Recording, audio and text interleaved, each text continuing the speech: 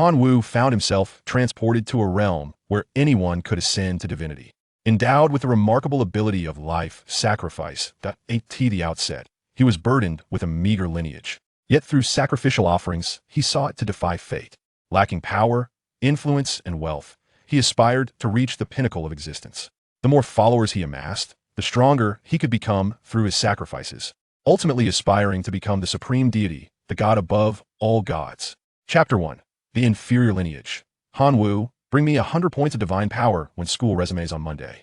Should you fail to comply, I shall lead my army of dwarves to invade your divine realm, annihilating your core of followers and shattering your foundation, rendering you hopelessly doomed to obscurity. Wu, if you are willing to become my servant and provide ample locusts for my thunder sparrow sustenance daily, I can guarantee your safety until you graduate high school. Consider this carefully. Wu lay on his bed, drenched in sweat, his eyes wide open, inhaling the fresh air with fervor.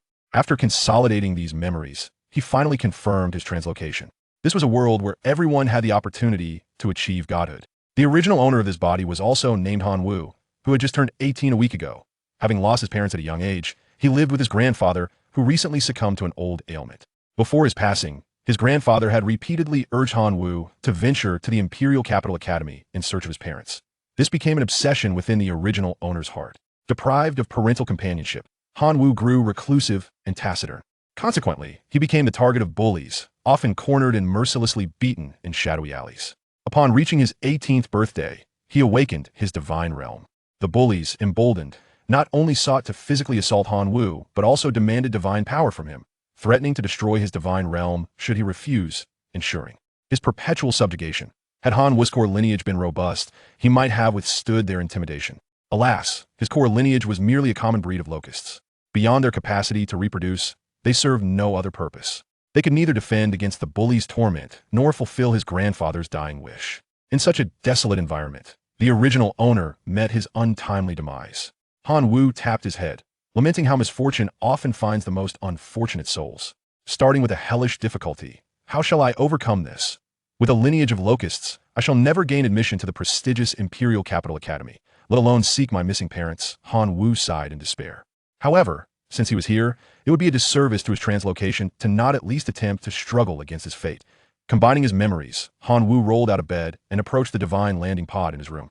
Having recently awakened his divine realm, he was not yet capable of entering it independently and required the assistance of the divine landing pod. Upon entering the pod, the program quickly connected to Wu's divine realm and initiated the login process.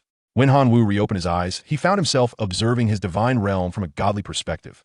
The entire divine realm spanned 100 square kilometers, with 3/5 comprising plains, 1/5 mountainous terrain, and the remaining 1/5 arid desert.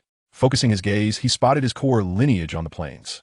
Locusts. These locusts were currently feasting on tender grass, blissfully unaware of the dire predicament their deity faced. View personal information. Following the memory's guidance, he swiped his hand, and a translucent screen composed of blue light materialized before him. Name: Wu.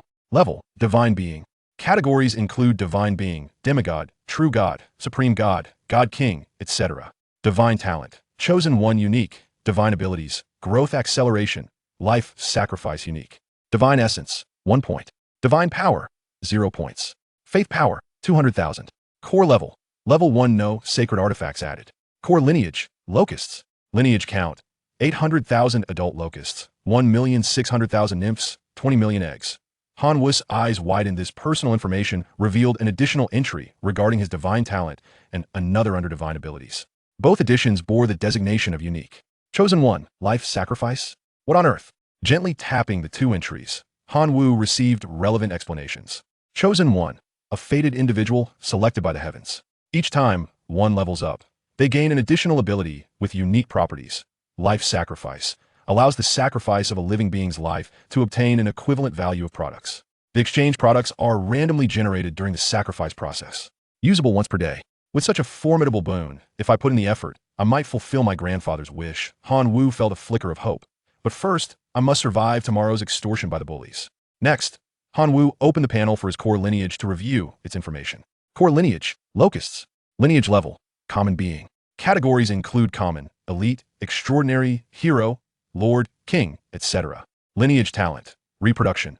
Faith Level: Fanatic locusts possess no intelligence and obey all commands of their deity. Categories include general believers, true believers, devout believers, fanatics, saints. Faith power, 1,100 days.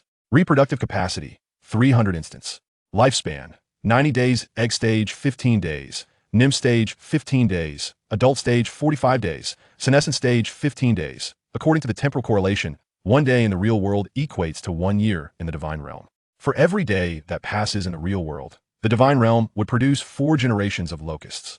The rate of reproduction was indeed ferocious.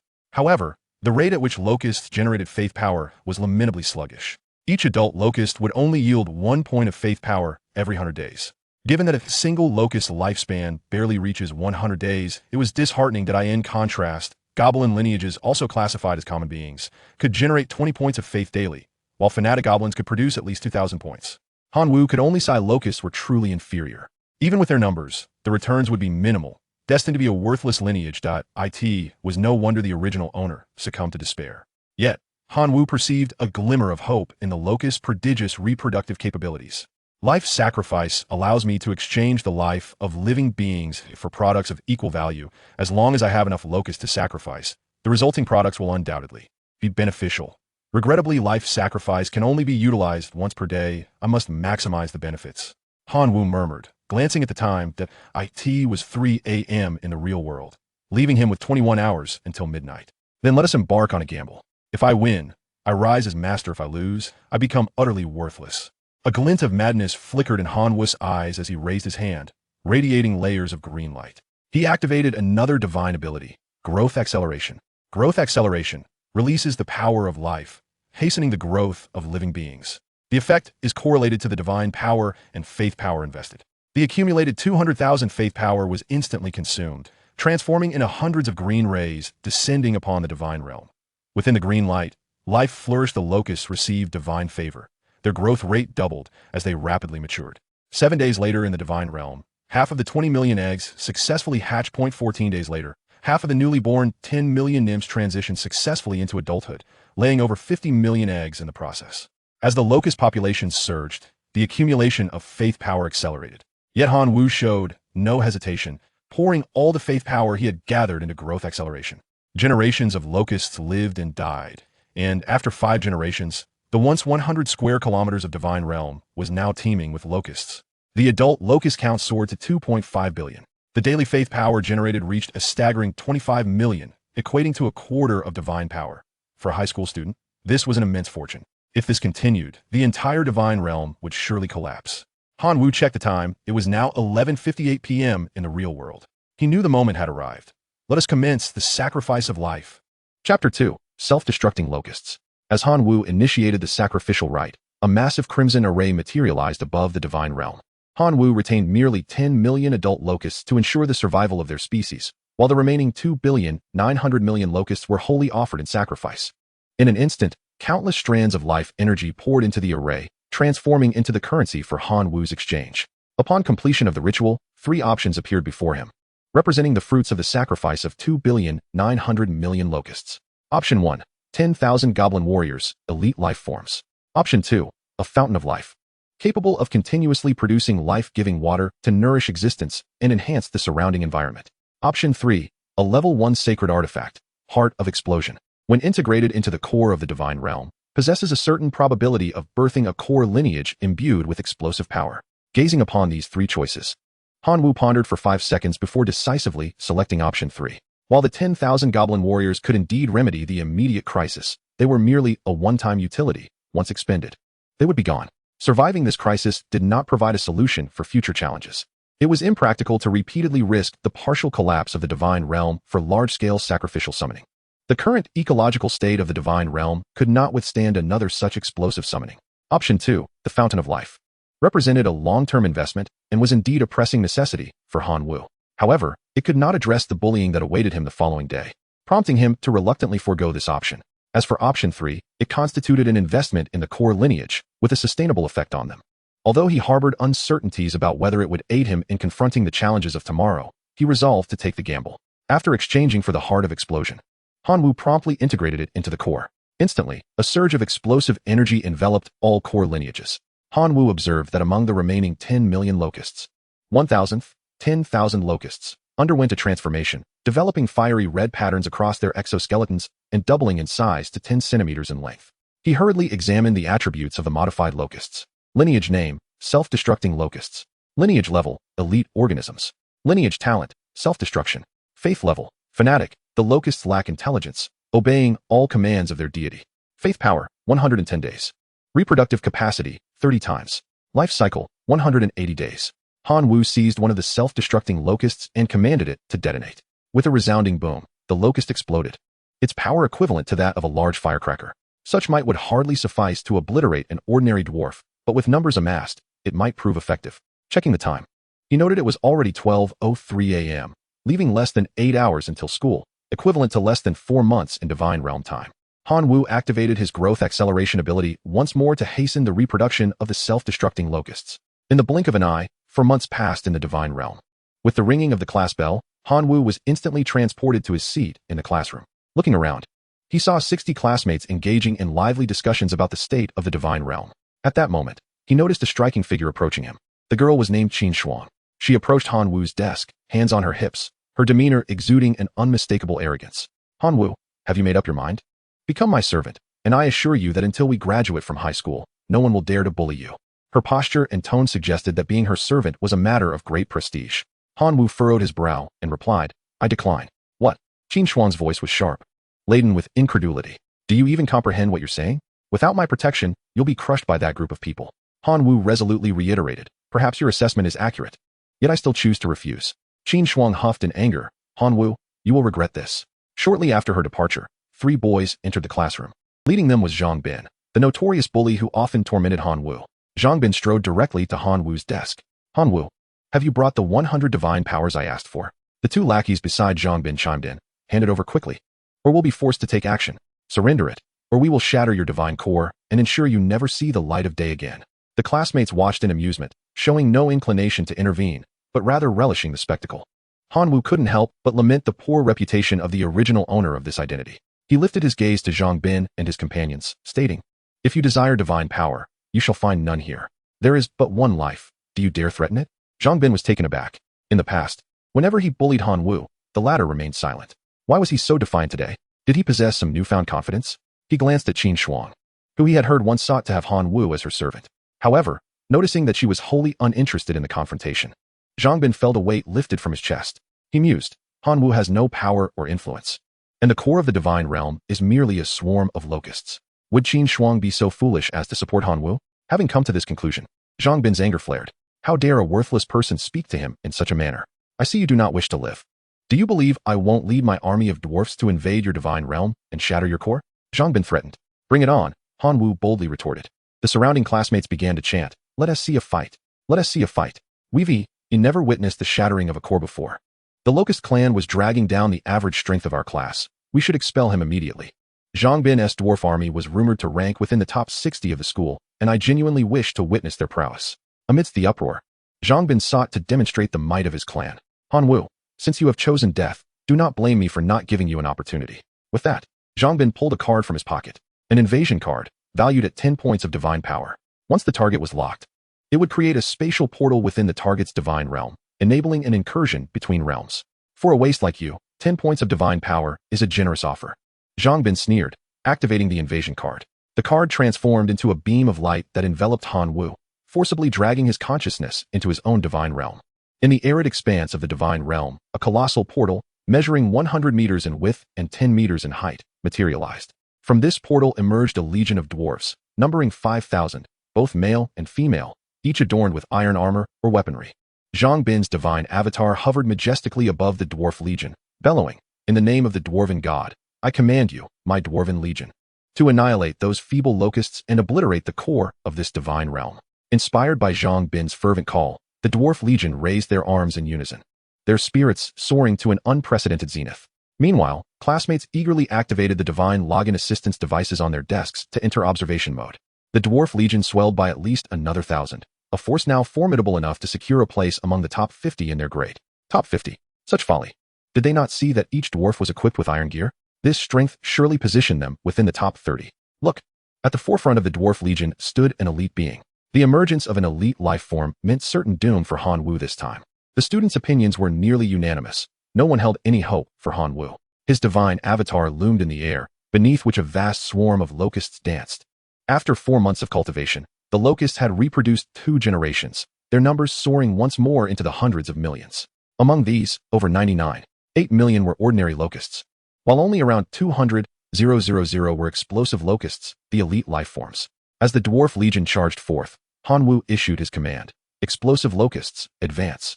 The crimson explosive locusts surged forth from the ranks of ordinary locusts, coalescing into a cloud of red. The observing students gasped in astonishment. Look at those red flying insects. One student with reconnaissance abilities exclaimed, explosive locusts. Elite life forms. How can Han Wu's core kin, which are supposed to be ordinary locusts, possess elite explosive locusts in such numbers? Another student scoffed, what of elite life forms? Even if locusts become elite, they cannot rival the combat prowess of ordinary dwarves. Trash is trash, no matter how abundant. Amidst their discussions, the explosive locusts had already engaged the Dwarf Legion. Zhang Bin barely had time to issue a command before the explosive locusts descended like rain. In an instant, a cacophony of explosions erupted, shrouding the scene in smoke. As the haze lifted, the sight that greeted the observing students was chilling. More than half of the 5,000 dwarves lay dead, and those who survived bore grievous injuries. The leading elite life form among the dwarves still retained some fighting spirit. Yet 50,000 explosive locusts hovered in the air, with a staggering 99.8 million ordinary locusts in reserve. The tide of battle was unmistakably clear. But Han Wu was not one to let Zhang Bin off easily. Leveraging the innate ability of the locusts to fly, he commanded the locusts within the divine realm to traverse the portal, launching a reverse invasion into Zhang Bin's domain. The overwhelming swarm of 99.8 million ordinary locusts surged through the portal like a black tempest, wreaking havoc upon everything visible in Zhang Bin's divine realm. Zhang Bin watched in anguish as his heart bled. Although his divine realm was newly established, it had already amassed considerable resources. The moment locusts invaded, the environment of his divine realm suffered a catastrophic blow. Wherever the locusts passed, not even a blade of grass could survive. Were it not for the fact that locusts do not consume soil, they would have stripped away 3 layers of earth. Zhang Bin urgently shouted at Han Wu, quickly command your kin to leave my divine realm. Han Wu paid no heed to Zhang Bin's furious outcry. Instead, he directed the self-destructing locusts to finish off the dwarves who had not yet perished. Han Wu sneered, did you not wish to shatter the core of my divine realm? In that case, it is only fair that I reciprocate and shatter yours. Zhang Bin, see that you dare.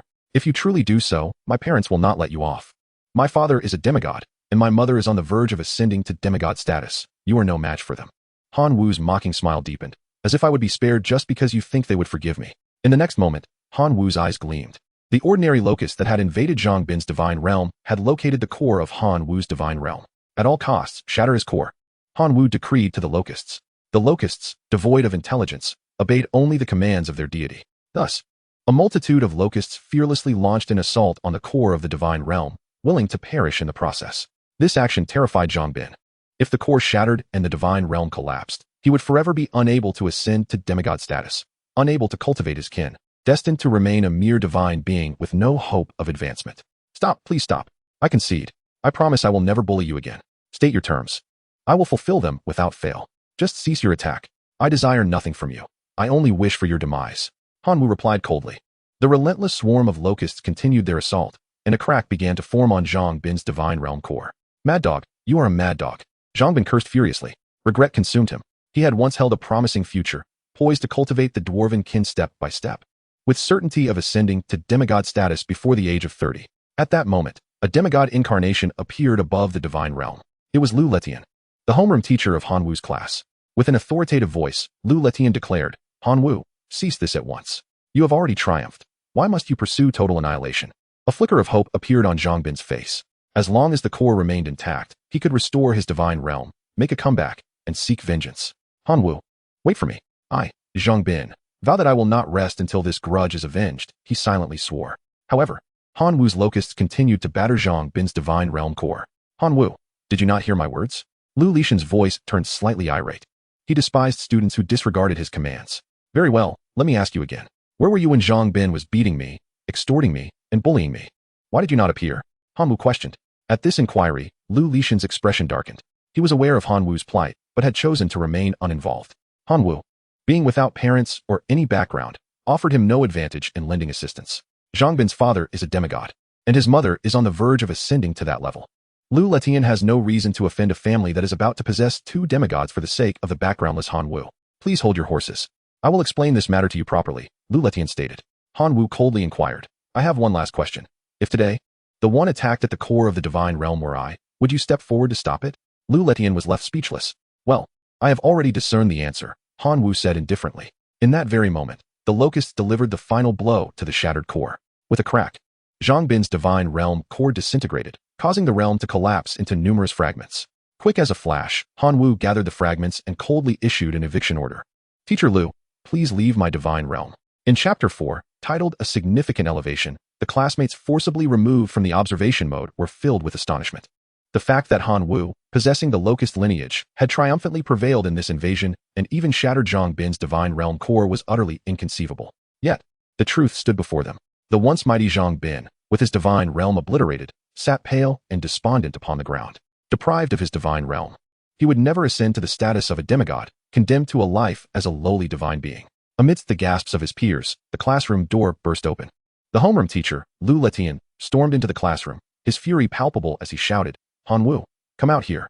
After searching the vicinity multiple times, Lu Letian could not locate Han Wu's figure. He angrily questioned the nearest student, where is Han Wu? Such a student should be expelled. Expelled, Lu Letian roared. Despite achieving the ultimate victory in this battle, he had paid a considerable price. On the locust front, fewer than 20,000 self-destructing locusts remained, while over 40 million ordinary locusts still existed. Through this confrontation, Han Wu had gained a firm understanding of the power of the self-destructing locusts. It seemed prudent to cultivate more of them in the future, he mused. He then retrieved the spoils of war, the fragments of Zhang Bin's shattered divine realm. Zhang Bin's affluent family had invested substantial resources into fortifying his divine realm. Although Han Wu could not directly acquire those resources, he was able to obtain the transformed fragments. Integrating these fragments into his own divine realm, Han Wu's territory expanded to a remarkable 260 square kilometers. Among this expanse, fertile plains comprised 100 square kilometers, mountains covered 20 square kilometers, forests occupied 40 square kilometers, deserts stretched over 60 square kilometers, and an additional 40 square kilometers consisted of ordinary mountain ranges. Moreover, the second most valuable asset was the fragment of Zhang Bin's divine realm core, which originally housed a level 1 sacred artifact, the Dwarven Hammer. By integrating the divine realm core fragment into his own, Han Wu's divine realm core was elevated to level 2.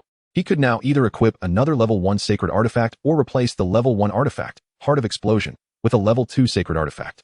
However, the value of a level 2 sacred artifact far exceeded that of a level 1, making it beyond Han Wu's financial reach. Additionally, within the divine realm fragments, he discovered over 800 dwarves and a considerable amount of iron equipment. These gains were already quite substantial for him. If it can develop steadily, it would be sufficient to support his normal graduation into a third-rate university. However, Han Wu was acutely aware that his act of shattering Zhang Bin's divine realm core would not be easily overlooked. Zhang Bin's demigod father would likely come to the school to cause a disturbance. When that time comes, under the pressure from the demigod, the school might very well hand him over to Zhang Bin's father for retribution. Given his current strength, falling into the hands of a demigod would leave him with little chance of redemption. Therefore, Han Wu needed to convert all unnecessary resources into assets to bolster the strength of his kin before Zhang Bin's father arrived. He aimed to elevate his own power to the greatest extent possible. After organizing his thoughts, Han Wu logged onto the divine trading platform and uploaded the items he wished to sell. This included a 60 square kilometer desert, a 40 square kilometer mountain range, a level 1 sacred artifact, the Dwarven Hammer, as well as several iron equipment. Notably, the level 1 sacred artifact, the Dwarven Hammer, was marked for exchange only, not for sale, requiring a trade for artifacts related to explosions. As for the 800 dwarves, Han Wu had sent them to the mining area, where they could serve as sacrificial materials when necessary. Shortly after uploading his goods, the trading site notified him of some developments. The desert terrain sold for 1 divine power per square kilometer, yielding a total of 60 points of divine power. The mountain terrain sold for 15 divine power per square kilometer, also netting 60 points of divine power. The iron equipment sold for 4 points of divine power. However, the level 1 sacred artifact, the Dwarven Hammer, had yet to attract a suitable buyer. Many messages poured in, belittling the efficacy of the Dwarven Hammer, claiming it could only benefit the Dwarven kin and merely enhance the success rate of crafting equipment, devoid of any real combat power. They attempted to bargain by offering worthless artifacts in exchange. Han Wu was not deceived. With the expansion of the divine realm, the abundance of resources significantly increased the number of locusts it could sustain. Without damaging the environment, Han Wu could cultivate more locust kin. After 10 hours of real time, Han Wu finally received a message from a relatively reliable buyer. This individual possessed a level 1 sacred artifact named the lava fire crystal, capable of enhancing the fire element's resistance and increasing explosive power, perfectly aligning with Han Wu's requirements. However, the value of the lava fire crystal exceeded that of the dwarven hammer. The buyer insisted that Han Wu must add 100 points of divine power to finalize the trade. After a prolonged negotiation, both parties reached an agreement. Han Wu would exchange the dwarven hammer along with 80 points of divine power for the lava fire crystal. The transaction was swiftly completed, and in an instant, the lava fire crystal was transmitted into Han Wu's hands. It was a scorching crystal, translucent on the outside, enclosing a vibrant mass of magma within, as if it could erupt at any moment. Han Wu promptly affixed the lava fire crystal to the core of his divine realm. In that moment, a surge of fiery energy coursed through all the locusts. Approximately 1 in 1,000 locusts underwent mutation. The mutated ordinary locusts exhibited enhanced heat resistance, doubled their daily contribution of faith power, and extended their lifespan to 150 days, yet they remained fundamentally ordinary life forms. The mutated self-destructive locusts have undergone a remarkable transformation. Not only has their size increased once more, reaching an impressive length of 20 centimeters, but even their species name has evolved. Species designation, explosive locust. Species classification, elite creature. Species trait, magma self-detonation. Faith level, fanatic. Faith power, 15 days. Reproductive capacity, 20 times. Life cycle, 250 days. Although the newly spawned explosive locusts still fall under the elite category, their destructive power far surpasses that of the original self-destructive locusts. According to Han Wu's experiments, each explosive locust possesses a lethality comparable to that of a hand grenade. Furthermore, the magma splatter produced during their explosion can inflict extensive damage over a wide area. Witnessing the might of the explosive locusts, Han Wu resolutely decided to amass troops. If he could gather 10 million explosive locusts, the entire school would have to yield. In Chapter 5, a small demand arises. At the school's administrative office, Zhang Bin's parents wore expressions of rage. My son's divine core is now shattered, with no hope of reconstruction. Shouldn't the school provide an explanation? Zhang Bin's father, Zhang Gang, exclaimed angrily. The director of education, Su Mei, attempted to clarify. As far as we understand, this invasion was instigated by your son, Zhang Bin, who has a history of bullying his classmates. Zhang Gang abruptly stood up, his semi-divine aura intimidating. What? Are you implying that my son's shattered divine core is entirely his own fault? The school bears no responsibility? Do you teachers hold no accountability? Su Mei, also a semi-divine being, specialized in logistical support and lacked the imposing presence of Zhang Gang. Mr. Zhang, that is not my intention. In light of the incident regarding Zhang Bin's shattered divine core, the school has decided to offer a small compensation of divine essence. While it cannot fully compensate for the loss, it is an expression of the school's goodwill. Not enough. Upon hearing the offer of a small amount of divine essence, Zhang Gang's anger subsided somewhat, yet he remained unsatisfied. A mere fraction of divine essence equated to 100 million divine power, or 100 billion faith power, which held little value for someone like him, who specialized in aggression. Zhang Bin's mother, Du Rong, added, in addition to the meager divine essence compensation, the student responsible for shattering my son's divine core must be punished. He must be expelled. Su Mei furrowed her brow. Expulsion would mean withdrawing the school's protection over Han Wu, leaving him vulnerable to this couple's whims. Had this demand been made before she realized Han Wu had cultivated elite life forms, the explosive locusts, she would have readily complied and expelled him without hesitation.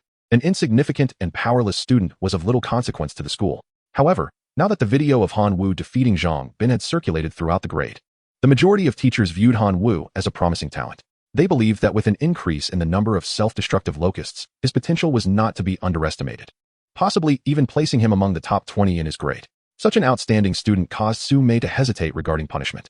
After all, despite Han Wu's somewhat aggressive actions, he had committed no wrongdoing in the grand scheme of things. What? You dare to shield a miscreant who shattered a classmate's divine core? Is this the educational ethos of your institution? Du Rong exclaimed in fury, pointing an accusatory finger at Su Mei's face. Su Mei, with a grave demeanor, responded, Ms. Du, please do not conflate the facts. Han Wu has consistently been a model student. We possess ample evidence indicating that your son, Zhang Bin, has repeatedly bullied him. Spare me the useless rhetoric. I ask you plainly, will you punish Han Wu or not? Du Rong retorted angrily. Yet, she was ultimately not a demigod. Her imposing presence held no sway over Su Mei. I'm afraid we cannot comply. Su Mei decisively rejected. Du Rong turned to Zhang Gang. Gang, say something. Zhang Bin is your son too. Can you bear to see him suffer without intervention? Taking a deep breath, Zhang Gang replied, Director Su, I can accept the school's decision not to impose strict penalties on Han Wu, but as the victim's party, I must have my say. If you refuse to meet this modest request, I shall no longer concern myself with the school's reputation. Zhang Gang's words were diplomatically phrased, Yet their underlying meaning was clear. Should Sume deny his modest request, he would disregard the school's warnings and take matters into his own hands against Han Wu. As a demigod, even if he were to kill Han Wu in reality, he would merely need to pay a token sum in compensation. However, Sume, as the director of education, greatly valued Han Wu, a prodigious talent, and was reluctant to see him harmed.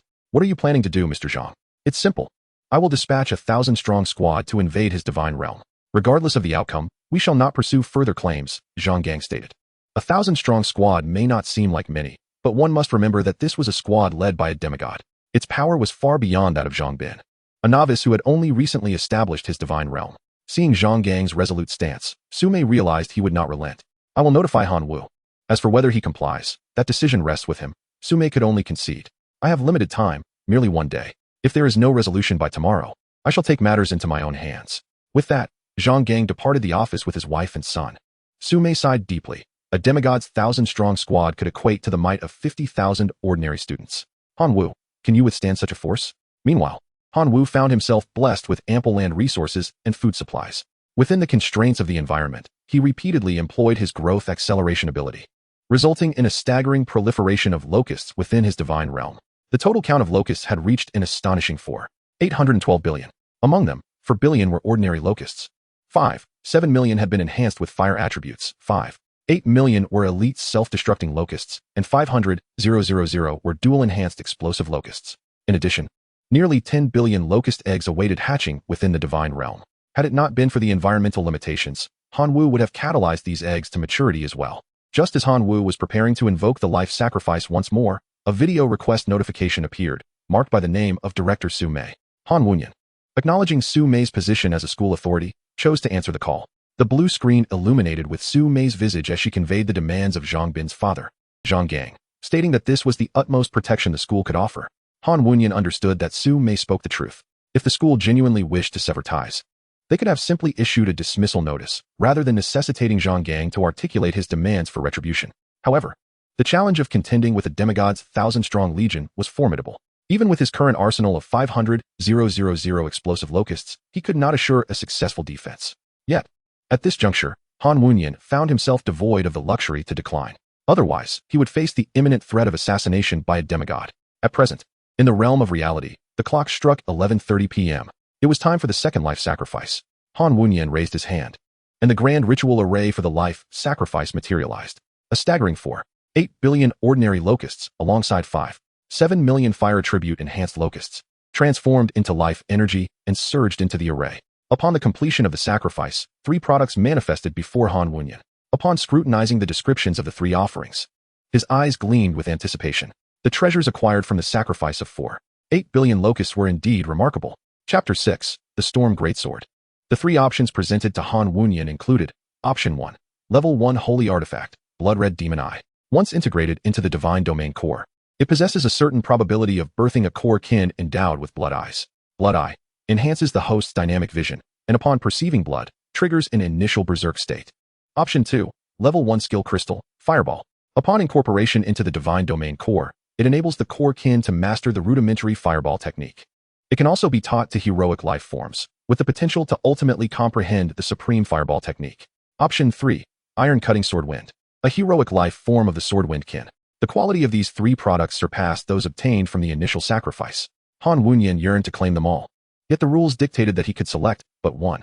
With the impending battle against the demigod's legion tomorrow, his gaze oscillated among the 3 options.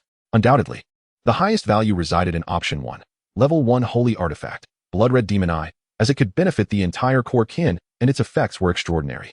However, it was ill-suited for the fragile locusts, and thus Han Wunyan had to reluctantly dismiss it. Option 2 was also commendable. Once integrated into the Divine Domain core, it would empower all core kin with the fundamental fireball skill. With the astounding number of locusts at his disposal, an attack would undoubtedly result in a scene of inferno. Yet, Han Wunyan refrained from selecting it, reasoning that the individual strength of the locusts was too feeble. Even the basic fireball skill could not be wielded by their fragile forms, and there was a risk that the fireball might ignite them before they could unleash it. Ultimately, Han Wunyan resolved to choose the third option, Iron Cutting Sword Wind. The name of this heroic life form was a testament to its formidable prowess. Upon confirming his choice, the information regarding Iron Cutting Sword Wind appeared before Han Wunyan. Kin name, Iron Cutting Sword Wind. Kin race, Sword Wind kin. Kin level, Heroic being. Kin talent, Sword Wind. Clan skills: Whirlwind / level 1 skill, basic. Gale / level 2 skill, basic. Tempest / level 3 skill, basic. Iron Cut technique, level 5 self-created skill, unable to assess comprehension. Faith level, general believer. Divine power, 500,000 days.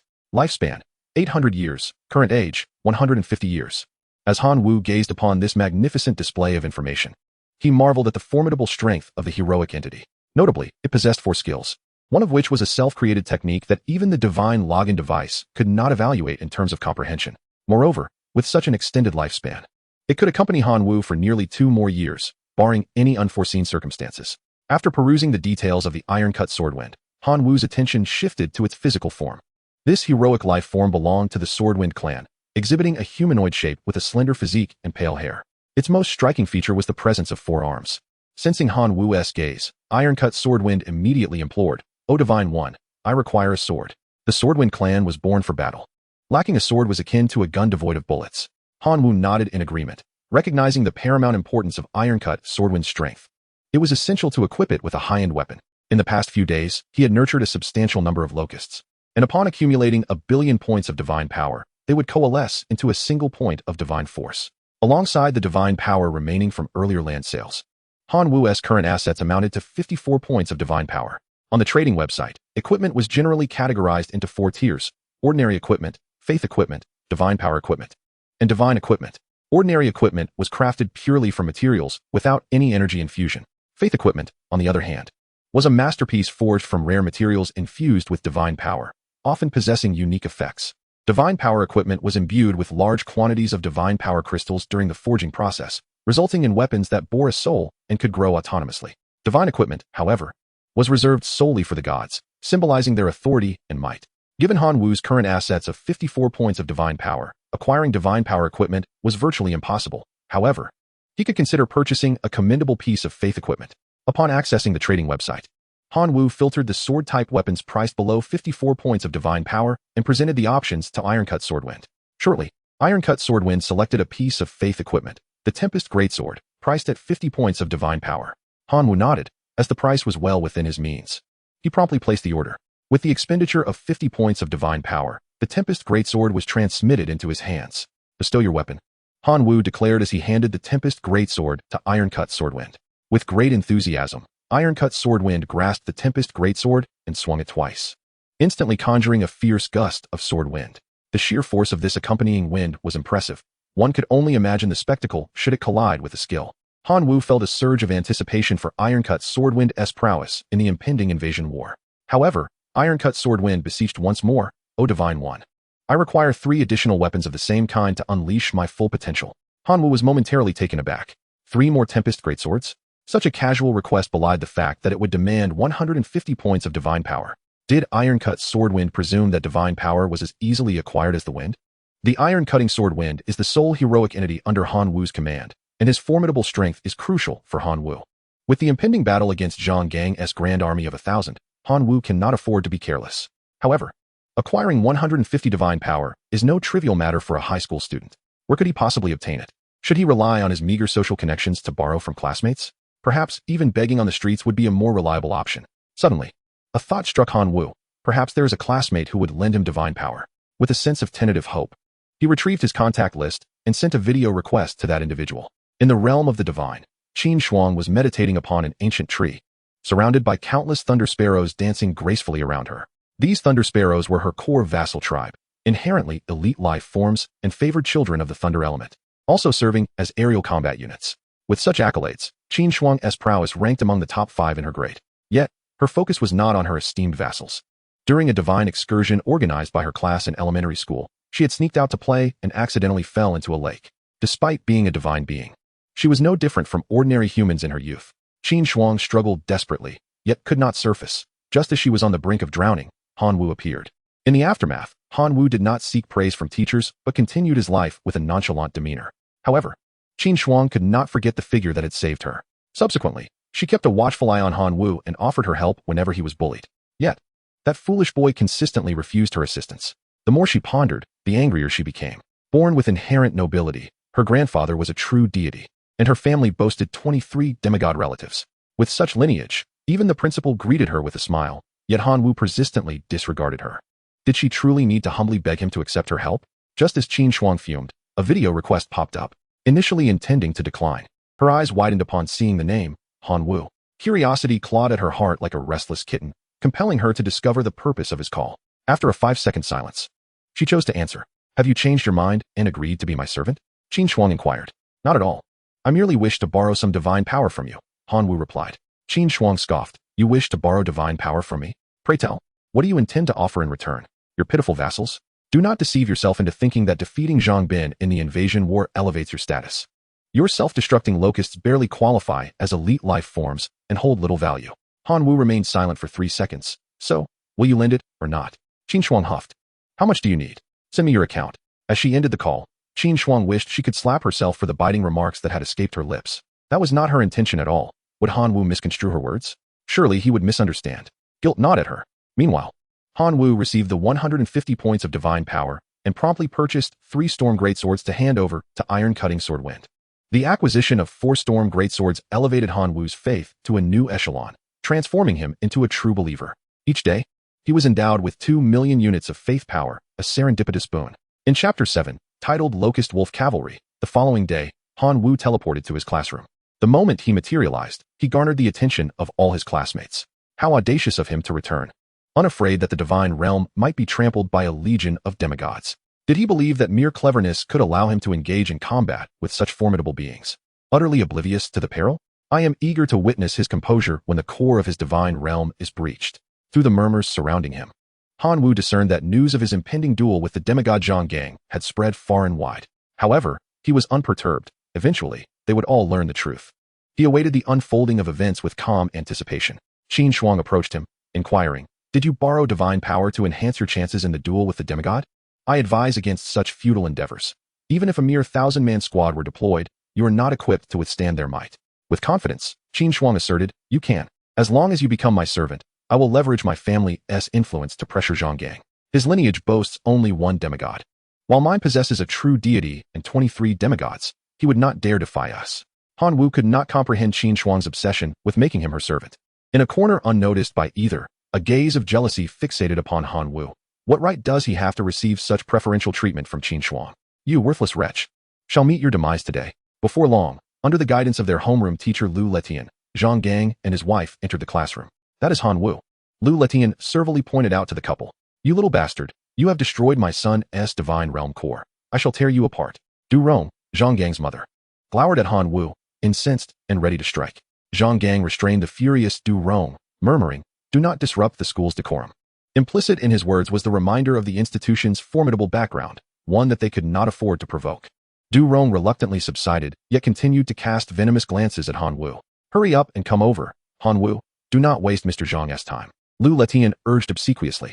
Though he shared the status of a demigod with Zhang Gang, their powers were worlds apart. Lu Letian was contemplating how to exploit this opportunity to ingratiate himself with Zhang Gang for personal gain, indifferent to Han Wu's fate. I would prefer to wait for Director Su Mei to witness this, Han Wu replied nonchalantly. You think this trivial matter warrants Director Su's attention? It is already generous of me to witness this on your behalf. Now commence, or do not blame me for my lack of civility. Lu Letian threatened. Whom does Teacher Lu intend to be uncivil towards? Su Mei's voice resonated from outside the classroom. Lu Letian hastily adopted a respectful demeanor, stating, Director Su, this is a trivial matter, not worthy of your involvement. I am merely reprimanding a student. Su Mei smirked coldly. Teacher Lu, do not forget that you are a teacher of this institution, not a lackey of a demigod. Do you understand? Lu Letian, catching the drift of Su Mei's insinuation, could only respond with an awkward smile. Zhang Gang spoke at an opportune moment. Since Director Su has arrived, let us commence. Su Mei's gaze fell upon Han Wu. Are you prepared, Han Wu? Han Wu nodded affirmatively. Very well, then we shall begin, Su Mei announced. Zhang Gang retrieved an invasion card to activate it, and Han Wu was once again forcibly drawn into his divine realm. A portal materialized within his domain, through which a legion of 1,000 soldiers emerged. Numerous students and teachers from the school entered observation mode, marveling at the appearance of Zhang Gang's legion. Is this the true might of Zhang Gang, a demigod? The elite life forms of wolf cavalry, led by a commander who has comprehended extraordinary power. The wolf cavalry, a fusion of blue orcs and dire wolves, were clad in complete sets of exquisite armor. Han Wu appeared doomed. As the referee, Su Mei furrowed her brow, astonished that Zhang Gang, a prominent demigod, would exploit such a loophole. Although he claimed to dispatch a legion of 1,000, The wolf cavalry could evidently be counted as 2 combat units. Zhang Gang's divine avatar loomed above the wolf cavalry, casting a disdainful gaze upon Han Wu. You insolent wretch, having shattered the core of my son's divine realm yesterday, today you shall pay in blood. With that, Zhang Gang issued a divine decree. Wolf cavalry, charge. Han Wu's divine avatar hovered in midair as he witnessed the wolf cavalry charging forth. He waved his hand, unleashing 8 million locusts that soared into the sky like a crimson cloud. Among them lay 550,000 explosive locusts. A staggering 7 million elite life form locusts. An observing teacher gasped. Didn't he only have 20,000 left yesterday? To cultivate 7 million elite life form locusts in a single day is truly terrifying. Even the most inferior elite life forms, when amassed in such numbers, could wield considerable power. Alas, this student lacked the time to mature. He was simply incapable of withstanding the onslaught of the wolf cavalry. Indeed, the moment the wolf cavalry and the locust horde collided, the tide of battle turned overwhelmingly against Han Wu. Although the explosive locusts were numerous, their detonation lacked potency. The wolf cavalry, clad in superior armor, possessed remarkable defenses, rendering the ordinary explosive locusts ineffective against them. In an instant, 1 million explosive locusts were sacrificed, inflicting mere light injuries upon a few wolf cavalrymen. The observing teachers began to mourn for Han Wu. He was undoubtedly a talent, yet faced with an insurmountable obstacle. He could have made a name for himself at the school. Just as everyone believed Han Wu was destined for defeat, an unexpected turn of events unfolded. The explosive locusts concealed within the masses began to trigger a magma detonation. Not only did the explosions possess immense power, but they also unleashed torrents of magma, causing splash damage. Despite their full armor, the wolf cavalry could not shield every part of their bodies. Scalding magma rained down upon them, resulting in severe burns and scalds. The abundant magma that fell created a molten region, where the injured wolf cavalry endured continuous high-temperature damage, struggling to escape while constantly hindered by the explosive locusts. 1,000 wolf cavalrymen suffered grievous losses under the assault of the explosive locusts. The situation took a sudden and dramatic turn, astonishing the watching teachers and students. What on earth is happening? What species of locust possesses such explosive power, capable of splattering magma? Is it an extraordinary life form? Are there any students or teachers with reconnaissance abilities who can reveal information about these locusts? The findings indicate that these locusts are known as explosive magma locusts, classified as elite life forms. The grade director, Su-mei, never anticipated that Han Wu had such a trump card up his sleeve. She couldn't help but laugh with delight, encouraging him. Well done, Han Wu. Zhang Gang, hovering above the wolf cavalry legion in his semi-divine form, wore a grim expression. Did you think you could annihilate my wolf cavalry with that? Dream on. He immediately commanded the captain of the wolf cavalry to unleash the extraordinary powers at their disposal. Upon receiving the divine command, the captain howled fiercely, prompting the sitting wolves to join in the chorus. A chilling aura emanated from them, spreading outward. The captain unleashed his extraordinary power, the ice ring. With a diameter of 200 meters, the ice ring caused an abrupt drop in temperature within its range. The accumulated lava on the ground rapidly cooled, transforming into black stone. The continuous damage was interrupted, and some surviving wolf cavalry, bolstered by the ice ring, regrouped and launched another assault. The tide of battle shifted once more. The onlookers who had doubted Han Wu began to cheer. A demigod is indeed formidable. How could they be defeated by mere cunning? These extraordinary life forms are truly powerful, capable of releasing such a vast area of effect skill. Simply magnificent. Han Wu's swarm of locusts had dwindled to less than 500,000, and the explosive magma locusts had been exhausted. He was now in a dire predicament. Zhang Gang shared the same sentiment. Regrouping, fewer than 200 wolf cavalry remained. Yet, Zhang Gang held confidence that even with these meager numbers, they could locate Han Wu's divine core and shatter it, avenging his son. You insolent brat, I will make you understand despair. Once your core shatters and your divine realm collapses, you'll be expelled from the school, and your life will be at my mercy. Zhang Gang seemed to foresee Han Wu's impending defeat. Without the buffer of the explosive magma locusts, the remaining wolf cavalry surged forward, swiftly breaching the center of the divine realm. The core was within reach. The captain of the wolf cavalry sounded the charge once more. Just one strike would suffice to shatter the divine core. Teachers and students sympathetic to Han Wu could hardly bear to watch and began to close their eyes. At that moment, an exclamation reached the ears of the spectators. Look, what stands before Han Wu's divine core? In Chapter 8, The Might of Heroes, the observing teachers and students turned their gazes toward Han Wu's divine core. They beheld a slender figure standing before the core. This figure had flowing white hair that danced in the wind and possessed 4 arms. To their astonishment, each arm wielded a massive sword.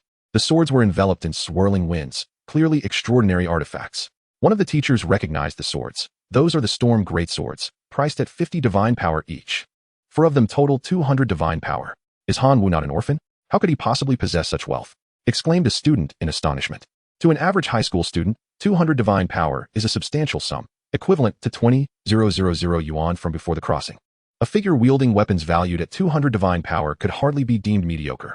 None of the teachers present could recognize that silhouette. Only Sume, after a moment of contemplation, provided an answer. That is a member of the Swordwind clan, a naturally extraordinary life form. Yet, what does it matter if one is a naturally extraordinary life form?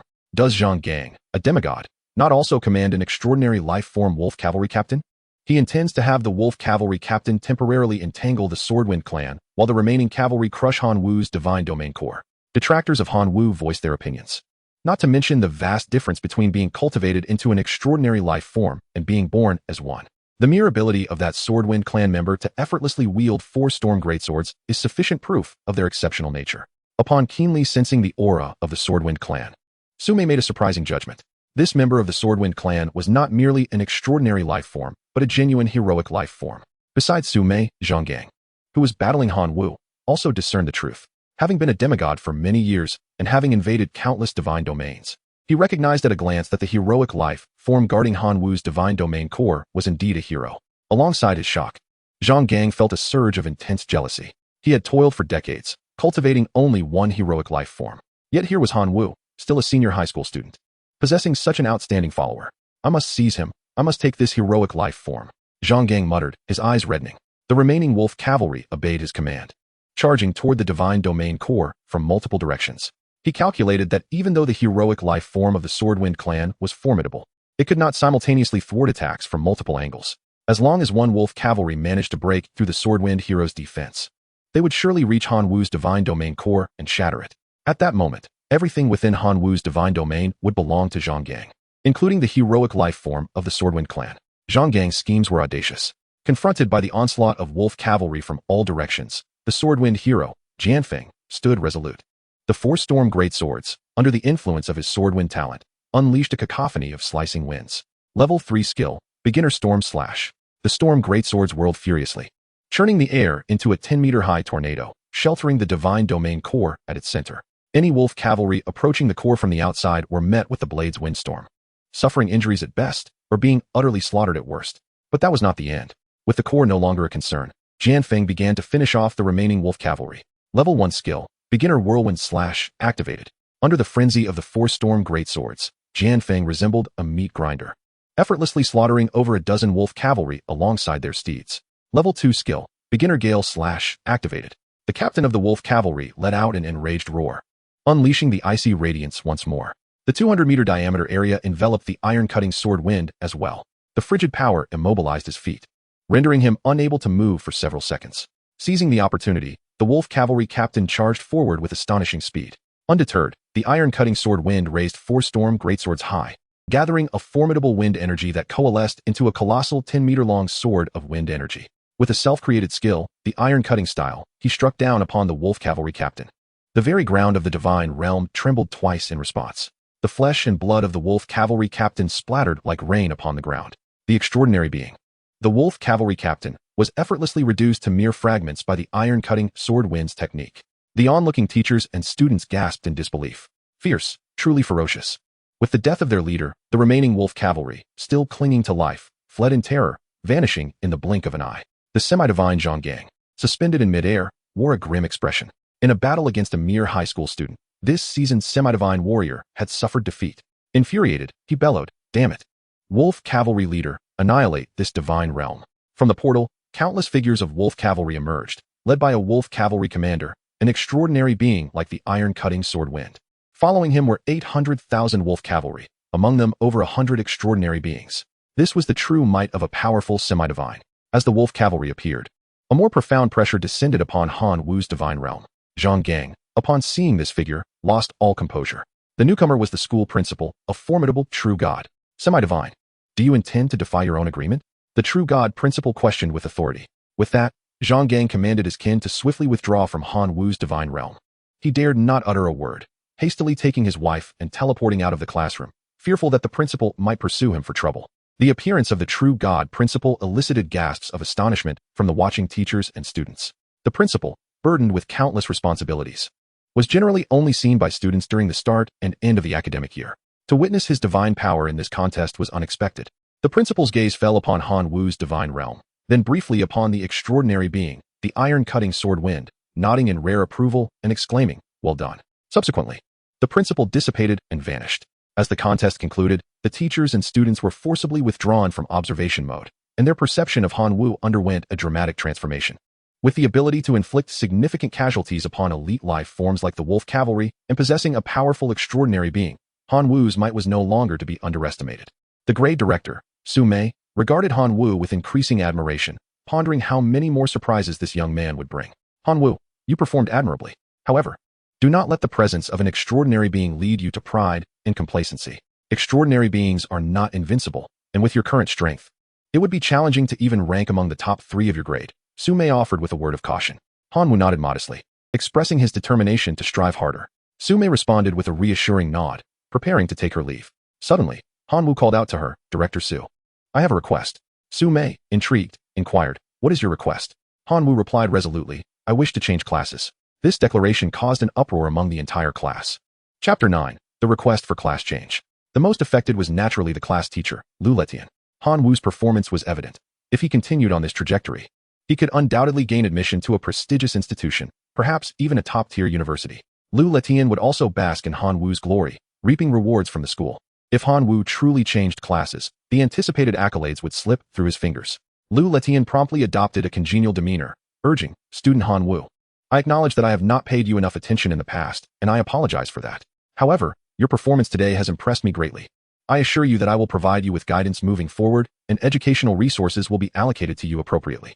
Therefore, I ask that you trust me and grant me the opportunity to rectify my previous oversight." Lu Letian lowered his stance in an effort to retain Han Wu. Yet, Han Wu was not swayed by Lu Letian's belated apology. Possessing the ability to sacrifice for life, he was indifferent to any preferential treatment. He simply found Lu Letian displeasing. "I insist on changing classes," Han Wu reiterated. Lu Letian's face shifted through shades of blue and purple, as Han Wu's actions were a public affront to him in front of their classmates. "Student Han Wu, a class change is not something you can simply request at will. The school has its regulations," Su-mei interjected. Before Lu Letian could feel relieved, Su-mei continued, "However, if you genuinely wish to change classes, you must pass the assessment assigned by the school. If you succeed, I can facilitate the class change for you. Then I apply to take the assessment," Han Wu declared firmly. Upon hearing this, Qin Shuang suddenly stood up. "Director Su, I also wish to apply for the assessment." Lu Letian was on the verge of madness. Although he was reluctant to part with Han Wu, it was not an insurmountable loss. However, if Qin Shuang also changed classes, his losses would be substantial. Han Wu was merely a potential candidate whose future prospects were uncertain, while Qin Shuang was a proven top student, ranked among the top 5 in the grade, likely to secure a place at a prestigious university, and perhaps even contend for a spot at a top-tier institution with a little effort. More critically, Qin Shuang's family wielded considerable influence and operated numerous enterprises. As her teacher, Lu Letian stood to gain significantly from this connection. If Qin Shuang left, Lu Letian would suffer a considerable setback. "Student Qin Shuang, if you have any grievances with me, please voice them. I assure you that I will make amends." "There is no need to escalate matters to a class change," Lu Letian implored, forcing a smile to retain her. "I have no grievances. I simply do not wish to remain." Qin Shuang interrupted Lu Letian's thoughts directly. Su-mei, well aware of Qin Shuang's powerful background and unwilling to offend her, conceded. "Very well, I will arrange for both of you to prepare for the assessment tomorrow." Just as Su-mei was about to depart, another student called out to her. "Director Su, I also wish to apply for the assessment." Lu Letian looked at this student, nearly on the verge of tears. The student, Zhang Xiaolong, serves as the class monitor and consistently ranks within the top 10 of his grade, having previously been a trusted confidant of Lu Letian. "Xiaolong, why are you joining in the commotion?" Lu Letian's voice trembled with a hint of sorrow. He had hoped that both Qin Shuang and Zhang Xiaolong would advocate for him during graduation, only to find them now clamoring to switch classes. "Thank you, Teacher Lu, for your care and guidance during this time, but I can no longer remain in this class," Zhang Xiaolong stated earnestly, casting a furtive glance at Qin Shuang. He had harbored a secret affection for her for quite some time, yet had failed to win her heart. With Qin Shuang planning to change classes, he felt compelled to follow her, lest someone else seize the opportunity. Su-mei shot Lu Letian an irate glare. The voluntary class changes by these 2 top students starkly highlighted his shortcomings in teaching. "I will prepare a test for you tomorrow. Lu, please come with me," the teacher instructed. The day's lessons swiftly came to a close. Han Wu furrowed his brow. "This matter doesn't concern you, does it?" "Of course it does," she retorted. "You owe me 150 points of divine power. If you cannot repay it, you must serve as my slave to settle the debt. Therefore, I have the right to know how your hero's life force came to be." Qin Shuang insisted stubbornly. Han Wu was left speechless. To demand he become a slave in exchange for just 150 points of divine power was an egregious insult. He replied, somewhat indignantly, if you wish to collect your debt, I can repay you 5 points of divine power as interest. However, if you seek information about the hero's life force, I must decline. Infuriating. Qin Shuang slammed her hand on the table, feeling that Han Wu was her natural adversary. Following a fierce battle, the number of self-destructive locusts and explosive locusts within the divine realm had drastically diminished. The eggs of ordinary locusts were adversely affected by the combat, with 40 becoming inactive. Of the remaining 60, merely 20 successfully hatched into larvae. After nurturing, the divine realm currently boasted a population of 1 billion ordinary locusts. The self-destructive locusts had recovered to 1 million, while the explosive locusts numbered a mere 30,000. With such scant forces, Han Wu felt no confidence in facing the upcoming test. At that moment, the iron-cutting sword wind sensed Han Wu's presence and prayed, "O great deity! The escaped wolf cavalry is hiding within the mines. Shall we go forth to eliminate them?" Han Wu then recalled that the wolf cavalry had not been entirely eradicated. As dozens had fled, these remnants of Zhang Gang's kin in his divine realm would ultimately pose a threat and needed swift eradication. However, a direct approach would be wasteful. Thus, Han Wu issued a divine edict to the iron-cutting sword wind. Go capture those wolf cavalry alive. I have great use for them. Upon receiving the divine command, the iron-cutting sword wind promptly commenced action. Within days, all the wolf cavalry were apprehended, bound together, and presented to Han Wu. As the clock approached 11:40 p.m., Han Wu once again invoked the life sacrifice, offering more than 1 billion ordinary locusts and several dozen wolf cavalry. The life force of the wolf cavalry transformed into vibrant energy, merging into the sacrificial array, equating to no less than the life force of 2 billion locusts. Upon completion of the sacrificial ritual, 3 items materialized before Han Wu. Option 1. The Alpha Mecha, a mechanical creation rivaling extraordinary life forms. Option 2. Level 1 Furnace Blueprint, which allows the construction of a colossal furnace capable of forging divine equipment. Option 3. Watchtowers, 3 in total, providing long-range visibility to thwart enemy incursions. Gazing upon these 3 choices, Han Wu could not help but lament the apparent depletion of his good fortune. None of the options seemed suitable for him. The Alpha Mecha, comparable to extraordinary life forms, sounded splendid, yet Han Wu's core kin were locusts, creatures devoid of intellect. How could they possibly operate a mecha? The Level 1 Furnace Blueprint, while capable of erecting a vast furnace for crafting equipment, was more suited for logistical support than for Han Wu's needs. After all, how could he rely on locusts for forging? As for the watchtowers, they were wholly unnecessary. With Han Wu's divine realm spanning a mere 160 square kilometers, measuring only 14 kilometers in length and width, predominantly consisting of plains, visibility was already optimal, rendering the construction of watchtowers a frivolous endeavor. However, recalling the 800 dwarven captives he had left mining in the mountainous region of his divine domain, Han Wu pondered their current state. Instinctively, he projected his consciousness towards them. To his surprise, he discovered that the dwarves were thriving. Initially numbering 800, they had multiplied to 900 within less than 2 years of divine time. They had even taken it upon themselves to forge various weapons from the ores they extracted, preparing them for Han Wu, their deity, to collect at any moment. Were the dwarves truly this understanding? Han Wu was astonished and focused his awareness on an elderly dwarf. This venerable dwarf, a devout believer, recognized Han Wu's consciousness projection as that of a divine being. He promptly moved his stout frame to kneel before Han Wu, exclaiming, "O Divine One, we are grateful for the splendid life you have bestowed upon us." Han Wu was further perplexed. Since he had captured the dwarves, he had only issued one command, to mine. In his mind, these dwarves were merely sacrificial vessels, afforded no privileges, let alone a splendid life. It appeared that during Zhang Bin's reign, the dwarves, despite being the core kin, had lived under dire circumstances. Zhang Bin had mandated that every dwarf must serve as a soldier, suppressing their passion for crafting equipment and enforcing rigorous military training, which had claimed the lives of many young dwarves. However, after being brought into Han Wu's divine realm, the dwarves were freed from the harsh military regime and were allowed to pursue their passions, mining and crafting equipment, activities they cherished. Furthermore, the proximity of the mining area to the forest provided them with ample food to ensure their survival. Compared to Zhang Bin's divine realm, this was akin to paradise. Observing the dwarves' enlightenment, Han Wu felt a spark of inspiration. Why not cultivate these dwarves for his own purposes, transforming them into a standard kin for logistical support? At the very least, they possessed remarkable aptitude for crafting equipment. Resolute in his decision, Han Wu chose the furnace blueprint among the 3 options. Subsequently, he entrusted the task of constructing the grand furnace to the dwarves. Upon hearing the divine bestowal of blessings, the dwarves were overwhelmed with excitement. Transforming from mere followers into true believers, their faith bolstered significantly. Collectively, this resulted in a considerable influx of resources. Han Wu smiled, vanishing from the sight of the dwarfs.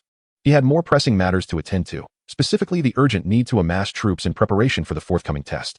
The following day, Lu Letian sat at the conference table, his expression grim, surrounded by the other 11 class supervisors from the same grade. Esteemed colleagues, regarding the class-switching test involving Han Wu, Qin Shuang, and Zhang Xiaolong, I trust you are all aware of the situation. The school has entrusted us with the responsibility of overseeing this test. I wonder what your thoughts might be. Lu Letian began. What thoughts could we possibly have? We must thank Teacher Lu for this generous offering. The collective switch of these 3 top students is a boon for our colleagues. One class supervisor, who typically had a strained relationship with Lu Letian, scoffed. Lu Letian's face darkened. He had been reprimanded by the director of education, Sume, for half the day regarding the class switch and had lost his performance bonus for the semester as a consequence. Reflecting on it, he attributed all the blame to Han Wu.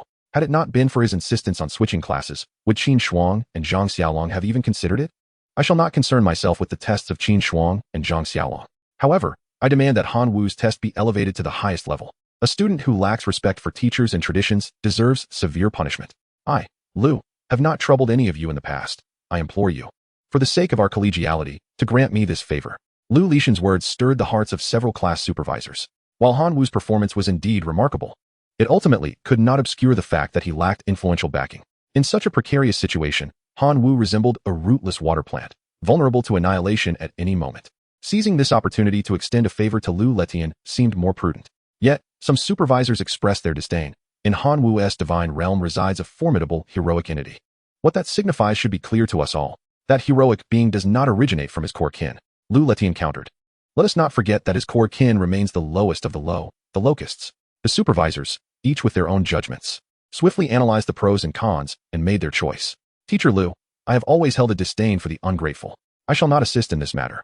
Han Wu, once Lu Lishan's student, showed no gratitude for the teachings. Such a student, capable of betraying Teacher Lu today, could easily betray us all tomorrow. Hence, I believe Han Wu deserves harsh punishment. I second that. I agree with the need for severe punishment. Among the 12 supervisors present, 10 expressed their agreement to subject Han Wu to the most challenging test. Of the remaining 2, 1 hesitated and chose to abstain, while the other firmly refused to align with Lu Letian. However, their opinions bore little weight. Implementing the highest difficulty test for Han Wu became an unwavering collective resolution, one that even the director of education, Sume, could not alter. When class time arrived, Han Wu, Qin Shuang, and Zhang Xiaolong were summoned from their classroom. Under the watchful gaze of the director of education, Sume, Lu Letian retrieved 3 cards, distributing them to 3 individuals. Sume quickly noted that the cards were not identical. The cards received by Qin Shuang and Zhang Xiaolong bore the number 1, indicating the lowest level of testing difficulty. Their task was merely to lead their kin within the divine domain to withstand an invasion of 1,000 foreign entities. In stark contrast, Han Wu's card was marked with the number 10, signifying the utmost challenge. This meant that for Han Wu to pass the test, he must fend off 10 times the enemy, totaling 10,000 foreign invaders, achieving victory to be deemed successful. Although the foreign entities assigned for the test were random, an intensity of 10 assured that the adversaries would be anything but weak. This trial would undoubtedly prove far more arduous for Han Wu than his confrontation with the demigod Zhang Gang. There lay a palpable risk that Han Wu's divine domain could be breached. Unable to bear the thought of a promising talent being extinguished, Director Sume spoke up. Might Teacher Lu reconsider Han Wu's test? Sume found herself momentarily at a loss for words. The consensus among the gathered was beyond her influence.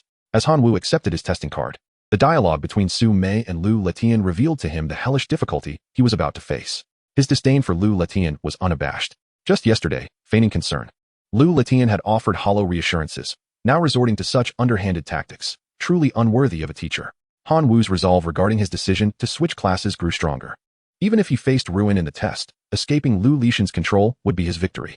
With their testing cards in hand, Han Wu and his companions approached the Divine Domain's landing pod. Qin Shuang, perceiving the targeting of Han Wu, remarked before entering the pod, "My offer still stands. As long as you become my subordinate, I assure you that no one else in the school will dare to bully you." Han Wu merely smiled faintly. "I appreciate your goodwill. Let us meet after the test." With that, he entered the Divine Domain's landing pod first. Frustrated, Qin Shuang stomped her foot, muttering, "Truly ungrateful." She also stepped into the pod. Zhang Xiaolong, having witnessed the entire exchange, wore a gloomy expression as he followed suit into the pod. As the 3 entered, students and faculty alike shifted into observation mode. The tests of Qin Shuang and Zhang Xiaolong were unremarkable.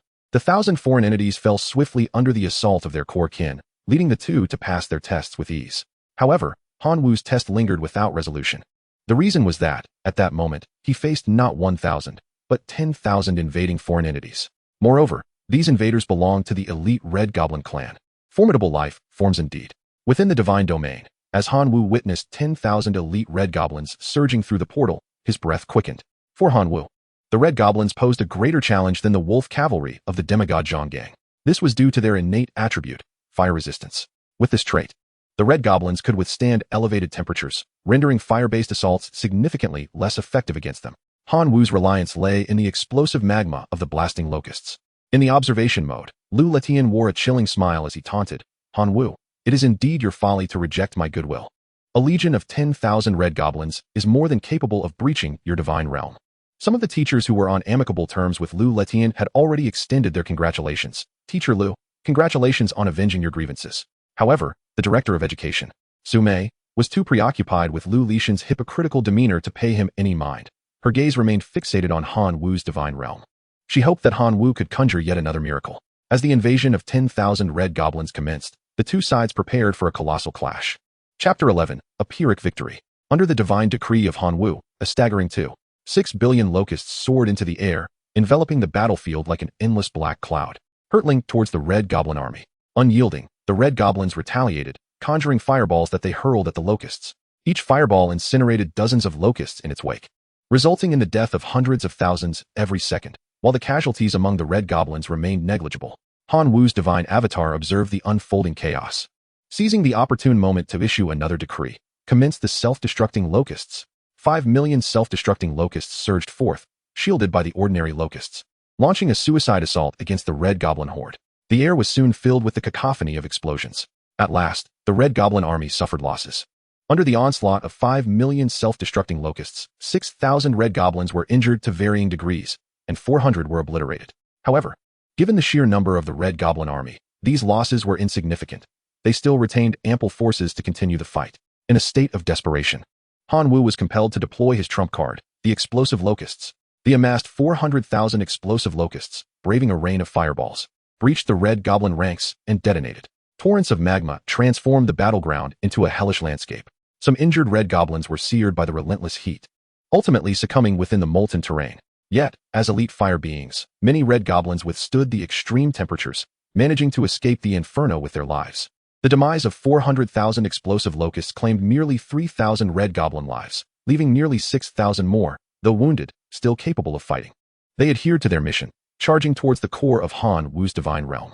The swarm of locusts was incapable of halting their advance. Observing from the sidelines, teachers and students alike concluded that Han Wu was doomed.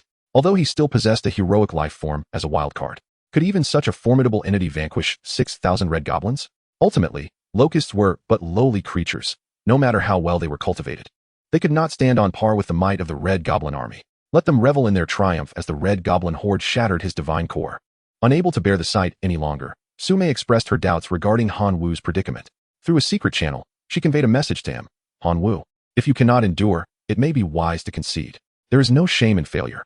Only by surviving can one have the opportunity to redeem the disgrace of defeat and forge a path to glory. I firmly believe that, given time, you shall rise once more. In response to Su Mei's suggestion, Han Wu resolutely shook his head. Director Su, having decided to change my class, I shall see it through to the end. I shall not hesitate to fight until the last soldier falls. Moreover, I have yet to be defeated. On the battlefield, the sword winds of Jianfeng Zhantai slashed fiercely. For tempestuous great swords whirled, generating a ferocious gale across a vast area. The Red Goblin Legion, unwilling to yield, retaliated with a barrage of fireballs, inflicting injuries upon Jianfeng Zhantai. Yet, this heroic life form, endowed with formidable vitality, remained unyielding. The four great swords danced incessantly, ensuring that any Red Goblin venturing near the core of the divine realm would face a fatal onslaught. The surrounding terrain was stained crimson with blood. Many observing students, unable to withstand the gruesome spectacle, opted to withdraw from the viewing. The tide of battle became increasingly pronounced. Although Jianfeng Zhantai was a powerful entity, it struggled against the onslaught of 500 Red Goblins. Under a relentless barrage of fireballs, Jianfeng Zhantai bore countless wounds, its body marred and exhausted, desperately using its swords as shields to protect itself. Astute observers could discern that it was on the brink of death. Surrounding it lay over 5,000 fallen Red Goblins, attesting to the ferocity of the massacre. Yet, the end appeared imminent. The remaining 1,000 Red Goblins gathered their fireballs, preparing to deliver the final blow to this tenacious hero. Lu Letian, witnessing the scene, could hardly conceal his exhilaration. He envisioned the demise of this heroic life form and the shattering of Han Wu's divine core. However, at that moment, the earth trembled. The red goblins paused, turning their gaze towards the source of the sound. They beheld a fully armed legion of dwarves bursting forth from the forest. Though their numbers were few, totaling only 900, they donned complete suits of iron armor and wielded weapons such as war hammers and battle axes. "Guard our deity," bellowed the elder dwarf at the forefront. The 900 dwarves responded in unison, their low growls resonating like a battle hymn. The remaining red goblins were momentarily daunted by this display. By the time they regained their composure, the dwarves' hammers were already upon them. "Kill!" The elder dwarf swung his massive hammer, striking a red goblin squarely on the head, resulting in an explosion of blood. The following dwarves surged forward, clashing with the red goblins in a chaotic melee. The cacophony of battle cries and explosions erupted once more, plunging the conflict back into a state of fierce contention. The spectators were left in shock. As they surveyed the divine realm, they had failed to notice that, aside from the core S locusts, Han Wu had also nurtured a legion of dwarves. A keen-eyed teacher recognized these dwarves, realizing they were none other than the core's loyal followers of Zhang Bin. In just 2 days, Han Wu had cultivated them into a devoted faction. What a talent! Such prowess would undoubtedly secure a place among the top 10 of the grade. This teacher was intrigued. Han Wu's testing was aimed at class change. If he could integrate such a talent into his own class, it would be akin to acquiring a top student for free. The addition of a top student from the top 10 of the grade in the class would undoubtedly elevate the educational assessment this semester, resulting in inevitable rewards. If Han Wu successfully passes the test, he must be brought into my class, the teacher mused quietly. The other instructors shared similar thoughts, eagerly awaiting the final results to see if Han Wu would indeed succeed. Within the realm of the divine, the sounds of battle had gradually diminished. Each fallen dwarf and red goblin tugged at the hearts of the spectators. Who would ultimately emerge victorious? The answer soon became clear. The last red goblin met its demise at the hands of an elder dwarf, leading Han Wu's faction to triumphant victory. However, this triumph was marked by heavy losses. Han Wu's swarm of locusts was nearly obliterated, with 900 dwarven soldiers suffering grievous casualties, leaving only 54 survivors. The lone solace lay in the survival of the heroic life form. Jian Fengzhan Tai. Han Wu had emerged victorious. She was profoundly astonished by this outcome, almost unable to believe it.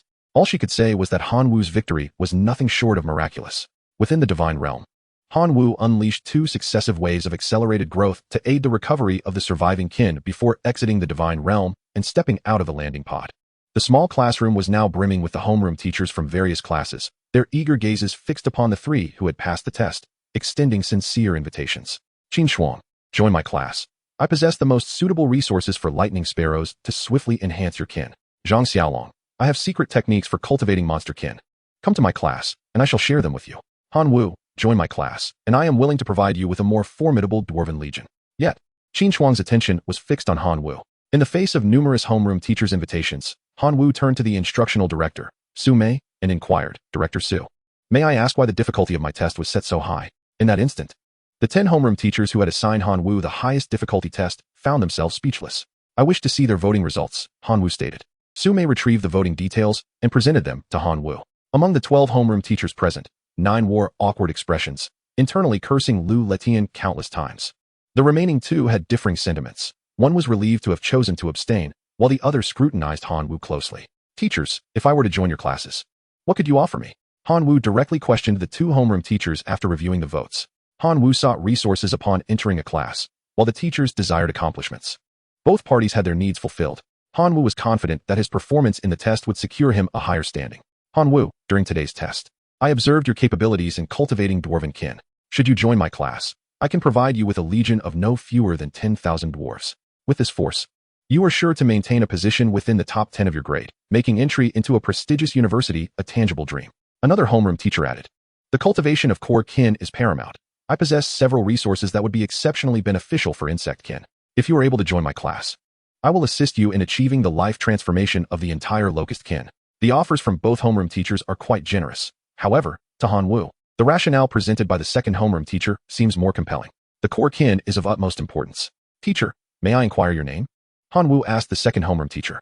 He promptly declared, "Teacher Tian1, I am willing to join your class." Following closely, Zhang Xiaolong added, "Teacher Tian1, please allow me to join your class as well." Tianwen's mouth dropped open in astonishment and joy, a symphony of excitement resonating in the air. Chapter 12, The Law of Gluttony. The other homeroom teachers seethed with envy at this outcome. 3 of the top 10 students in the grade had flocked to Tianwen's class, undoubtedly propelling its overall performance to unprecedented heights.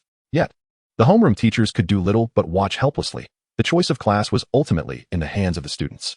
They could only entice, not intervene. Wonderful. Come to my class, Tianwen exclaimed with delight. As he spoke, he reached into his pocket and retrieved 3 cards of commendable quality. These are gifts from your teacher for joining the class. He distributed the cards among the 3. Qin Shuang, without even glancing at the card, tucked it away into her divine realm, clearly unperturbed by Tianwen's reward, as her family was evidently affluent. Zhang Xiaolong, however, accepted the card and examined it with a hint of surprise. The card bestowed upon him was exceptionally suited for the development of his core kin. As for Han Wu, holding the card gifted by Tianwen, an overwhelming wave of excitement surged within him. The card was tailor-made for his insect kin, level 2 building card, Insect Nest. Spanning 1 square kilometer, it can hatch 1 million insect kin annually. Effect: it perfectly manifests the effects of sacred objects embedded within the insect nest. In practical terms, once Han Wu establishes the insect nest within his divine realm, he can enhance it with the effects of the 2 level 1 sacred objects, the Heart of Explosion and the Lava Fire Crystal. The insect nest will flawlessly channel the power of both into the larvae nurtured within. Consequently, Han Wu would be able to consistently obtain 1 million explosive locusts each year, a far superior rate compared to his current accelerated growth ability. Thank you, teacher. Han Wu expressed his gratitude. Director Su Mei looked on with satisfaction at the outcome. She felt genuinely pleased that Han Wu could transition to a class that suited him. As for how far Han Wu would grow in the future, that remained contingent upon his own fortune. Dear teachers, today's test was merely a minor trial, inconsequential in the grand scheme. However, the comprehensive examination organized by the school in 7 days is of paramount importance, as it will determine the allocation of resources among the classes. The significance of this cannot be overstated. With Su Mei's words, the expressions of the numerous homeroom teachers turned serious. Director Su, we shall certainly educate our students well and live up to the expectations of the school. We will reserve 1 spot for our class in the 3 elite slots. I have confidence in our students. The homeroom teachers voiced their commitments. The only exception being Lu Letian, as all the top students from his class had collectively migrated to others. The shift in the class test dealt a devastating blow to the kin of Han Wu's divine realm, leaving him with insufficient time to assess the situation. Upon entering the divine domain, Han Wu immediately employed his divine consciousness to scan the entirety of the realm, acquiring detailed information. The kin count included 2.04 million locusts, 5,000 self-destructing locusts, 300 explosive locusts, 52 red furnace dwarves, and a heroic life form, sword wind slashing iron. In a single word, the situation could be described as meager. If this was the level of strength he possessed, participating in the upcoming unified examination in 7 days would likely result in a bottom-tier performance among all students. It was imperative to continue breeding troops, particularly focusing on nurturing the locusts. Han Wu murmured, his gaze lingering on the newly designated name of the red furnace dwarves. He was certain that the dwarves in his realm were merely ordinary dwarves. How could they have changed their designation after the battle? Confused, Han Wu directed his consciousness into the mining area to witness the situation firsthand. When his spiritual avatar laid eyes on the dwarves, he was taken aback. How could his dwarves have transformed into this appearance? The squat bodies, robust limbs, and abundant hair were standard features of dwarves. However, the red furnace dwarves also exhibited 2 additional traits: crimson skin and a magma-like bloodline. Han Wu could even see the bright patterns formed by the flowing magma-like blood beneath their crimson skin. Hastily, he checked the information on the red furnace dwarves. Ordinary kin, red furnace dwarves, an elite species evolved from ordinary dwarves following a desperate battle. Kin level, elite being. Kin talent, forging, flame blood. Faith level, true believer. Faith power, 20,000 days. Reproductive capacity, 1 offspring per year. Lifespan, 80 years, infancy 5 years, childhood 10 years, adulthood 55 years, old age 10 years. Talent, forging, enhances the host's insight in forging. Talent, flame blood, significantly increases the host's resistance to high temperatures, making it easier to master fire attribute skills. Han Wu was astonished. They had actually evolved into a naturally elite life form.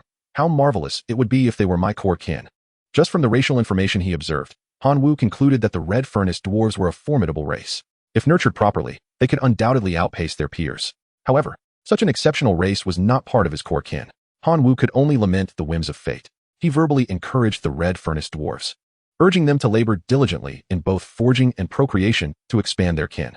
In the following days, Han Wu attended classes during the day and devoted himself to troop production at night. With the aid of accelerated growth, he managed to restore his core kin, the locusts, to their previous scale in just 4 days. When the total number of locusts reached 7.3 billion, it also hit the maximum limit that the divine realm could sustain. With a grand gesture, Hanwoo initiated a life sacrifice. 7. 2 billion ordinary locusts transformed into an immense surge of life energy, flowing into the sacrificial array in the skies. Once again, 3 options appeared before Hanwoo. Option 1. Level 2 Sacred Artifact, the Law of Gluttony, damaged. After loading the core of the Divine Realm, the core race acquired the ability of gluttony, allowing them to consume food with total energy exceeding their own by 1,000-fold, thus completing their evolution. The relic's main body is fragmented, only effective on ordinary life forms. Option 2. Hero Template. When bestowed upon an extraordinary life form, it can assist in their ascension to a heroic life form. Option 3. A Touch of Divinity. Each of these 3 options made Hanwoo's mouth water, for each was immensely powerful. The Level 2 Relic, Law of Gluttony, fragmented, is beyond numerical evaluation, as it enables the progeny to achieve a leap in life form. Although it can only transition from ordinary life to elite life forms, it remains tantalizing. For instance, if all of Hanwoo's ordinary locusts were to transform into elite life form locusts, the subsequent sacrifice would yield rewards far exceeding those of the present, by 10-fold, at the very least. However, such aspirations were merely flights of fancy for Hanwoo. With 3 billion gluttonous locusts, merely feeding them would be an insurmountable burden. He could not afford it. The second option, the Hero Template, similarly held great value, enabling an extraordinary life form to evolve into a heroic life form. The performance of the Sword Wind Slash alone underscores the rarity of this item. If auctioned, it would incite fierce competition among demigods. As for option 3, A Touch of Divinity, blunt and straightforward, equates to an astronomical 100 trillion units of faith power or 100 billion divine power. Choosing this option would instantaneously transform one into a billionaire. Faced with these 3 choices, Hanwoo pondered deeply and, after considerable contemplation, ultimately selected option 1. The Level 2 Relic, Law of Gluttony, fragmented, would significantly benefit his core race of locusts in the long run, surpassing the advantages of the Hero Template and A Touch of Divinity. However, given his current assets, he could not sustain an excessive number of gluttonous locusts. Thus, Hanwoo resorted to a more modest approach, bestowing the Law of Gluttony upon his insect nest and selectively cultivating 1 million gluttonous locusts each year. 3 days swiftly passed. With the impending standardized examination, Hanwoo entered the Divine Realm, and amidst the myriad of insects, his eyes were immediately drawn to a group of 1-meter-long colossal locusts. This new species was dubbed the Explosive Pulp Locust by Hanwoo, an extraordinary life form. Chapter 13. The standardized examination commences. On a bright sunny morning, Hanwoo walked into the new classroom and took his seat. Qin Shuang had been waiting eagerly, and, upon seeing Hanwoo, approached him. "Have you thought about being my slave?" she asked, her tone brimming with irritation. Hanwoo was at a loss for words. Just how strong was Qin Shuang's obsession with making him her servant? Yet Qin Shuang remained undeterred. "Harboring such thoughts indicates your immaturity. Tell me, do you have any backing? Any resources? Without either, how do you expect to stand out among the offspring of demigods with just your locusts? You are being naive. Your locusts are indeed well cultivated, but ultimately, they are too weak. Your achievements in dwarf taming are impressive, yet they are not your core progeny." Qin Shuang spoke at length, but to Hanwoo, it all sounded like mere drivel. Frustrated, she felt as though her warm enthusiasm had met with cold indifference, and she stormed off in fury. As Zhang Xiaolong witnessed the goddess he revered, Qin Shuang, facing humiliation before Hanwoo, a fierce blaze ignited within him. "Hanwoo, mark my words. One day I shall ensure you are utterly removed from Qin Shuang's sight." Shortly thereafter, the homeroom teacher, Tian Wan, entered the classroom. His semi-divine projection manifested on each student's interface. The upcoming standardized examination organized by the school holds significant implications for the allocation of resources to the class's future, making it exceedingly important. I implore you, dear students, to harness your utmost potential for this examination, for it is a matter of your future. Naturally, those who excel will not be overlooked by the teachers. Relics, sacred lands, core fragments, and legion rewards await. An array of resources lies within my grasp, ready for the taking, provided you possess the capability. In just a few succinct sentences, he stirred the hearts of the 62 students present. Now, I shall distribute the rules of the examination for your perusal, so please pay close attention. The regulations were sent to each student's interface. Hanwoo took a few minutes to skim through the rules, gaining a general understanding. It is no wonder that the school's examination system is stringent. The civilization of the Divine Realm thrives on survival of the fittest, where only the exceptional are deemed worthy of greater resources. Those who finish at the bottom ought to depart sooner rather than later. Withdrawals will render one ineligible for the rankings. Only those who continue to challenge themselves and succeed shall earn the right to enter the school's leaderboard. With each wave successfully navigated, personal rankings will rise, and class points will increase by 1. Ultimately, the spots for the top 3 elite classes will be determined based on these points. Students may then claim corresponding rewards based on their leaderboard standings. Hanwoo's gaze drifted to the end of the rules. where he discovered the rewards available to those featured on the leaderboard, igniting a fervent desire within him. Members of the leaderboard stand to receive a random basic resource card. For the top 100, a divine territory worth 100 divine power, chosen from various types. For the top 50, a level 1 relic. For the top 30, a reproduction card, which enhances the breeding speed of the clan by 5 times for 10 years. For the top 20, a level 1 building, a temple, which emanates a level 1 primary sacred halo, accelerating the recovery of clan injuries within a 100-meter radius. For the top 10, a divine weapon valued at no more than 100,000 divine power, with style selection. For the top 5, a transcendent seed, capable of hastening an elite life forms comprehension of extraordinary power, aiding their ascent into the extraordinary realm. For the top 3, a level 1 divine core. And for the first place, 1 point of divinity. Thus, should anyone claim the first position, the school's reward alone could render them immensely wealthy. Moreover, there are additional rewards from the homeroom teacher that have yet to be disclosed. For the sake of these rewards, I shall give my all, Han Wu thought fervently. As Han Wu immersed himself in the divine realm's login pod, he witnessed himself transforming into a streak of light, soaring into the void. His classmates mirrored this transformation, each becoming a luminescent figure amidst the vastness. Over 700 young men and women circled around a slowly rotating golden halo. Han Wu could discern the presence of his homeroom teacher, Tian Wan, as well as the aura of the guidance director, Sume. Undoubtedly, the homeroom teachers of all classes were present. They were tasked not only with ensuring the examination proceeded smoothly, but also with supervising the students to prevent any instances of cheating. Before long, students from various classes gathered. A mechanical voice, devoid of emotion, resonated within the golden halo. The first round of the elimination assessment for this unified examination is about to commence. All candidates are advised to prepare themselves. The expressions of many students turned tense as the stakes involved their continued presence at the school. Even those within the top 10 could not escape a pang of anxiety. The countdown commenced. 3, 2, 1, 0. He beheld a massive one-way portal manifesting at the edge of his divine realm, exuding an ominous aura. With urgency, he rallied all his subordinates to brace themselves against the impending threat. At last, the portal stirred with activity. A thunderous noise approached, culminating in a horde of corpulent, demonically influenced creatures bursting forth from the gateway. Han Wu fixed his gaze upon them, his lips twitching in disbelief. Was such a grand spectacle necessary for an elimination match? These creatures, known as flesh demon puppets, hailed from the abyssal civilization, as described in his textbooks. Though they were mere ordinary life forms, they possessed combat prowess rivaling that of elite beings, and their tough, resilient flesh made them formidable opponents. They were indeed a highly cost-effective cannon fodder. Fortunately, they bore a critical weakness, their sluggishness. Han Wu was confident in his ability to annihilate them. He unleashed his divine domain, commanding 50,000 explosive locusts to launch an assault through self-detonation. In an instant, the area occupied by the flesh demon puppets was engulfed in searing magma. With every step taken by the 1,000 flesh demon puppets, they suffered continuous damage from the intense heat. Alas, their slow movements, compounded by the relentless harassment of the self-exploding locusts above, resulted in a significant number of them perishing in the magma. Their flesh, roasted by the blistering lava, emitted a tantalizing aroma.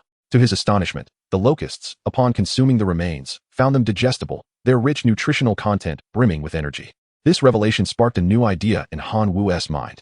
He hastily swapped the second-tier holy artifact, the fragmented law of gluttony, loaded onto the insect nest, with 2 first-tier holy artifacts affixed to his divine core. In an instant, all locusts soaring through his divine realm were influenced by the divine core, feeling an insatiable hunger. The flora within the divine domain, along with the corpses of the flesh demon puppets, became their feast. One by one, the locusts voraciously devoured their meal, their bodies swelling as they transcended from ordinary life forms to elite beings. Han Wu's heart soared with elation, with 10,000 flesh demon puppets serving as sustenance. In less than 5 hours, he had amassed over 5 million elite life form locusts. This was no examination. It was a veritable banquet. If subsequent assessments were to unfold in such a manner, he welcomed them with open arms. As he concurrently activated his growth acceleration ability to bolster his forces, he exclaimed in excitement. Chapter 14, A Wager. The Unified Examinations Elimination Assessment persisted. More students found themselves beleaguered by the relentless assaults of the flesh demon puppets, suffering greatly. Within the Golden Halo, 12 class instructors dispersed their consciousness, monitoring the status of all students' divine realms. Alas, another student has been eliminated. I had such high hopes for him, one instructor sighed. In my class, 20 students have already been eliminated, reducing our numbers by a third. In my class, the situation is even more dire. Half of the students have already been eliminated. Is the difficulty of this unified examination not somewhat beyond the syllabus? Ahem. The director of education, Su Mei, interrupted the complaints of the homeroom teachers with a cough.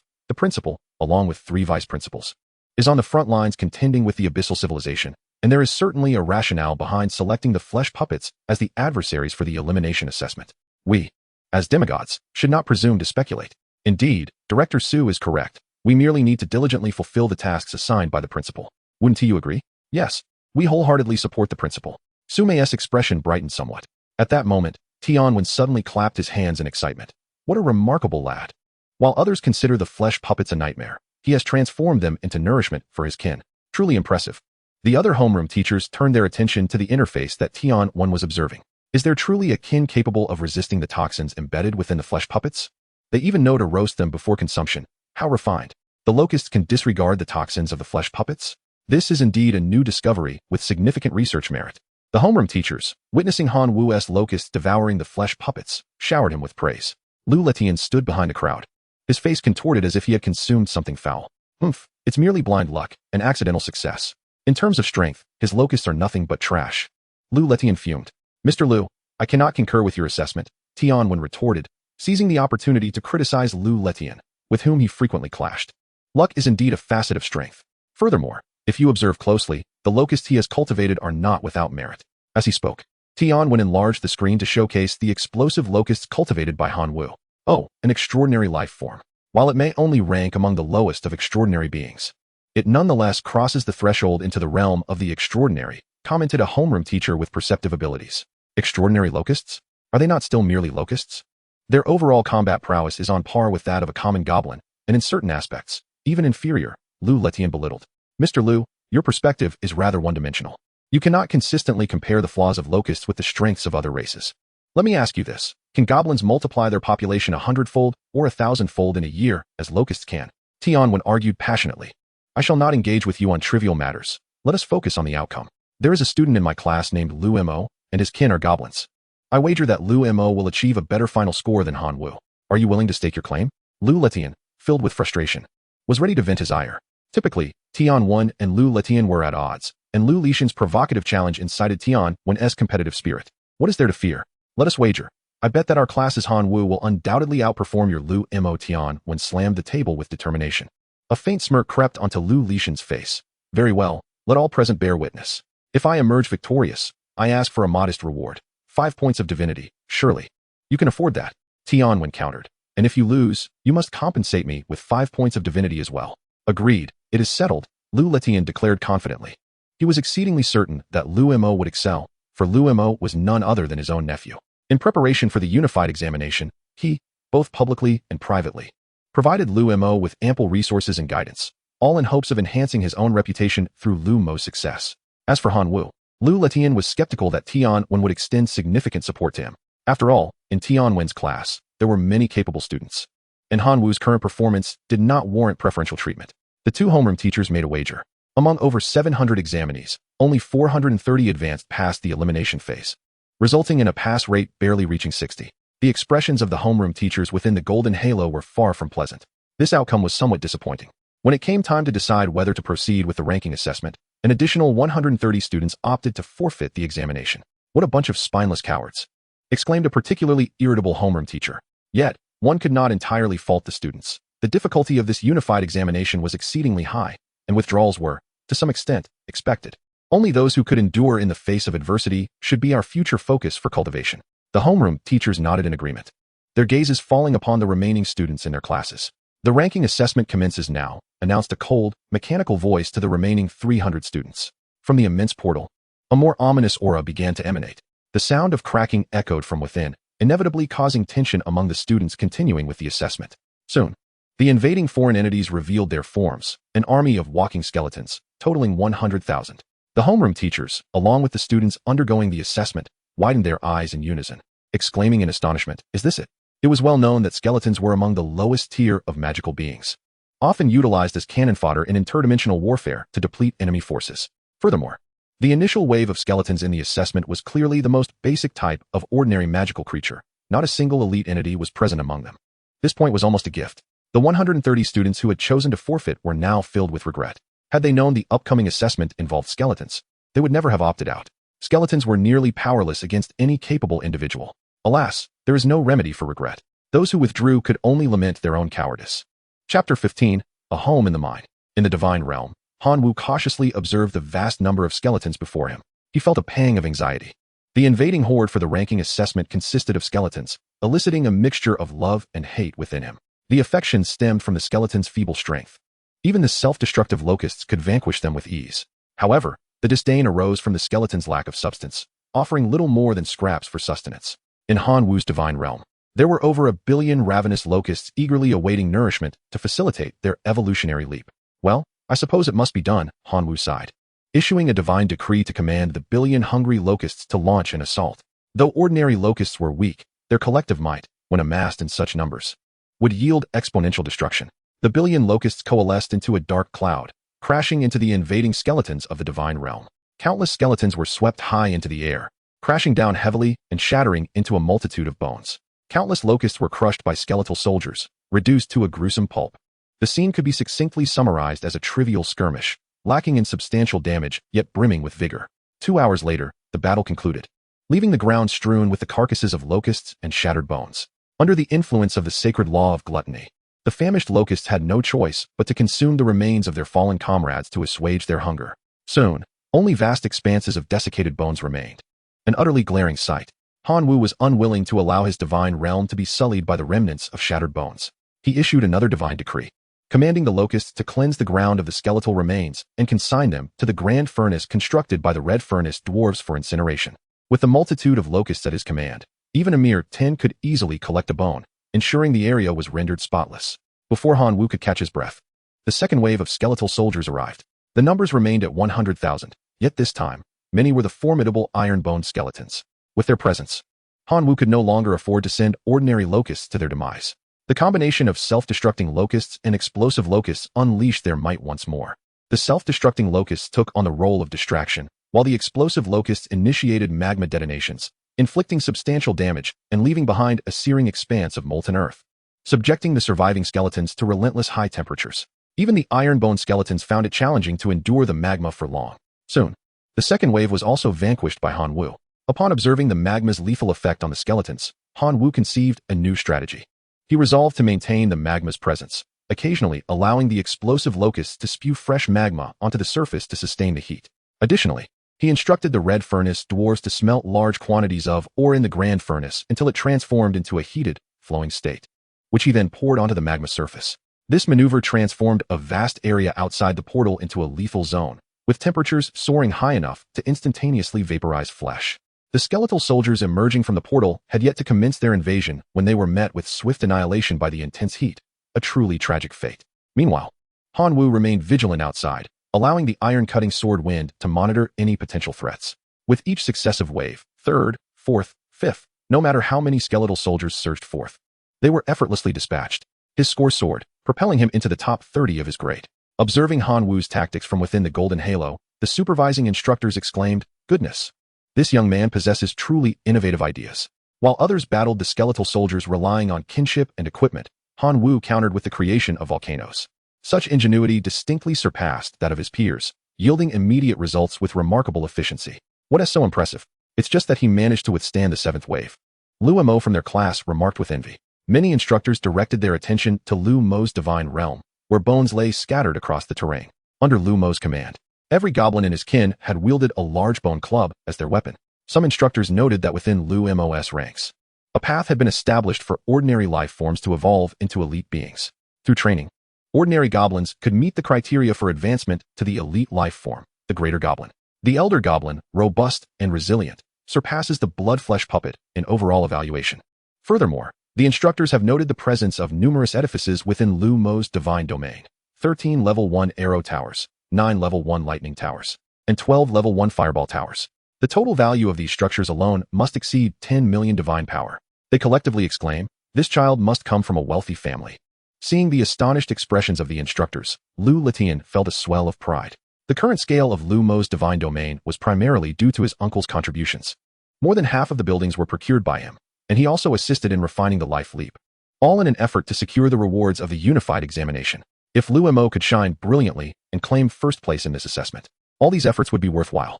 However, before Lu Litian could bask in his satisfaction for more than 3 seconds, the instructor's attention was drawn to the battle conditions of another student's divine domain. In Qin Shuang's realm, a staggering 100 level 1 lightning towers stood tall, complemented by a staggering total of 300,000 innate elite life forms known as thunder sparrows.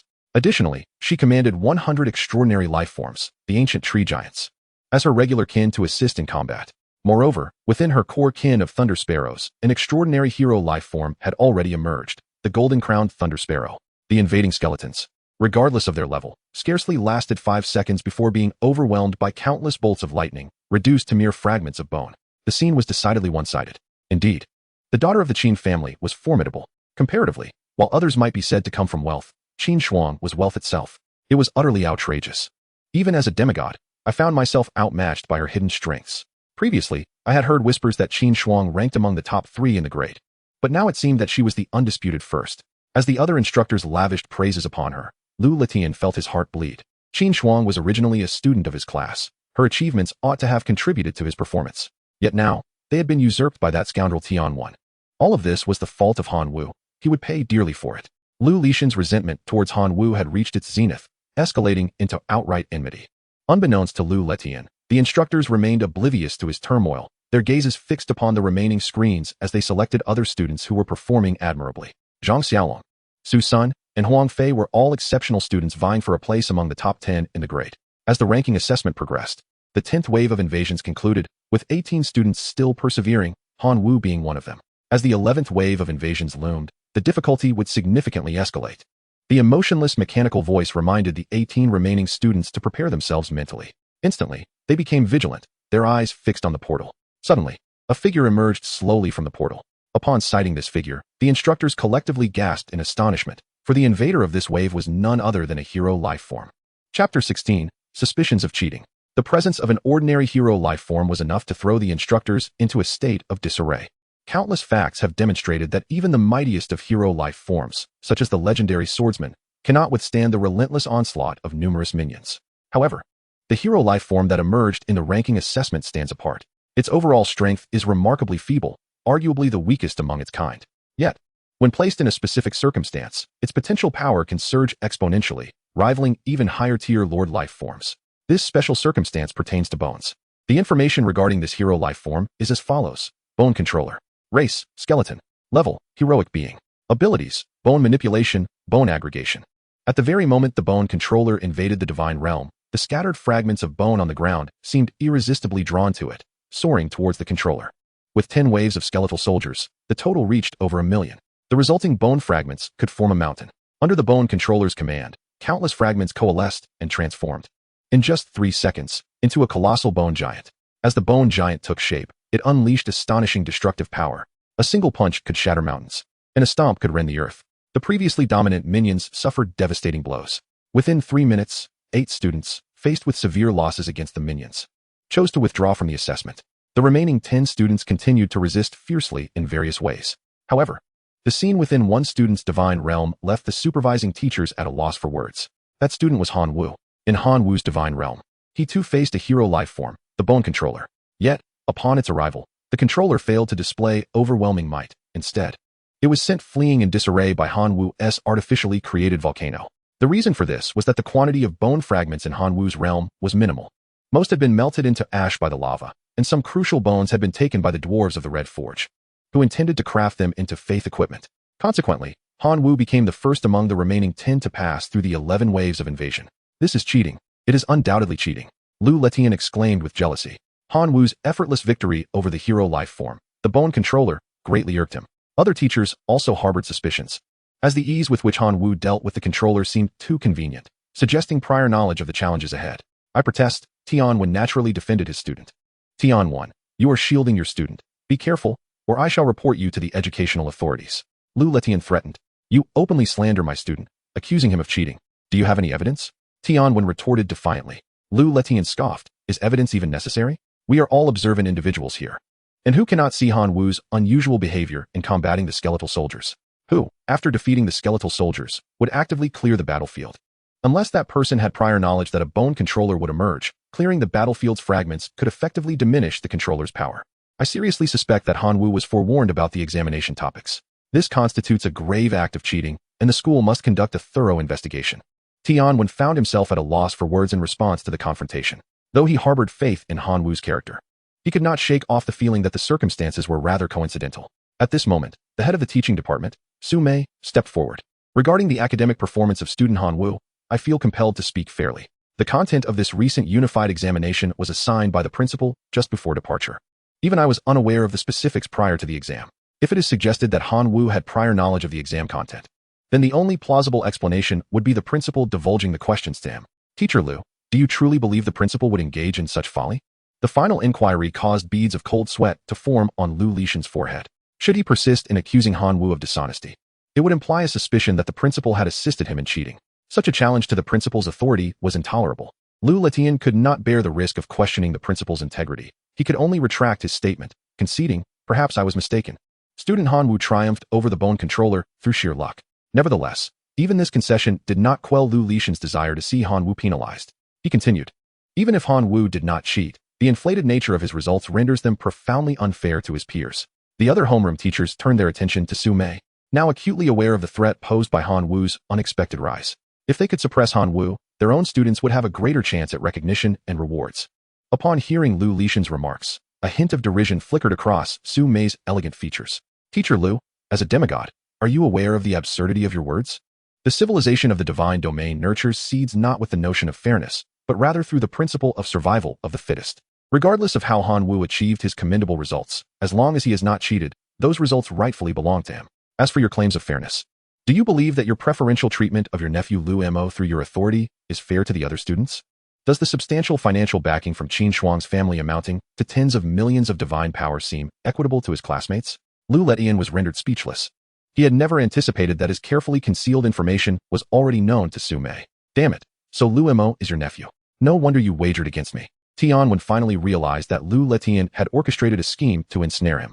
Yet, upon further reflection, the thought of Han Wu's meteoric rise and his effortless defeat of the heroic life form, the bone controller, brought a smile to his face. There is a saying about lifting a stone only to drop it on one's own foot. My student Han Wu has already passed the 11th wave of assessments, while your nephew Liu Mo surely finds the challenge of passing the same wave unexpectedly daunting. Liu Letian hastily glanced at Liu Mo's interface, only to witness the colossal bone giant, controlled by the bone controller, wreaking havoc within Liu Mo's domain, destroying numerous structures and annihilating countless elite life forms, including the goblins. After enduring several attacks from the bone giant, Liu Mo could no longer withstand the onslaught and had no choice but to declare his defeat. His score was constrained to 7th place in his grade, a commendable achievement, yet still far behind Han Wu. The outcome of the wager was now evident. My student Han Wu has successfully navigated the 11th wave of assessments, while your nephew Liu Mo has failed to do so. Teacher Liu, all present teachers are witnesses. The wager of 5 points of divinity. Surely you will not attempt to renege on it? Tianwen reveled in his triumph. Liu Letian genuinely yearned to flee from it all, yet he could not bear to abandon his comrades. Reluctantly, he gritted his teeth and extracted 5 points of divinity from the divine realm, consolidating them into a card, which he entrusted to Tianwen. The ranking assessment continued unabated. In Chapter 17, the awards for the unified examination were to be announced. After vanquishing the heroic life-form bone controller, Han Wu waited for quite some time before the 12th wave of invasion commenced. Leading the charge was yet another bone controller, flanked by 10 extraordinary life-form skeletal knights. Han Wu deployed his blade wind to cleave iron and 20 explosive locusts, effortlessly neutralizing this wave of incursion. However, his classmates faced a far more arduous challenge. During the 11th wave, they struggled to slay a bone controller, barely managing to clear the remnants of shattered bones. As the 12th wave approached, another bone controller emerged, accompanied by 10 skeletal knights. The psychological burden on these young prodigies was exceedingly heavy, likely filled with complaints. Why must it return? Is it never-ending? Unable to withstand the immense pressure exerted by the bone controller, 3 more students cursed and withdrew from the examination. The top 3 spots were claimed by Han Wu, Qin Shuang, and Huang Fei, though the title of first place would require a bit more time to ascertain. In the 14th wave, Huang Fei's core faction sustained significant casualties and chose to withdraw, securing a commendable 3rd place. During the 16th wave, Qin Shuang's core faction, the Thunder Sparrows, was utterly exhausted, with her level 1 lightning tower suffering severe damage and 6 ancient tree giants falling in battle. Aware of her inability to withstand the next wave, she voluntarily withdrew from the examination. Han Wu automatically ascended to the 1st position in the rankings. Yet, absorbed in the examination, he remained oblivious to the outcome as it continued onward. As the examination reached the 20th wave, the first to emerge from the portal was once again a bone controller, followed by an astonishing 5,000 skeletal knights. However, Before the explosive locusts, such overwhelming numbers proved to be a disadvantage rather than an advantage. With a thunderous blast, the dense phalanx of skeletal knights suffered devastating impacts, not only from the explosions, but also from the collateral damage inflicted by their own fallen comrades. After a series of bombardments, the 5,000 skeletal knights were left in ruins, their combat effectiveness severely diminished. The bone controller sought to gather the shattered bones for a counterattack, but the moment it stepped through the portal, it was targeted by Manhwa's Blade Wind, a strike that sent the bone controller to its demise. The remaining skeletal knights fell one by one under the combined onslaught of Blade Wind and the guerrilla tactics of the Crimson Furnace dwarves. As the 20th wave of invasion concluded, all the class instructors turned their attention to the only remaining screen. A cold, emotionless voice echoed once more. The 21st wave of invasion is about to commence, with a significant increase in difficulty. Students are advised to prepare psychologically. With the announcement made, the portal violently expanded, quadrupling in size before finally ceasing. A dense aura of death seeped forth from the portal, and the surrounding temperature noticeably dropped. From the portal emerged a magnificent throne of bones. Upon this throne, a skeletal lord, its bones as white as jade, sat with formidable presence. Beside it stood 2 bone controllers, dutifully serving as attendants. Beneath the throne lay a legion of 10,000 skeletal knights, as formidable as the extraordinary life forms are. Their current duty is merely to serve the skeletal lord. The revelation of the skeletal lord elicited gasps of astonishment from the observing teachers. Remarkably, in just the 21st wave, a lordly life form had emerged. It is essential to note that such an existence at the lordly level is something even the demigods present may not possess. Upon catching sight of the skeletal lord in the divine realm, Manhwa comprehended that his challenge had reached its end. A lordly life form was beyond his capacity to confront. He decisively chose to forfeit the assessment. At the moment Manhwa declared his withdrawal, a tremendous force emanated from the portal, pulling him in. Only the skeletal lord managed to withstand the pull for 5 seconds. During this brief interval, the skeletal lord refrained from launching an assault. Instead, it brutally snapped one of its own ribs and hurled it with all its might. The rib transformed into a streak of light, soaring towards the far end of Manhwa's divine realm, escaping the grasp of the force. Manhwa watched in trepidation, genuinely fearing that the skeletal lord might seize the opportunity to strike. With the power of a lordly life form, it could effortlessly annihilate any heroic life form. The loss of the Iron Sword Wind would indeed be catastrophic for Manhwa. Fortunately, the ordeal concluded without incident. As he raised his gaze, a colossal leaderboard ascended from the golden halo. All students participating in the ranking assessment were listed. At the pinnacle of the leaderboard, in the coveted first place, Manhwa's name shone brilliantly. Am I first? Manhwa was both astonished and elated.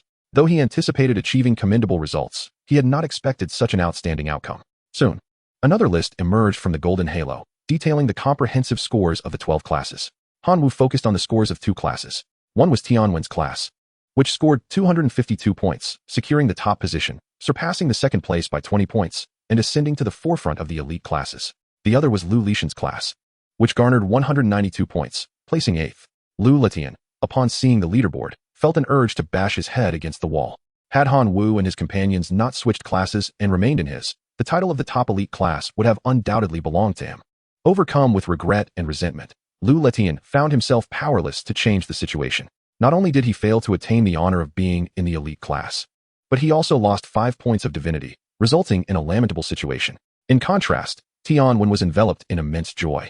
His class had become the pinnacle of the elite classes, and they had gained 5 points of divinity without any cost.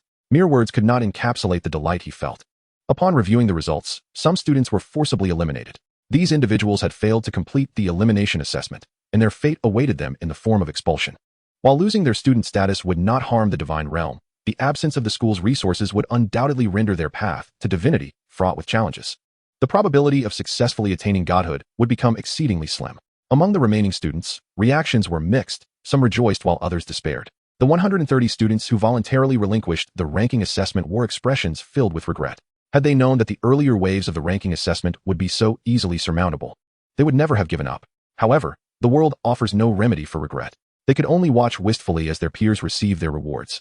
The awards ceremony commenced. Initially, students who entered the rankings would randomly receive a basic resource card. As the golden wool spun, the basic resource cards were distributed to each student who made it onto the leaderboard. Manhwa looked at the unit of iron or card he had acquired and clicked his tongue. This iron or resource card was worth at most 2 divine powers, confirming that the universally distributed reward held little value. Shortly thereafter, rewards for the top 100 students were announced, comprising a divine territory valued at 100 divine powers. After careful contemplation, Manhwa opted for the highest priced terrain, the dense forest, which provided 5 divine powers per square kilometer, totaling an acquisition of 20 square kilometers. His choice of the dense forest was strategic, as it could yield timber beneficial for the forging of the red furnace dwarves. Moreover, the towering vegetation, with its abundant leaves, would offer more sustenance for the locusts. Overall, the dense forest terrain presented a higher cost-performance ratio for Han-Woo. Next came the rewards for the top 50 students, a level 1 sacred artifact. Before the eyes of the top 50, a list of level 1 sacred artifacts appeared, showcasing all that the school had in its possession. Han-Woo gazed at the lengthy list, his eyes nearly glazing over. He realized, to his astonishment, how wealthy the school truly was, with the quantity of level 1 sacred artifacts numbering in the thousands. Just as he was pondering which level 1 sacred artifact to choose, his class teacher, Tian-1, transmitted a thought. Han-Woo, if I were you, I would select the level 1 sacred artifact, the Toxic Mist Pearl. This was akin to revealing the answer, and Han-Woo understood immediately. He promptly selected the Toxic Mist Pearl from the list as his reward. For the top 30, a propagation card was awarded. For the top 20, a level 1 temple, and for the top prize, a divine weapon with a value not exceeding 100,000 divine powers. Han-Woo reflected on the circumstances of the divine realm. The Swordwind Cutters possessed 4 storm great swords, which did not necessitate a weapon change at present. Even if he were to switch weapons, he would need to replace all 4 simultaneously. Changing just one would be counterproductive. The core vassal race, the locusts, had no need for weapons. Thus this was not a consideration. Consequently, the divine weapon would rightfully belong to the red furnace dwarfs. Taking into account the attributes and racial characteristics of the red furnace dwarfs, Han-Woo input conditions such as fire attributes and hammer-type weapons. The search interface soon displayed suitable options. His gaze landed upon the most valuable divine warhammer. Warhammer, Purgatory, valued at 999 divine powers. Crafted from the core of the 9-headed serpent, a lordly life form, and imbued with immense fiery energy. Minimum usage requirement, fire-type heroic life form. As Han-Woo contemplated the information regarding the Purgatory Warhammer, he fell into deep thought. This Warhammer perfectly matched all his criteria. Yet the final requirement for a fire-type heroic life form was a source of frustration. He did not possess one. However, lowering the requirements to seek a divine weapon usable by elite life forms, such as the red furnace dwarfs, was not something he was willing to concede. Who would squander an opportunity to reap rewards from the school's resources? After much deliberation, Han-Woo ultimately decided to acquire the Purgatory Warhammer. Though it could not be used immediately, he would store it in the warehouse for safekeeping, awaiting the day when a hero would emerge from the red furnace dwarfs, ready to wield it. Finally, the reward for the top 5 was an extraordinary seed. The top 3 rewards were presented, with the Divine Domain core reaching level 1. In a moment of significance, under the watchful eyes of numerous classmates, the head of the teaching department, Su-mei, personally handed a card imbued with a hint of divinity to Han-Woo. At that instant, even Qin Shuang, who hailed from a wealthy family, was captivated by the divine card. Despite her family's affluence, who among the divine beings would ever deem too much divinity excessive? Han-Woo accepted the divine card into his divine domain. The awards ceremony for the unified examination had officially concluded. Chapter 18. The value of divinity. Upon returning to the classroom, the homeroom teacher, Tian-1, cast his gaze over the remaining 42 students. The unified examination served as a dividing line in high school. Those who remained were undoubtedly the elite. After delivering an invigorating speech to motivate the students, Tian-1 announced, "Now, let us invite the top 3 students from our class to come forth and receive their rewards." Under the scrutiny of their peers, Han-Woo, Qin Shuang, and a classmate named Su-sun stepped onto the stage. Han-Woo claimed the first position in both the class and the grade, while Qin Shuang secured second place in both categories. Su-sun ranked 3rd in the class and 5th in the grade. Zhang Xiaolong, demonstrating commendable prowess, held the 4th position in the class and 9th in the grade, yet did not feature in the class commendation. Tian-1 unveiled the class resource list, presenting it before all the students. He aimed to visually demonstrate the substantial rewards that exceptional students could attain, thereby motivating others to strive for excellence. Han-Woo has shown brilliantly in this unified examination, achieving the top score. The class reward consists of 100 class points and the opportunity to select one item from the class's advanced resource treasury, Tian-1 declared. The students were astonished by the generosity of their homeroom teacher. Class resources were categorized into 2 types, one being common resources, which included level 1 sacred artifacts, basic resources, and low-quality divine domain territories, redeemable with class points. The second type comprised advanced resources, stored within the class's advanced resource treasury. These resources could not be exchanged for class points. They were specifically set aside by the school to expedite the cultivation of top students. Han-Woo briefly scanned the list of advanced resources in the treasury. It contained merely 6 items, level 2 sacred artifacts such as the Fist of the Giant, the Fountain of Life, and the Core of Shin Iron, along with level 2 skills like the Frozen Missile. A level 2 building known as the Goblin Nest, ordinary life form, and an extraordinary life form, the lion-tiger beast. Among these 6 resources, some could directly enhance strength, while others possessed immense developmental value. After a mere 3 seconds of contemplation, Han Wu made his decision. He chose the Fountain of Life. The Fountain of Life, capable of releasing copious amounts of water infused with life energy to nourish living beings and improve the surrounding environment. By placing the Fountain of Life within the divine domain, it would directly benefit Han Wu's core kin, the locusts. Viewed from a long-term perspective, its comprehensive value far surpassed that of the other 5 resources. Tianwen gazed at Han Wu with a look of satisfaction, appreciating his choice. Han Wu did not stubbornly pursue overwhelming combat power, but rather recognized and sought to enhance his strengths, an aspect that Tianwen held in high regard. Following Han Wu's selection, Qin Shuang and Su Sun also received their respective class rewards. Qin Shuang acquired 80 class points and a level 2 structure, the Goblin Nest. Su Sun obtained 60 class points and an extraordinary life form, the lion-tiger beast. The classmates who did not receive any rewards cast envious glances at the 3 of them. Han Wu, sell me that bit of divinity you earned in the unified examination. I will exchange it for 150 million divine power. Let us trade now. Han Wu frowned. Transactions among classmates were common, but the commanding tone in Su Sun's voice was quite off-putting. Moreover, a mere fragment of divinity is condensed from 100 million divine power. Why was Su Sun willing to offer an additional 5 million? Was his family simply overflowing with wealth? Han Wu did not believe Su Sun was a spendthrift. There had to be a catch in this transaction proposal. Han Wu scoffed. Su Sun's anxious insistence confirmed to Han Wu that the proposal was indeed suspect. 110 million divine power. Once this opportunity slipped by, it would be lost forever. Han Wu expressed his stance with a single word. Su Sun gritted his teeth in frustration. His family boasted 19 demigods and a quasi-divine being. Claiming immense power was no exaggeration. But what did Han Wu's family possess? Who gave him the audacity to scoff at him? Han Wu, my grandfather is preparing to ascend to true divinity and is in dire need of divinity. If you sell me this fragment of divinity, beyond the divine power, I owe you a favor. To secure the divinity, Su Sun patiently sent Han Wu another voice message. Han Wu felt a flicker of temptation. 110 million divine power was indeed a substantial sum. If he were to obtain such divine power, he could significantly increase the capacity of the divine realm to support locusts. Surely, divinity would not be scarce then. Just as Han Wu was about to agree to Su Sun's proposal, another private message arrived. It was from Qin Shuang. I will purchase the fragment of divinity you obtained in the unified examination for 150 million divine power. Do you agree? Han Wu was left in a daze. 150 million divine power. This was a staggering 40 million more than Su Sun's offer. Was Qin Shuang truly so affluent? Moreover, this price far exceeded the intrinsic value of a mere fragment of divinity. Why would Qin Shuang spend an additional 50% of divine power to acquire it? Unable to restrain his curiosity, Han Wu inquired, isn't a fragment of divinity worth 100 million divine power? Do you not know this basic fact? Indeed, a fragment of divinity can be condensed from 100 million divine power, but only if the deity produces it themselves, by harnessing the power of faith generated by their own followers to condense divine power, which is then used to form their own divinity. If the faith of other deities is mixed in, the success rate of condensing divinity is drastically reduced. Currently, the market price for divinity stands at 145 million divine power, yet it is often unsellable. Upon hearing Qin Shuang's explanation, Han Wu suddenly grasped the true value of divinity. At the same time, he realized that Su Sun was brazenly attempting to take advantage of him.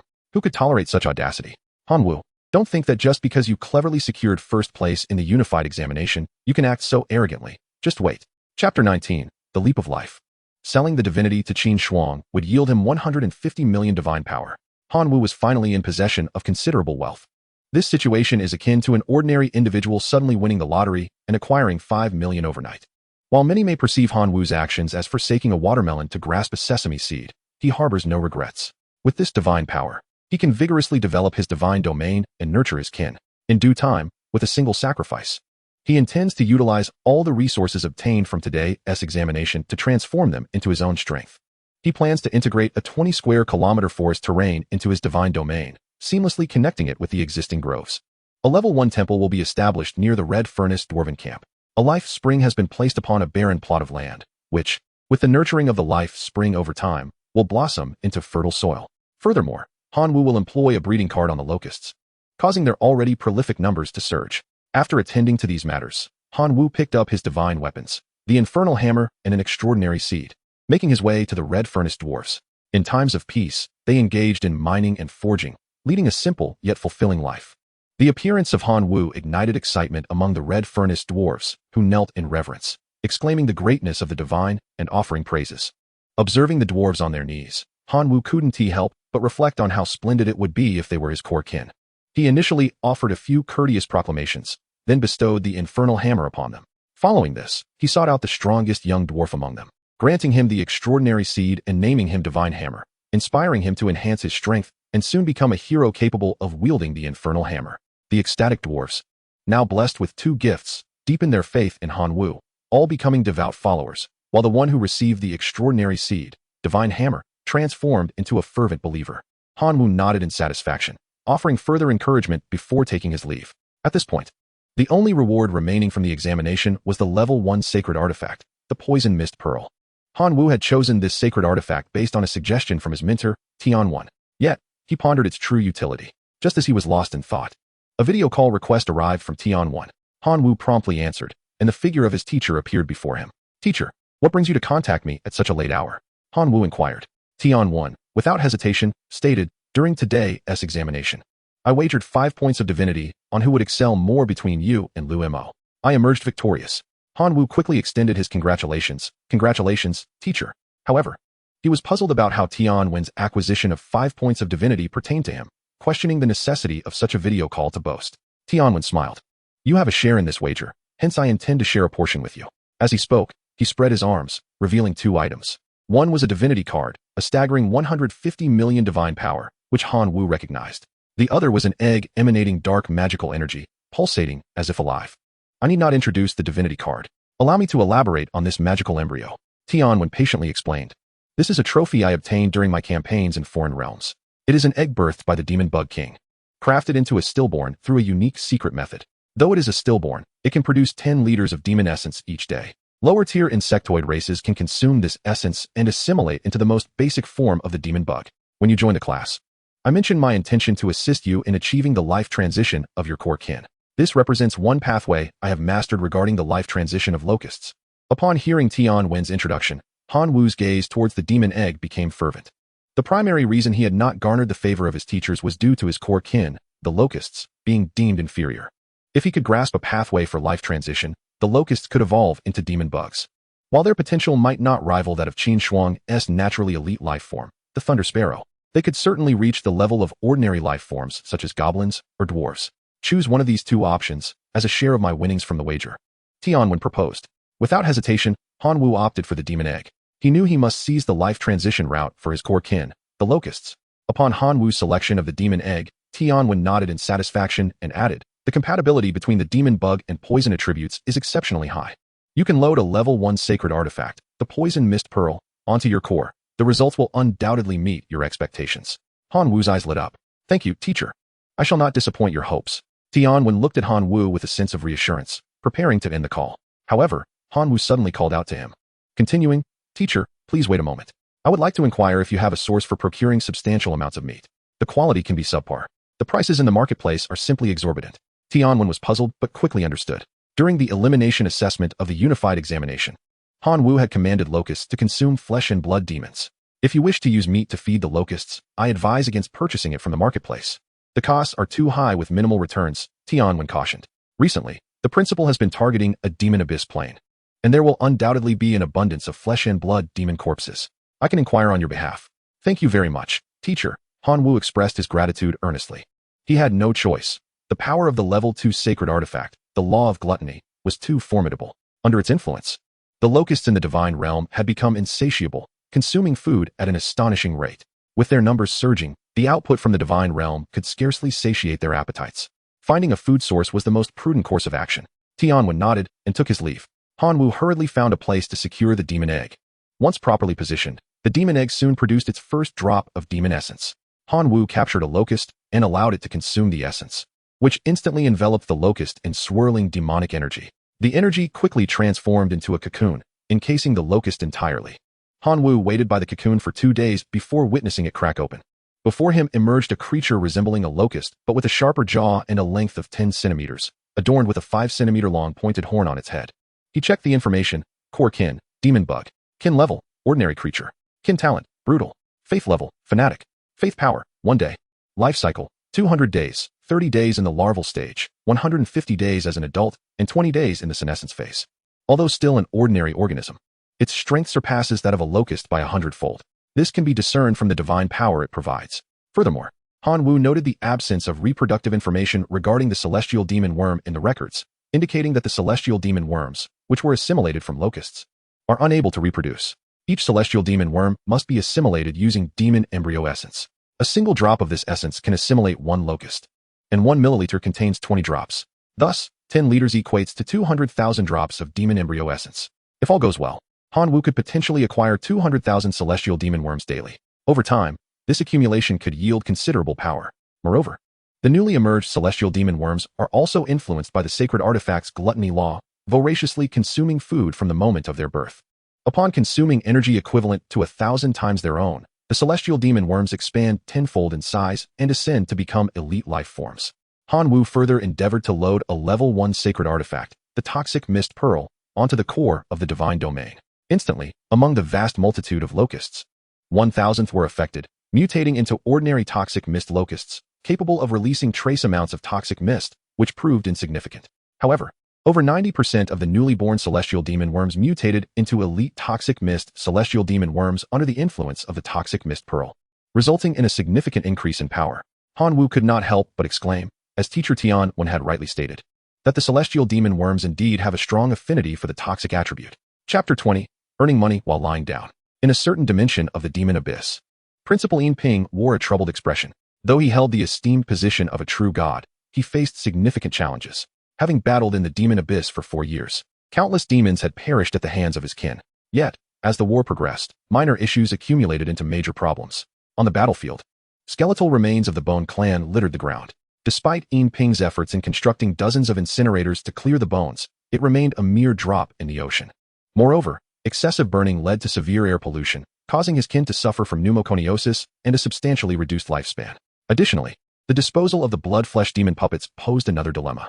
These bodies were not easily combustible and could not be refined in the incinerators for extended periods, wasting energy.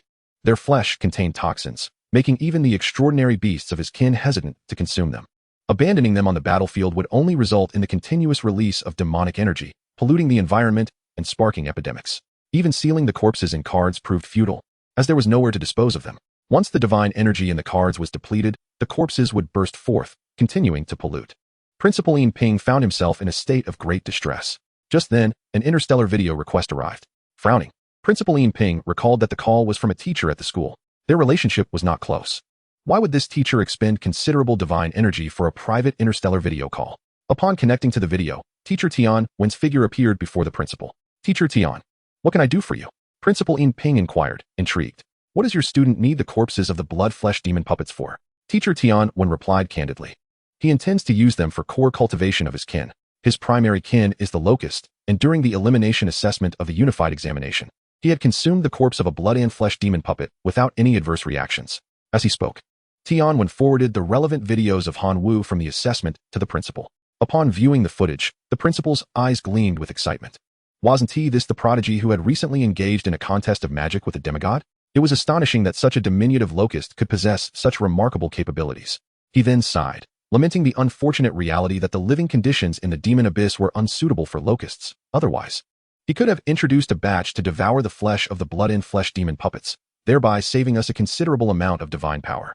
Subsequently, the principal instructed his subordinates to gather 1 million corpses of blood and flesh demon puppets, sealing them into cards and entrusting Tianwen to deliver them to Han Wu as a form of support from the principal. Thus, the following day, Tianwen once again extended a video invitation to the principal. The reason was that the blood and flesh demon puppets provided the previous day had been consumed entirely, and more were needed, preferably to establish a long-term supply. The principal was astonished. How many locusts could possibly devour 1 million blood and flesh demon puppets in a single day? Amidst his astonishment, he felt a surge of joy. The disposal of the corpses of the blood and flesh demon puppets was indeed beneficial for him. However, a long-term supply could not be provided for free. After all, divine power is not easily acquired, and the principal had a multitude of kin to support, with daily expenditures reaching astronomical figures. Nevertheless, considering Han Wu was the sole purchaser, the principal set a remarkably low price. 1 divine power could purchase 100 blood and flesh demon puppets, with a minimum order of 10,000 divine power.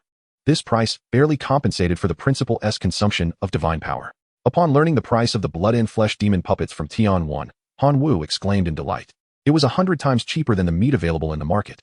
He promptly waved his hand, making his first purchase of 100,000 divine power. With an ample supply of food, the locusts in Han Wu's divine realm thrived abundantly. Not only did their numbers swell, but their quality also improved. Within the divine realm, elite life forms numbered in the hundreds of millions. Once the count of elite locust life forms reached the capacity limit of the divine realm, Han Wu initiated a life sacrifice. A colossal sacrificial array materialized once again in the skies of the divine realm. As a staggering 12 billion elite locust life forms were instantly shattered, transforming into countless streams of life energy flowing into the array.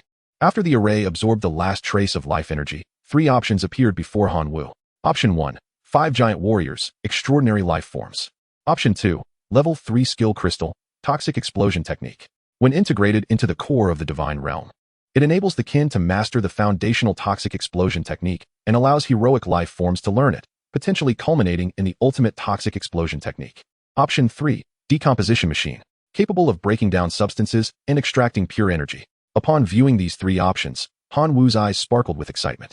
The sacrifice of 12 billion elite locust life forms was indeed worthwhile, yielding such splendid rewards. Option 1. 5 giant warriors, extraordinary beings renowned for their destructive power. Even if sold, each giant warrior could command a price of at least 10 million divine power. Whether for sale or personal use, retaining them would be highly advantageous. As for the second option, the moment Han Wu laid eyes upon it, an irresistible impulse to select it surged within him. The level 3 poison explosive technique paired with the level 1 sacred artifact, the poison mist pearl, seemed an exquisite match. One could only imagine the apocalyptic scene of thousands of demonic insects unleashing a collective poison explosion amidst a myriad of legions, leaving no soul to survive within 1,000 miles. The vivid imagery sent shivers down Han Wu's spine. However, he lamented that his divine core was currently only at level 3. After loading the level 2 sacred artifact, the law of gluttony, damaged, and the level 1 poison mist pearl, there were no available slots to accommodate the level 3 poison explosive technique. Even if he were to exchange the poison explosive technique, it would be a long while before he could utilize it. As for the third option, the decomposition machine appeared rather unremarkable. Yet Han Wu discerned its extraordinary nature from its brief introduction. It could decompose materials and extract energy crystals. He had heard of energy crystals. They were said to be the sustenance of magical kin, exceedingly precious. If he were to choose the decomposition machine, it would allow him to earn divine power effortlessly. After pondering over the 3 options for a moment, Han Wu made his decision. He would select the decomposition machine and earn wealth with ease. Once he had resolved to proceed, the decomposition machine materialized before him. To test its capabilities, Han Wu procured 5 tons of iron ore for experimentation. As the iron ore was fed into the machine, it whirred to life with fervor. 5 hours later, 3 fist-sized energy crystals fell forth, iron crystals. These could serve as food for certain unique races and as materials for forging, each valued at 5 points of divine power. Quite satisfactory indeed. It promised a steady stream of income, and Han Wu was pleased with the decomposition machine. Suddenly, a chorus of prayers flooded Han Wu's mind. This was the effect of the level 1 structure, the temple, which conveyed the voices of his followers to him. The contents of the prayer revealed that the red furnace dwarves had encountered an assault from the undead while mining, resulting in injuries to 3 of their kin. The chieftain, Divine Hammer, was engaged in combat with the undead and beseeched divine grace to rescue his people. Han Wu's heart tightened at the thought. How could there be undead within his divine domain? Chapter 21. The Lord of the Little Skeleton. Without delay, Han Wu extended his consciousness to assess the situation. Locating the position of the chieftain, Divine Hammer, he projected his divine avatar. There, he beheld Divine Hammer locked in battle with a diminutive skeleton. Armed with a faith weapon resembling the infernal warhammer, Divine Hammer swung it with potent vigor. His adversary was a small skeleton, merely 1 meter in height, whose skeletal frame gleamed like white jade, appearing as if sculpted from exquisite craftsmanship. This sight reminded Han Wu of the skeletal lord that had emerged during the 21st wave of the examination. The little skeleton bore an uncanny resemblance to the skeletal lord. Watching their battle with patience, Han Wu soon realized the terrifying combat prowess of the little skeleton. Its bony claws clashed against the faith weapon with such force that it left marks upon the warhammer, while the claws themselves remained entirely unscathed. Remarkable. Han Wu instinctively invoked his divine authority to inquire into the little skeleton's information, only to find his effort thwarted. Han Wu felt a sense of helplessness. As the divine hammer found itself unable to contend with the small skeleton, it hastily issued a divine decree, summoning the sword wind to engage in battle. True to its heroic essence, the sword wind executed a swift whirlwind slash, shattering the small skeleton into a myriad of bones. Yet, in an instant, the scattered remains reassembled, and the small skeleton leapt forth once more to attack the sword wind. With another strike, the skeleton was again obliterated, only to regenerate shortly thereafter. Han Wu observed that the time taken for the skeleton's recovery was longer by a second than its previous attempt. Thus, he deduced that the small skeleton was indeed suffering damage upon being shattered. As anticipated, with each successive defeat, the skeleton's restoration slowed, and its strength diminished. Seizing the opportunity, Hanwoo approached and urged, "Submit to me, believe in me, and you shall attain rebirth." In defiance, the small skeleton retaliated with a bony claw, rending Hanwoo's divine avatar. Hanwoo smirked. As long as the divine realm remained intact, his divine avatar would endure eternally. "Continue the assault until it submits," he commanded. The sword wind and the divine hammer complied with utmost diligence. 3 days later, they returned to the temple, bearing a collection of dull bones. A faint feminine voice echoed in Hanwoo's mind. "I wish to submit to the deity." Hanwoo manifested his divine essence within the temple, expressing satisfaction as he patted the smooth skull of the small skeleton. Surprisingly, it felt quite pleasant to the touch. Exercising his divine authority, he scrutinized the information of his new follower. Clan name, Skeleton Clan. Clan level, Lord Undead, weakened. Incomplete, sealed. Clan talent, Crystal Bones, resurrection. Faith level, General Believer. Faith power, 1,000,000 days. Hanwoo blinked in astonishment. Where has the lifespan of the small skeleton gone? Upon reflection, he realized that as a member of the undead, the skeleton was inherently lifeless and thus devoid of a lifespan. What truly astonished Hanwoo was that this small skeleton was, in fact, a lord-level being. Although it bore 3 negative statuses, the essence of a lord creature remained, and with proper nurturing, the small skeleton might once again embody the grandeur of its former self. Just as Hanwoo contemplated the promising future of the small skeleton, its prayer resonated in his mind once more. "Deity, I am hungry." Hanwoo hesitated. While the small skeleton expressed hunger, it could not possibly consume ordinary flesh. After all, its chest cavity was devoid of any digestive organs. "I require bone matter." The small skeleton's plea became more explicit. Hanwoo clapped his hands. "If you desire bones, you should have said so earlier." He issued a divine decree for the locusts to bring forth a substantial quantity of skeletal remains from the flesh and blood magic puppets. The small skeleton eagerly rushed to embrace the bones, absorbing the energy contained within. A single leg bone, longer than itself, took a minute to fully drain. As the bone transformed into dry remnants, the small skeleton's own bones began to shimmer with newfound luster. Hanwoo furrowed his brow. At this rate of absorption, it would take 3 to 5 days for the small skeleton to even regain its previous strength, let alone enhance its power. Without delay, Hanwoo commanded that a large quantity of the flesh and blood magic puppet's bones be sent to the decomposition machine to extract pure bone crystal. Soon, a single bone crystal was delivered. The soul fire within the eye sockets of the little skeleton danced fervently. If the bones it had just absorbed were akin to steamed buns, then the bone crystal before it was a lavish feast. The divine bestowed upon me, and I yearned for the little skeleton's fervent prayers. Hanwoo commanded the bone crystal to be handed to the little skeleton. Cradling the fist-sized bone crystal, the little skeleton absorbed it with fervor, causing the bones that formed its body to rapidly regain their luster. "Follow me, and in time, you shall have more bone crystals to absorb," Hanwoo proclaimed. The soul fire within the little skeleton's eye sockets flared wildly, propelling it from a mere believer to a true devotee in an instant. The power of faith it received daily surged tenfold, reaching 10 million, which equated to 1/10 of divine strength. Hanwoo couldn't help but marvel. Even a lordly life form under 3 layers of negative status could still surpass 10 million demon insects in terms of faith. After ensuring the little skeleton was settled, Hanwoo noticed the glances of envy from the sword wind and divine hammer directed at the little skeleton. These two were envious of the little skeleton's ability to absorb bone crystals. As a deity, Hanwoo felt compelled to extend his care to each of his kin. Thus, with a grand gesture, he purchased wind and fire attribute ores from the marketplace, investing 100 million divine strength. He set the decomposition machine to continuously produce energy crystals of wind and fire attributes. Should his kin find themselves with a surplus, they could sell them. There was no risk of loss. The remaining divine strength was reserved for acquiring blood and flesh golems for the locusts. Having concluded all matters, Hanwoo glanced at the time. It was 7:59 a.m. in the real world. Time to attend school. In the next moment, his figure was transported to the classroom. A minute later, the homeroom teacher, Tion-1, entered and announced, "Students, are you ready to embrace new challenges?"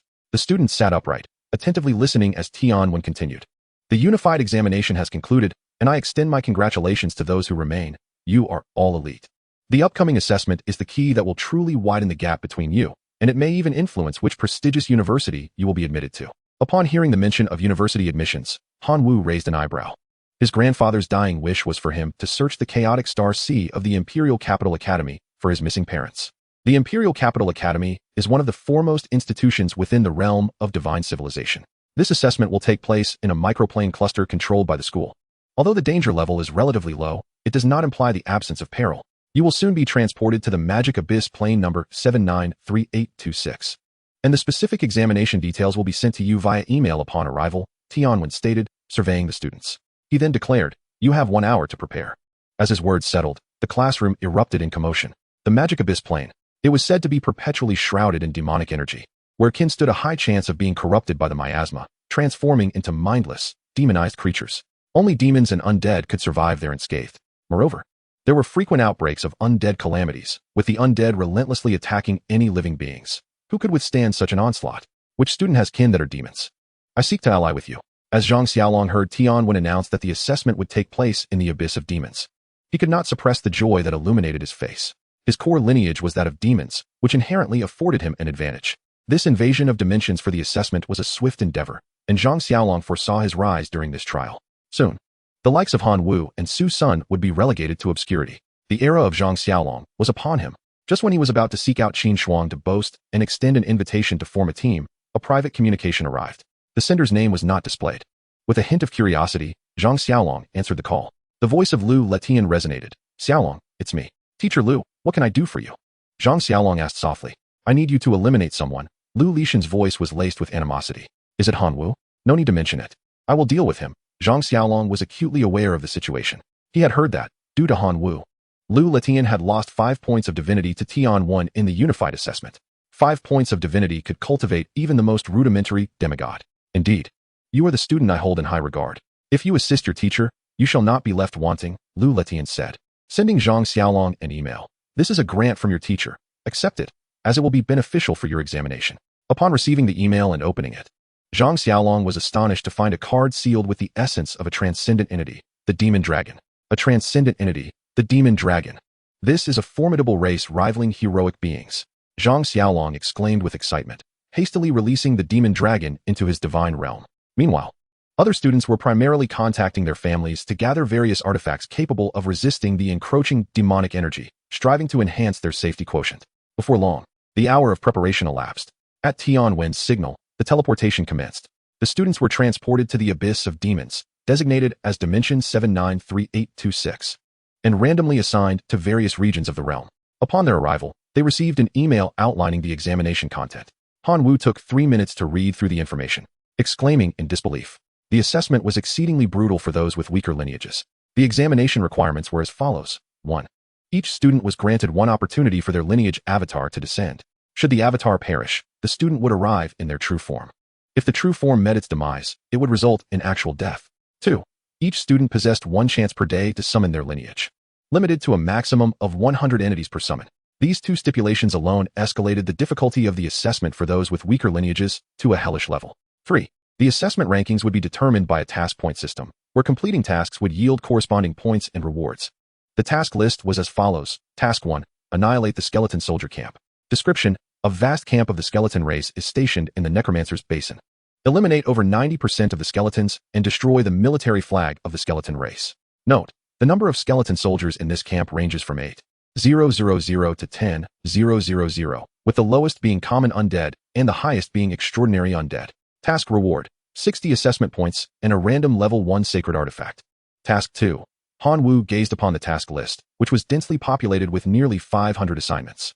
These tasks range from annihilating certain factions to gathering specific resources, and even establishing influence in designated locations. In essence, an abundance of tasks was available, allowing students to select those that aligned with their strengths. The assessment would conclude once all tasks were completed or when the reference students count reached 0. Furthermore, at the conclusion of the email, the rewards for this assessment were detailed, serving as an incentive for students to strive for excellence. The top student would receive a fragment of divinity. The second place would earn 1,000 class points. The third place would garner 500 class points, while the top 10 would each receive 200 class points. The top 50 would earn 100 class points, and the top 100 would receive 50 class points. Upon witnessing such generous rewards, Han Wu felt a surge of excitement. Since the unified examination, the various rewards from assessments had become visibly abundant. Remarkably, even a standard assessment offered rewards that rivaled those of the unified exam. However, Han Wu understood that substantial rewards often came hand in hand with perilous circumstances. The abyss of demons was fraught with unpredictable dangers. A moment's carelessness could lead to an untimely demise. Thus, prudence was paramount. Please select the type of kinship embodiment to descend, echoed a prompt in Han Wu's mind, urging him to make a choice. 4 options emerged before him, and upon seeing them, Han Wu silently rejoiced. This is a sure win. Chapter 23, Task in Progress. Option 1, Locust Embodiment. Option 2, Red Furnace Dwarf Embodiment. Option 3, Sword Wind Clan Embodiment. Option 4, Skeleton Lord Embodiment, weakened, injured, sealed. The kinship embodiment options were derived from a comprehensive assessment of all kinship races within Han Wu's divine domain. He promptly dismissed the Locust Embodiment, recognizing that its self-destructive nature would lead to certain death. The Red Furnace Dwarf Embodiment was significantly superior to the Locust, yet it paled in comparison to the subsequent Sword Wind Clan Embodiment. Han Wu found himself torn between the Sword Wind Clan Embodiment and the Skeleton Lord Embodiment. The Sword Wind Clan Embodiment was undoubtedly a heroic-level entity, possessing exceptional combat capabilities, a truly formidable presence capable of facing thousands single-handedly.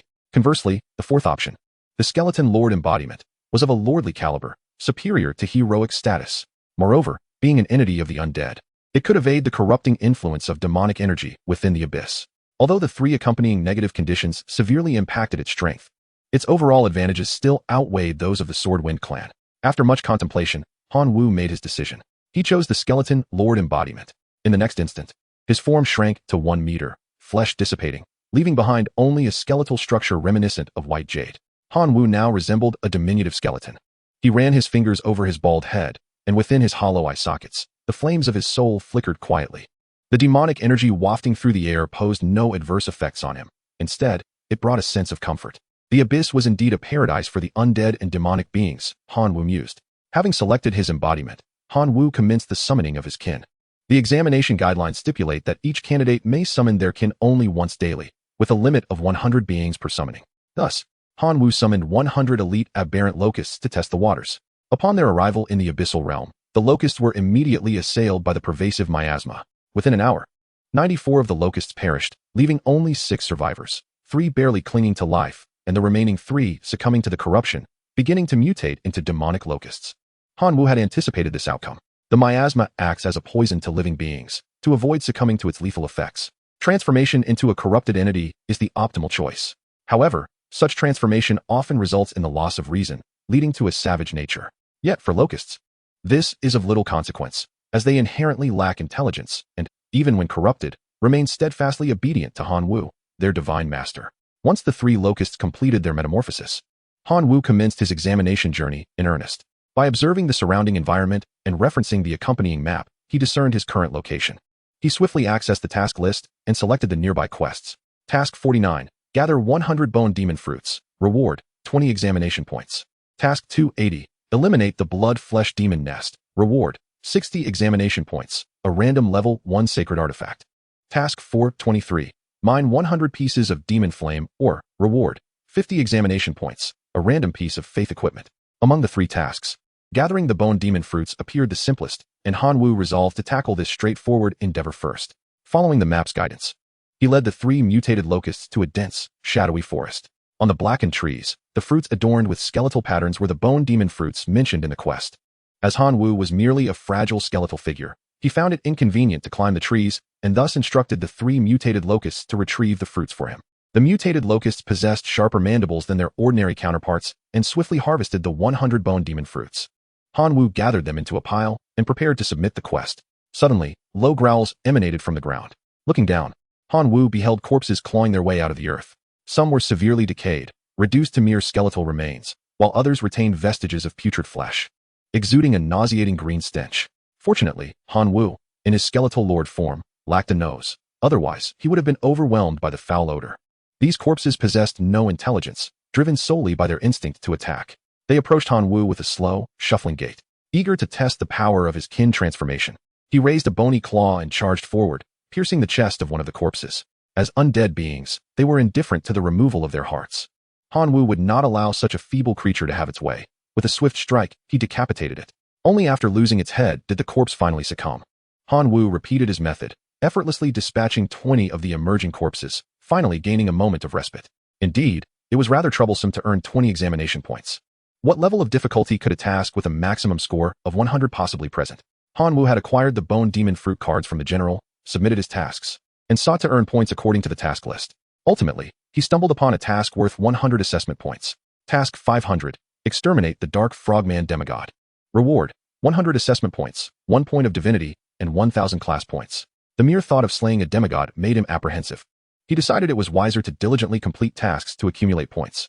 Even the weakest of demigods possessed 5 points of divinity and commanded a following of at least thousands of devotees, far beyond what Han Wu, with only 3 corrupted locusts at his disposal, could contend with. Upon closing the task list, Han Wu observed the 3 corrupted locusts feasting on a decaying corpse, an image that made him feel somewhat nauseous, despite the fact he currently lacked even a stomach. Glancing back at the forest, he noted numerous bone demon fruits still clinging to the blackened trees. An idea sparked in his mind. He promptly commanded the corrupted locusts to harvest all the bone demon fruits from the grove. The 3 locusts, temporarily forsaking their meal, exerted themselves to fulfill Han Wu's directive. In the blink of an eye, a day passed, and all the bone demon fruits were gathered in Han Wu's possession. He sealed every 100 fruits into a card, ultimately yielding 40 cards. Viewed from another perspective, this could equate to 800 assessment points. Task 49 was a repeatable task, allowing each individual to complete it once. While Han Wu could no longer submit it, his classmates still could. He believed they would be willing to exchange some resources for 20 assessment points. With this in mind, Han Wu opened the communication interface and initiated a message in the class group chat. Is anyone interested in purchasing 100 bone demon fruits for task 49? I am open to trade. As soon as he sent the message, the group fell into an eerie silence. After a full 10 seconds without receiving the anticipated warning from their homeroom teacher, Tian1, the chat erupted. Can we really do this? Is this cheating? It must be cheating. You don't understand. This is resource integration. Han, I want a bone demon fruit. I'll offer 50 divine power. I want one too. I'll trade 50 divine power. How about 30 skins from the Dark Frogman for 1 bone demon fruit? Deal? Deal. I have 100 zombie fangs. Will you trade for a bone demon fruit? Deal. Please. I have 20 black death grasses. Will you trade for a bone demon fruit? Get lost. Watching the communication interface, Zhang Xiaolong, who had transformed into the demon Ialong, chuckled coldly to himself. I was wondering how to find you, and you dare to reveal your location. Let us see how you meet your end. With that, Zhang Xiaolong rushed towards Han Wu's direction, followed closely by 100 hellhounds. In Chapter 24, subjugating the skeleton tribe, Han Wu exchanged the 40 bone demon fruit cards for a considerable amount of other materials. By consolidating these materials, he submitted 2 more tasks, earning an additional 60 assessment points. Currently, he possessed a total of 80 assessment points, ranking 18th among over 400 students in the entire grade, placing him temporarily in the lead. However, Han Wu was acutely aware that his advantage would not endure for long. The primary reason lies in the inadequacy of the kinfolk. The trio of corrupted locusts today hardly stirs any significant upheaval. To consider utilizing the skeletal lord's embodiment to cleanse the nearby flesh puppet's lair is akin to chasing a delusion. With numbers ranging from 8,000 to 10,000 flesh puppets, even if they stood motionless, allowing Han Wu to strike them down, it would ultimately exhaust him. How wonderful it would be if he could release all the kinfolk trapped within the divine realm, Han Wu mused. After feasting on decaying corpses, the 3 corrupted locusts began to lay eggs. Each locust could produce hundreds of eggs. However, under the corruption of demonic energy, the survival rate of these eggs was alarmingly low, approximately only 1. Establishing a legion of corrupted locusts through such a breeding rate posed a challenge. Just as Han Wu was engulfed in worry, a battalion of skeletal soldiers emerged nearby. They had come in search of the bone magic fruit, a vital material for enhancing their strength. Upon arrival, they discovered that the fruit on the trees had already been depleted. The flames of souls flickering within the skulls of the skeletal soldiers quivered in apparent fury. Should they return empty-handed, the skeletal knight would undoubtedly be incensed, smashing their skulls to extract their soul flames and use them as lanterns. Just as the skeletal soldiers spun in a frenzy of anxiety, Han Wu emerged from the forest, walking with measured steps. Upon seeing Han Wu in his skeletal lord form, the soldiers trembled in fear, their bones shaking visibly. The awe emanating from their soul flames was palpable. All the skeletal soldiers prostrated themselves, bowing deeply to show their allegiance to Han Wu. This was a manifestation of racial hierarchy, born from the depths of their souls. Feeling the respect of the skeletal soldiers, Han Wu suddenly received information about them. Kinfolk name, skeletal soldier. Kinfolk race, skeleton race. Kinfolk level, ordinary, undead. Kinfolk talent, hard bone. Faith level, true believer. Faith power, 500 days. Han Wu was taken aback, internally exclaiming in disbelief. This was astonishing. Out of nowhere, he had gained over a dozen true believer skeletal soldiers. Clearly, this group of skeletal soldiers regarded Han Wu as a genuine skeletal lord deserving of their reverence.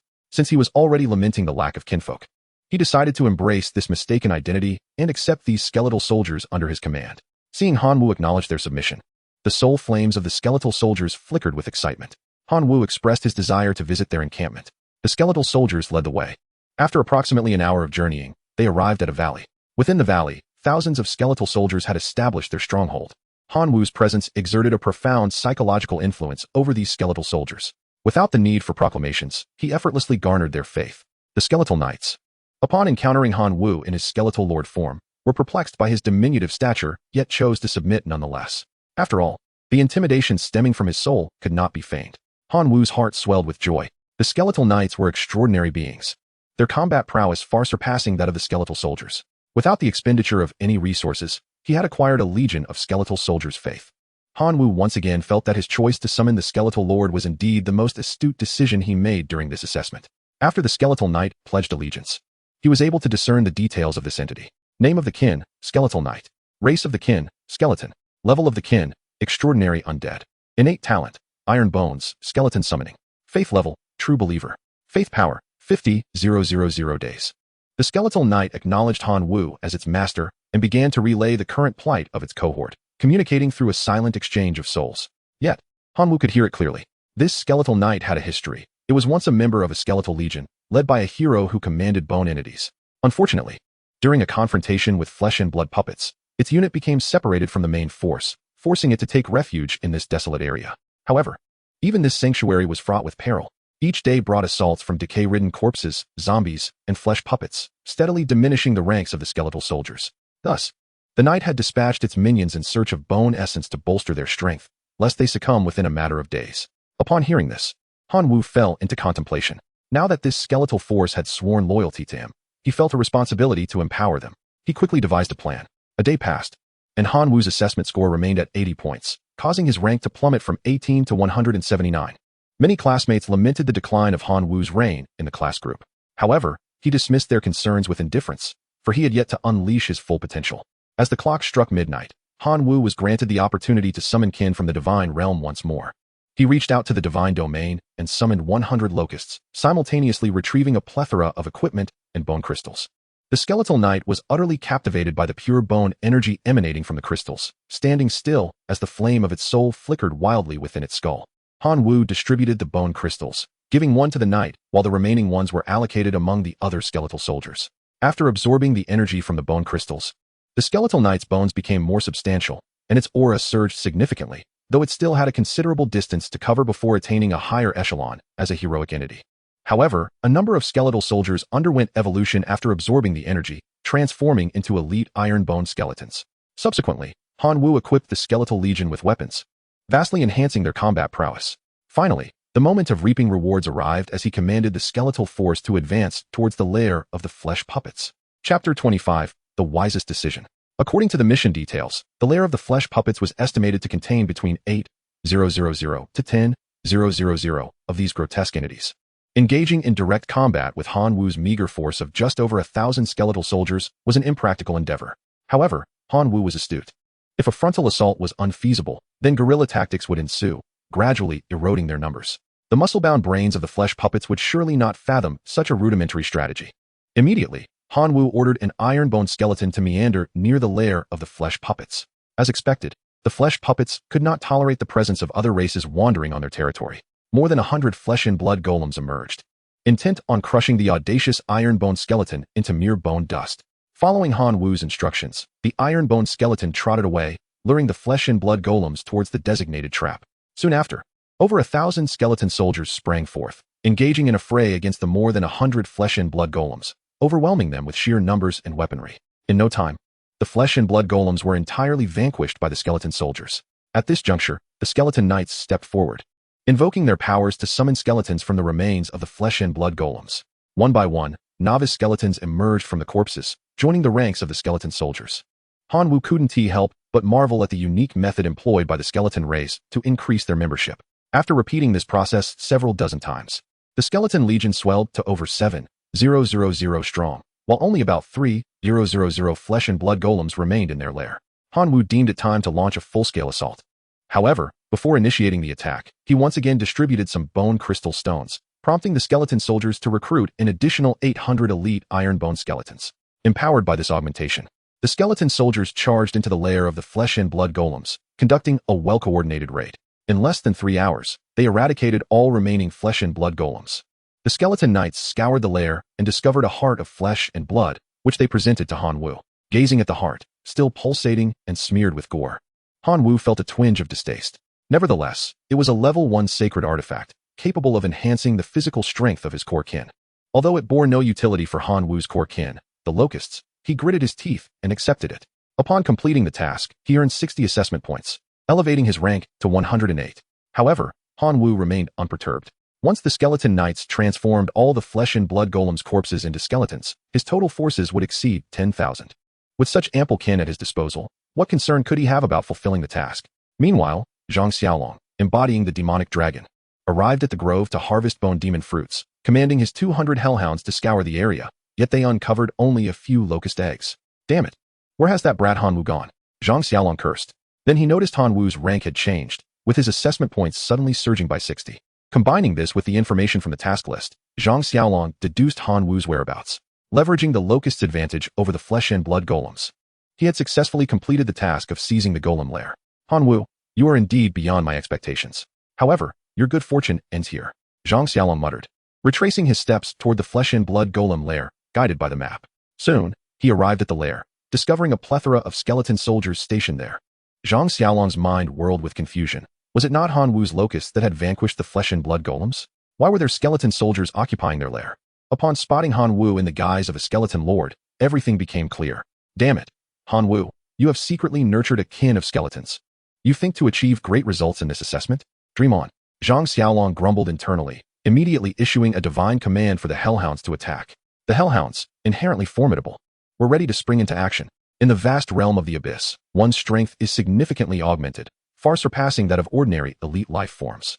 Outside the lair of the blood-flesh demon puppet, around 100 ordinary skeleton soldiers were swiftly torn apart by the advancing hellhounds before they even had the chance to resist. Seizing the moment, the hellhounds lunged towards Han Wu. The surrounding skeletons, unwilling to let their leader be attacked, surged forward to obstruct the assault. The ordinary skeleton soldiers formed a wall of bones, shielding Han Wu from the onslaught of the hellhounds. Upon hearing the commotion outside, the iron-boned skeletons and skeleton knights within the lair rushed out in a frenzy. With over 1,000 elite life forms, including an extraordinary skeleton knight, the scene filled Zhang Xiaolong with dread. It was only the second day since they had descended into the abyss, and Han Wu had already amassed such a formidable force. If this continued for just a few more days, who could stand against Han Wu? Realizing the endless repercussions, Zhang Xiaolong resolved that Han Wu must be eliminated today, leaving no room for further growth. Thus, the demon dragon, transformed from Zhang Xiaolong, charged forth. Its heavily scaled body easily crushed the elite iron-bone skeletons. Only the extraordinary skeleton knight could withstand the impact. However, the knight's abilities were limited. After several collisions, its bones were severely shattered. Zhang Xiaolong endured some recoil, but retained the majority of his combat strength. Seizing the opportunity, he repelled the skeleton knight and confronted Han Wu directly. Recognizing Zhang Xiaolong as a classmate, Han Wu inquired, Zhang Xiaolong, we have no grievances. Why do you attack my kin? The demon dragon, embodying formidable might, swung its robust tail in a sweeping motion, causing devastation as stones were ground to dust in its wake. Han Wu attempted to resist with his bone claws. Yet he struggled to withstand such overwhelming force, and his jade-like skeletal structure lay in fragments around him. Witnessing this, Zhang Xiaolong presumed Han Wu's skeletal form was defeated. With the absence of Han Wu's true self, Zhang Xiaolong concluded that Han Wu, fearing the demise of his real body, had chosen to withdraw. He let out a triumphant roar to express his exhilaration. Without their leader, the skeleton soldiers' soul flames flickered violently. In a collective frenzy, they charged recklessly towards the demon dragon.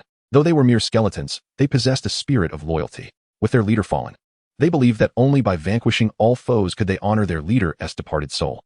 Zhang Xiaolong, undeterred by the skeleton soldiers, recognized that engaging them held little significance. These skeletons were not part of his mission and bore minimal value. Their destruction would yield no benefit. He charged once more, breaking through the layers of skeleton soldiers to retreat into the distance. His core kin, the hellhounds, also broke free from the skeleton's blockade, following their master's departure. Despite their brief allegiance, the skeleton knights held an unwavering faith in Han Wu. After all, in this abyss, no other skeleton lord would provide pure bone crystal to aid their subordinates' advancement. Just at that moment, Han Wu's bones began to tremble. It was as if some unseen force compelled them to reunite. This was one of the abilities of the skeleton lord, resurrection. As Han Wu revived, he once again sincerely marveled at how astutely he had chosen to descend into the abyss as the skeleton lord. The skeletal knight, still in a state of silent mourning, stood motionless. If it had a face, its expression would surely be one of disbelief. Do not linger foolishly. Muster all our forces and flee from this place at once.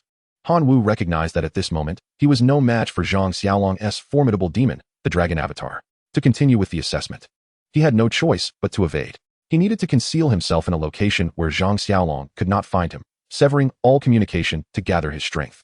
Once he had amassed sufficient forces, he would seek vengeance. Zhang Xiaolong, when we meet again, it shall surely be your demise, Han Wu declared coldly. Meanwhile, Zhang Xiaolong had finally shaken off the pursuit of the skeletal soldiers and accessed the assessment leaderboard. Students who had withdrawn or perished would plummet to the bottom of the list, displayed in gray. Merely on the second day since the descent, the number of students who had either withdrawn or met their end had reached 10. They may have been unable to survive in the abyss due to the weakness of their kin, or perhaps they fell victim to local life forms, unexpectedly losing their lives. However, Zhang Xiaolong did not find Han Wu's name among them, indicating that he had not withdrawn. In that instant, Zhang Xiaolong realized that Han Wu's absence from the leaderboard might imply that the skeletal form he had assumed was indeed alive. This time, he would not squander precious moments. He would ensure that every skeletal soldier was vanquished, leaving not a single intact bone behind. Search for me. Spare no skeletal soldier within a 100-mile radius. Zhang Xiaolong commanded furiously. The hellhounds, loyal to their master, dispersed to scour the vicinity for traces of the skeletal soldiers. But who was Han Wu? Having already been attacked once, he would not grant Zhang Xiaolong a second opportunity to strike. At this moment, Han Wu was leading his skeletal army in the opposite direction of Zhang Xiaolong's departure. They had already covered a distance of 50 kilometers. Han Wu was compelled to utilize more bone crystal stones to aid the recovery of the skeletal soldiers. By absorbing pure bone energy, the skeletal soldiers not only healed their wounds, but also evolved into iron bone skeletons. One of these iron bone skeletons underwent a remarkable evolution, transforming into a skeletal knight. With 2 extraordinary skeletal knights as his guardians, Han Wu felt a surge of reassurance. Yet, this modest foundation was still insufficient to fulfill Han Wu's aspirations for a commendable performance that would capture the attention of the Imperial Academy. I must devise a strategy to cultivate the skeletal soldiers, he pondered. Chapter 26, Another Grand Gamble. Accessing the task list, Han Wu discovered that out of 500 tasks, 60 were marked in gray, indicating they were unique and had already been completed. His gaze scoured the incomplete tasks, and he swiftly identified a promising target. Task 64, Eradicate the Fallen Demon Tribe. Reward, 80 assessment points, level 2 skill crystal, chain fireball. The fallen demon was a native species of the abyssal realm. Treacherous and cruel, yet of mediocre strength. It had been ranked 8th among the most common cannon fodder races by the Divine Realm civilization. Remarkably, this seemingly inferior race was assigned a reward of 80 assessment points. Upon reviewing the task details, Han Wu realized that this was not a misjudgment, but rather due to the tribe's substantial size. According to incomplete statistics, the population of the fallen demon tribe was no less than 1 million, with several complete life transition routes existing within their ranks. From the most ordinary of the fallen demons, to the elite life forms known as fallen demon warriors and fallen demon mages, and ultimately to the extraordinary beings, the fallen demon supplicants, who possess the ability to resurrect fallen demons. It is indeed a formidable challenge to conquer this endeavor. However, Han Wu remains indifferent to the completion of the task at hand. His true objective lies in harnessing the fallen demons to mass-produce skeletal soldiers. With his target set, Han Wu embarks on his journey. 80 days have swiftly passed since the descent into the abyssal plane. Nearly 300 students have opted out of the year-end examinations. Those who remain have largely established their own factions, firmly rooting themselves in the realms designated for their respective classes. The homeroom teachers, monitoring the data from behind the scenes, are keenly invested in who will emerge victorious in this assessment. In our class, Huangfei has already assembled an impressive battalion of over 100,000 demonized goblins, amassing a staggering 200 assessment points, thus securing the top position. This slight divine favor is undoubtedly his to claim. Lu Mo is also commendable, currently holding the second place with 3010 assessment points. He has discovered a path for the life transition of demonized goblins. With a little more effort, he might contend for the first position. Teacher Tianwen, why the silence? Is it that your students are underperforming, failing to live up to the title of the elite class? One teacher jested, their eyes glinting with envy at the prestigious title held by Tianwen's class. This title signifies that the class can claim a larger share of resources from the school. Tianwen cast a sidelong glance at the surrounding homeroom teachers. Is there truly a need for further elaboration? Zhang Xiaolong has 890 assessment points. Su Sun has 870. And Qin Shuang has 830. All are within the top 10 of the year. What significance do the top 10 hold? Our concern lies with claiming the first position. The ownership of divine favor is the crux of the matter. Isn't your class's top student, Han Wu, also supposed to be a contender? How is it that he has faltered this time? I'll check. Han Wu currently has a mere 140 assessment points, placing him at the bottom. Came the mocking response. Teacher Tianwen, this is your so-called genius student. I've heard he sold the single point of divine favor he acquired from the unified examination, truly short-sighted. Such a rare resource should never be sold. I've always said that Hanwoo only secured the top spot through trickery. Previously in our class, he was always at the tail end. Yet some short-sighted teacher held him in high regard. Lu Letian scoffed. Though he did not name names, it was clear that his derision was aimed at Tianwen. Ultimately, the core of the Locust Kin truly lacks significant competitive advantage. For Hanwoo to survive for 80 days in the abyssal plane is already a remarkable feat.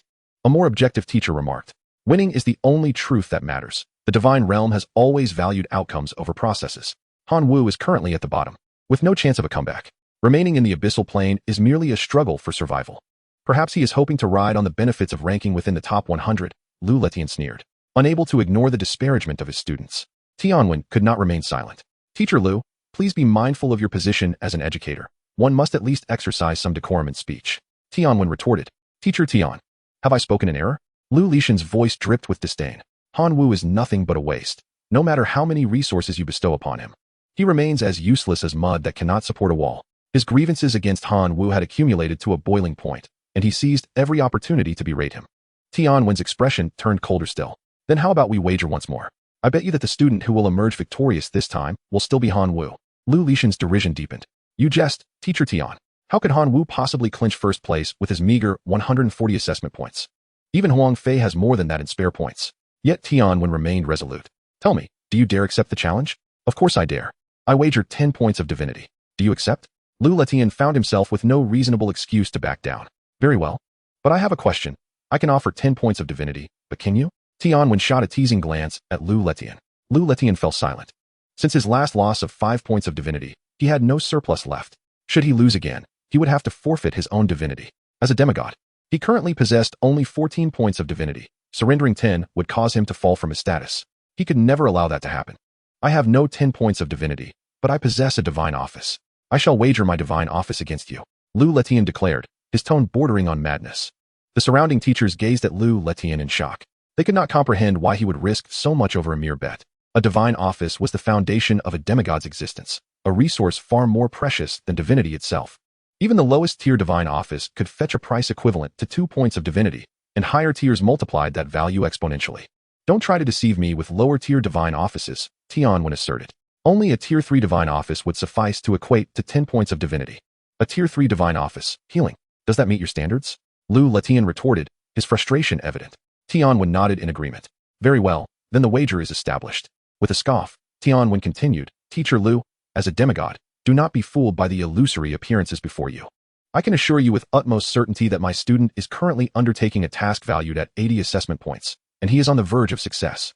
Upon hearing this, the class supervisors were taken aback. They understood the intricacies of the assessment system better than anyone.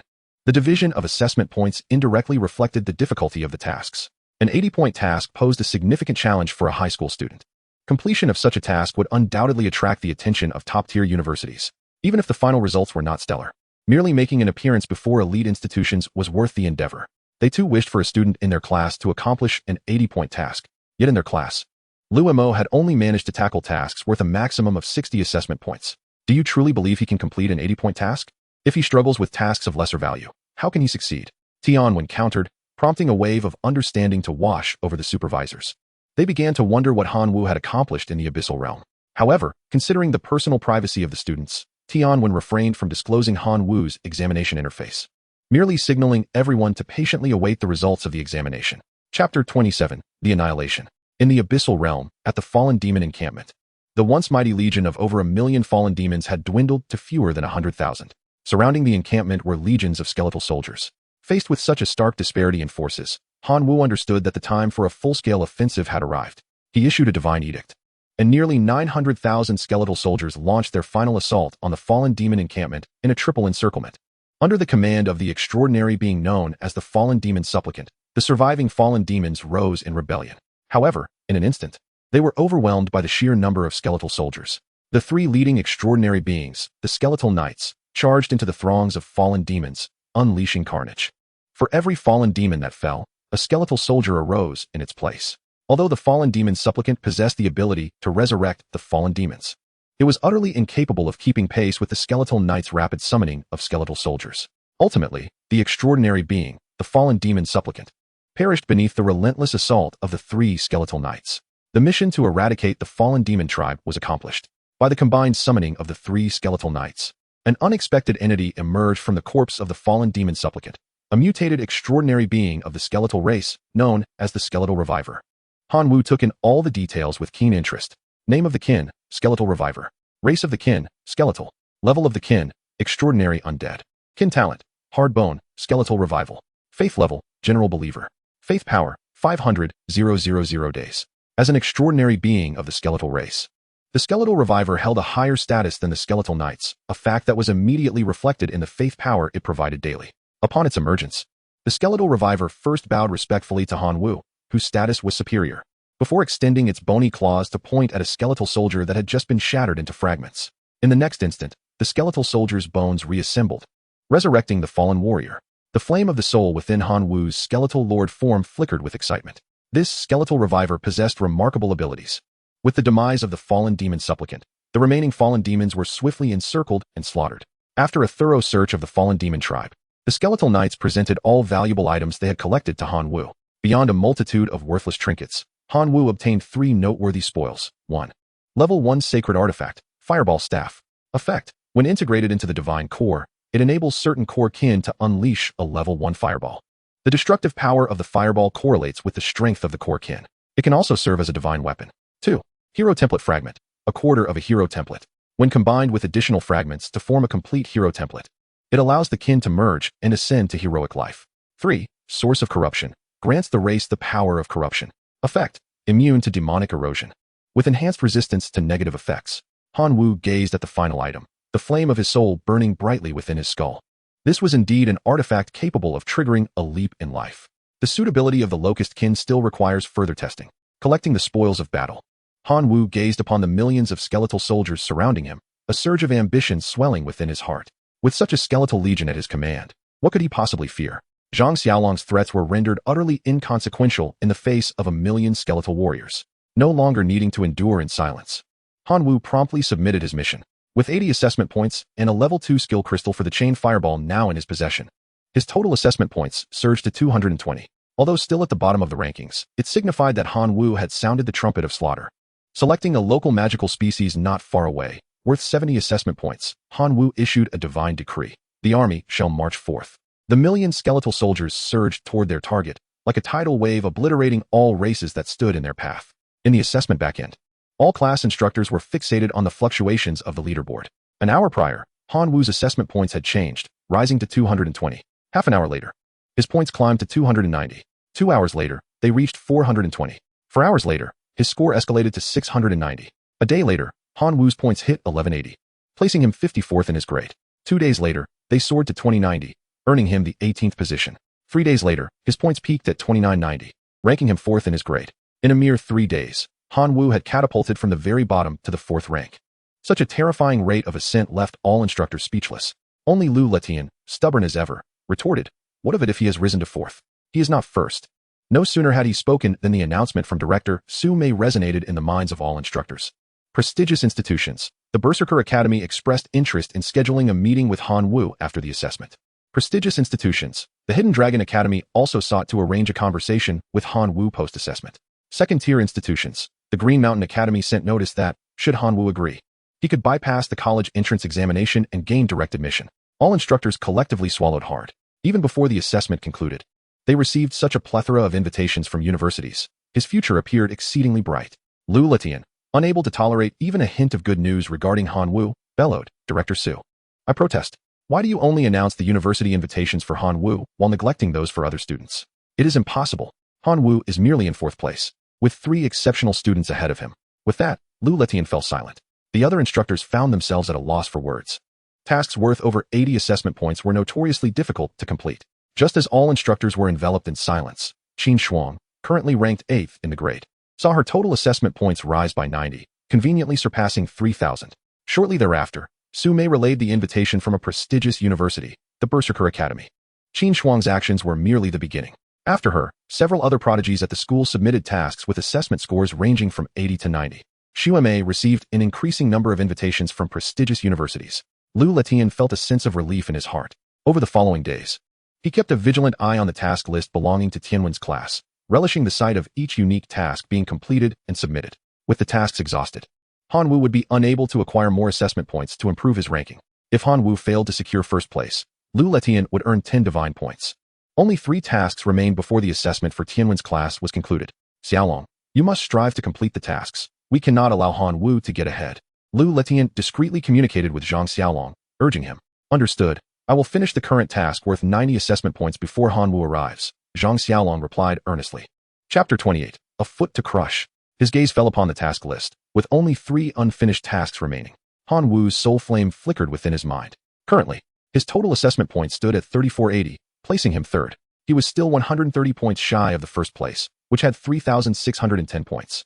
However, only 3 tasks remained on the list. The eradication of the Dark Frogman demigod worth 100 points, the extermination of the Bull Demon tribe worth 90 points, and the elimination of the evil Treant forest. All 3 tasks were formidable challenges. Yet, for Han Wu, they posed little difficulty. After days of relentless battles, his army of skeleton soldiers had surged to 20 million. Among them were 2 heroic life forms and 190 extraordinary life forms. Such a force was comparable to that of certain demigods. Let us first eradicate the Bull Demon tribe. It is closer, Han Wu decided as he surveyed the map. After issuing his divine decree, 2 million skeleton soldiers surged forth like a sea of bones toward their objective. Within the Bull Demon tribe, the sounds of battle erupted.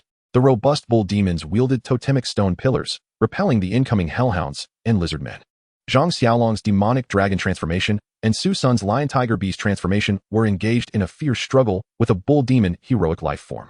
This bull demon was indeed formidable, wielding a stone pillar totem as thick as a barrel, standing firm against the attacks of 2 extraordinary life forms, refusing to yield. It is worth noting that the combat prowess of the demonic dragon and the lion tiger beast was on par with some heroic life forms, and their combined assaults were even more potent. Yet, after a prolonged assault, Zhang Xiaolong felt a wave of anxiety. The recent meteoric rise of Han Wu sent chills down the spines of all who beheld it. Should Han Wu regain first place once more, the resources he would acquire would overshadow everyone else. Zhang Xiaolong feared he would never see his chance to shine. Therefore, he specifically reached out to Su Sun, who also had conflicts with Han Wu, and the 2 joined forces to seize points, determined to halt Han Wu's momentum. Su Sun readily agreed, bringing his core lizardman kin into the fray. However, the strength of the Bull Demon tribe was overwhelming. Each adult bull demon possessed the power of an elite life form, with tough skin and immense strength, making them exceptionally difficult to subdue. After 4 hours of assault, although the bull demons had sustained injuries, they grew more valiant with each passing moment. However, the joint team of Zhang Xiaolong and Su Sun suffered heavy casualties. If they continued fighting, the team they had painstakingly assembled would likely be lost.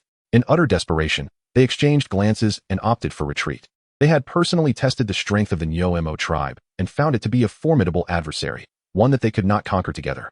Thus they concluded that Han Wu would certainly be unable to do so either. With this thought in mind, they issued a divine decree calling for their kin to withdraw. However, just as their kin began to move, Zhang Xiaolong and Su Sun sensed that the situation around them had taken a turn for the worse. At some unknown point, a throng of skeletal soldiers had gathered outside the Newanimewithoverpoweredmaincharacter tribe.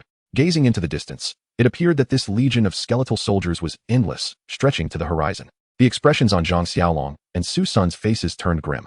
A singular thought emerged in their minds. Could they have encountered the calamity of the undead? The skeletal soldiers, alongside the Newanimewithoverpoweredmaincharacter tribe, the hellhounds, and the lizardmen, engaged in fierce combat. The scene was utterly chaotic, with vast numbers of skeletal soldiers being reduced to mere fragments. Any one of the 3 factions possessed the might to easily challenge hundreds of skeletal soldiers, as if the bones were molded from clay. Only then did the expressions of Zhang Xiaolong and Su Sun begin to improve. They prepared to seize the momentum and break free from the encirclement of skeletal soldiers. However, Han Wu, commanding the skeletal forces, would not allow them to escape so easily.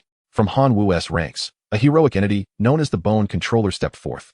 It raised its hand, summoning countless fragments of bone towards itself. In an instant, it transformed into a towering skeletal giant, standing at 20 meters high.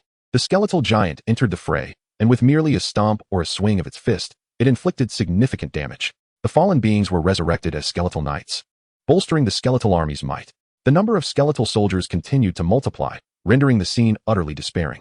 Gritting their teeth, Zhang Xiaolong and Su Sun made a resolute decision. They intended to abandon their kin and rely on their own strength to break free from the encirclement. However, as they initiated their escape, the skeletal giant seemed to anticipate their intentions, blocking their path to freedom. Amidst their rising fear, they heard a familiar voice emanating from the shoulder of the skeletal giant. Hello, Zhang Xiaolong and Su Sunday. The 2 were struck with disbelief, their pupils widening in shock. Looking up, they discovered a small skeleton, its bones as white as jade, standing upon the giant's shoulder. Upon closer inspection, The figure of Han Wu materialized above the small skeleton. Han Wu, Zhang Xiaolong, in his demon dragon form, let out a low growl, as if he wished to bite through his own teeth in frustration. Su Sun, in his lion tiger form, widened his eyes in disbelief, questioning how that small skeleton could be Han Wu. Isn't your core kin the locusts? After trampling upon their foes, Han Wu remarked, "Goodbye, Zhang Xiaolong." Nearby, Su Sun was rendered utterly speechless. Although the demon dragon form possessed combat capabilities comparable to that of a heroic entity, the skeletal giant, formed by the bone controller, represented the pinnacle of heroic strength, making the disparity in power overwhelmingly vast. The demise of the demon dragon form was not unjust. Yet, without a word of warning, it had been crushed underfoot. What deep-seated enmity must there have been between them? After the demon dragon form fell, Zhang Xiaolong's true self did not descend. Han Wu surmised that Zhang Xiaolong had retreated from the examination. Glancing at the leaderboard, it was evident that Zhang Xiaolong's name had turned gray. He must have realized that even if he descended in his true form, he would be no match for Han Wu, and thus, he chose to abandon all hope. Han Wu let out a cold snort, directing his gaze towards Su Sun below. He recalled vividly how Su Sun had once attempted to deceive him into relinquishing his divinity at a meager price. "Su Sun," Han Wu addressed, as the towering skeletal giant lifted its foot once more. In response to the impending threat, Su Sun shed any semblance of pride associated with his divine lineage and cried out, "Han Wu, there is no significant enmity between us. I can apologize for the previous misunderstanding. However, if you choose to kill me, it will bring you no advantage." The skeletal giant paused mid-step, and Han Wu's voice echoed, "Sparing you seems to hold no benefit for me either. I will offer you 30% of the treasures I have acquired in this realm. If you will grant me my life," Su Sun implored. Han Wu scoffed. 30% is insufficient to purchase the life of an extraordinary creature like the lion tiger beast. 40%. I will give you 40%. Su Sun increased his offer. For the sake of a heroic entity, he deemed it acceptable to part with such a portion. After a moment's contemplation, Han Wu acquiesced to Su Sun's terms. Unlike Zhang Xiaolong, who had sought to harm him, Su Sun appeared to merit a second chance. Moreover, it was not a free pass. With 3,020 assessment points to his name, Su Sun would not be left wanting. With Han Wu's agreement, Su Sun exhaled in relief. The exchange of 50% of his earnings for the life of the lion tiger beast was secondary. His primary concern was to survive and complete the assessment. This evaluation would have implications for the selection process at the academy. And departing alive was an entirely different matter compared to withdrawing from the assessment in the eyes of the institution. "Let us formalize our agreement, ensuring neither of us reneges," Su Sun suggested, wary of Han Wu's potential change of heart. Distrustful of Su Sun's intentions, Han Wu drafted a contract using the divine landing pod's capabilities. The two signed the document, with Su Sun committing to relinquish 50% of his earnings, after which he hurriedly departed with the remnants of his kin. Meanwhile, Han Wu continued to command the Skeletal Legion in their assault on the Bull Demon tribe. Chapter 29. The Ultimate Task. 5 hours later. The Bull Demon tribe had suffered casualties exceeding 80%. However, the ranks of the skeletal soldiers swelled under the influence of another skeletal hero, the Reviver, who possessed the ability to resurrect fallen allies. In such a dire situation, the chieftain of the Bull Demon tribe, the sole heroic entity among them, chose to surrender. Pleading with Han Wu for a sliver of mercy for his people, he was willing to lead the remaining members of the tribe into submission. After much deliberation, Han Wu agreed, though the task required him to annihilate over 90% of the tribe's population before he could fulfill the mission. The Bull Demon tribe swiftly complied. As 1,000 wounded and crippled demons emerged from their ranks, willingly offering their lives to the skeletal soldiers. The sacrifice continued until Han Wu achieved his objective. Honoring his promise, Han Wu integrated the Bull Demon species into his ranks. Upon submitting the task, his total assessment points soared to 3,570, leaving him just 40 points shy of a leader. With 2 tasks remaining, he felt a sense of opportunity. Yet, no sooner had he voiced his thoughts than another task with a score of 90 points turned gray. It was Qin Shuang. She, like Han Wu, had nearly simultaneously completed and submitted her mission. With a total assessment score of 3,580, only one task remains on the list. Task 500. Eliminate the Dark Frogman demigod. The difficulty of this task seems insurmountable. Han Wu finds himself in a quandary. Despite commanding an army of over 20 million skeletal soldiers, he is reluctant to challenge a demigod, especially one with the home field advantage in this realm. Yet, enticed by the allure of the substantial reward for first place, Han Wu cannot suppress his yearning. In his divine domain, he has a plethora of locusts to nurture and numerous ordinary dependents awaiting resources. He also harbors aspirations of securing first place to attract the attention of the prestigious Kyoto Academy. Thus, he must undertake this task. Resolute in his decision, Han Wu issues another divine decree. The skeletal army advances toward the territory of the Dark Frogman. Meanwhile, the class supervisors are tallying the results. Among the 11 classes that have completed the assessment, none have managed to fulfill the ultimate task on the list, the extermination of a demigod. This scenario is quite typical. It has been the same throughout the years. After all, these students, being divine beings, face numerous constraints, and mere survival in the outer realms is already a significant achievement. To challenge a native demigod with geographical advantages is akin to courting death. Only a fool would undertake such a venture. The supervisors collectively believe no student would dare attempt that task, given its perilous nature and the steep costs involved. A moment's carelessness could result in a dependent's demise at the hands of a demigod, rendering all the efforts of this assessment futile. Ranking second is student Qin Shuang with 3,580 assessment points, followed closely by Han Wu in third place with 3,570 points, and Su Sun in seventh with 3,320 points. What could possibly be delaying their return? Under the persistent inquiries of the supervisors, Tian 1, after considerable contemplation, unveils the assessment interface for the three students. The expressions on the supervisors' faces shift dramatically.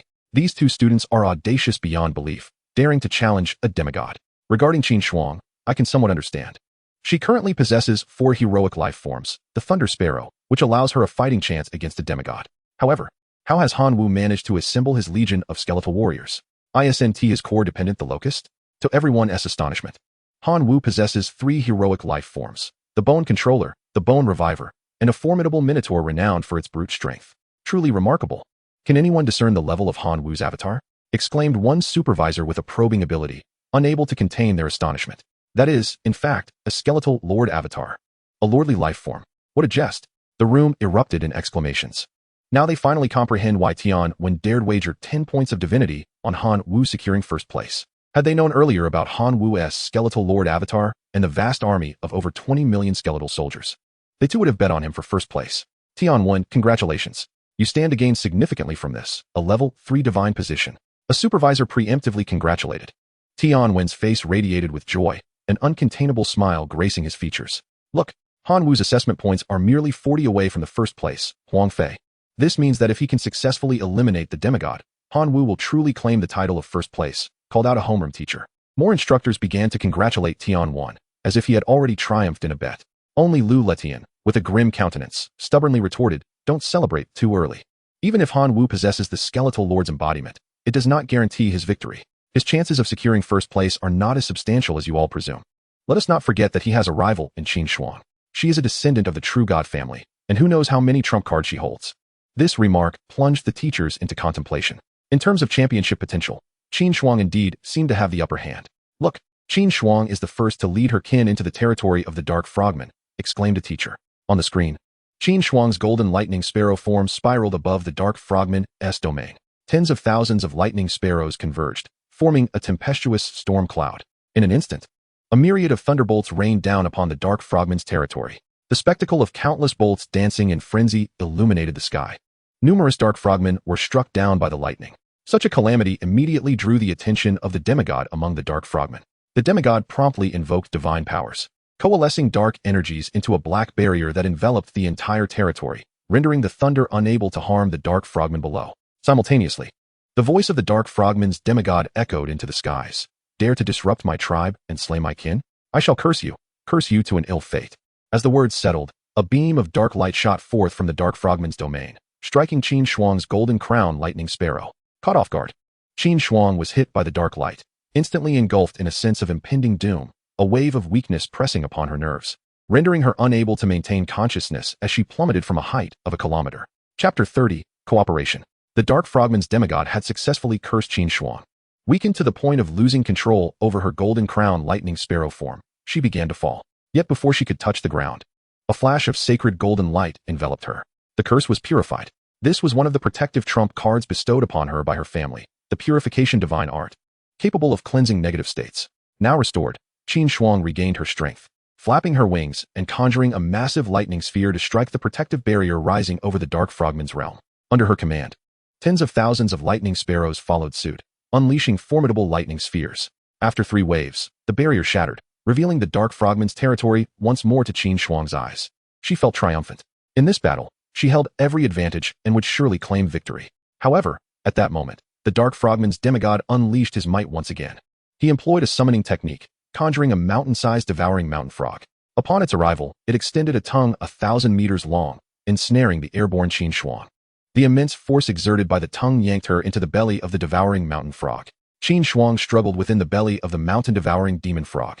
desperately unleashing bolts of lightning that scorched its inner lining, yet to no avail. The sheer size of the demon frog rendered her feeble electric currents insufficient to inflict any fatal damage. Instead, the relentless pressure of its innards and the secretion of digestive fluids caused Qin Shuang considerable discomfort.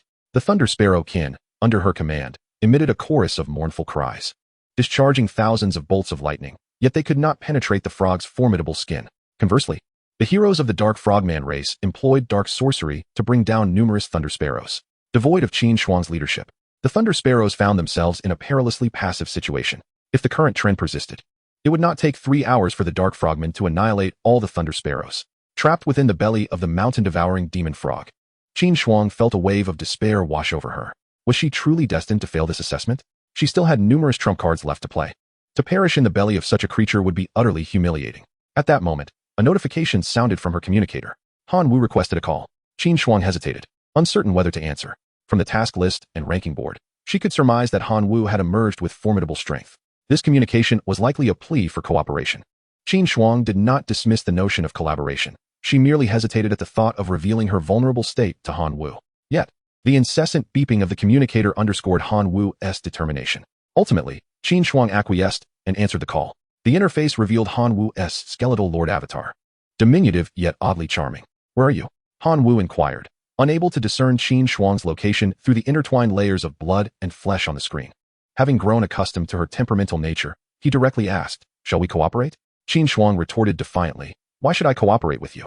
Initially, she intended to assert herself with a dismissive retort, but the words never escaped her lips. These thousands of thunder sparrows had been meticulously nurtured by her, especially the 3 that had ascended to heroic life forms. The thought of their demise in the abyss of magic weighed heavily on her. "Let us make it clear. If we win, I want the divine body of the Dark Frogman demigod. The rest can be yours," she stipulated. Her family was affluent. Thus, she was indifferent to other spoils. The interface displayed Han Wu's current predicament.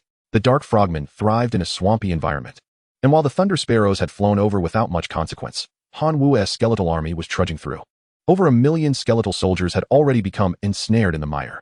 In desperation, Han Wu sought Qin Shuang's collaboration. Qin Shuang contemplated suggesting that she would send thunder sparrows to rescue him if he agreed to become her servant. Yet, her own situation was scarcely better than his. She too awaited Han Wu's assistance.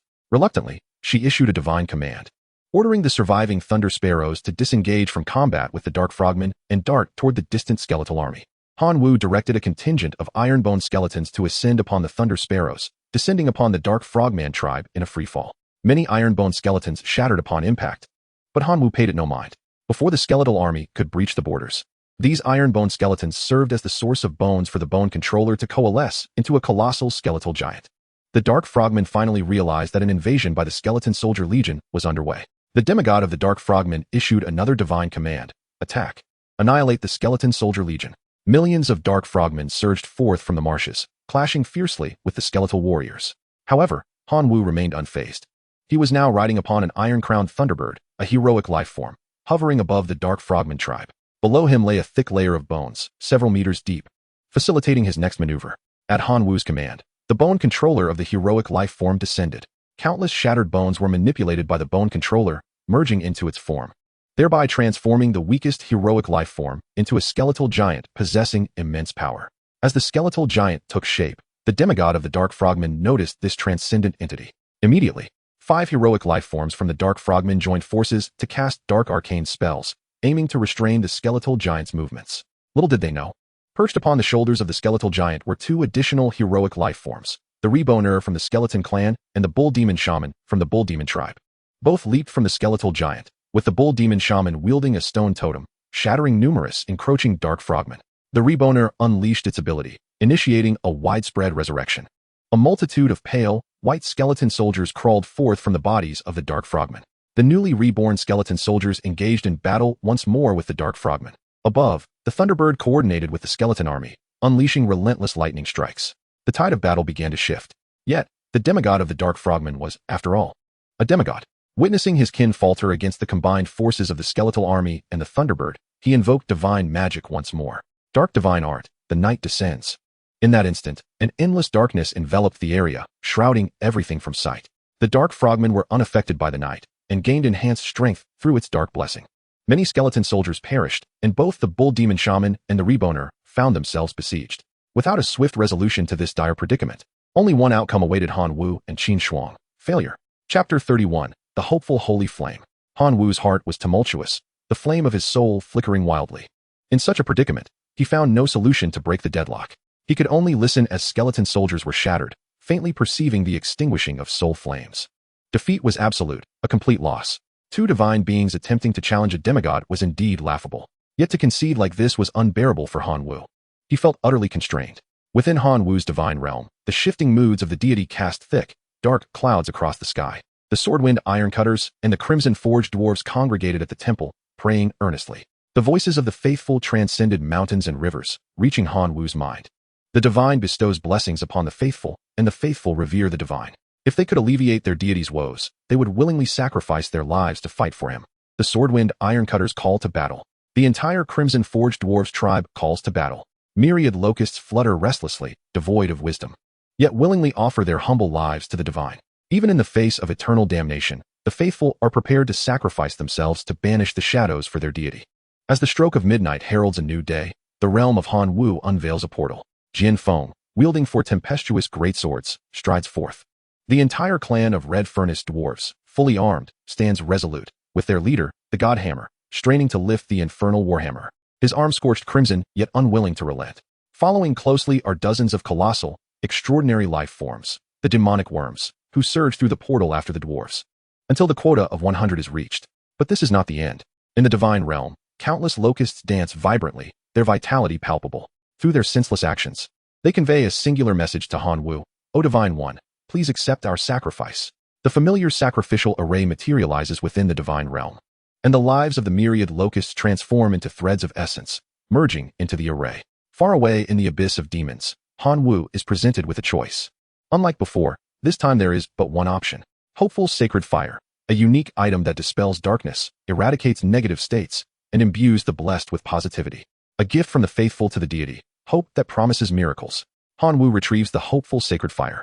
In an instant, the darkness enveloping the area dissipates, and all negative afflictions clinging to the blessed are swept away. Each of the blessed radiates with a holy luminescence, including even the undead skeletons and the demonic bullfolk. The astonished exclamations of the dark frogman demigod echo throughout the expanse. How is this possible? How can a divine being dispel my dark sorcery? This cannot be, absolutely impossible. With the Hopeful Sacred Fire in hand, the dark frogman demigod's foes are rendered visible, especially the colossal swallowing mountain frog, its body crackling with electric sparks.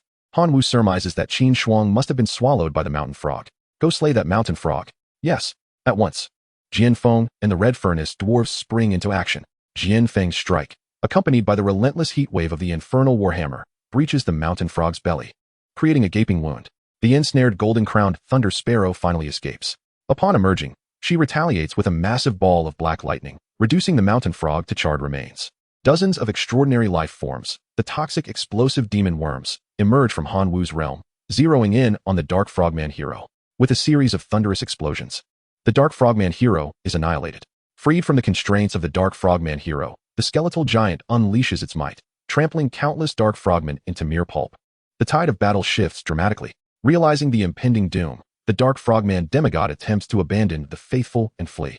Yet, under the illumination of the Hopeful Sacred Fire, no life form can escape. Even demigods are not exempt. Identifying the Dark Frogman demigod's position, Qin Shuang's golden-crowned thunder sparrow form ascends, unleashing a thunderous strike. Although the Dark Frogman demigod holds the status of a demigod, his prowess is rather mediocre, particularly after consecutively unleashing divine techniques. The consumption of divine power left her utterly devoid of strength to resist the formidable strikes of the golden-crowned thunder sparrow incarnation. As she was tormented to the brink of death by Qin Shuang, it was only when she was on the verge of losing consciousness that Qin Shuang relented, turning to Han Wu and declaring, "It is now your turn. According to our prior agreement, I require only the divine body, the rest belongs to you." Qin Shuang was acutely aware that without Han Wu, she would have long since met her demise. Han Wu approached the weakened Dark Frogman demigod with measured steps. The Dark Frogman, in a state of frailty, pleaded for mercy, "Spare me, and I shall offer all that I possess in exchange for my life." Han Wu remained unmoved, gesturing for the sword-wielding winds to advance, and with a single stroke, severed the Dark Frogman's head. He then stated, "In death, all that you were is now mine." The creature fell. With the demise of the Dark Frogman, the morale of the Dark Frogman tribe plummeted to an all-time low, under the relentless assault of the skeletal soldiers.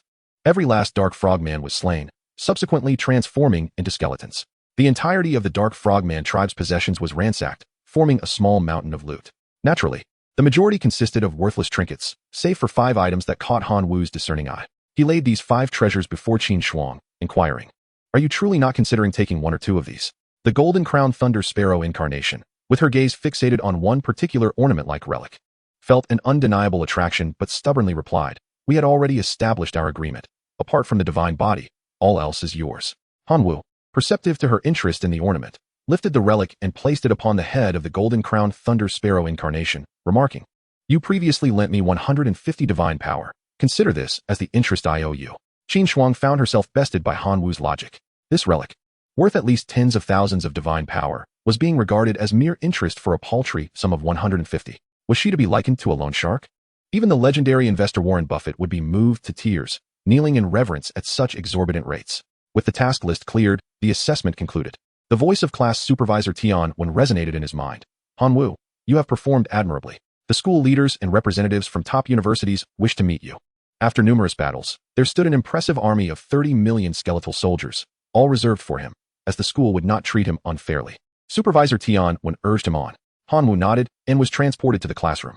Supervisor Tian Wen, beaming with delight, summoned the two to proceed to the administrative office. Chapter 32, Admissions Discussion. On the way, Tian Wen repeatedly cautioned the duo to refrain from speaking recklessly so as not to offend the admissions officers from the elite academies, who were indeed true deities. Han Wu and Qin Shuang nodded in agreement. Having narrowly avoided disaster while battling a demigod, they were acutely aware of the need to show utmost respect to the divine beings. Upon arriving at the administrative office, Han Wu and Qin Shuang were seated. Opposite them sat 3 school leaders and 3 representatives from prestigious universities. These are the 2 students who have exhibited the most outstanding performance in our recent assessment. Han Wu and Qin Shuang introduced the Director of Education, Sume. The 3 admissions officers directed their gaze toward the pair. They are indeed true deities, capable of discerning aspects of the 2 individuals before them even without probing abilities. Han Wu felt a twinge of anxiety, uncertain whether these 3 admissions officers would perceive his unique divine talent and his life sacrifice ability. After reviewing the circumstances of the 2 candidates, the 3 exchanged glances, seemingly engaged in silent communication. Subsequently, the admissions officer seated on the left began to speak. "We have gathered some understanding of your situations, yet there are a few points we wish to inquire about. Let us start with you, Qin Shuang. Your family belongs to a divine lineage, so you need not be concerned about resources. In this examination, you have acquired a divine body. If I am not mistaken, you intend to utilize this divine body to create a lordly life form, correct?" Qin Shuang nodded in affirmation. The 3 admissions officers also nodded in agreement while making notes on their forms. The school officials nearby were left utterly astonished. The fact that Qin Shuang had not yet ascended to demigod status and was already preparing to cultivate a lordly life form suggested a considerable likelihood of success. This revelation was nothing short of explosive. Those school officials, who had advanced to demigod status for many years, had yet to nurture a single lordly life form, with only a handful having managed to produce even heroic life forms. After living a substantial part of their lives, they found themselves overshadowed by a mere young girl, which was truly lamentable. The admissions officer continued, "Qin Shuang, would you kindly disclose the current value of your divinity? This is information we cannot easily glean from your presence." Han Wu marveled from the side, astonished that the bright-eyed Qin Shuang had secretly accumulated 4 points of divinity, excluding the initial point. The remaining 3 points of divinity represented an astonishing sum of at least 450 million divine power. Such opulence was almost beyond comprehension. Truly, the divine families were willing to invest heavily in their progeny. The 3 admissions officers nodded in satisfaction. "Qin Shuang, your qualifications fully meet the admissions criteria of our 3 institutions. Once you complete the cultivation of your lordly life form, you may apply to any of our universities for preparatory student status, allowing you to experience university life ahead of time." "Thank you." Qin Shuang expressed her gratitude politely, her eyes shimmering with joy. She even cast a glance at Han Wu, seemingly conveying, "It is not too late for you to choose to be my servant." The 3 admissions officers then turned their attention to Han Wu, their expressions becoming somewhat grave. "Han Wu, we have reviewed your documentation. Your core lineage is that of a locust, is that correct?" "Yes," Han Wu confirmed. The fact that his core lineage was locust was an inescapable reality. However, he did not find it shameful. On the contrary, he felt fortunate for having the locust as his core lineage. Without the extraordinary reproductive capabilities of locusts, he would not be seated here today, undergoing inquiries from the admissions officers of prestigious universities. The 3 admissions officers, upon hearing this, marked 2 lines on their papers, indicating disapproval. They then inquired further, "Your current divinity value stands at 1 point, correct? One final question. We are curious about how you obtained the Swordwind hero of your divine realm and the weakened version of the skeletal lord manifestation that you exhibited during this assessment. Hanwoo furrowed his brow, sensing that the 3 recruitment officers had not discerned his divine abilities. Given this, he naturally refrained from revealing this matter himself. Whether people believed him or not was secondary. The crucial point was that his life-sacrificing ability was his trump card, and it was best not to expose it. The 3 recruitment teachers exchanged glances and remarked, "Of course, every exceptional individual harbors their own secrets." With that, they marked an X on the paper. The school leaders displayed expressions of regret. They recognized Han Wu's excellence, yet the recruitment officers clearly underestimated his foundation and potential. After all, every year, numerous young geniuses proclaim their intent to enroll in the prestigious Kyoto Academy, yet only a rare few succeed. Candidates like Han Wu, with little hope of being shortlisted, did not warrant attention. Subsequently, the 3 recruitment officers departed. The homeroom teacher, Tian-1, patted Han Wu's shoulder in consolation, saying, "It is widely acknowledged that the threshold for top-tier academies is high. It is only natural not to gain entry. If you wish, several elite universities are eager to invite you as their preparatory student." "No, thank you, Teacher Tian. I will only attend the Imperial Capital Academy," Han Wu replied resolutely. He still had to fulfill his grandfather's dying wish and search for his parents. The Imperial Capital Academy was a necessity for him. At that moment, the school leaders spoke up, leaving Han Wu taken aback. Wasn't it sufficient for the school administration to decide matters? Why involve him in discussions? Chapter 33, Changes in the Divine Realm. After discussions with the school leaders, Han Wu found himself in possession of 2 contracts. The first was a hiring contract for 30 million skeleton soldiers. The school sought to employ these 30 million skeletons to remain in their original plane to excavate minerals. Though the skeletons were weak and foolish, their unwavering endurance and minimal consumption made them ideal laborers, capable of working tirelessly around the clock, truly a dream for any unscrupulous employer. Initially, the school leaders intended to purchase these skeletons outright from Han Wu. However, considering long-term interests, he opted to rent rather than sell. The school leaders, left with no choice, signed the hiring contract, agreeing to share profits based on mining yields. The second contract pertained to the sale of demonic locusts. The abyssal realm was unsuitable for such feeble life forms. However, Han Wu's locusts were the exception. After being summoned to the abyssal realm, they not only adapted to the environment, but also reproduced normally. According to the school's back-end statistics, within less than 100 days, the population of demonic locusts had exceeded 30,000. Although their combat prowess was inferior to that of the skeleton soldiers, they were capable of nourishment and reproduction. With proper cultivation, the frontline principal would no longer need to worry about the contamination of corpses by flesh and blood demonic puppets. For Han Wu, 30,000 demonic locusts were hardly a concern. Within his divine realm, he possessed billions of locusts. Thus, 30,000 was but a mere drop in the ocean. These 2 contracts initially granted Han Wu 30,000 divine power, with substantial divine power continuing to flow into his account daily. Han Wu could now be considered as having a mine at home.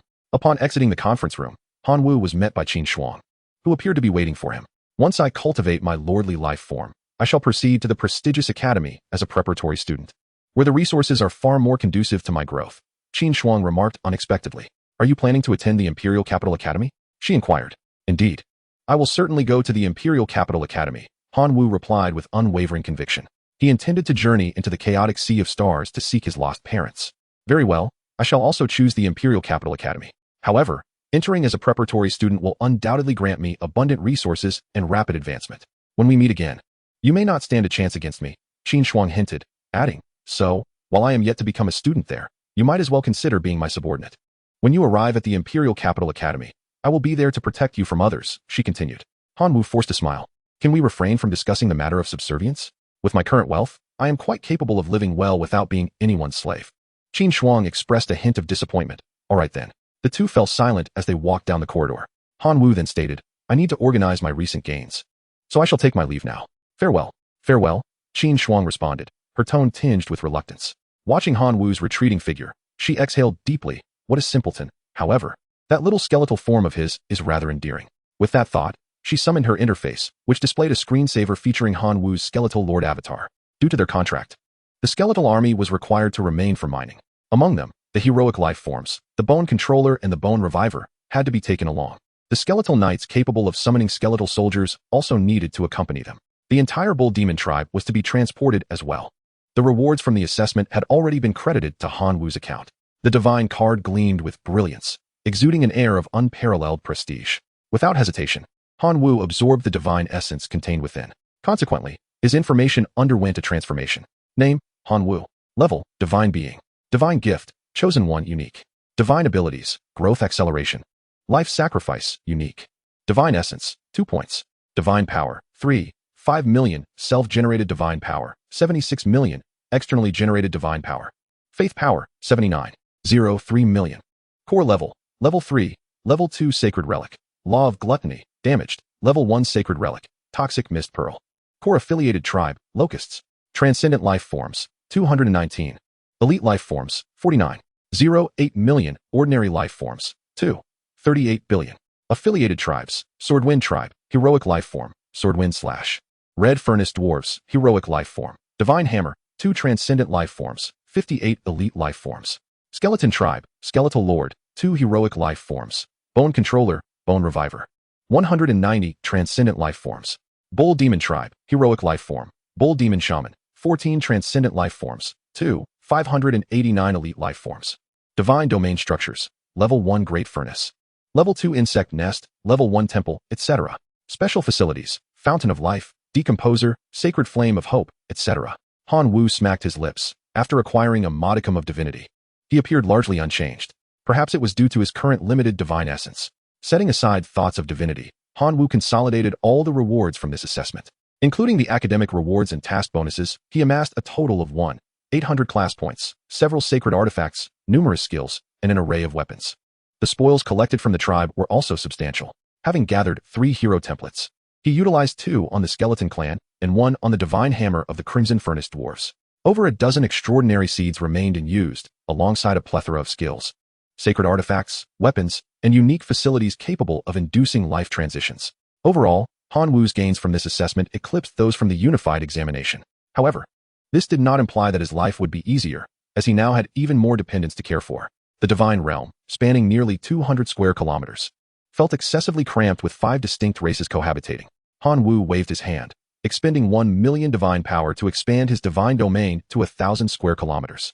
Naturally, merely purchasing land would not deplete such a vast amount of divine energy. The majority of this expenditure was allocated to transforming the environmental conditions of the Divine Realm, ensuring a more comfortable living for each race. As for extraordinary seeds, sacred artifacts, skills, and weapons, Han Wu was more than willing to distribute them to the races as needed. The remaining, unwanted resources were all placed in the marketplace for sale, yielding an income of 500,000 divine power. After completing these tasks, Han Wu was left with 2 more objectives. This particular endeavor cost him 30 million divine power, yet he felt no remorse. On the contrary, he deemed it highly worthwhile. Once the reinforcement of these heroic life forms was completed, their overall capabilities would soar several-fold, providing greater assistance in the future. The second task involved continuing to construct a path for life transition for his core race, the Locusts. Though small in stature, the Locusts remained Han Wu's fundamental race, the very foundation of his existence, warranting a greater allocation of resources. Moreover, during this assessment, Han Wu had acquired several special items related to life transitions. He resolved to experiment, allowing the Locusts to develop in more diverse directions. After extensive investment of time, energy, and resources, Han Wu successfully devised 2 life transition pathways suitable for the Locusts. One was dubbed the Path of Descent, guided by the Heart of Descent obtained from the Demonic Descent tribe, endowing the Locusts with the ability to resist the encroachment of demonic energy. With a success rate of 95, Locusts that traversed this path would ascend to the ranks of elite life forms, referred to by Han Wu as Descent Bugs. These Descent Bugs boasted enhanced resilience, greater vitality, and significantly improved resistance to negative states and magical assaults, representing an evolutionary direction focused on defense. The other pathway was based on the spoils from the Dark Frogman tribe, granting the Locusts the ability to merge with darkness and carry curses. With a success rate of 90, this was named the Path of Dark Curses. Through the Path of the Dark Curse, the Locusts ascend to become elite life forms, capable of stealthy flight while inflicting various negative effects upon their foes, treading the path of assassination. Han Wu refers to them as Dark Curse insects. Additionally, with their formidable horns, the piercing power of the sky demon insects is formidable, thus they align with an offensive strategy. The synergy of these 3 types of insects, each leveraging their unique advantages, significantly enhances Han Wu's overall combat prowess. In Chapter 34, titled My Fondness for Altruism, Han Wu observes the development of the newly emerged Locusts. Suddenly, an anxious prayer resonates within his mind. O Divine One, please forgive the folly of my kin, for in the process of deconstructing, he has mistakenly allowed the sacred artifact, the divine staff bestowed by you, to fall into the deconstruction machine. O Divine One, I beseech you to pardon his transgressions. The cascade of prayers leaves Han Wu wide-eyed. What is this? The sacred staff has fallen into the deconstruction machine. If memory serves, that staff could serve as both a holy relic and a weapon, a remarkable treasure of considerable value. To have it lost in such a manner is indeed a lamentable fate. Furrowing his brow, Manhwa descends from his divine incarnation to stand before the deconstruction machine. Beside it, a dwarven being of extraordinary prowess, known as Iron Hammer, trembles upon the ground. He is the one who inadvertently dropped the sacred artifact, the brother of the divine hammer. Upon witnessing Manhwa's divine form descend, Iron Hammer immediately kneels, his voice quivering as he offers apologies and pleads for forgiveness. Seeing Iron Hammer in such a state, Manhwa cannot help but smile wryly. Once a fierce warrior on the battlefield of the abyss, Iron Hammer had been impervious to pain, bleeding profusely from wounds without so much as a blink. Yet now, before Manhwa, he resembles a frightened chick, trembling in fear. This illustrates Iron Hammer's profound respect and unwavering faith in Manhwa. Manhwa internally sighs, pondering what he can do in the face of such pure devotion. Naturally, he resolves to forgive him. Lifting Iron Hammer to his feet, Manhwa advises, "Remember this mistake and strive for greater diligence in your endeavors henceforth." Upon hearing that no punishment would be meted out, Iron Hammer's eyes brim with tears, and he bows repeatedly in gratitude. His status of faith leaps from true believer to fanatic, making him the second most devout follower of the Red Furnace Dwarven clan. Manhwa chuckles softly. Iron Hammer's newfound fanaticism somewhat compensates for the loss incurred. Then, his gaze shifts to the still whirring deconstruction machine. Curiosity piqued, Manhwa wonders what treasures might be extracted from the sacred artifact. Previously, he had entertained similar notions, but never dared to experiment, for sacred items are exceedingly precious. Even the most rudimentary relic could fetch 300 divine power. Aware of his modest means, Manhwa refrains from reckless expenditure. After a 10-minute wait, the deconstruction machine finally halts, accompanied by a cacophony of clanging sounds as something is revealed. Manhwa hastens to retrieve the contents: 2 pieces of fire crystal and a golden crystal imbued with a hint of extraordinary power. Immediately, Manhwa inspects the information regarding the golden crystal, source of the sacred artifact, the fundamental essence from which sacred artifacts are formed. It can be utilized to upgrade or repair sacred items. Manhwa, holding the source of sacred artifacts, contemplated the level 2 sacred artifact, the law of gluttony, damaged, which resided within the core of the divine realm. This was a fragmentary relic, perhaps capable of restoration through the source of sacred artifacts. With a sense of cautious optimism, Manhwa retrieved the law of gluttony and initiated contact with the source. An extraordinary spectacle unfolded. Upon touching the law of gluttony, the source transformed into delicate threads, weaving seamlessly into the artifact. A flicker of light emanated from the law of gluttony, and Manhwa sensed a shift in its capabilities. Previously, it required a life form to consume energy exceeding 1,000 times its own to evolve into an elite being. Now, the threshold had been lowered to 999 times. A slight, yet significant reduction. Manhwa's eyes sparkled with excitement. This was indeed promising news. If he could obtain a sufficient quantity of the source, might he fully restore the law of gluttony? What remarkable abilities would a complete sacred artifact possess? The prospect thrilled him. However, the source had to be extracted from existing artifacts, and a reasonably good level 1 sacred artifact yielded only a single source. To fully restore the law of gluttony would undoubtedly require many sources. Even if Manhwa were to exhaust his fortune, acquiring enough was uncertain. Was there a way to acquire sacred artifacts at an exceptionally low cost? With this naive thought, Manhwa opened the internet to see what others might suggest. A particular post caught his attention, marked with the insignia of a true god, indicating the author's divine status. This true god faced a dilemma. During a recent incursion into foreign realms, their weapon, both a divine artifact and a sacred artifact, had sustained damage. Without this divine weapon, their combat prowess had diminished significantly. Thus, the true god sought the assistance of talented individuals from the civilization of the divine realm to aid in the restoration of their artifact. Expressing an utter disregard for the expenditure of divine power, they were willing to sacrifice everything to restore their treasured weapon. Below this post, countless master forgers commented, predominantly advising the true god to abandon hope. The artifact had been crafted by a nearly extinct civilization from the outer realms, and the methods of its creation had been lost to time. They argued that if resources for repair were available, it would be more practical to forge a new artifact altogether. Nevertheless, the true god insisted on the importance of this weapon, stating it must be restored. Upon finishing the post, Manhwa's mind began to race with ideas. Perhaps the source of sacred artifacts could indeed repair this weapon, which was both a divine artifact and a sacred artifact. He promptly left a comment on the post. "Perhaps I can assist you. If you are interested, please contact me privately." Within moments, he received a response. "Can you truly help restore my weapon?" The tone was laced with skepticism. Manhwa could not help but marvel at the wealth of this true god. After a minute of hesitation, the true god seemed to feel a sense of affront, pondering how a level 1 sacred artifact could possibly befit their formidable weapon. Yet, recognizing the request from a master, the true god reluctantly acquiesced, dispatching 100 level 1 sacred artifacts from the divine realm to Han Wu. Upon receiving the package, Han Wu gazed in astonishment at the 100 exquisite first-grade holy artifacts contained within. Should he perhaps consider severing ties and disappearing? After a brief moment of turmoil, he quelled his restless heart and relinquished such greedy thoughts. He certainly did not wish to attract the attention of the Divine Realm's anti-fraud center. With a heavy heart, he cast the 100 holy artifacts into the disassembler. The machine whirred into action, and 2 hours later, a multitude of crystal stones surged forth. A staggering 400 energy crystals emerged, along with 109 sources of holy artifacts. After waiting 10 minutes, he received a message from the other party. Master, you are like my reborn parents.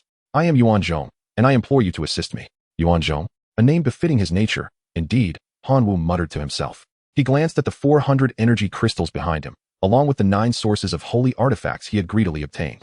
Chapter 35, The Bloodied Arena. Within the school, under the watchful eyes of numerous homeroom teachers, Lu Letian reluctantly presented the 3rd-level divine position, healing. Tianwen cheerfully accepted the divine position, feeling he had struck gold this time. Teacher Tian, the path of divinity is long. We shall see how it unfolds, Lu Letian remarked bitterly before rising to depart. Other homeroom teachers shouted for Tianwen to treat them to drinks, insisting on the finest and most expensive. Tianwen readily agreed. Holding the 3rd-level divine position of healing in his hands, he felt a surge of excitement. During his time in higher education, he had majored in logistics, and healing was an indispensable component of that field. Although this healing divine position was 3rd level, significantly inferior to the coveted 5th level, its quality was still commendable. After all, each 5th level divine position was a rarity, and Tianwen was well aware of his own capabilities, daring not to harbor foolish aspirations. After some contemplation, Tianwen decided to absorb the divine position for his own use. Soon, the divine position was fully assimilated, enhancing his own strength and bringing him one step closer to becoming a true deity. Tianwen felt elated, not forgetting the reason behind his acquisition of such rare resources in such a short span of days. All of it was thanks to his classmate Han Wu. Grateful and appreciative by nature, Tianwen believed in repaying even the smallest kindness with great gratitude, especially given the substantial favor he had received from Han Wu. Just as he was preparing to request communication with Han Wu, a communication request from Han Wu arrived first. Tianwen answered the call, curious. Han Wu, is there something you wish to discuss? Han Wu replied, Teacher Tian, I don't have anything major to address. I merely wish to inquire if you know how to obtain resources to elevate the core level of the divine realm. I searched online, but found nothing. Tianwen chuckled. Resources such as divine positions, divinity, and core shards were far too rare to be found online. The moment they became available, they were snatched up by large corporations, leaving no chance for someone like Han Wu, a mere commoner, to acquire them. Moreover, the prices for such materials were exorbitant. Even if Han Wu possessed millions of divine power, he would hardly be able to procure a significant amount. I personally have some in my collection, and I would allow you to exchange them using class points, Tianwen generously offered. He, as a demigod, had long since outgrown the items available in the class treasury. His willingness to trade was primarily a means of repaying Han Wu's kindness. Thank you very much, Teacher Tian. Han Wu promptly transferred all his class points, totaling 950, to Tianwen in exchange for 13 fragments of the divine domain core, varying in size. Upon integrating these fragments into his divine domain core, Han Wu's core was elevated by 2 levels, reaching level 5, which was barely sufficient for his needs. However, he aspired to elevate the core's level further to accommodate additional sacred artifacts. Understanding Han Wu's desires, Tianwen recalled a path he had once traversed. During his university days, he had encountered challenges due to the low level of his divine domain core, which hindered his ability to load artifacts with favorable attributes. A well-connected senior had suggested taking him to a realm known as the Bloody Arena to compete. Each victor in the competitions would receive divine domain core fragments as rewards from the organizers. Unfortunately, as Tianwen specialized in logistics, he had never won a match after participating in several, resulting in significant losses for his kin, leading him to abandon the endeavor and gradually forget about it. Today, Han Wu's need for divine domain core fragments rekindled this buried memory. Tianwen inquired, Han Wu, would you be willing to engage in combat against other citizens of the divine domain or even races from other civilizations? Such battles could result in considerable losses among your kin, but victory would yield divine domain core fragments as rewards. Can you accept this competition? Han Wu, having recently invested substantial resources in nurturing his kin and eager to test their capabilities, readily replied, no problem at all. What I lack is not kin. Very well. I will make arrangements immediately. Tianwen promptly contacted his former senior to obtain the current coordinates of the Bloody Arena. Subsequently, he summoned Han Wu to the school, utilizing the teacher's privileges to access the school's teleportation station and inputting the coordinates. After a lengthy 15-minute teleportation, the two finally arrived at their destination. The bloody arena was established within a vast realm, belonging to one of the outer civilizations, reportedly the property of a divine king. It welcomed all races and civilizations, but mandated compliance with its regulations upon entry. The most crucial rule stipulated that combat was strictly prohibited outside the arena. Violators would face expulsion by the arena's proprietor. Manhwa had never ventured into such an intriguing locale before. Akin to a child from the mountains arriving in a bustling city, filled with curiosity as he gazed around, Tianwen chuckled, recalling that he had been no different on his first visit. However, he had since become quite seasoned. For safety, he retrieved 2 masks he had prepared from the divine domain, donning one himself and handing the other to Manhwa. These masks concealed the presence of demigods and those below. After all, we are in the outer realm. Caution is prudent. Manhwa obediently donned the mask and followed Tianwen into the largest structure in this realm, the bloody arena. Tianwen led Manhwa to the registration desk, where he procured a registration form for Manhwa. Manhwa was required to fill in some basic information to facilitate the matching of opponents in the back end. While Manhwa completed the form, Tianwen began explaining the rules of the arena to him. The competitive arena here is categorized into 3 tiers based on the level of the participants: divine beings, demigods, and true gods. Unless explicitly requested by the competitors themselves, cross-level competitions are typically avoided. Furthermore, there is no limitation on the number of followers one may possess. However, to concede in a match, the casualty rate of one's followers must exceed 50%. Stubborn participants often persist until the rate reaches 100%. After completing the registration form, Manhwa became reasonably acquainted with the rules of the arena. Being a novice, he received a match notification merely 5 minutes after submitting his application. Soon after, he experienced the sensation of teleportation, and in the blink of an eye, he found himself transported to an expansive arena spanning over 1,000 square kilometers. The audience in the stands engaged in scattered discussions, their voices clearly reaching Manhwa from several dozen kilometers away. This boy appears to be a rookie, lacking in experience. A sheltered flower, after facing a few harsh blows, will soon realize the perils of the outside world. Alas, his first match pits him against the ruthless rat disciple. From the murmurs of the spectators, Manhwa learned that his initial adversary was named Rat Disciple, reputed to be quite cruel. As he pondered this, a large message materialized before Manhwa. Competitors, please summon your followers. The match will officially commence in 3 minutes. Simultaneously, he caught sight of his opponent for the upcoming match. The foe was short, with dark skin and a hunched back, frequently emitting a sinister cackle. Little one, although I cannot discern your information, I can assure you, you are a novice. Fear not, for Lord Rat Disciple is particularly kind to newcomers. Your match will conclude swiftly. With a malevolent grin, Rat Disciple summoned his followers. One by one, diminutive ratmen emerged, their numbers swelling to a staggering 300 million. Surely, you have never encountered such a multitude of followers. Are you frightened? If so, it would be wise to surrender. Once Lord Rat has eliminated your followers, you shall be free to leave. The twisted face of Rat Disciple bore a hint of cruelty. In response, Manhwa merely smiled and summoned his core follower, locusts. Instantly, a vast swarm of locusts burst forth, darkening the sky above. Witnessing this spectacle, not only Rat Disciple, but also the few scattered spectators were left dumbfounded. What is this? So many locusts. Do they possess combat capability? The elite life form of locusts, how intriguing. This was a contest of numbers, and the outcome remained uncertain. Upon noticing that Manhwa had summoned locusts, Rat Disciple's expression faltered. He had presumed that in a battle of numbers, his ratmen could not possibly lose. Yet he had not anticipated that his opponent's followers would outnumber his own. Your core follower is a mere locust. How pitiful. Rest assured, I, Lord Rat, will honor my word and ensure this match concludes swiftly. Rat Disciple's confidence swelled. How powerful could locusts truly be? Merely live targets. As the 3-minute countdown reached its conclusion, the match commenced. The ratmen summoned by Rat Disciple promptly drew small hand crossbows, ready to engage. With a swift pull of the crossbow, a barrage of arrows was unleashed upon the swarm of locusts. A staggering total of 300 million arrows fell like a torrential downpour upon the insects. Manhwa, seizing the moment, issued a divine command: sink the insects, take up defense. From the mass of locusts emerged a number of larger, armored creatures known as the sinking insects, placing themselves in front of their brethren to confront the onslaught of arrows. Some arrows struck their shells, yet the majority ricocheted off harmlessly. The locust horde suffered negligible losses. Observing the lack of a significant impact from the first volley, the Rat Disciple grew irate and ordered a continued assault. The rat folk began to deftly manipulate their crossbows, loading arrows with practiced ease. Manhwa then proclaimed, "Dark curse insects, launch a surprise attack." The dark curse insects took to the air, merging with the shadows, silently creeping behind the rat folk to unleash their curses, dullness, weakness, and blindness. Almost all of the rat folk were simultaneously affected, rendering them incapable of loading their arrows effectively. Manhwa continued to issue commands. Heavenly demon insects, charge forth. Countless heavenly demon insects soared over the protective line of sinking insects, their wings vibrating as they brandished elongated horns, piercing the ratfolk. In an instant, a multitude of ratfolk fell to the onslaught. The stings were merely the beginning. Most of the heavenly demon insects had been imbued with a level 1 sacred artifact, the toxic mist pearl, rendering them venomous. The toxins infiltrated the ratfolk's bloodstream, coursing through their organs.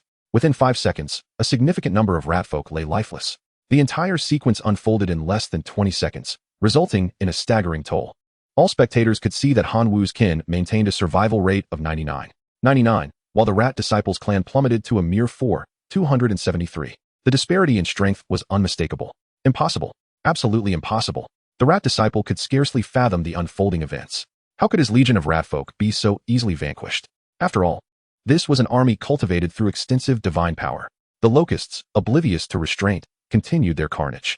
During the Rat Disciple's moment of hesitation, his clan's survival rate dwindled to 145. I concede. I surrender. The Rat Disciple cried out in despair. In days past, he had witnessed others lamenting for their kin. Now, he found himself in a pitiful state. With his declaration of surrender, the arena's protective barrier descended. Yet, in the next moment, Han Wu dismissed the notion of mercy.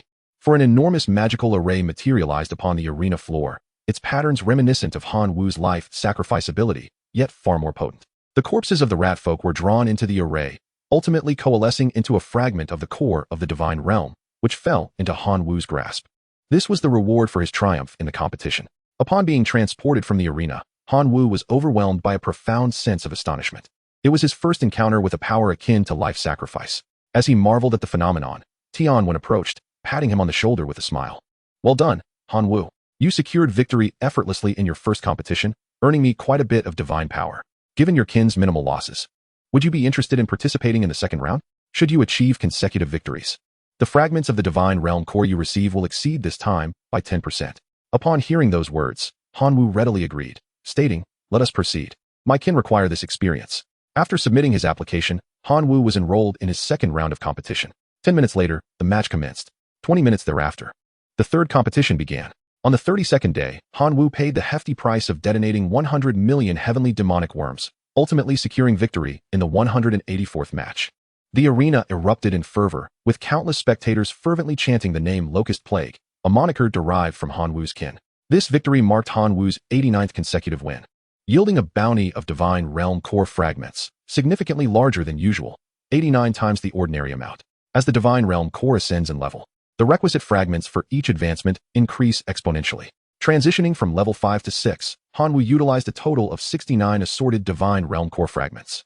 Upon absorbing the newly acquired fragments, he barely managed to elevate his divine realm core to level 7. However, the quantity of fragments needed to ascend to level 8 would surpass the combined total required for levels 6 and 7. Han Wu could not help but lament the increasing difficulty of becoming stronger. My fortunate star, what are you lamenting now? Tian Wen approached with a jovial demeanor. Throughout the 184 matches, Tian Wen had wagered considerable divine power on Han Wu. With a commendable performance, Han Wu only suffered 3 losses. Consequently, Tian Wen reaped abundant divine power, and his gaze towards Han Wu transformed, as if beholding a radiant harbinger of wealth. Tian Wen chuckled, in fact, with your current kin strength, you might consider challenging a demigod. Han Wu was momentarily taken aback, inquiring, will the rewards be greater if I challenge a demigod as a divine entity? Indeed, the rewards are tenfold compared to conventional victories, Tian Wen replied without exaggeration. For instance, should you face a demigod in your next match and emerge victorious, you would gain benefits equivalent to 90 consecutive wins multiplied by 10, amounting to 90 times the ordinary divine realm core fragments. With Tian Wen's explanation, Han Wu felt a surge of ambition. He introspected within his divine realm, where nearly 4 billion locust kin remained. He believed it necessary to challenge himself. What if victory was within reach? Chapter 37. Challenging beyond one's rank. The application for the rank-defying challenge was submitted. The receptionist at the registration desk repeatedly confirmed the application before believing that someone would indeed opt for such a challenge. Upon Han Wu's insistence, the receptionist uploaded the application. The higher-ups of the Bloody Arena approved it and selected a demigod from the pool of awaiting competitors to serve as Han Wu's adversary. The match between a divine entity and a demigod, though unpublicized, generated immense anticipation. Spectators flocked like cats drawn to the scent of blood, eager to witness the clash. I've heard of this locust plague. He is merely a newcomer who has been in the Bloody Arena for just over 30 days. He believes that wreaking havoc in the divine entity competitions grants him free reign. How audacious. Let the demigod teach him a lesson. I'm betting on the demigod to win.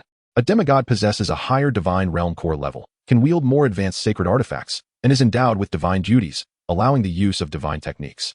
Who, indeed, has bestowed upon the locust disaster the audacity to challenge the authority of demigods? It appears that this brash individual is overly confident, believing himself invincible in the realm of divine beings. Upon examining his records, I discovered he has suffered defeat in 3 encounters. The audience regards Han Wu's challenge to the demigod with derision, deeming him excessively arrogant.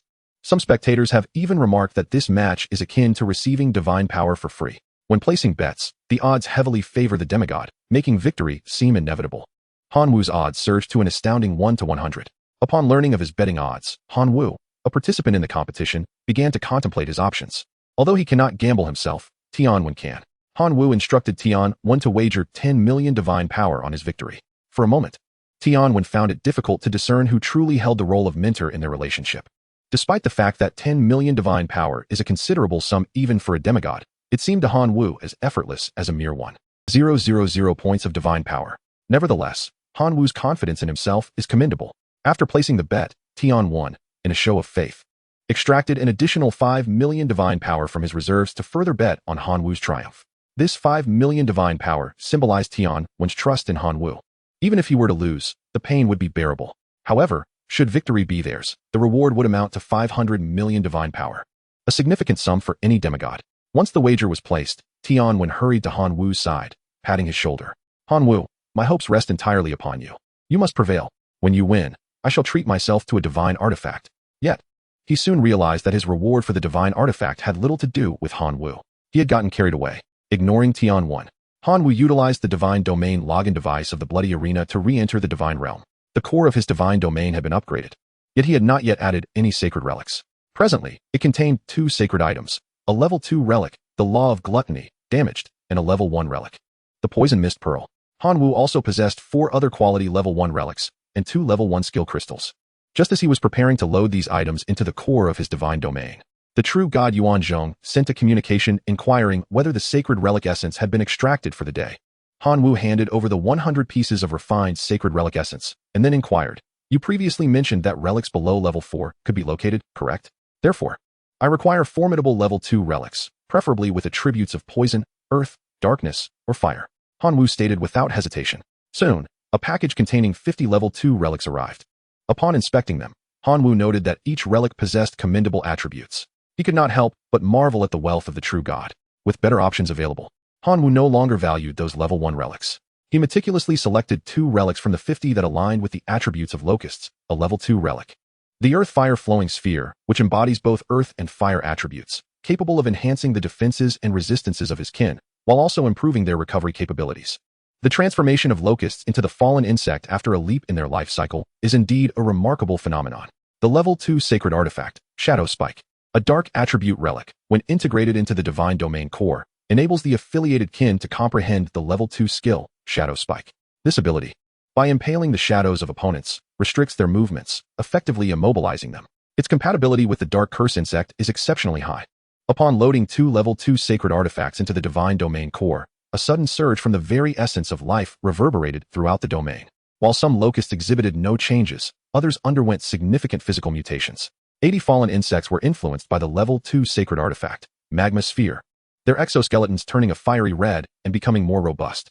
Meanwhile, 76 dark curse insects, affected by the level 2 sacred artifact, Shadow Spike, grasped the essence of the level 2 skill, Shadow Spike.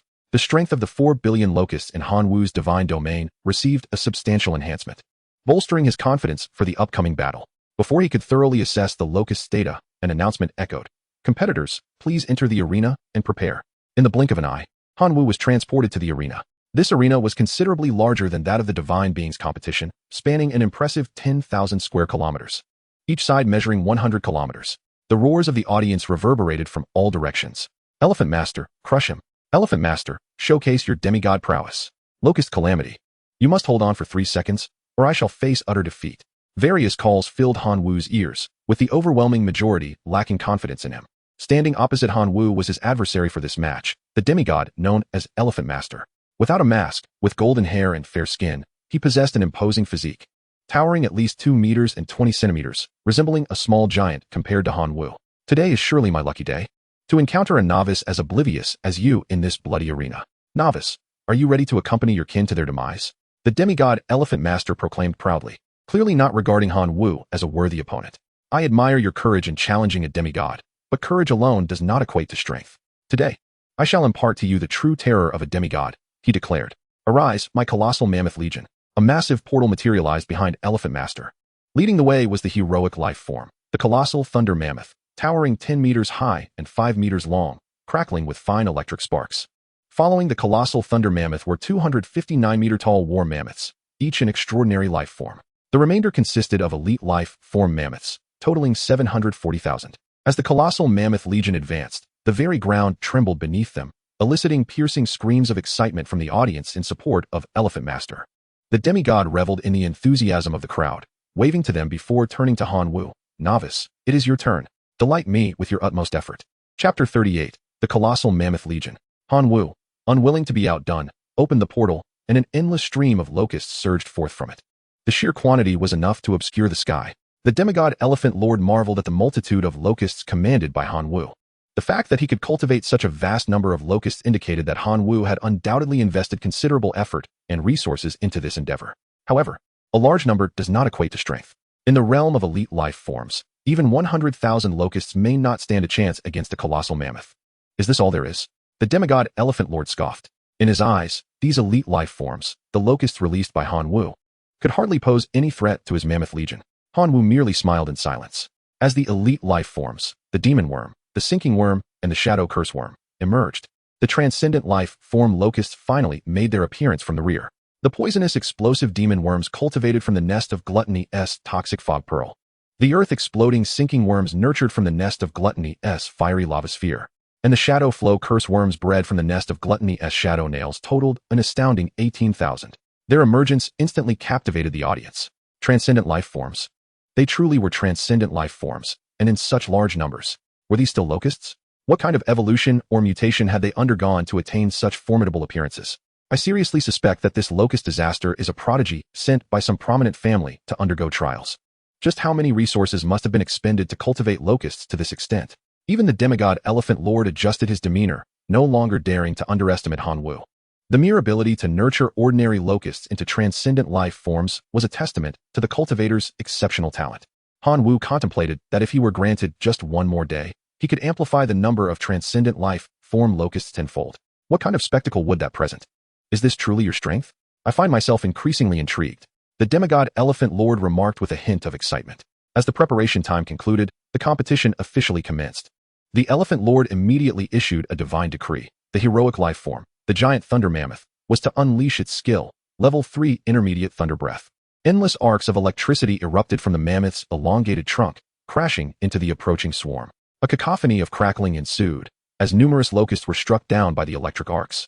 Unwilling to be outdone, the shadow curse worms launched their assault using their level 2 basic shadow nail skill.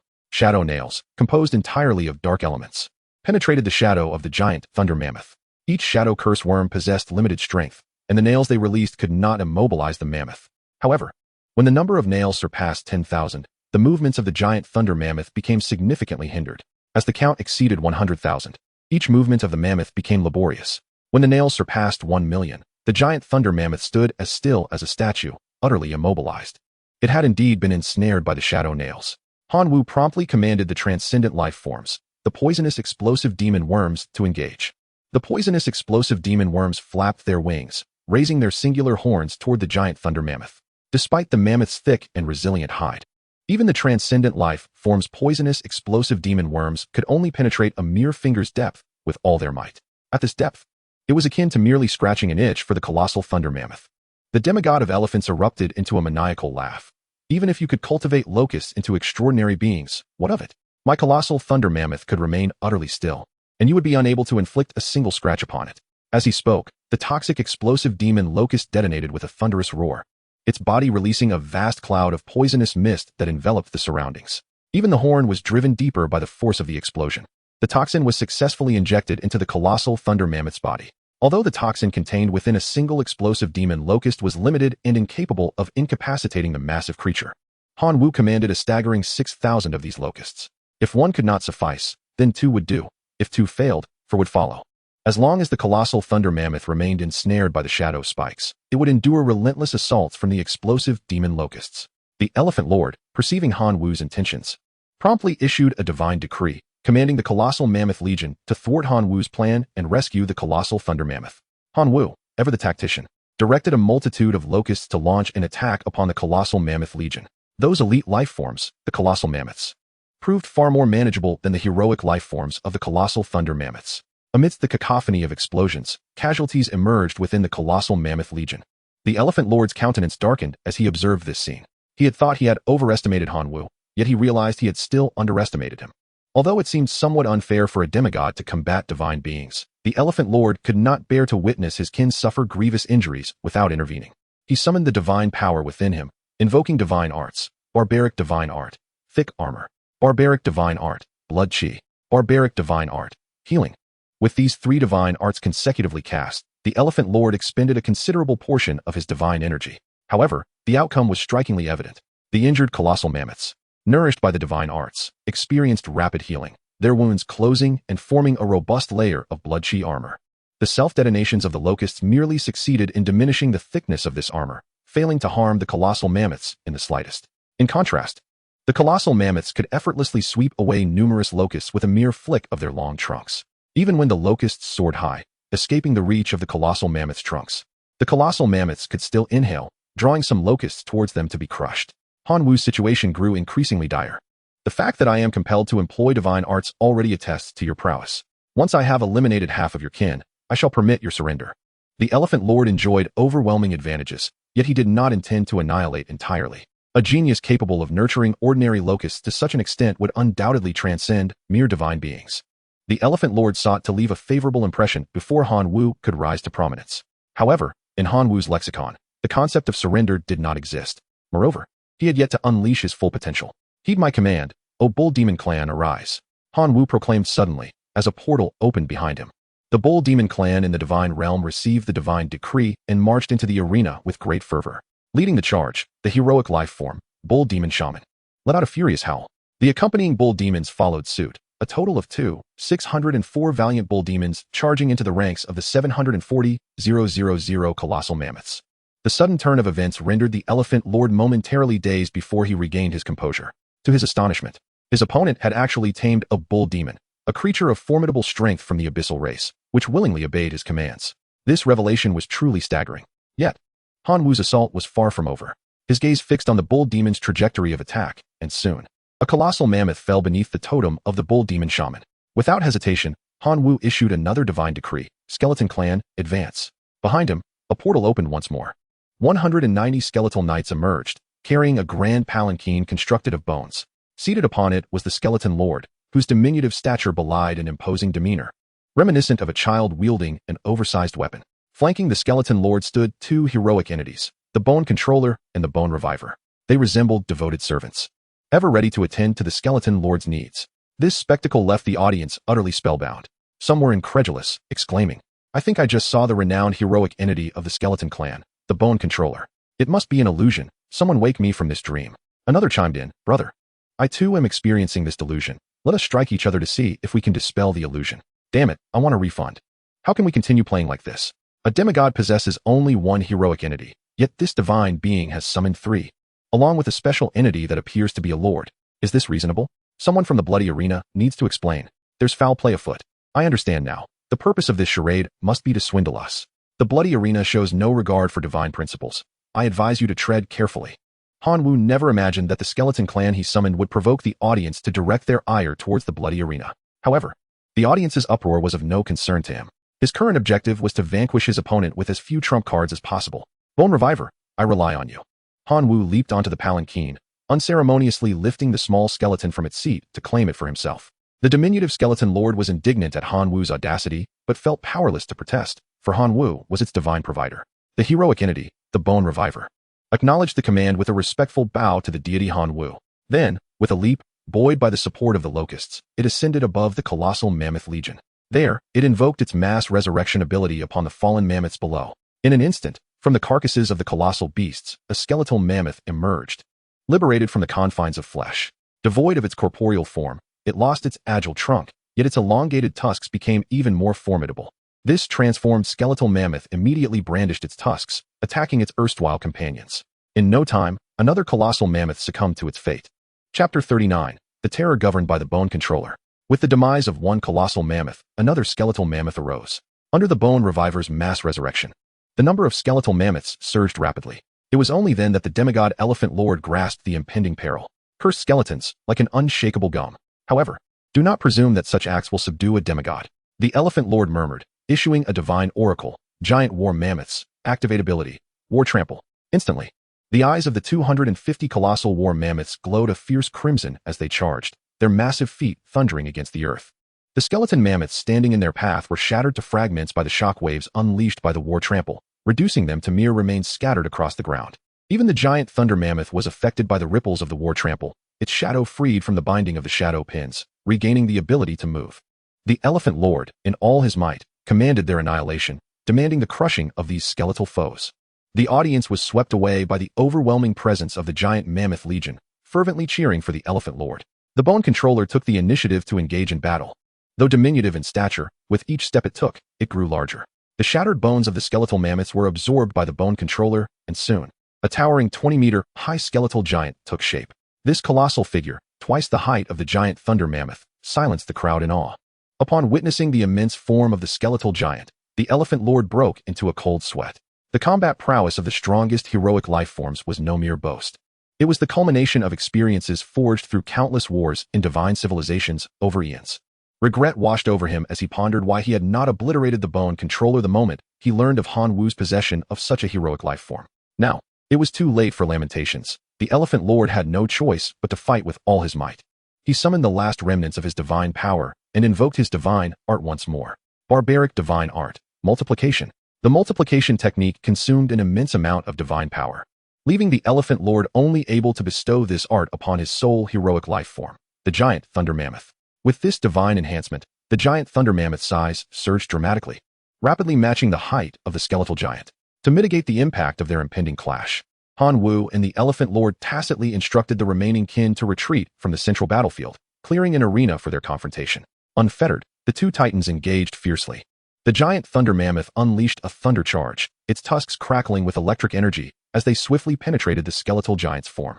Two gaping wounds were torn into the skeletal giant, faint sparks of electricity flickering at the edges.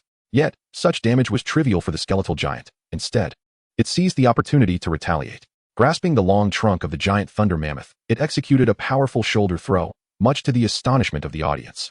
This was no ordinary throw. It was a skill imbued with damage enhancement, one of the 10 primary melee skills that Han Wu had meticulously acquired to bolster the close combat capabilities of the skeletal giant. Though the Bone Controller remained feeble in its original form, its power surged exponentially when amalgamated into the skeletal giant, amplifying its destructive capacity. The giant thunder mammoth became the first test subject through which the Bone Controller would demonstrate its strength. As it crashed to the ground, the blood-tinged carapace of the giant thunder mammoth shattered, yet its core body sustained minimal injuries. It attempted to rise and continue its struggle against the skeletal giant.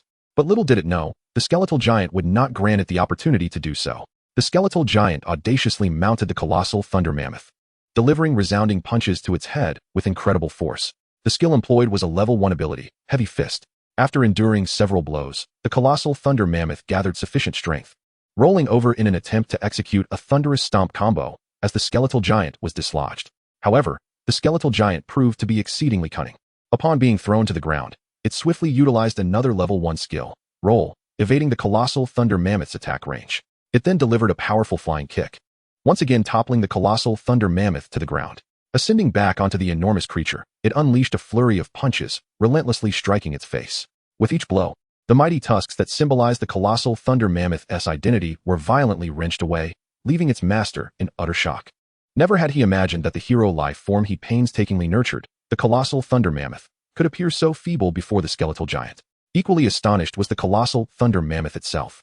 As a hero life form, it possessed its own intelligence. The breaking of its tusks was an affront to its very existence, igniting a frenzied desire to resist. Yet, the skeletal giant evaded its attacks with deft rolls, seizing every opportunity to strike it down once more, focusing its heavy punches on the remaining tusk, seemingly intent on shattering it as well. The battle evolved into a spectacle, leaving Han Wu astounded by the Bone Controller's profound understanding of close combat skills. Not only did the controller apply the techniques with remarkable adaptability, but he also infused them with unique insights, transforming the skirmish into a brazen act of robbery amidst the fight. Manhwa was thoroughly pleased with this development. Simultaneously, he cast his gaze toward another skeleton hero life form, curious about the progress of the bone reviver. As Manhwa pondered, the skeletal giant finally succeeded in breaking the colossal thunder mammoth's remaining tusk. With sheer brute strength, the mammoth once again broke free from the skeletal giant's grasp. Its tough hide and resilient flesh bore no significant damage, yet the loss of both tusks stripped the colossal thunder mammoth of its dignity, leading it to refuse further combat. The master, equally unprepared for such a turn of events, endeavored to comfort the mammoth while directing the colossal mammoths to surround the skeletal giant, seeking retribution for their fallen comrade. If a one-on-one confrontation proved futile, the only recourse was to employ the simplest yet most effective strategy: overwhelming numbers. Even if it meant enduring a prolonged battle, they would deplete the skeletal giant's energy. Chapter 40. Heir of the Bloodied Arena. Faced with the onslaught of numerous colossal mammoths, the skeletal giant remained unfazed. It showcased its learned skills without reservation. The towering mammoths, merely 7 or 8 meters tall, appeared as toys beneath its 20-meter stature. A single swipe could send several flying. Yet, as the saying goes, many ants can bring down an elephant. Ultimately, the skeletal giant was but one, while the legion of colossal mammoths numbered nearly 740,000. 15 minutes later, after dispatching 20,000 colossal mammoths, the skeletal giant's energy was depleted, and its form shattered into fragments. It is imperative to vanquish it, to avenge the colossal thunder mammoth. Manhwa, unwilling to concede, commanded the rejuvenated ox demon tribe to breach the encirclement of the massive mammoths and rescue the bone controller. Thus ensued a chaotic melee, a primal display of bloodshed. Some mammoths were torn asunder, others trampled into the ground, while countless locusts were crushed into a pulp. All the clans fought valiantly for the glory of their deities, sacrificing their lives in battle. The spectators felt their blood surge with excitement. It had been long since they had witnessed such a fierce conflict. Some who initially doubted Manhwa became fervent supporters after witnessing the valiant spirit of his clan, cheering him on with fervor. Locusts, rally! Locusts, crush those colossal mammoths with your skeletons. Locusts, your kin are magnificent. I wish to bear your offspring. Hearing the cheers, Manhwa smiled faintly, his gaze unwavering as he observed the unfolding battle. With over 600 ox demons against 720,000 colossal mammoths, the odds were dismal. Yet, the tide shifted with the arrival of the skeleton clan.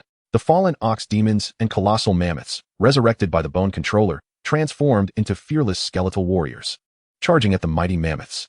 Those colossal mammoths slain by the skeletal legion would again become part of the skeleton clan. This cycle continued, and rather than diminishing, Manhwa's forces multiplied. The Elephant Lord, in the midst of battle, commanded 250 colossal war mammoths to unleash several waves of war trampling, obliterating vast numbers of skeletal warriors, yet failing to halt the mass resurrection. Thus, over the subsequent 3 hours of chaos, the Elephant Lord grew increasingly disheartened. Initially, it was 740,000 against 600, which evolved into 720,000 against 22,600, and eventually 680,000 against 60,000. The enemy swelled in number, rendering the situation utterly futile. The Elephant Lord's composure shattered. He was vexed by anyone who obstructed his absorption of power. Ultimately, at the 5-hour and 37-minute mark of the competition, the survival rate of the Elephant Lord's colossal mammoth legion fell below 50. He decisively declared his surrender. An extraordinary challenge concluded with Manhwa's triumph. The newly born skeletal soldiers did not escape the rules either, being absorbed into the magical array as energy for the core fragments of the divine realm. Manhwa reflected on the bloody arena, which adhered strictly to the rules, allowing no opportunity for exploitation. As he accepted the core fragments materialized by the magical array, he prepared to leave the arena. Suddenly, a notification chimed beside him. Student Manhwa, the management of the bloody arena invites you for an audience. In the next instant, he was transported to a resplendent chamber. Do not be afraid. We are the administrators of the bloody arena and shall not harm you. A commanding voice resonated around him. Though the speaker remained unseen, Manhwa feigned calmness and inquired, "What is it that you desire by bringing me here? We have observed your match. While there were elements of cunning, it also demonstrated your prowess. You are deemed worthy to become the heir of the bloody arena," the authoritative voice proclaimed. Manhwa's expression turned peculiar, unable to grasp the implications of their words. The authoritative voice continued, "The bloodied arena serves as a trial for selecting the master's successor. Any contestant who can triumph in a higher-level challenge qualifies to inherit the bloodied arena. Do you wish to become the successor of the bloodied arena?" Upon hearing this, Manhwa's heart raced, and his mind instinctively began to assess the value of the bloodied arena, established within an immense plain. The worth of this plain alone exceeds 1,000 divine essences. Moreover, the myriad races that frequent the bloodied arena each day come for various reasons, some to compete, others to gamble. The divine power amassed from these individuals daily is no trivial amount. Yet, could such a grand opportunity so easily fall into his lap? While the higher-level challenges are arduous, Manhwa firmly believed he was not the only one to have succeeded. There must be some hidden intricacies at play. Taking a deep breath, Manhwa stated, "Before I decide whether to become the successor of the Bloodied Arena, I need to understand how many successors there currently are and what benefits and responsibilities accompany this position." Student Manhwa, your ability to remain untempted by immediate gains is truly unexpected. Since you have asked earnestly, we shall provide you with an explanation. The voice elaborated, currently, there are 349 successors to the Bloodied Arena, 221 divine beings, 118 demigods, 9 true gods, and 1 supreme god. Upon becoming a successor, you will receive the eternal coordinates of the Bloodied Arena, allowing for precise, device-free teleportation to any plane within the arena's catalog, consuming 1 million divine power for each teleport. Additionally, you will gain the authority to establish a unique Bloodied Arena within the divine realm, dedicated to nurturing your kin. As for the responsibilities you must bear, when the number of successors reaches 500, a succession ceremony will commence, selecting the most exceptional among them to become the master of the Bloodied Arena. At that time, your presence will be required at the ceremony. The authoritative voice explained in detail. Manhwa instinctively furrowed his brow. Given the nature of the Bloodied Arena, the succession ceremony would undoubtedly not be a mere formality. It was highly probable that the 500 successors would be pitted against one another in a battle, with only the last survivor emerging as the master of the Bloodied Arena. By the time the 500th successor appeared, he might very well have attained the status of a god king. After weighing the pros and cons, Manhwa made his decision. I am willing to become the successor of the Bloodied Arena. The authoritative voice congratulated him. Congratulations on becoming the 350th successor of the Bloodied Arena. Immediately, a beam of crimson light shot towards Manhwa's arm, leaving a mark that signified his unique connection to the Bloodied Arena. This was the eternal coordinate of the Bloodied Arena. Henceforth, as long as he found himself within the planes catalogued by the Bloodied Arena, he could teleport there without any device. Tian-1, sensing Manhwa's aura, hurried over, exclaiming, "Manhwa, you are truly my lucky star. We are bound to strike it rich this time." As he spoke, Tian-1 handed Manhwa a card containing a storage of 1 billion divine power. This is the wealth that Manhwa has wagered and won. His hand trembles slightly as he holds the card. In both his previous and current lives, he has never encountered such an immense fortune. What should one do with such a considerable sum of money? Manhwa momentarily finds himself ensnared in the quandary of the affluent, unable to extricate himself. Chapter 41. The Virtue of Repaying Grievances. Seeing Manhwa's demeanor, Tian-1 can surmise his thoughts. As Manhwa's mentor, Tian-1 offers his counsel. A divine artifact? Manhwa echoes. He understands that the equipment of the divine domain civilization is categorized into 4 types: ordinary equipment, faith equipment, divine power equipment, and divine equipment. Among these, divine equipment refers to divine artifacts, which are only worthy of the god's control. Am I truly capable of wielding a divine artifact? I am but a divine being, not even a demigod. Manhwa muses, perplexed. Fear not. Choose a mild divine artifact, and even a divine being can wield it. I know a shop that sells divine artifacts, and they will undoubtedly assist you in finding one suited to your needs, Tian-1 assures, patting his chest. Very well, let us proceed at once, Manhwa replies, somewhat impatiently. Just as he prepares to depart, a figure suddenly charges toward him, exclaiming, "Locust Calamity, at last. I have found you." Upon seeing the newcomer, Manhwa hastily seeks assistance from Tian-1. "Teacher, save me." For the individual approaching is none other than the demigod, Xiangzhu, whom he defeated in the competition. Manhwa can only anticipate that Xiangzhu seeks revenge for the loss of half his kin. Recognizing Xiangzhu, Tian-1 also deduces the intention behind the encounter, promptly shielding Manhwa. "As long as I am here, who dares to harm my student?" Xiangzhu wears a perplexed expression. "Do not misunderstand. I am not here to exact vengeance," he clarifies. Seeing that Xiangzhu's expression appears genuine, Manhwa breathes a sigh of relief and inquires, "Then what do you seek from me? I cannot possibly compensate for your kin's losses." At the mention of his kin's losses, Xiangzhu's countenance darkens. He initially believed that being chosen to face a divine being was a stroke of luck, only to discover he had stumbled upon a formidable opponent. Not only did he lose, but half of his kin were also annihilated. Who could he turn to for justice? With evident frustration, Xiangzhu states, "I came over because I found your strength impressive and wished to befriend you. I am a first-year student at the Kyoto Academy. My real name is Xiangming." As he speaks, Xiangming extends his hand. "Kyoto Academy, my apologies," Manhwa replies, shaking Xiangming's hand. "You seem quite young. You must not have taken the college entrance examination yet. Which academy are you a preparatory student for?" Xiangming inquires. Manhwa touches the mask on his face, somewhat baffled as to how Xiangming discerns his age. "What?" Xiangming exclaims in disbelief. "Impossible, absolutely impossible. You must be joking with me. Why would I deceive you? This person beside me is my teacher." He can vouch for my words. Hanwoo gestures toward Tianwen.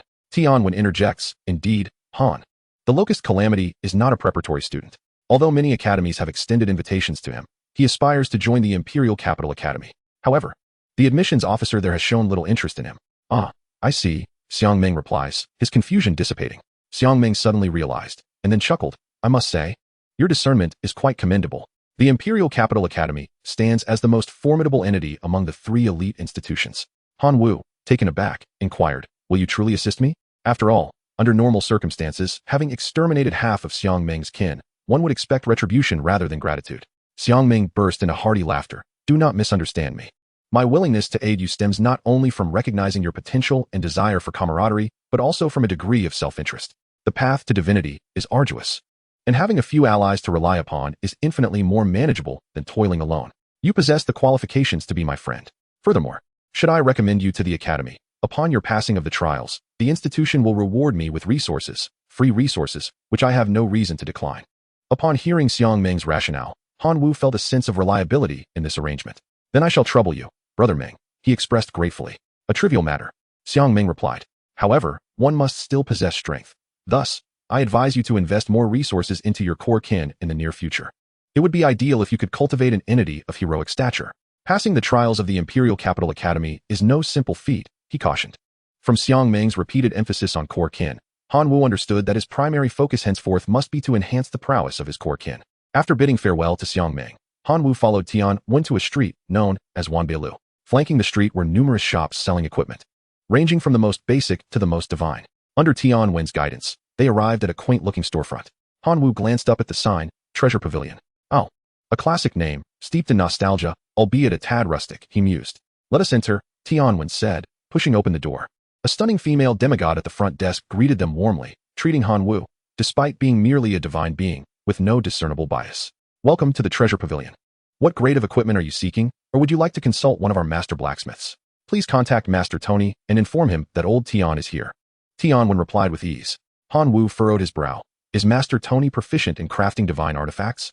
The female demigod utilized the pavilion's communication system to reach Master Tony. Soon, a portal materialized.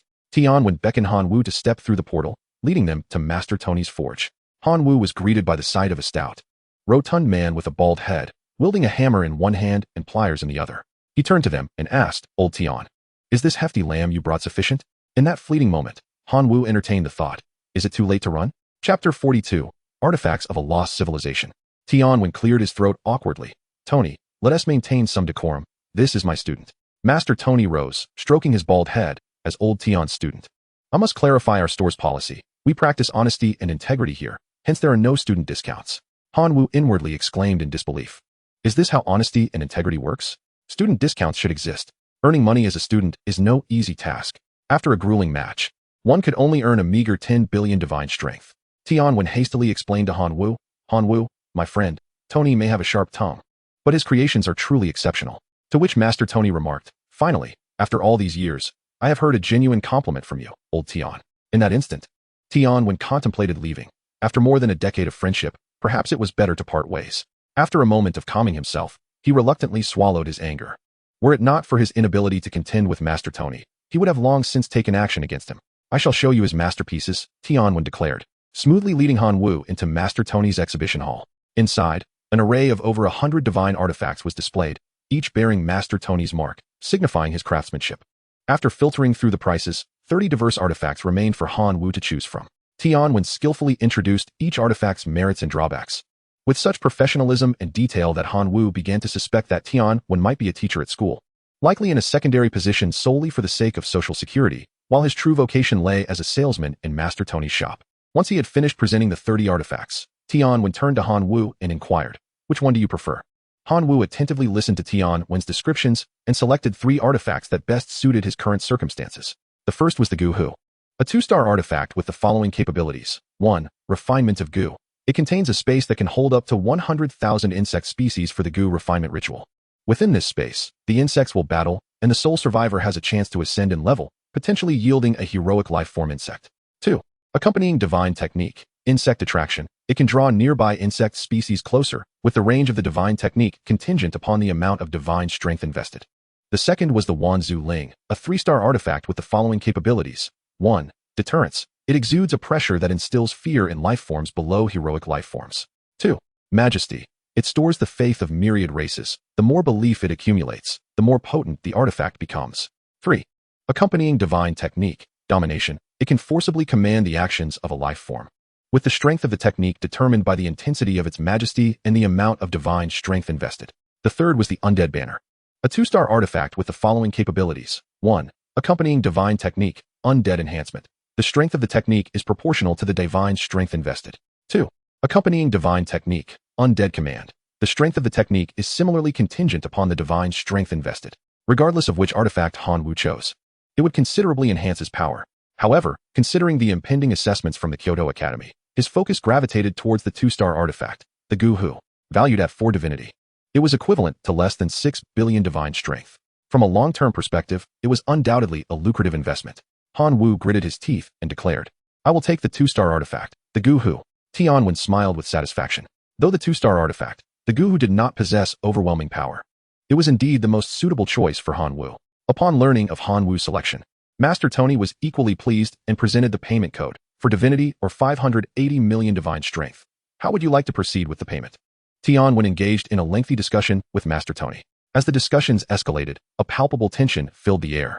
Ultimately, Master Tony, considering Tianwen's reputation, conceded a slight discount to Han Wu, settling on a fee of 600 million divine power and bestowing upon him a minor artifact, the Eye of Detection. This minor artifact, the Eye of Detection, possessed a singular function, detecting biological information. It could probe nearly all non-divine life forms, rendering it a highly sought-after relic. With an official price tag of 50 million divine power, this demonstrated that Tian, when standing still, held some value. Having secured the 2 artifacts, Han Wu was about to take his leave when Master Tony called out to him, "Please, esteemed guest, wait a moment." Han Wu was at a loss for words. Prior to the transaction, Tony had been indifferent, yet post-purchase, he referred to him as an esteemed guest. The swiftness of Tony's change in demeanor was quite remarkable. "Esteemed guest, according to the remnants of a lost civilization, I have newly crafted a unique artifact that I believe aligns perfectly with your essence," Master Tony remarked, retrieving the recommended artifact. It was a golden sphere, gleaming with the luster of pure gold. Tianwen, intrigued, approached to investigate the artifact's capabilities using his demigod powers. To his astonishment, he discovered that this spherical artifact possessed no discernible function whatsoever. Infuriated, he exclaimed, "How dare you, Tony? I regarded you as a friend, yet you treat me as a fool. Do you truly believe I would refrain from taking action against you?" His anger stemmed from a sense of disrespect. Feeling deceived right before his student, Master Tony shook his head. "Please, allow me to explain." "Very well," Tianwen replied, instantly calming down. Han Wu, observing this exchange, was taken aback by how obedient Tianwen was. This artifact is known as the Greedy Wolf, originating from a civilization long lost to time. It grows by consuming other artifacts. This revelation piqued Han Wu's interest. "Master Tony, please elaborate." Seeing Han Wu's discernment, Master Tony patiently shared the tale of the Greedy Wolf artifact. It hailed from a civilization that thrived on plunder, frequently seizing divine artifacts. It is well known that artifacts bond with their masters. Until a deity's demise, their artifact cannot be wielded by another. Observing priceless artifacts rendered as mere scrap metal was a source of deep sorrow for that civilization's rulers. They rallied skilled artisans across epochs, ultimately crafting the Greedy Wolf. The Greedy Wolf artifact can grow by consuming other artifacts, inheriting their abilities. However, its immense power incited the wrath of numerous civilizations, culminating in the obliteration of that civilization by a coalition of its adversaries, forever vanishing from the annals of history. Master Tony spoke with fervor, then abruptly stated, "Esteemed guest, we are currently offering a grand promotion. This artifact from a lost civilization is now available for a mere 1 billion divine power. What are you hesitating for?" 1 billion divine power. Tianwen was taken aback by the price. It was not exorbitant, but astonishingly low. How could an artifact that led to the destruction of a powerful civilization possibly be valued at only 1 billion divine power? What a farce. Under the scrutinizing gaze of Han Wu and Tianwen, Master Tony finally revealed the reason. The artifact he possessed, known as the Gluttonous Wolf, was merely a fragment, bearing a slight flaw. Although it could still devour other artifacts to grow, its efficiency would be diminished by tenfold. After consuming another artifact, it would only inherit certain passive effects, devoid of the accompanying divine techniques. Isn't this akin to a defective product? Tianwen stated bluntly. In comparison to the authentic artifact, the flawed Gluttonous Wolf was utterly worthless. Not even for 1 billion divine power would Tianwen consider it, as such a significant investment with minimal returns would be shunned by any rational deity. Master Tony, slightly irked, retorted, "Old Tian, you may belittle my character, but you cannot denigrate my creation." If you produce something so subpar, you should expect critique. As tensions mounted between the two, Han Wu interjected, I shall purchase this artifact. I offer 4 billion divine power. Tianwen quickly restrained Han Wu, exclaiming, Classmate Han Wu, do not be swayed by the teacher's influence to acquire this flawed item. Han Wu wished to express that he was captivated by the gluttonous wolf's ability to consume other artifacts.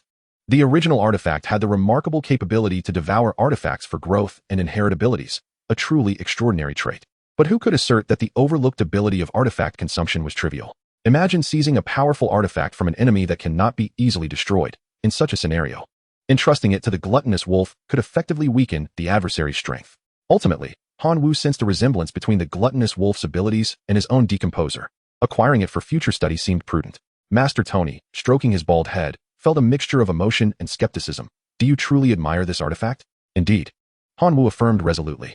Seeing the sincerity in Han Wu's gaze, Master Tony conceded. Very well, 4 billion divine power it is. A true friend is worth a fortune. The gluttonous wolf is yours. Han Wu presented a card containing 4 billion divine power and received the golden orb of the gluttonous wolf in return. He intended to complete the artifact recognition ceremony for peace of mind. Chapter 43, Development of the Divine Realm. Entering the Divine Realm through the Divine Realm docking station. Han Wu followed the artifact's accompanying instructions, expending a small portion of divine power to form the recognition array. Subsequently, he placed the artifact within the array and dripped his blood onto it. Han Wu's blood permeated the artifact, transforming into fine strands that spread across its surface. The first to complete the recognition was the minor artifact, the Eye of Detection. Its spirit manifested as a firefly, fluttering before finally resting upon Han Wu's earlobe. Henceforth, he would only need to communicate with it through divine power to obtain information on any living entity. Following this, the 2-star artifact, the Goo Pot, completed its recognition. The spirit of the Goo Pot appeared as a portly toad, croaking loudly. To test the Goo Pot's capabilities, Han Wu commanded 100,000 elite locusts to fly into its mouth for refining.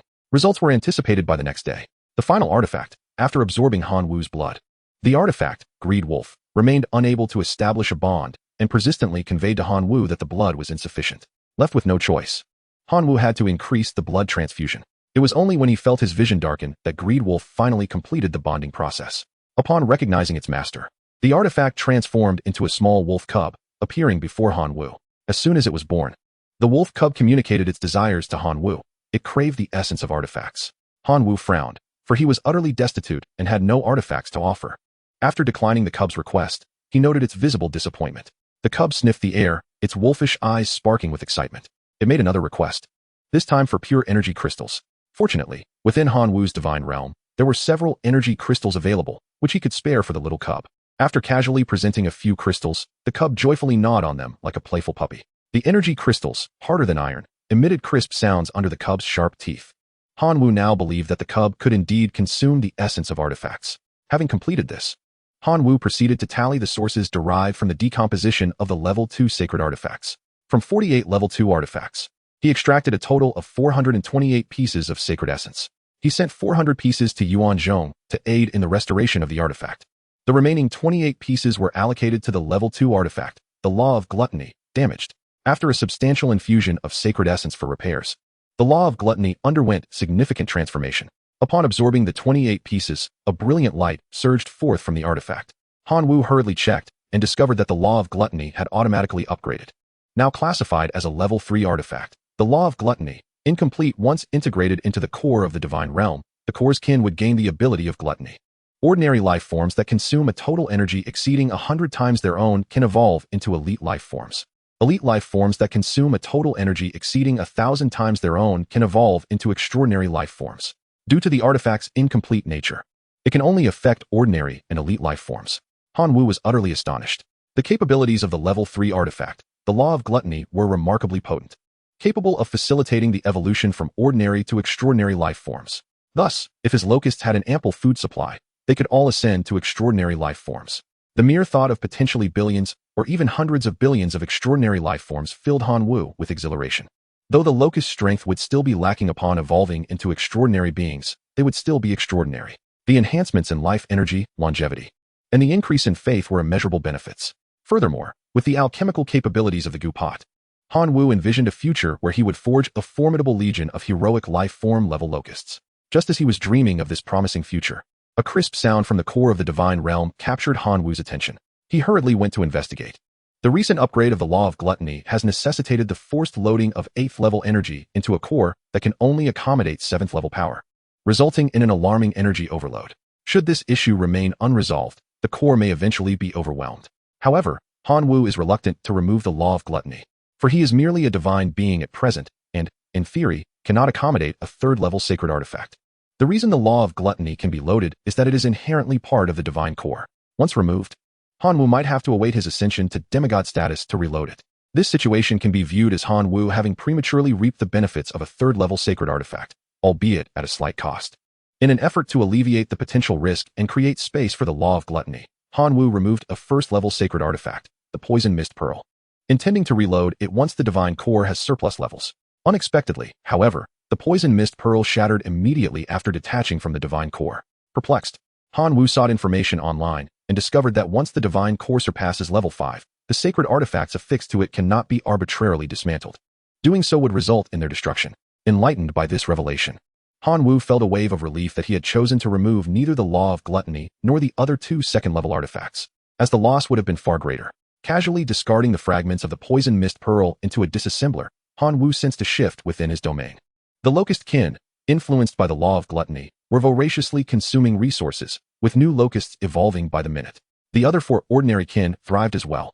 The iron-cutting Swordwind was mastering new skills, the Red Furnace dwarves were mining and forging, the Bull Demon clan was crafting new totems, and the Skeleton kin were showcasing their bone crystal stones. The little skeletal lord, nurtured by the bone crystal stones over time, had shed one of his 3 negative statuses, thereby enhancing his strength to the level of a heroic life form and unlocking a new ability, the summoning of skeleton knights. This skill enables the little skeleton to directly summon knights from the corpses of extraordinary life forms, a capability that would undoubtedly prove advantageous on the battlefield. Pleased, Hanwoo nodded in approval, but soon furrowed his brow in concern. He noticed a new structure within his domain. Hastily, he descended in his divine avatar to investigate, only to discover that it was a blood arena. In stark contrast to the grandiose official blood arena occupying an entire super-large dimension, this one appeared rather nascent, spanning merely 10 square kilometers. Nonetheless, it allowed the kin to engage in competitions, with victors possessing a certain probability of evolution. Extraordinary life forms even had a slight chance to bypass the heroic template's guidance and ascend directly to heroic life forms. This prospect sparked a glimmer of excitement in Hanwoo's eyes.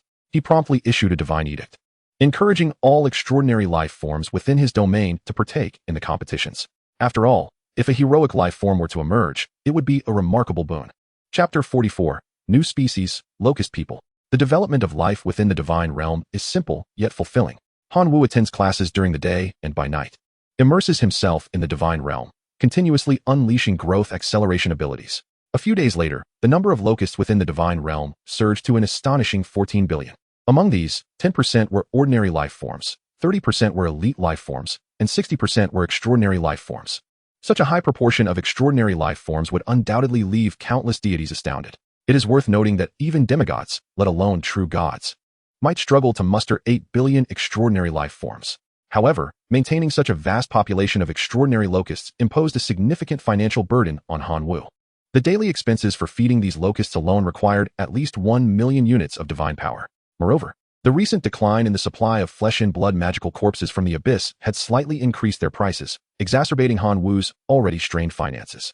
Depleted of his savings, Hanwoo made the difficult decision to perform a life sacrifice, retaining only 1 billion extraordinary locusts for emergencies, while the remaining 13 billion were offered in sacrifice.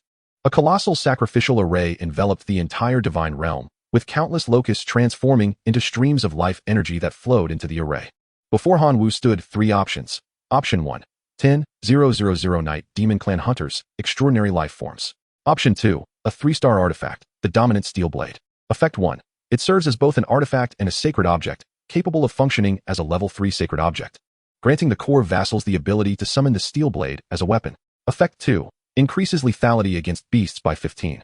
Effect 3. Grants the Divine Art, Dominant Body. Option 3. A level 2 sacred object, the Enlightenment Stone. Once infused into the core of the divine realm, there is a certain probability that the core vassals will be transformed into a semi-humanoid form. The core vassals must not be humanoid or subhuman races. Hanwoo's gaze settled on option 3.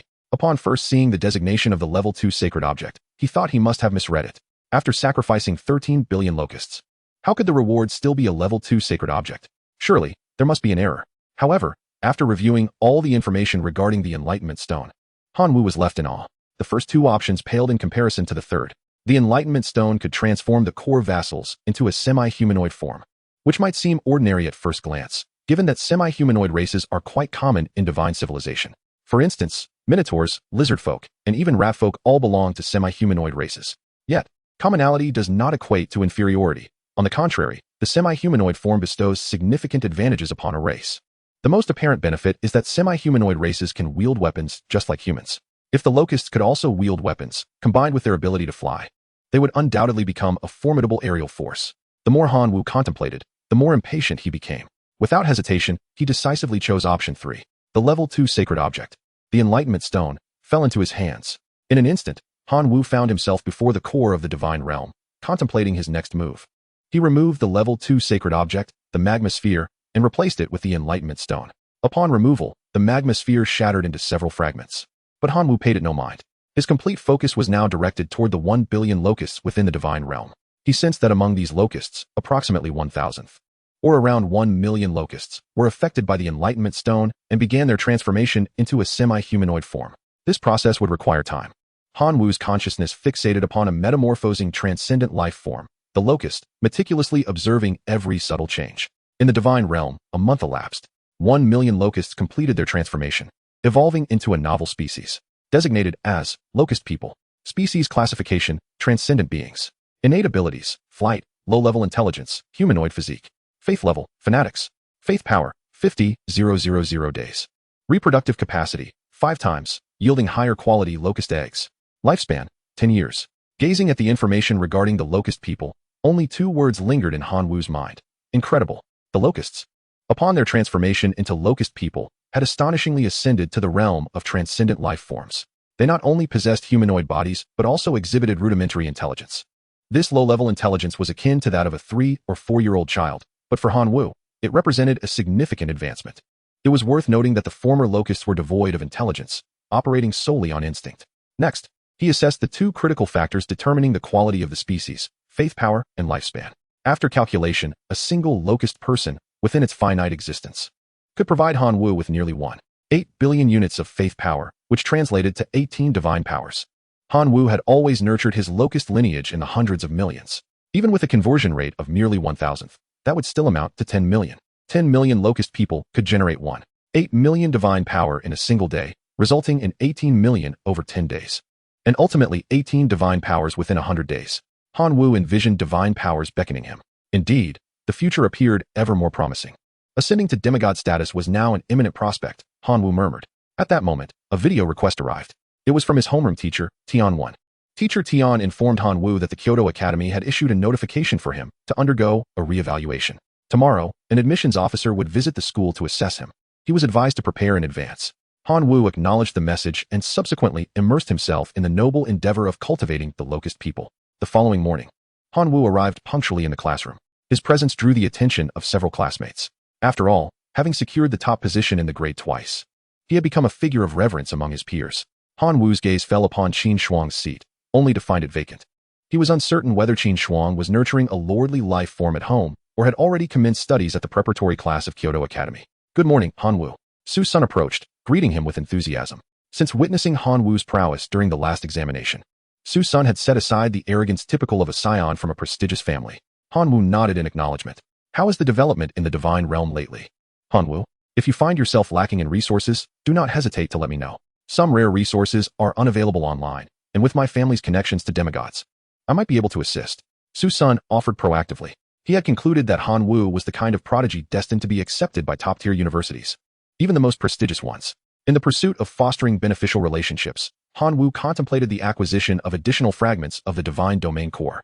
The fragments he had previously secured from the blood arena had been expended in the restoration of core fissures. Should he succeed in procuring more, thus elevating the divine domain core to the pinnacle level of 10, befitting divine beings, it would be most advantageous. Is it within your family's capacity to obtain divine domain core fragments? Han Wu inquired tentatively. Su Sun was taken aback by Han Wu's immediate request for such a scarce resource. However, upon reflection, he understood that if the materials were not rare, Han Wu would not have sought him out in hopes of fortune. We can acquire them, but the price for divine domain core fragments is rather steep. Even at cost price, it amounts to a significant sum, Su Sun replied. Acquiring them is paramount. I currently require enough fragments to elevate from level 7 to level 10.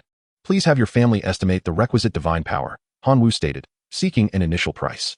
After some deliberation, Su's son relayed the cost, 400 million divine power. This is the cost price. Manhwa felt a pang of concern. 400 million divine power was no trifling amount. Even with the locust-like creature he had cultivated as a source of income, he could not amass such a sum in the short term. Su's son added, "My family mentioned that if you could sell us 1,000 skeletal knights of extraordinary life forms, this could offset the divine power required." During the last assessment, Su's son had personally encountered the formidable nature of the skeletal tribe. The despair of facing an opponent that multiplied with each blow was an experience few could withstand. The family's interest in acquiring skeletal knights was driven by their desire to cultivate a battalion of skeletal beings for incursions into foreign territories. The skeletal knights possessed the ability to summon more skeletons, rendering them of significant strategic value. Extraordinary life form skeletal knights? Manhwa responded with a hint of surprise. While he had a preference for the bone controllers, whose skeletal giants were recognized as the most formidable combatants among heroic life forms by divine domain civilization, he lamented that the skeletal tribe was notoriously resilient, rarely submitting to a master. Manhwa's ability to gain the loyalty of the skeletal tribe stemmed solely from the bloodline suppression of the skeletal lord. Otherwise, even if he were to pulverize the skeletons, their allegiance would remain unattainable. Noticing that the admissions officer from the Kyoto Academy had yet to arrive, Manhwa resolved to finalize the transaction for the divine domain core fragments. Do not hold your breath for the bone controllers. However, I can indeed sell a few extraordinary life form skeletal knights, provided I stipulate one condition. What condition? Su's son inquired excitedly, eager to facilitate the transaction and earn his family's reward. I require your family to supply the corpses of extraordinary life forms, Manhwa declared. Please hold on. I will communicate with my family. Su's son promptly initiated a video call with his family. Shortly thereafter, he returned with a card sealing 1,000 corpses of extraordinary life forms. Manhwa accepted the card and, utilizing the divine domain login apparatus at his desk, entered the divine domain, presenting the card to the skeletal lord. Obedient to Manhwa's command, the skeletal lord swiftly transformed the 1,000 extraordinary life form corpses into skeletal knights of equivalent rank. Manhwa sealed the 1,000 skeletal knights into a card and returned it to Su's Sunday. Soon, Manhwa acquired the coveted fragment of the divine domain core. Just as he was preparing to upgrade the core, his homeroom teacher, Tian-1, entered the classroom and called out to him, "Manhwa, step outside for a moment." Manhwa surmised that the admissions officer from Kyoto Academy had arrived. Chapter 45, The Outer Domain Civilization of Duolong City. Following Tian-1, he proceeded to the administration office, where the admissions officer from Kyoto Academy awaited. To his surprise, it was the same officer as before. Upon seeing Manhwa, the officer's eyes glimmered with intrigue. He had not anticipated that Manhwa had connections to Kyoto Academy. Since he had failed the preliminary selection, he intended to pursue the internal recommendation route. However, a smirk formed in the officer's mind. What did it matter that he could take the internal recommendation route? The challenges posed by Kyoto Academy were far more formidable than those of high school assessments, and to mitigate external influences and eliminate cheating, the trials were exclusively reserved for core-affiliated beings. For students who lacked the prowess of core affiliates, this ordeal was nothing short of a catastrophe, with few managing to succeed. Manhwa, I will now represent Kyoto Academy to conduct your assessment. Do you have any questions? The admissions officer inquired formally. Very well. Let me explain the nature of the assessment. The officer continued in a businesslike manner. This assessment pertains to an incursion into an outer domain. Your target for invasion is a sprawling civilization's border town known as Duolong City. This civilization has a well-established hierarchy and occupational system. Upon entering this realm, both you and your affiliates will be deemed as hazardous entities by this system. The practitioners within Duolong City will actively seek to hunt you down and annihilate you. Sir, may I inquire about the military strength of Duolong City and the number of heroes present? Manhwa wished to gauge the heroes' strength through their numbers. Although Duolong City was a border town of this civilization, it boasted a population of millions, with a probability of practitioners exceeding 10%. And there were 5 heroes in total, the admissions officer responded. This information provided Manhwa with some insight into the target city. To emerge as one of the 5 distinguished individuals among millions was no small feat furthermore, considering that he could only employ the core-affiliated locusts. The daunting nature of this task was evident. Further details must be uncovered by you upon your arrival in the civilization.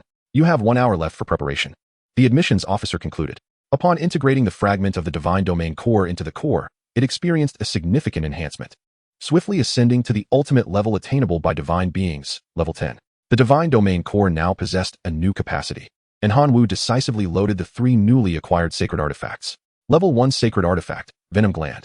Once integrated into the divine domain core, it has a chance to bestow the core affiliates with venom attributes and cultivate a venom gland. Level 1 Sacred Artifact, Earth Core. When loaded into the Divine Domain core, it has a chance to grant the core affiliates Earth attributes, thereby enhancing their defensive capabilities. Level 1 Sacred Artifact, Fairy Short Bow. This artifact serves both as a sacred item and a divine weapon. Upon integration into the Divine Domain core, it has a chance to enable core affiliates to summon the short bow as a weapon. The host deity has acquired the ability to summon the essence of fairy short bows. Once the 3 sacred artifacts were activated, the entire divine realm, along with 5 billion locusts, was affected.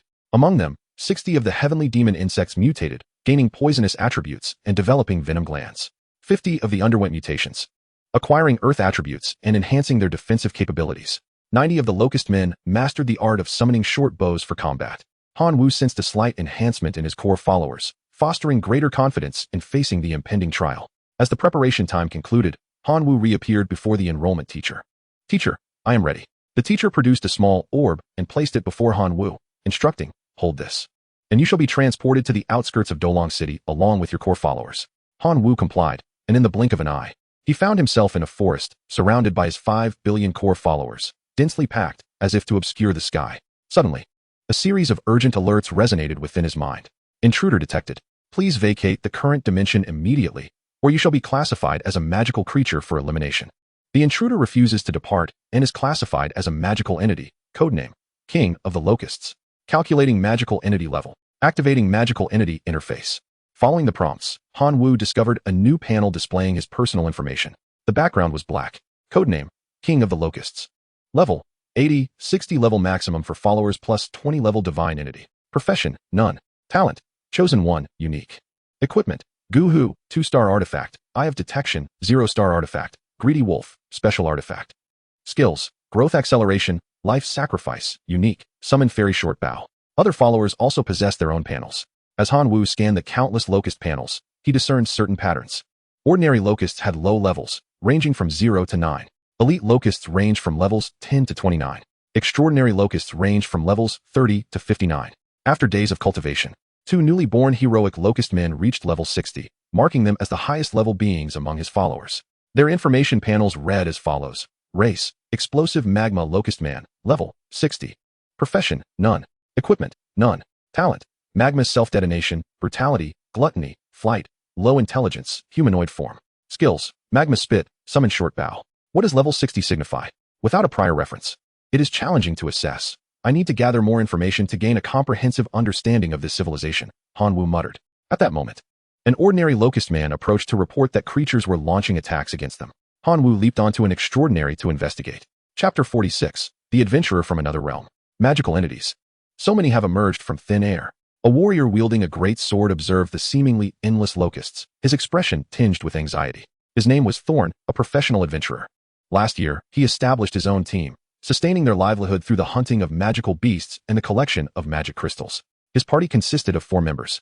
Aside from him, a second-tier dragon blood warrior, the remaining 3 were first-tier professionals, a fire mage, a fist fighter, and a water sage. Each utilized their unique advantages to eliminate the nearby locusts. "Sorn, you should be pleased," remarked the fist fighter, casually shattering a flying locust with a single punch. "With more magical creatures around, our bounty will increase. Once we save enough, we can undergo our second-class advancement and enhance our team's strength."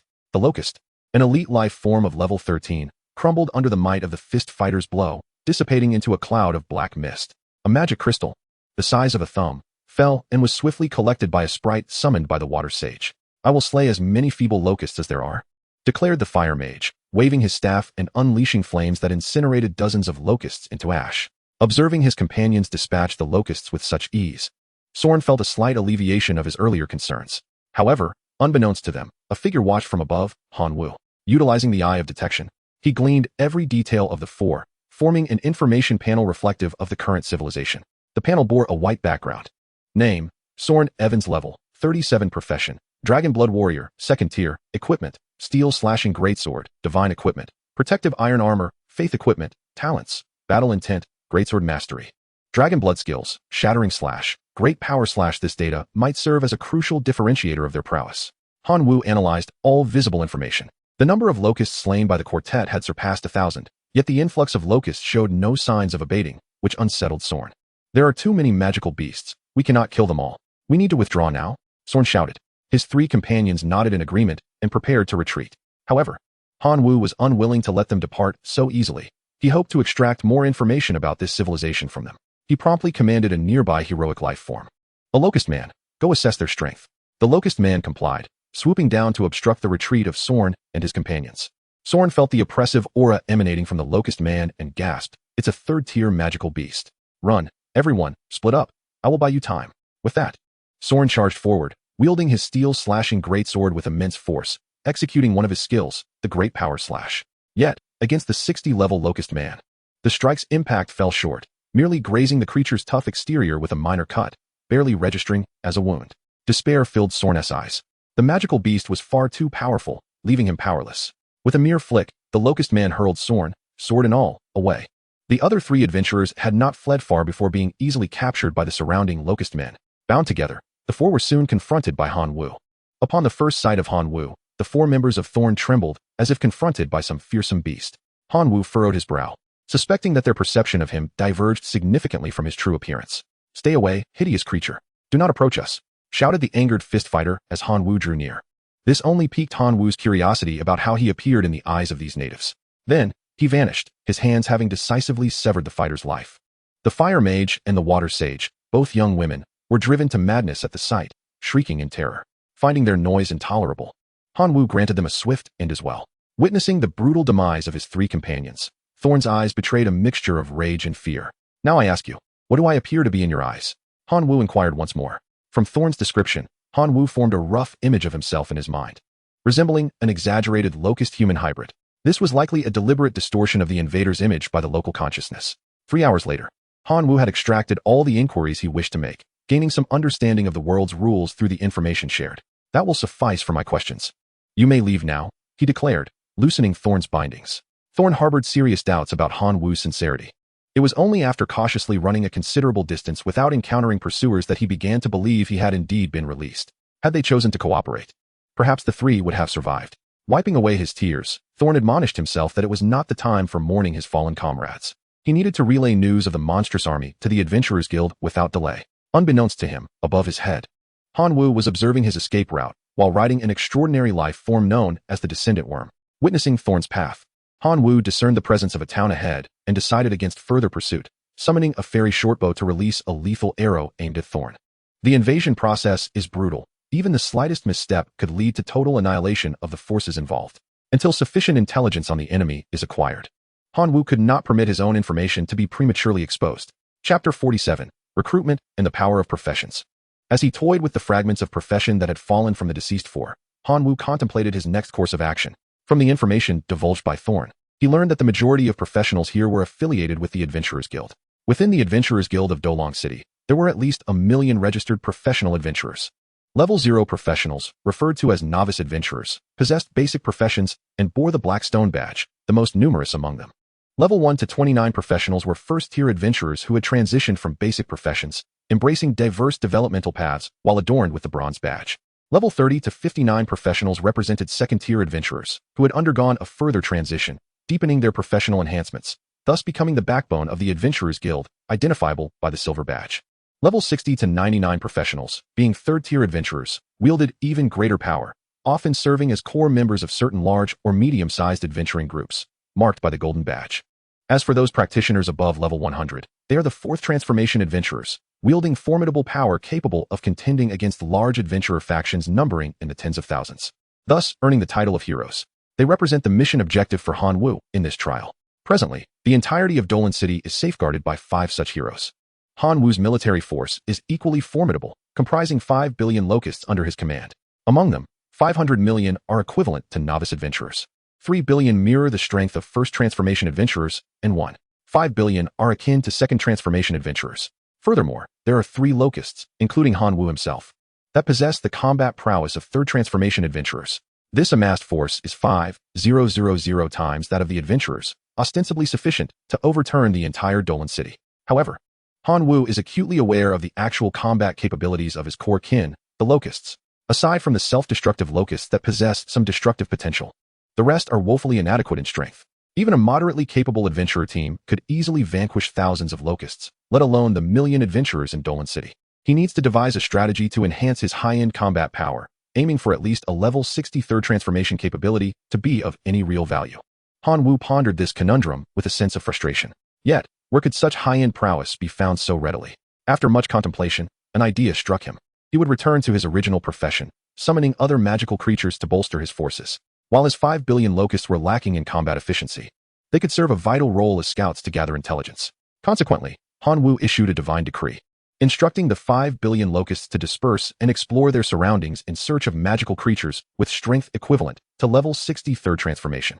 The locust army received the decree with unwavering loyalty and swiftly set about their task. It wasn't long before news arrived. 35 miles to the south, a goblin tribe was discovered, led by a particularly powerful goblin chief. Han Wu personally ventured forth, easily defeating the goblin chief with his overwhelming level 80 prowess. And through sheer strength and numbers, he conquered the entire goblin tribe. All 200 goblins from the tribe chose to surrender. Upon examining the goblins through the eye of detection, Han Wu realized that their combat capabilities were equally dismal. Adult goblins hovered around level 20, barely able to match a first transformation practitioner. The sole exception was the goblin chief, whose level reached an astonishing 62. Upon reviewing the goblin chief's information, Han Wu discovered that, akin to adventurers, the goblin chief possessed a class and had achieved 3rd transformation status. After a series of inquiries, Han Wu learned that the goblin chief had inadvertently acquired this class by consuming a large number of class fragments left behind by deceased adventurers. This revelation inspired Han Wu with a novel idea, to test whether his kin, the locusts, could similarly gain class powers. Subsequently, Han Wu instructed the locusts scattered across various locations to keep a vigilant watch on adventurer activities. Should they encounter weaker adventurer teams, they were to report back to him promptly, allowing him to dispatch locust squads for hunting. After 3 days of such endeavors, Han Wu found himself in possession of over 100 class fragments. Through the scrutiny of the detection eye, Han Wu was able to discern the specific professions to which these profession fragments belonged. By gathering the fragments of the same profession together and infusing them with a trace of divine power, the profession fragments began to automatically coalesce, forming complete professions. After the assembly, Han Wu acquired 4 distinct foundational professions: warrior, mage, fistfighter, and archer. He chose the archer profession and bestowed it upon a heroic life form, the Locust Man. Upon absorbing the profession, the Locust Man's information underwent a transformation. Race: Explosive Sky Demon Locust Man level 60, with a maximum potential of 65, requiring the absorption of magical crystals for enhancement.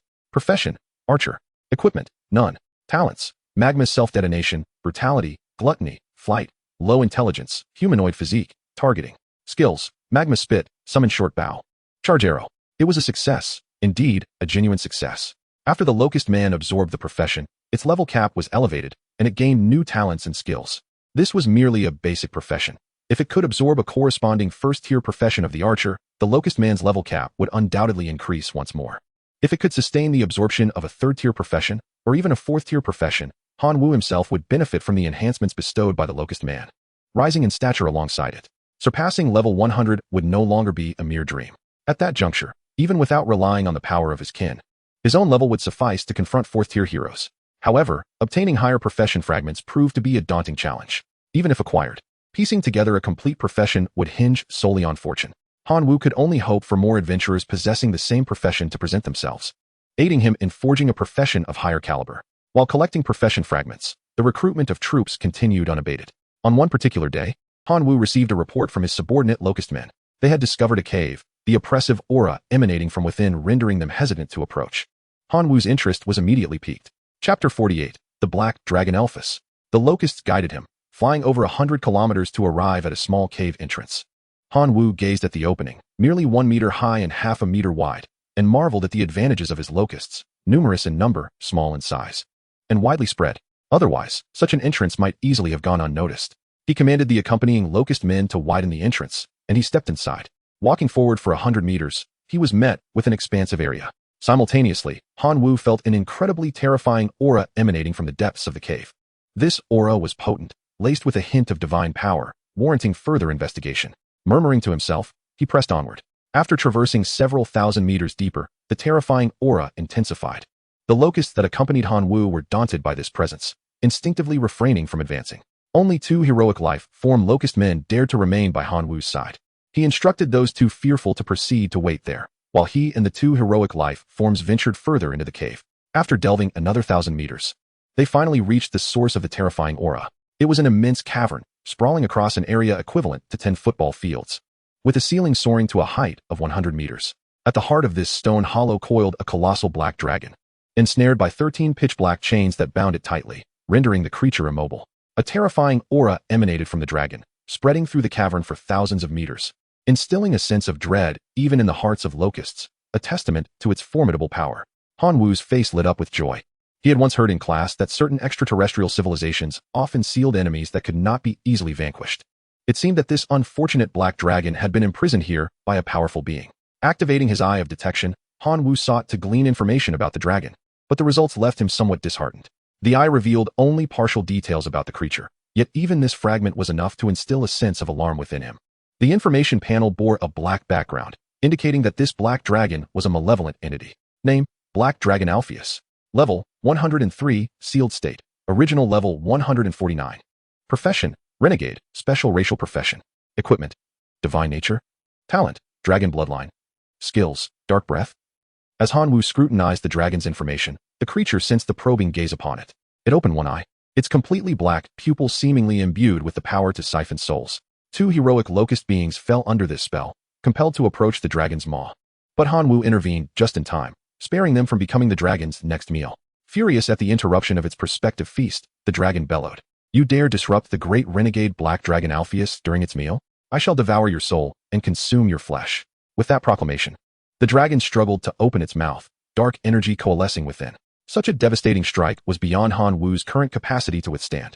He swiftly called upon the two heroic locusts to flee out of the cavern. "You insignificant wretch, how dare you toy with the great renegade black dragon Alpheus? I shall show you no mercy." With those words, another surge of dark energy was unleashed. After two failed attempts to unleash its power, the dragon found itself too weakened to conjure any further dark energy, its chains tightening with each futile movement, reinforcing its seal. Seeing that the dragon had ceased its rampage, Hanwoo spoke, "I did not come here to provoke you. On the contrary, I am here to assist you."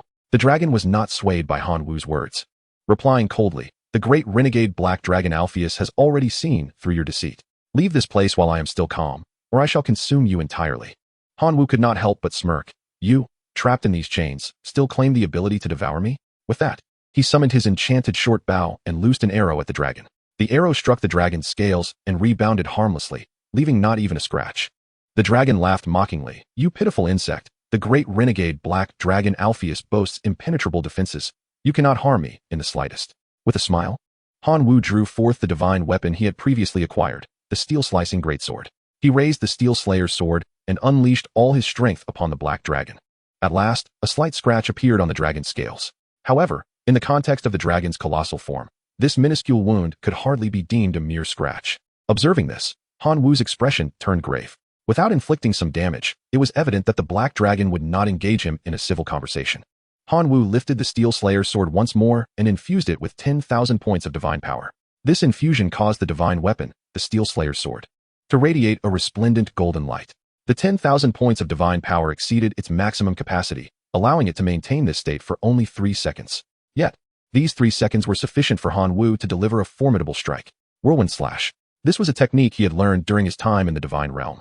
Alongside the Sword of Iron Cutting, although it could not trigger the skill's damage enhancement effects, it was still capable of inflicting considerable harm. Indeed, with this slash, the dragon's scales, as strong as steel, were cleaved apart, revealing a massive wound that incessantly oozed black dragon blood. The intense pain provoked the dragon's instinct to fight back, yet the 13 pitch-black chains binding it rendered it immobile. The black dragon could only roar in impotent fury. "You wretched insect, how dare you harm the great rebel, Black Dragon Alpheus?" Before it could finish its proclamation, Hanwoo discarded the shattered Steel Slayer's sword and drew forth a dagger, also a divine weapon. Directing it toward the dragon's eyes, "Continue speaking, and you may find your life in peril." The warning was uttered softly, yet the black dragon heard it with crystal clarity. In that moment, the great rebel, Black Dragon Alpheus, felt the chilling proximity of death. Chapter 49, A Century of Service Contract. Noticing that the dragon had ceased its roaring, Hanwoo understood it was time to discuss cooperation. "I harbor a dream, to slay a hero from Dolong City. Yet, my own strength is insufficient to confront such a hero. Thus I require your assistance," Hanwoo stated candidly. The dragon snorted dismissively, a hint of sorrow lacing its tone.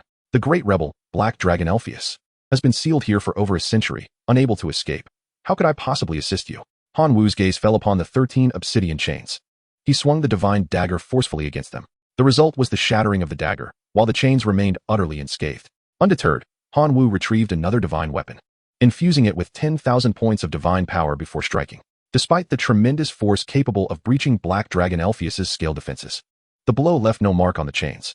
It seemed these chains possessed an indestructible quality. The Black Dragon sighed. It is futile. These chains were crafted by the Adventurers Guild specifically to seal me. Even my dark power cannot erode them in the slightest, let alone your weapons. As Han Wu listened to the dragon's words, his eyes gleamed with realization. You mean to say, these chains are artifacts? Indeed, the great rebel, Black Dragon Elphius, would never stoop to deceit, the dragon replied.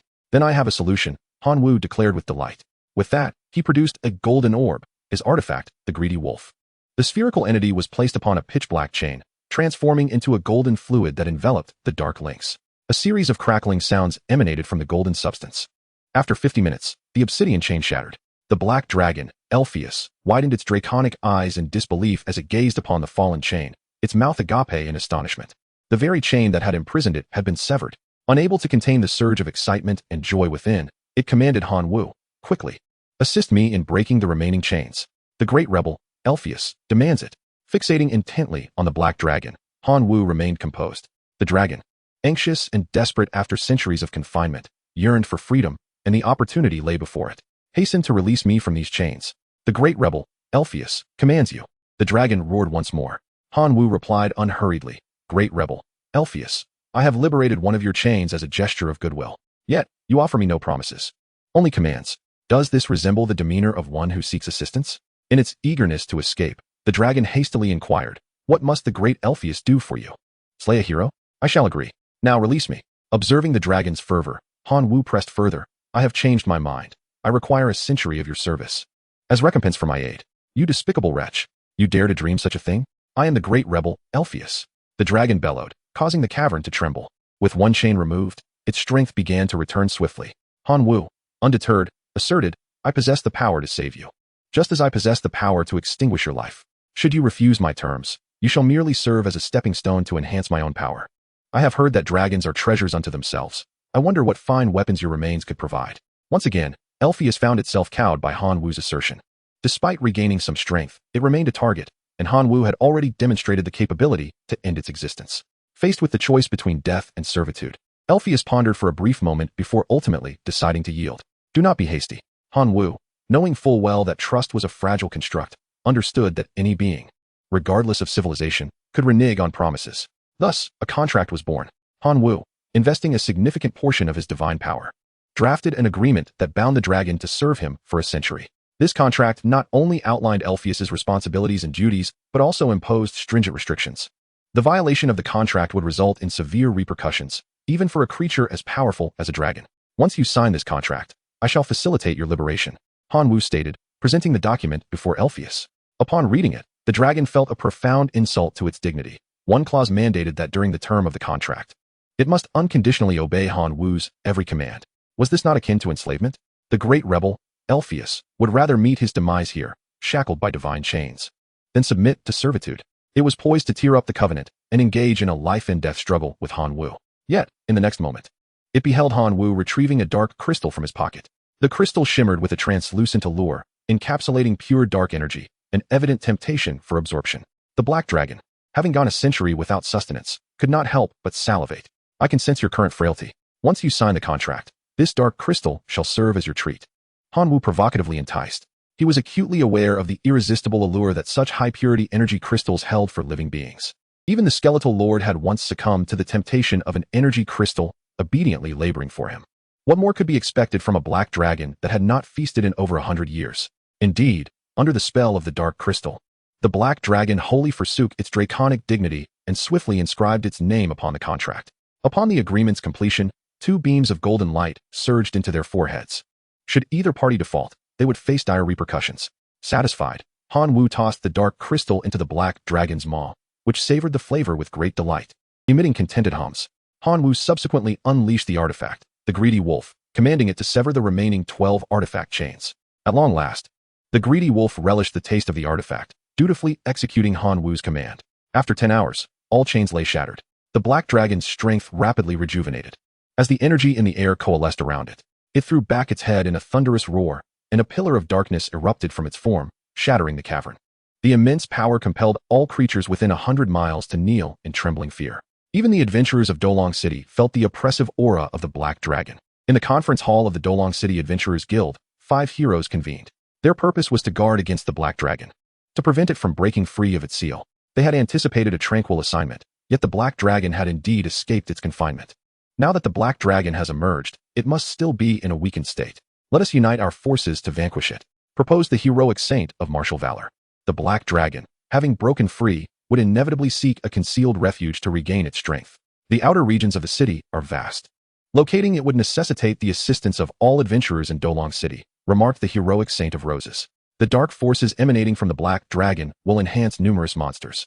We must act before they incite a rebellion, thereby seizing the initiative, stated the heroic sword master of ice and fire.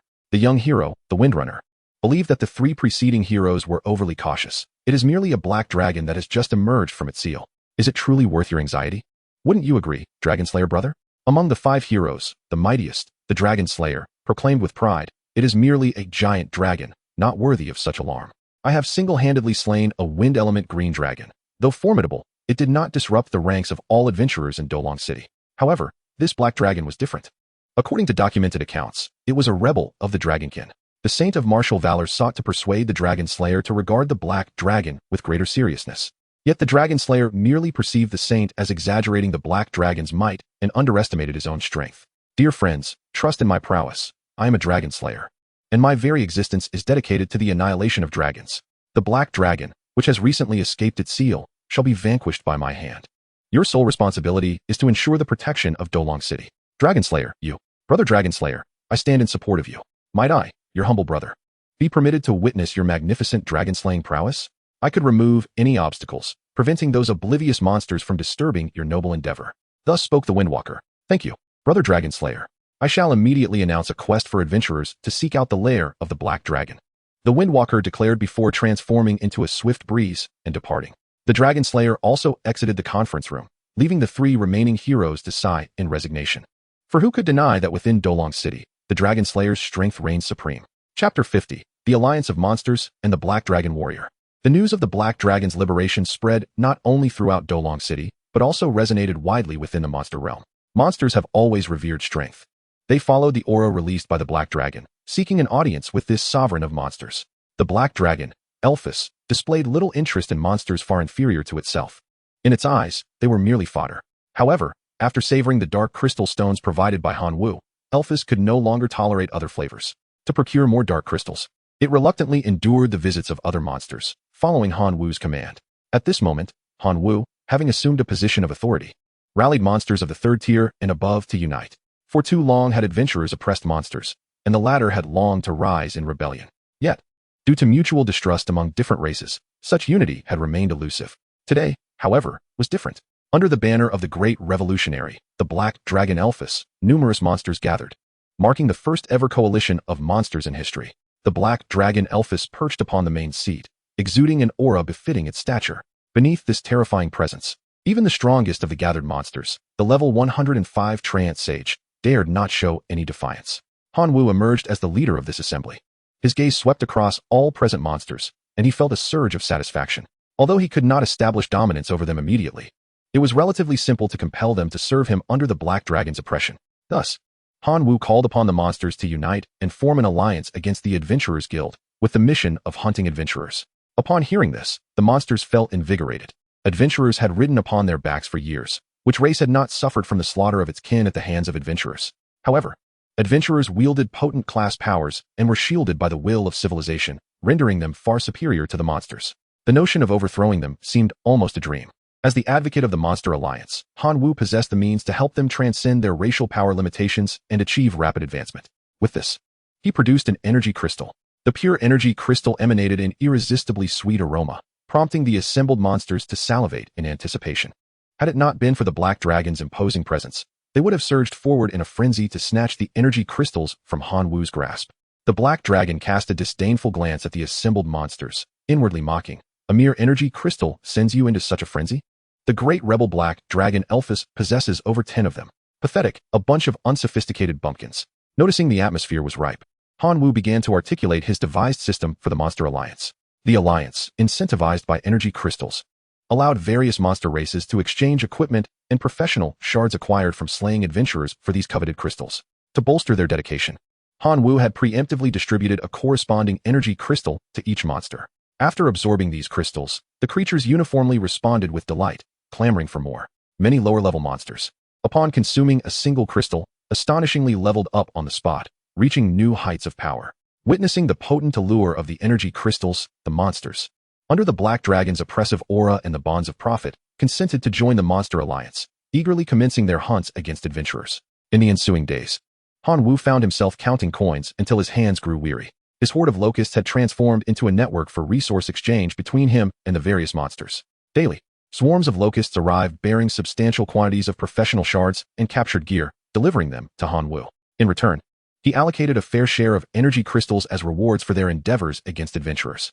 The relationship flourished harmoniously. Of course, this arrangement hinged significantly on the formidable Black Dragon's vigilant presence. Without the dragon, the monsters would have surely succumbed to impatience and sought to hunt Han Wu for more energy crystals. After all, the monsters daring enough to risk slaying adventurers were no trifles. Utilizing the weapons and professional shards acquired, Han Wu also nurtured his own horde. Through the investment of vast resources, the strength of the locusts significantly surged. 2 heroic locust beings attained suitable third-tier professions, skyrocketing to level 85, with further ascension ongoing. Additionally, 32 locust beings, bolstered by the power of their professions, surpassed level 60. Han Wu himself, benefiting from the nurturing of his horde, saw his level soar to 105. With such formidable power, he felt unprecedentedly strong, capable of effortlessly snapping ancient trees in two with a casual strike. Yet, he was acutely aware that, when compared to adventurers of the same caliber as those in Dolong City, he still fell short, particularly in the application of skills. Professional adventurers wield their skills with mastery, honed through countless repetitions, excelling in strength, angle, and timing. However, Han Wu's skills remained a weakness. His growth acceleration served as a supplementary aid, while his life sacrifice could only be utilized once a day and solely for his horde. His only offensive skill, the summoned fairy shortbow, merely functioned as a portable ranged divine weapon. After much contemplation, Han Wu resolved to enhance himself through professional power. Given his circumstances, he chose the warrior class as his basic profession, acquiring the talent, battle intent, which enhances physical performance by 10. He mastered the skills, heavy strike and giant slash. Upon choosing the path of the magic warrior, Han Wu acquired the innate talent of elemental sensitivity, which enhances his resistance to all elemental forces by 20. He mastered skills such as fire infusion, ice infusion, light infusion, and dark infusion. For his second job advancement, he selected the Dragon Blood Warrior, gaining the talent of Dragon Blood, which boosts his physical capabilities by 20, enhances his elemental resistance by another 20, and significantly increases his strength. He also learned the skill of Tyrant Slash. As for the third job advancement, Han Wu found himself at a loss. There were exceedingly few adventurers among those who had perished that reached the third job level, making it nearly impossible to gather more complete third-tier classes. However, sensing the faint aroma of dragon blood emanating from Han Wu, the Black Dragon offered its assistance, provided that Han Wu could pay 1,000 dark crystals. Lacking such a fortune, after much negotiation, they settled on a price of 500 dark crystals to be paid in installments. Regardless, the Black Dragon felt elated, believing it had struck a splendid deal. With the terms agreed upon, the Black Dragon commenced its aid. Its method involved locating a large cauldron, filling it with its own blood, and allowing Han Wu to soak in it for an entire day. At the end of this period, the dragon's blood would replace the thin dragon blood within Han Wu, thereby granting him power comparable to that of a third-tier profession. Han Wu complied, immersing himself in the somewhat foul-smelling black dragon's blood for a full day. During this time, the Black Dragon stoked the flames beneath the cauldron, hastening the absorption process, allowing Han Wu to experience firsthand what it meant to be stewed like a piece of meat. Though the process bore a hint of absurdity, the results were remarkably effective. The thin dragon blood within Han Wu was entirely replaced with that of the Black Dragon, prompting his second-tier profession to automatically ascend to the third tier, Black Dragon Warrior. He gained the talent of Black Dragon Blood, which enhanced his physical attributes by 50, increased his elemental resistance by 50, substantially boosted his strength, and granted him affinity with the dark element. Upon mastering the skill of Black Dragon transformation, Han Wu felt a cacophony of cracking bones, a sensation of muscular strain, and his skin gradually darkening and hardening. After 3 seconds, the transformation ceased, and Han Wu had fully morphed into a humanoid black dragon. His body was enveloped in highly defensive black dragon scales, with robust wings sprouting from his back, and his muscles swelled, exuding the power to obliterate all. As he reveled in this newfound strength, Han Wu's information panel materialized before him, its background a deep black. Codename: King of the Magic Locust level, 125, 85 from kin, 20 from divine beings, 20 from professional power, profession, Black Dragon Warrior, third tier, talents, chosen one, unique. Battle intent, dark elemental sensitivity, black dragon blood equipment, goo potion, 2-star artifact, eye of detection, 0-star artifact, greedy wolf, 1-star artifact, skills, acceleration of growth, life sacrifice, unique. Summon fairy short bow, heavy strike, titan slash, dark infusion, tyrant slash, black dragon transformation. Han Wu gazed with satisfaction upon his current profile, feeling entirely capable of challenging a hero in the city of Dolong.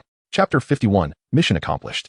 After several days of investigation and the sacrifice of countless professional adventurers, the Adventurers Guild finally ascertained the current location of the Black Dragon. Upon receiving this intelligence, the renowned Dragon Slayer immediately summoned the valiant Windrunner and charged forth from the city of Dolong, heading straight for the lair of the Black Dragon. As Han Wu diligently honed his skills, he felt a tempestuous wind sweep overhead. Soon after, the Dragon Slayer and Windrunner materialized within his line of sight. The Black Dragon, sensing the formidable aura emanating from the pair, rose with a furious roar. It was the unmistakable scent of heroes from Dolong, intertwined with the scent of vengeance. The Dragon Slayer, upon encountering the Black Dragon, was filled with unbridled joy. Indeed, it was a creature of pure bloodline. Slaying you would undoubtedly elevate my status as a Dragon Slayer, he proclaimed. He then turned to Windrunner, instructing, ensure the perimeter is secured. Do not allow any other monstrosities to disturb my battle. With admiration, Windrunner replied, fear not, great Dragon Slayer, for I shall not permit any creature to interrupt your fight. With that, Windrunner raised his hand to unleash a skill. Heroic Essence, Tempest Barrier. An endless storm coalesced, forming a barrier that reached skyward, encircling a 10-kilometer radius. The ferocious winds acted as a wall, preventing any approaching creatures from breaching the barrier. For the time being, they were utterly unable to penetrate it. Inside the barrier, the Black Dragon and the Dragon Slayer faced off, a chaotic clash of volatile energies swirling around them. The weaker creatures stood no chance of surviving the residual power radiating from the two titans. However, exceptions existed, namely Han Wu and Windrunner. With their elevated levels, they remained unaffected by the residual might. Windrunner glanced at Han Wu, his eyes reflecting an enlarged image of a locust humanoid. Han Wu sensed that Windrunner was probing his information. A level 125 king of locusts. I never anticipated such a formidable creature lurking outside Dolong. Windrunner mused. Yet, I shall not allow you to hinder the battle of the great Dragon Slayer. Han Wu scoffed, initially wishing to refine his skills before seeking out a hero to challenge in Dolong, but now found a hero presenting himself willingly. Utilizing his eye of detection, Han Wu gleaned some information about Windrunner. Name, Carl Smith. Level, 131. Class, Windrunner, 4th Transmutation. Equipment, Blade of the Wind God, 1-star artifact. Divine Nature. Talents, Mastery of Daggers, Wind Affinity, Ethereal Body, Avatar of the Tempest. Skills, Heroic Essence, Tempest Barrier, Backstab, Wind Blade Slash. Although he could not access all of Windrunner's information, Han Wu was confident of his strength. In an instant, the battle commenced. Han Wu unleashed his most powerful skill, Dragon Transformation. Morphing into a humanoid black dragon, he wielded two mighty divine swords, bringing them crashing down upon Windrunner. The latter's form became elusive as an apparition composed entirely of storm materialized beside him, a manifestation of his talent, Avatar of the Tempest. This avatar possessed all of Windrunner's skills save for the heroic essence, and as an elemental entity, it was impervious to any form of damage. As long as Windrunner remained alive, the Avatar of the Tempest would ceaselessly launch attacks. In the ensuing synergy between Windrunner and his avatar, Han Wu soon found himself at a distinct disadvantage. Fortunately, Han Wu's body was fortified with robust black dragon scales, endowing him with considerable elemental resistance, allowing him to withstand several blows. Yet, this was not a sustainable solution. Amidst the onslaught, Han Wu discreetly issued a divine command to the Locust clan outside the storm barrier, urging them to devise a means to shatter the barrier and come to his aid. Meanwhile, the Black Dragon found itself in an even more precarious position than Han Wu. The Dragon Slayer wielded his heroic essence, the dragon-slaying domain, which was particularly effective against dragonkind. As the domain unfurled, every dragon he had slain was summoned to fight on his behalf. At that moment, the Black Dragon was besieged by dozens of lesser dragons, with a green dragon of its own kind unleashing powerful gusts of wind upon it. This wind, imbued with draconic power, could easily shatter the Black Dragon's scales. The Dragon Slayer, armed with two verdant blades forged from dragon teeth, possessed the same capacity to breach the dragon's defenses. Each strike against the Black Dragon was a critical hit. Having recently unsealed its powers, the Black Dragon had yet to regain its full strength. The Dragon Slayer, with a blood-red sword in hand, stood triumphantly upon the Black Dragon's head, reveling in his triumph. Should he absorb the Black Dragon's soul, his dragon-slaying domain would achieve a remarkable enhancement. However, this required a specific ritual to be performed, and the Dragon Slayer had already conceived of a grand plan. He intended to conduct the dragon-slaying ceremony before all the professional adventurers of Dolan City, proclaiming his might. Before departing, the Dragon Slayer glanced at the Windwalker, who was still engaged in combat with Han Wu, and inquired, "Do you require my assistance?" Watching the Dragon Slayer depart, the Windwalker continued to assault Han Wu, enviously remarking, "If only I could possess the strength of the Dragon Slayer." Witnessing the Black Dragon being taken away, Han Wu's anxiety intensified, prompting him to issue a lethal command to the Locust clan. At any cost, they were to breach the storm barrier. Outside the barrier, countless locusts swiftly converged. The other approaching monsters dared not approach the storm barrier, fearing the wrath of its turbulent forces. Yet, the locusts, receiving Han Wu's divine mandate, charged into the storm without hesitation. One by one, they sacrificed their flesh and blood to deplete the energy of the storm barrier. 1 million, 3 million, 5 million, 10 million, 30 million. The carcasses of the fallen locusts were shredded by the storm, creating a thick carpet of remains upon the ground. Yet, the remaining locusts pressed on fearlessly into the tempest, for their god was calling them. It was not until the 13th billion locust collided with the storm barrier that it emitted a sharp crack, shattering and revealing the Windwalker and Han Wu within. At that moment, Han Wu stood bloodied yet resolute. The locusts buzzed in unison, erupting into chaos. To harm a divine being was the greatest affront to them. Instantly, countless locusts launched a desperate assault against the Windwalker, the cause of Han Wu's injuries. They charged, loosed arrows, unleashed skills, and self-destructed. Every conceivable means of inflicting damage was attempted by the locusts, willing to sacrifice their lives for the endeavor.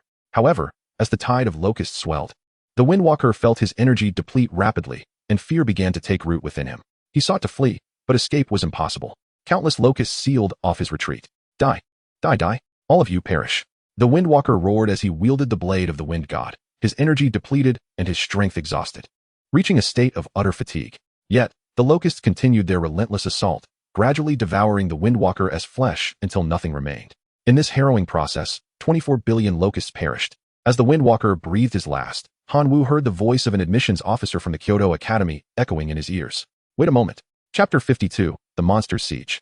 Han Wu, do you truly wish to rescue the Black Dragon that has been captured? Yes, I must save it. It is my contracted companion, Han Wu replied earnestly. After being unsealed by Han Wu, the Black Dragon had faithfully honored their pact, willingly offering its blood to aid Han Wu in his ascent. To Han Wu, the Black Dragon was not merely a contractual ally, it was a cherished friend. Han Wu, you must consider carefully. If you venture to rescue the Black Dragon, you will face not just the Windwalker, but 4 heroes even more formidable than he. In addition to 100,000 professional adventurers and millions of civilians who can take up arms as soldiers. This force, even a demigod would likely falter against it. Let alone you, a mere minor divine being, the admissions officer cautioned. I understand. Which is why I formally request the release of all my vassals within my divine domain to engage in combat alongside me, Han Wu asserted. In exchange, I am willing to elevate the mission's difficulty by changing it to the conquest of the entire city of Dolong. Quite audacious, the admissions officer exclaimed, reminiscing about the last time he encountered such an intriguing student, which had been over a decade ago. That student had since surpassed him, ascending to the rank of High God and becoming the youngest deputy director of the Kyoto Academy. I greatly admire students like you, who are unafraid to challenge themselves. Your request is granted. Thank you, esteemed teacher, Han Wu expressed his gratitude. The admissions officer, under no obligation to consider his feelings, nonetheless acquiesced to his request. Such is the bond of camaraderie. Lastly, allow me to remind you, you have descended in your true form, so do not fall here. As the words left his lips, a massive portal materialized. From within the portal emerged Han Wu's 4 great vassals. As they entered this civilization, their attributes evolved in accordance with the local will. The Swordwind clan, Ironcut Swordwind, heroic life form, level 132. The Crimson Forged Dwarves, Divine Hammer, heroic life form, level 106. The Bull Demon clan, Bull Demon Shaman, heroic life form, level 128. The Skeleton clan, Skeleton Lord, Lord life form, incomplete, sealed, level 127. Bone Controller, heroic life form, level 70. Bone Restorer, heroic life form, level 80. The remaining members of the other vassals were all below level 60, with many stuck at level 59. Han Wu promptly produced a wealth of equipment and vocational options for these vassals to choose from. With the infusion of vocational power, their levels surged dramatically. Among the most significant transformations was Ironcut Swordwind, who advanced from the basic class of warrior to the first-tier class of swordsman, and subsequently to the second-tier class of storm swordsman, skyrocketing to level 140.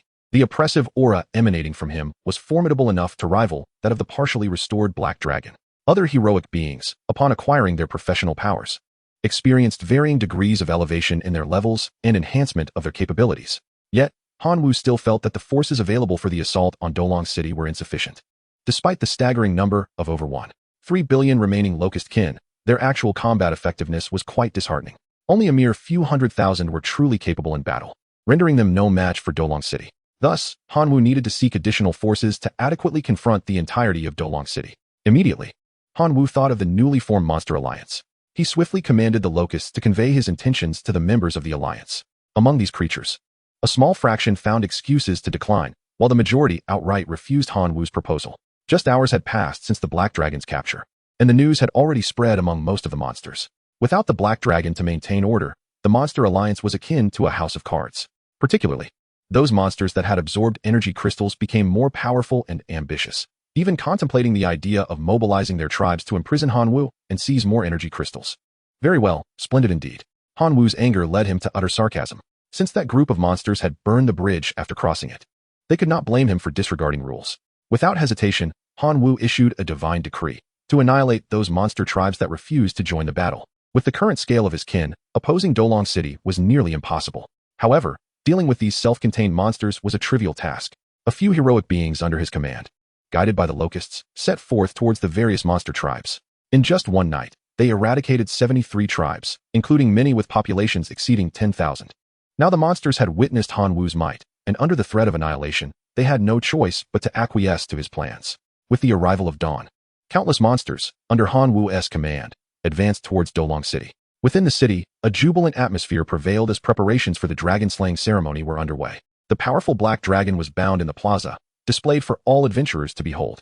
The dragon slayer sat triumphantly on a high platform, sipping fine wine while supervising the progress of the ceremony's arrangements. The Windrunner had yet to return. Had he encountered trouble on his journey home? Just as this thought crossed the dragon slayer's mind, he felt the ground tremble slightly. Suddenly, the urgent sound of horns echoed through Dolong City. An alarm. A large horde of monsters was advancing towards the city, prompting all adventurers to prepare for battle.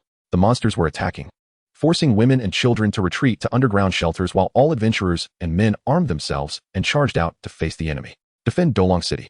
For major adventurer groups received orders to lead the scattered adventurers in setting up defenses outside the city. Treants, goblins, and giants. These monsters were all mobilizing.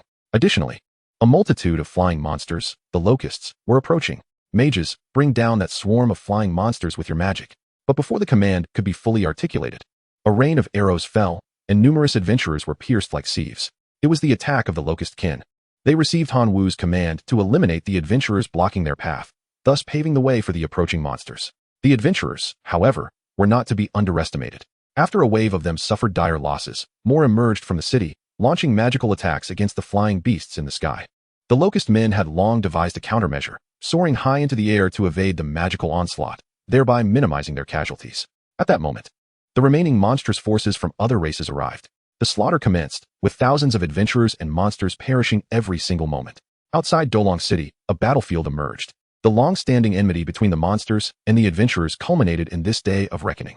Hanwoo stood upon a colossal locust, surveying the battlefield from his lofty perch. Caught off guard by the sudden assault, the adventurers, unprepared, suffered heavy losses. Yet, adventurers inherently possessed greater discipline than monsters. Following a prompt reorganization, they began to shed their disadvantage, subtly mounting a counteroffensive. Hanwoo would not allow this group of adventurers to succeed. Little skeletons, bone reclaimers, prepare to depart. Consequently, the little skeletons and bone reclaimers each mounted a colossal locust and soared into the fray. As they appeared, countless adventurer corpses began to undergo a grotesque transformation. Pure white bones detached from their flesh, transforming into skeletal warriors or skeletal knights. This bizarre spectacle unfolded throughout the battlefield, catching the Dolong adventurers entirely unawares. The precariously established advantage of the adventurers was swiftly overturned. With the skeletal warriors fighting valiantly, the monstrous horde surged forward, breaching the city gates of Dolong. The four heroes overseeing the command from behind could no longer remain passive. The Rose Saint, resolute, took action. She unleashed her heroic essence, the Rose Forest. Endless vines of roses sprouted, intertwining to form an immensely thick wall of roses, blocking the path of the recently breached monstrous army. The monsters attempted to destroy the Rose Wall. Meanwhile, the Ice and Fire Sword Master sprang into action. With a single skill, the Fiery Slash, he ignited the Rose Wall. The flames soared skyward, incinerating countless monsters and holding the horde at bay. This maneuver bought precious time for the adventurers within Dolong City to prepare. A multitude of adventurers heeded the call, establishing their formations. Many mages congregated, joining their powers. Meteoric showers, blizzards, and thunderstorm gales, various potent combination spells formed through the adventurers' cooperation, slaying vast numbers of monsters. Furthermore, in Dolong City Square, the dragon-slaying ritual was nearly complete. The dragon slayer grasped two blood-red, dragon-toothed blades, poised to slay the black dragon and fulfill the ritual. In light of this situation, Han Wu could only resort to his most formidable weapon. The bone controller was deployed. The diminutive bone controller was cast onto the battlefield, seemingly inconspicuous. Yet, upon its arrival, the scattered bones on the ground became animated. Countless fragments of bone soared towards the bone controller, coalescing to form part of a skeletal giant. As an immense mass of bones amalgamated, a towering 20-meter skeletal giant took shape. Han Wu was able to perceive the information of the skeletal giant through the eye of detection. The skeletal giant, at level 149, represents the pinnacle of heroic life forms in terms of combat prowess. Newly formed, it charged recklessly toward the burning rose forest, impervious to the raging flames that failed to inflict any significant damage upon its bony frame. It seized the rose vines with fierce determination, uprooting them in large quantities. The path toward Dolong City was now cleared. Amidst the throngs of monsters, Han Wu and his heroic life forms surged forward, reaching the four heroes. Elphus, I have come to rescue you, Han Wu bellowed. In the center of the ritual, the weak and gasping black dragon struggled to open its eyes, striving to ascertain whether it was merely hearing illusions before its demise. It beheld that familiar figure, towering like a mountain under the morning sun. Chapter 53, The Great Rebel's Title. The four heroes glared at the invading monsters. Although Dolong City was a remote outpost with a history of merely a century, it had never before witnessed the breach of its gates by monsters. Yet now, that history lay shattered. A shameful record would forever be etched into the annals of the four heroes' achievements, marking the day they allowed monsters to assail their gates. How dare these mere monsters act with such audacity in Dolong City? I shall turn you into mincemeat, roared the extreme martial sage, his body brimming with explosive power. He leaped forward, targeting Han Wu, having discerned him as the leader of this monstrous uprising. If he could slay Han Wu, the monsters would be left leaderless. However, Han Wu's kin were not to be trifled with. The bold demon shaman stepped forward, using a newly crafted iron totem to block the extreme martial sage's punch. Those who insult my deity shall perish, bellowed the bold demon shaman, swinging the iron totem and sending the extreme martial sage flying. It then charged forward, engaging the extreme martial sage in a fierce confrontation. Empowered by the strength of its profession, the bold demon now stood at level 139, matching the extreme martial sage in terms of level. The other three heroes were equally unwilling to fall behind. The Rose Saint summoned a multitude of vines to ensnare Han Wu, while the dwarven god of the red furnace unleashed the fiery power contained within his infernal hammer, transforming it into the infernal hydra that incinerated the vines to ashes. The ice and fire swordsman executed a formidable skill, the ice and fire cross slash, countered by a whirlwind slash from the iron sword. Both masters of the sword exchanged glances, instantly understanding each other's intentions, resulting in an evenly matched duel. The Dragon Slayer cast a resentful glare at Han Wu, lamenting how close he had been to completing the ritual. Had Han Wu arrived just a minute later, he would not harbor such hatred for him. Die. The Dragon Slayer unleashed his most potent hero's essence, the Dragon Slayer domain. Within this realm, dozens of dragon souls and a green dragon materialized, launching ferocious assaults against Han Wu and his allies. The skeletal giant emerged, entangling the mightiest of the dragon souls. The green dragon. The little skeleton scratched its bald head, two flickering flames of soul fire glowing within. It leaped onto the soul of an underdragon, opening its mouth to bite. The underdragon's soul immediately weakened, its form becoming insubstantial, clearly suffering a grievous blow to its essence. In a swift and decisive manner, a soul of a lesser dragon was entirely consumed by the diminutive skeleton. It patted its bald cranium before leaping onto the next lesser dragon's soul to voraciously devour it. Upon noticing the skeleton's behavior, the Dragon Slayer realized he had encountered his nemesis. He swung his crimson blade towards the little skeleton, but it succumbed effortlessly, shattering into a multitude of bones. The Dragon Slayer exhaled in relief, yet before he could redirect his focus, the skeleton's remnants reassembled, reforming into its original shape. Revitalized, the skeleton resumed its feast upon the souls of the lesser dragons, exuding an air of defiance as if to say, "What can you do to me?" The Dragon Slayer, infuriated, had never before faced such a tenacious opponent. Meanwhile, Han Wu seized the opportunity amidst the struggle between the four heroes and his kin. Hastening to the black dragon's side, he drew a divine weapon, a great sword, and struck at the chains binding the black dragon. To his astonishment, the chains proved to be artifacts of immense power. With no other recourse, Han Wu summoned the greedy wolf, commanding it to gnaw at the divine chains. The black dragon listened to the crunching sounds, feeling an overwhelming sense of gratitude towards Han Wu. It had initially believed that capture in Dolong City would lead to its demise, but unexpectedly, Han Wu had arrived with an army of monstrous allies to rescue it. A reliable companion, the great rebel black dragon Elphise shall forever remember your deeds, the dragon murmured weakly. Then repay me by serving for several centuries, Han Wu retorted, casually offering the black dragon several dark crystal stones to expedite its recovery. Simultaneously, he remained vigilant regarding the battle between his kin and the four heroes, which, without exception, was decidedly unfavorable. The weakest among them, the red furnace dwarven godhammer, had already sustained severe damage. Han Wu hastily commanded the two heroic life forms, the locust men, to assist. However, the current situation was dire. If a resolution was not swiftly attained, annihilation awaited Han Wu and his forces. As the black dragon savored the delectable dark crystal stones, a glimmer of resolve flickered in its dragon eyes. Dear friend, the great rebel black dragon Elf Eyes has decided to bestow upon you a gift. Han Wu, fraught with urgency, thought it peculiar that even in such dire circumstances, the dragon contemplated gifts. If we do not devise a solution soon, all of my kin shall be left here. The black dragon continued. The great rebel black dragon Elf Eyes shall grant you this title, my dear friend. From this moment forth, you shall be known as the great rebel. As it spoke, two beams of darkness erupted from the dragon's eyes, piercing Han Wu's gaze. Though he could not fully comprehend the words, he understood their significance. He had become the new rebel. In an instant, Han Wu felt a tremendous power awakening within him. His level surged from 125, climbing rapidly to 149 before ceasing. His class transformed from a mere third tier to a special class, Rebel. Alongside this, he gained the talent, Rebellion Effect. Han Wu could not concern himself with the ambiguity of his newfound talent. Feeling the tempestuous power coursing through him, he grasped the divine weapon, the great sword, and struck at the nearest dragon slayer. Black Dragon Transformation, Shadow Binding, and Tyrant Slash. The three skills activated simultaneously, complemented by his formidable level of 149. With a single decisive strike, Han Wu aimed for a lethal blow. In Chapter 54, The Stable Portal, the Dragon Slayer, seasoned by countless battles, faced Han Wu's assault with remarkable reflexes, raising his blood-red blade in defense.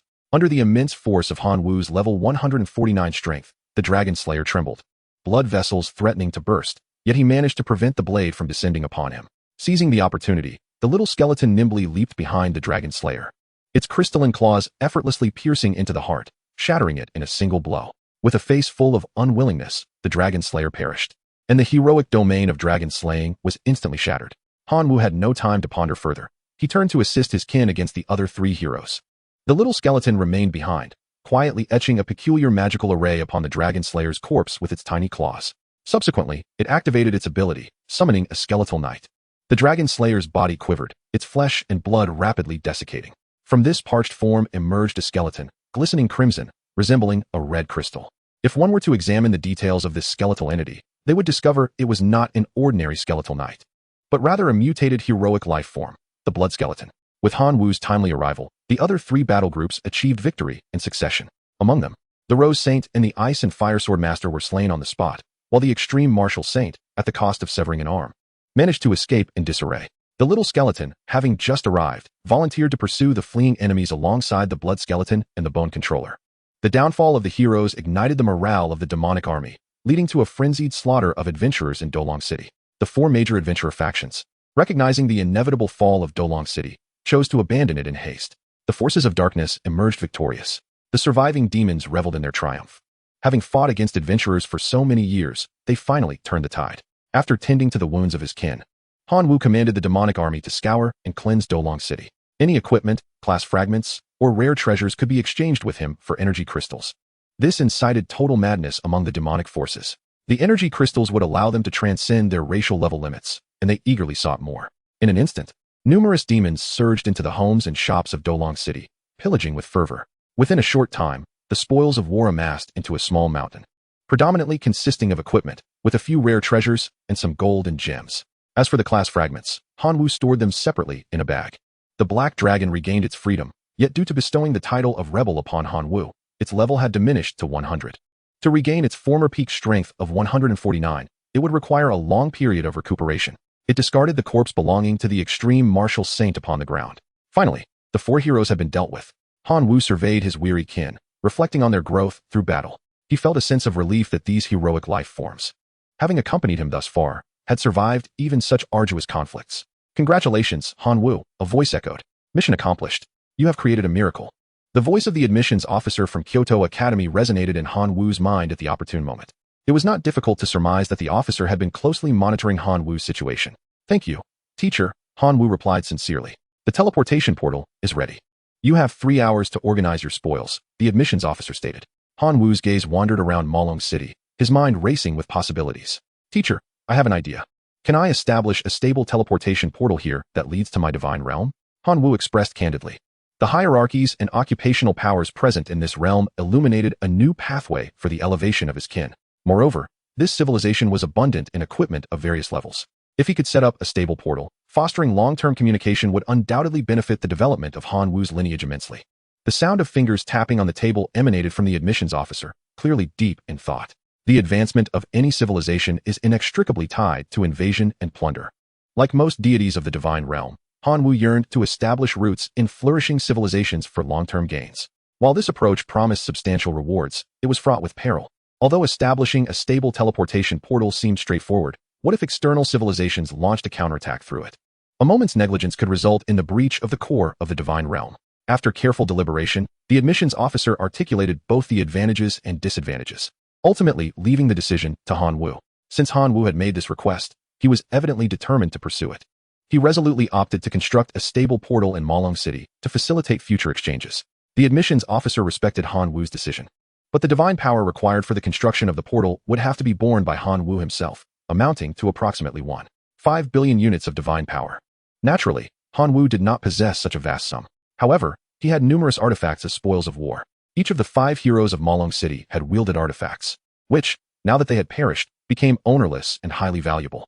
After pledging their artifacts to the admissions officer, she assured Han Wu that the stable portal would be constructed within 10 days, along with a complimentary warning device. As soon as any powerful beings from external civilizations utilized the portal, an alarm would sound at the other end. The entire process, from the alarm's activation to the arrival of the teleportation, would take approximately 10 minutes, thus providing Han Wu with some preparatory time to resist foreign threats. Han Wu expressed his gratitude once more for the admissions officer's thoughtful considerations. During the ensuing 10 days, Han Wu diligently addressed various matters, transforming Malong City into a veritable city of demonic entities. The Demon Alliance supplanted the Adventurers Guild, becoming the core power of the city. Before departing, Han Wu specifically left behind the Skeleton Tribe, the Bull Demon Tribe, and a multitude of locust kin to guard the area, preventing counterattacks from professional adventurer teams.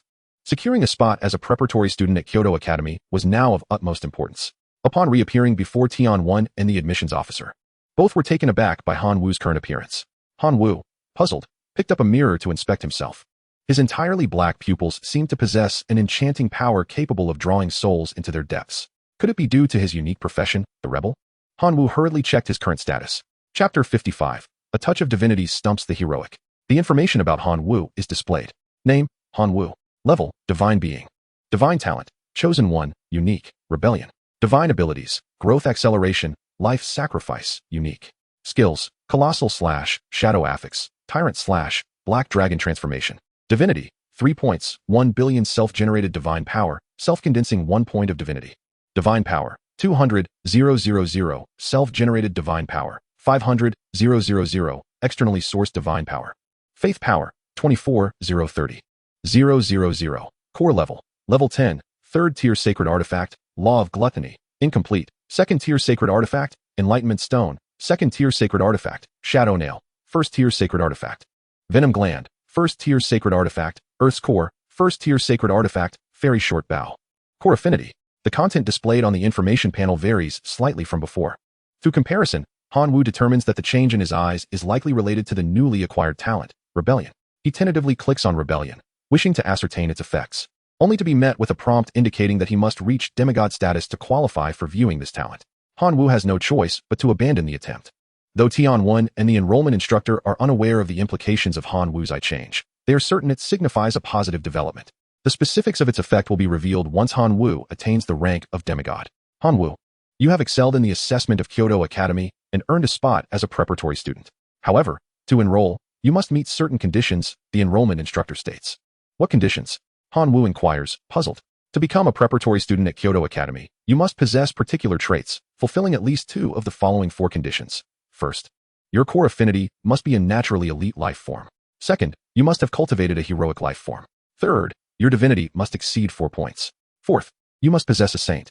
Your current status satisfies condition 2. You need to fulfill 1 more condition to enter Kyoto Academy as a preparatory student, the instructor elaborates. This seems exceedingly difficult, Han Wu laments. Condition 1 relies on the potential of his core affinity. Although he is confident that his cultivated locust affinity will rival that of a naturally elite life form, it does not truly meet the requirement. Condition 3 appears attainable but requires substantial financial resources. A single point of divinity is valued at 145 million divine power, and it is scarce. Even Han Wu, without extraordinary opportunities, cannot amass a point of divinity. As for condition 4, it is the most challenging of all. A saint is the highest echelon among believers, serving as the most devoted subordinate to the divine. This requires not only the utmost piety, but also extraordinary wisdom. Despite having countless fanatical followers, none possess the potential to attain the status of a saint. Han Wu, strive diligently. The gates of Kyoto Academy are open to you, the enrollment instructor encourages. Leaving behind contact information before departing, Han Wu glances anxiously at his homeroom teacher, Tian-Wen. Teacher, do you have any suggestions on how I can swiftly acquire a point of divinity? Tian-Wen furrows his brow. In the next assessment, the school will offer a point of divinity as a reward. However, there remain 28 days until the next assessment. Why not lend me some? Han Wu proposed. Tian-Wen shrugged his shoulders. It's too late. If you had mentioned this a day earlier, I could have set aside a bit of divinity for you. But now it has all been exhausted. Han Wu, put away those skeptical eyes. I swear upon my reputation, I speak the truth. Han Wu sighed deeply. Then I shall find a way myself. The most significant gain from this trial for Han Wu was the acquisition of a black dragon. Although the black dragon was not yet a believer and could not provide him with the power of faith, Han Wu was confident that as long as the dragon resided within his divine realm, it would eventually be trained into a follower. His second major achievement was the establishment of a stable portal to Duolong City, providing him with a new venue to cultivate his kin and acquire resources, a valuable long-term investment. The third notable gain was the elusive rebellious talent, whose specific function remained a mystery. However, it was presumably something of great worth, as it inspired pride in the black dragon. The fourth gain consisted of the spoils of war he had collected, items of limited value. Han Wu instructed the dwarves of the Red Forge clan to select some for arming his kin, while the remainder was sold online, netting him 23 million units of divine power, a considerable sum, albeit still a far cry from the amount needed for even a small portion of divinity. Gazing at the balance of divine power in his account, Han Wu felt a headache coming on. Was he truly destined to wait 28 days before entering the Kyoto Academy as a preparatory student? The resources at Kyoto Academy were incomparable to those of his current institution. Even an earlier entry by a single day would alleviate his current plight of being not starved yet unsatisfied. In his state of helplessness, Han Wu redirected his focus towards nurturing his kin. He continuously activated growth acceleration abilities to expedite the development of the locust kin. A day later in the main world, the locust kin reached a staggering 8 billion. Han Wu decided to tempt fate and initiate a life sacrifice. 70 million locusts transformed into life energy and integrated into the sacrificial array. 3 options appeared before Han Wu, with no divine option in sight. He had no choice but to select the highest value design for an iron golem. The next day, he continued with the sacrifices, yet still encountered no divine option, opting instead for a level 2 holy artifact, a venomous gland. On the third day, and for a consecutive 7 days, Han Wu's luck seemed to have run dry, as he consistently failed to encounter a divine option. He was utterly disheartened and felt a twinge of regret. There had once been a divine card in his possession, which he had carelessly exchanged for 150 million units of divine power. Only now did he realize the gravity of his mistake. If fate were to grant him another chance, he would clutch that divine card tightly, refusing to part with it for anything. At that moment, Han Wu received a message from his old client, Yuan Zhong, who requested today's source of holy artifacts. Suddenly, Han Wu was jolted awake. Yuan Zhong was a true deity. Surely, he wouldn't be devoid of some divinity to lend. If all else failed, borrowing 120 million units of divine power would suffice. Without hesitation, Han Wu sent a message to Yuan Zhong, requesting a loan of either divinity or divine power. They were online acquaintances and had never met in person. Yuan Zhong has always believed that Han Wu is quite similar to him. Even if he is not a true deity, he should at least be a seasoned demigod. Whenever Han Wu mentions a substantial amount, such as 5 points of divinity or a billion units of divine power, Yuan Zhong is inclined to lend him the sum. However, when Han Wu requests merely a fraction of divinity or 21 million units of divine power, Yuan Zhong becomes genuinely concerned about repayment. Although this amount of divine power is insignificant to him, it remains his property, and giving it away freely does not align with Yuan Zhong's character. After some contemplation, he decides against lending and instead sends Han Wu a ticket. Han Wu picks up the ticket and furrows his brow at the information inscribed upon it, the ruins of the Divine River. What does this mean? Han Wu is somewhat perplexed. Chapter 56. The ruins of the Divine River and Gene Stones. The ruins of the Divine River originated from the Divine River civilization, a pinnacle of civilization that even the divine realms acknowledge as one of the foremost known entities. The ruins of the Divine River represent an abandoned project from the development of this civilization. Due to excessive research, the mineral structure of this realm underwent alterations, resulting in a certain level of radioactivity. The various life forms inhabiting this realm have been significantly affected by radiation, with over 90% mutating into monstrous beings characterized by genetic chaos. These creatures, in their struggle for survival, can only consume more radioactive ores to amplify their mutations, employing toxicity as a countermeasure. Excessive consumption of radioactive ores leads to the accumulation of stones within the bodies of these mutated monsters, which can induce targeted genetic mutations. These stones are referred to as gene stones. Gene stones possess unique properties and are highly effective in nurturing one's kin. Even the most inferior gene stones can rival third-tier sacred artifacts, valued at millions of units of divine power, making them quite sought after among demigods and even true deities. Having reviewed this information, Han Wu finally comprehends Yuan Zhong's intent in sending him a ticket to the ruins of the Divine River. It is an invitation for him to venture there to gather gene stones in exchange for divine power. Holding the ticket, Han Wu feels a deep sense of despair. As a being of divinity, he finds himself competing with demigods and true deities for gene stones. He fears that he may not even procure a single strand of hair. As Han Wu contemplates selling the ticket online for a bit of divine power, a news article regarding the ruins of the Divine River captures his attention. A certain deity suffered bankruptcy after investing billions of units of divine power into a breeding facility for artificially mutated beasts due to acquiring inferior radioactive ores. Han Wu's brows raise in interest. While he may have limited ability to seize gene stones from the ruins of the Divine River, he considers the possibility of emulating the bankrupt deity by establishing a breeding facility for artificially mutated beasts. With his possession of a treasure that even deities lack, the decomposition machine, Han Wu feels he might have a fighting chance. With the decomposition machine at his disposal, even the most inferior radioactive ores can be refined into high-purity radioactive crystals. If mutated beasts consume these, they are bound to undergo further mutations, yielding even more potent gene stones. However, this notion is merely Han Wu's personal speculation. To validate this hypothesis, he must conduct on-site investigations. With this thought in mind, Han Wu contacts his homeroom teacher, Tian-1, to obtain permission to use the school's teleportation station. Through the coordinates marked on the ticket in his hand, Han Wu was transported to a quaint town beyond the ruins of Shinha. In this bustling town, hurried players of the divine realm scurried about. Donning the mask gifted by Tian-1, Han Wu endeavored to conceal his identity. For in unfamiliar territory, personal safety must take precedence. Soon, he noticed a figure approaching him. Esteemed Lord of the Divine, the newcomer began. I presume this is your first visit to the ruins of Shinha. I surmise you require a trustworthy guide.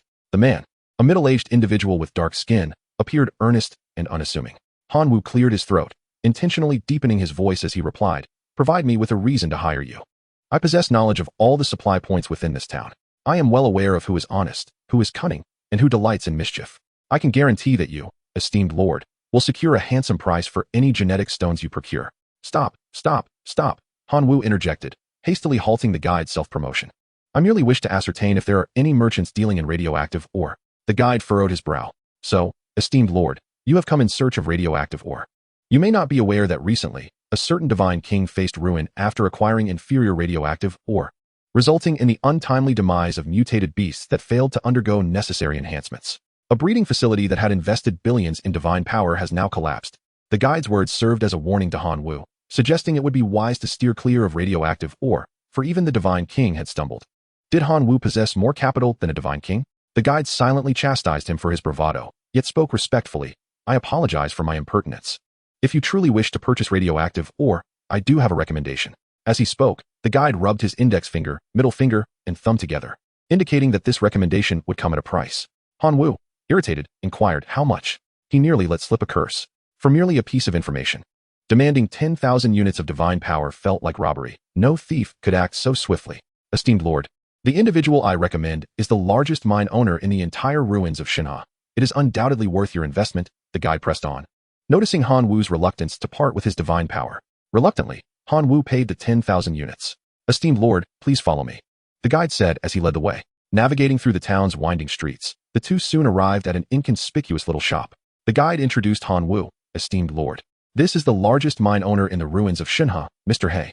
Mr. He, this gentleman is my client, who is interested in purchasing some radioactive ore." Mr. He. The mine owner scrutinized Han Wu from head to toe. Being only a demigod, he could not detect the information of Han Wu, who was masked for privacy. However, judging by Han Wu's demeanor, Mr. He concluded that he was quite youthful. "Young man, I assure you, I He am the foremost merchant of radioactive ore in the entire ruins of Shinha. Over 70% of the radioactive ore in this region originates from my establishment," Mr. He boasted, thumping his sturdy chest. Han Wu frowned. Recently, the Divine King went bankrupt. Was the inferior radioactive or he procured sourced from you? Mr. Hay immediately waved his hands in denial. Young man, do not speak carelessly. Hay, conduct my business with fairness and integrity, and I would never pass off substandard goods. The inferior radiation ores are produced by small mines with varying degrees of purity. Coupled with the greed of the God King, this has led to a tragic outcome. Rest assured, here, there is absolutely no such low-quality material. Hanwoo would not easily place his trust in Heisey's words. Until trust is established, he needs to conduct his own tests. Chapter 57. Radiation carries risks. Mutation requires caution. After paying 40,000 divine power, he acquired sample cards of 4 types of radiation ores with differing purities. Subsequently, Hanwoo deliberately sought a hotel equipped with a divine realm landing pod. Upon returning to the divine realm, Hanwoo meticulously verified the quantities of the radiation ores contained within the 4 cards: 80 units of 10 purity, 40 units of 15 purity, 20 units of 20 purity, and only 10 units of 25 purity. Almost every increase of 5 in purity sees the price of radiation ores double. However, this is of little consequence. The yield of the disassembler is of utmost importance. Hanwoo first dismissed the surrounding followers before extracting the radiation ores from the cards and inserting them into the disassembler. The machine roared to life, systematically breaking down the 4 samples of differing purities. From lowest to highest purity, it produced 8, 6, 4, and 3 radiant green radiation crystals, respectively. This outcome clearly demonstrated that purchasing ores of lower purity offers greater value for money. Collecting the total of 21 radiation crystals into the cards, Hanwoo exited the divine realm. He intended to test the efficacy of the radiation crystals, spending 1,000 divine power at the inn for a detailed map. Hanwoo made his way to the ruins of the divine river outside the town. Not far from the settlement, he encountered a mutated beast. Using his detection eye, he discovered that this creature was merely a common first-level mutant. Its original form was likely that of an ordinary wild wolf, yet due to genetic disorder, it had developed 2 saber-like fangs measuring a full 20 centimeters in length, and its fur stood on end, resembling the quills of a porcupine.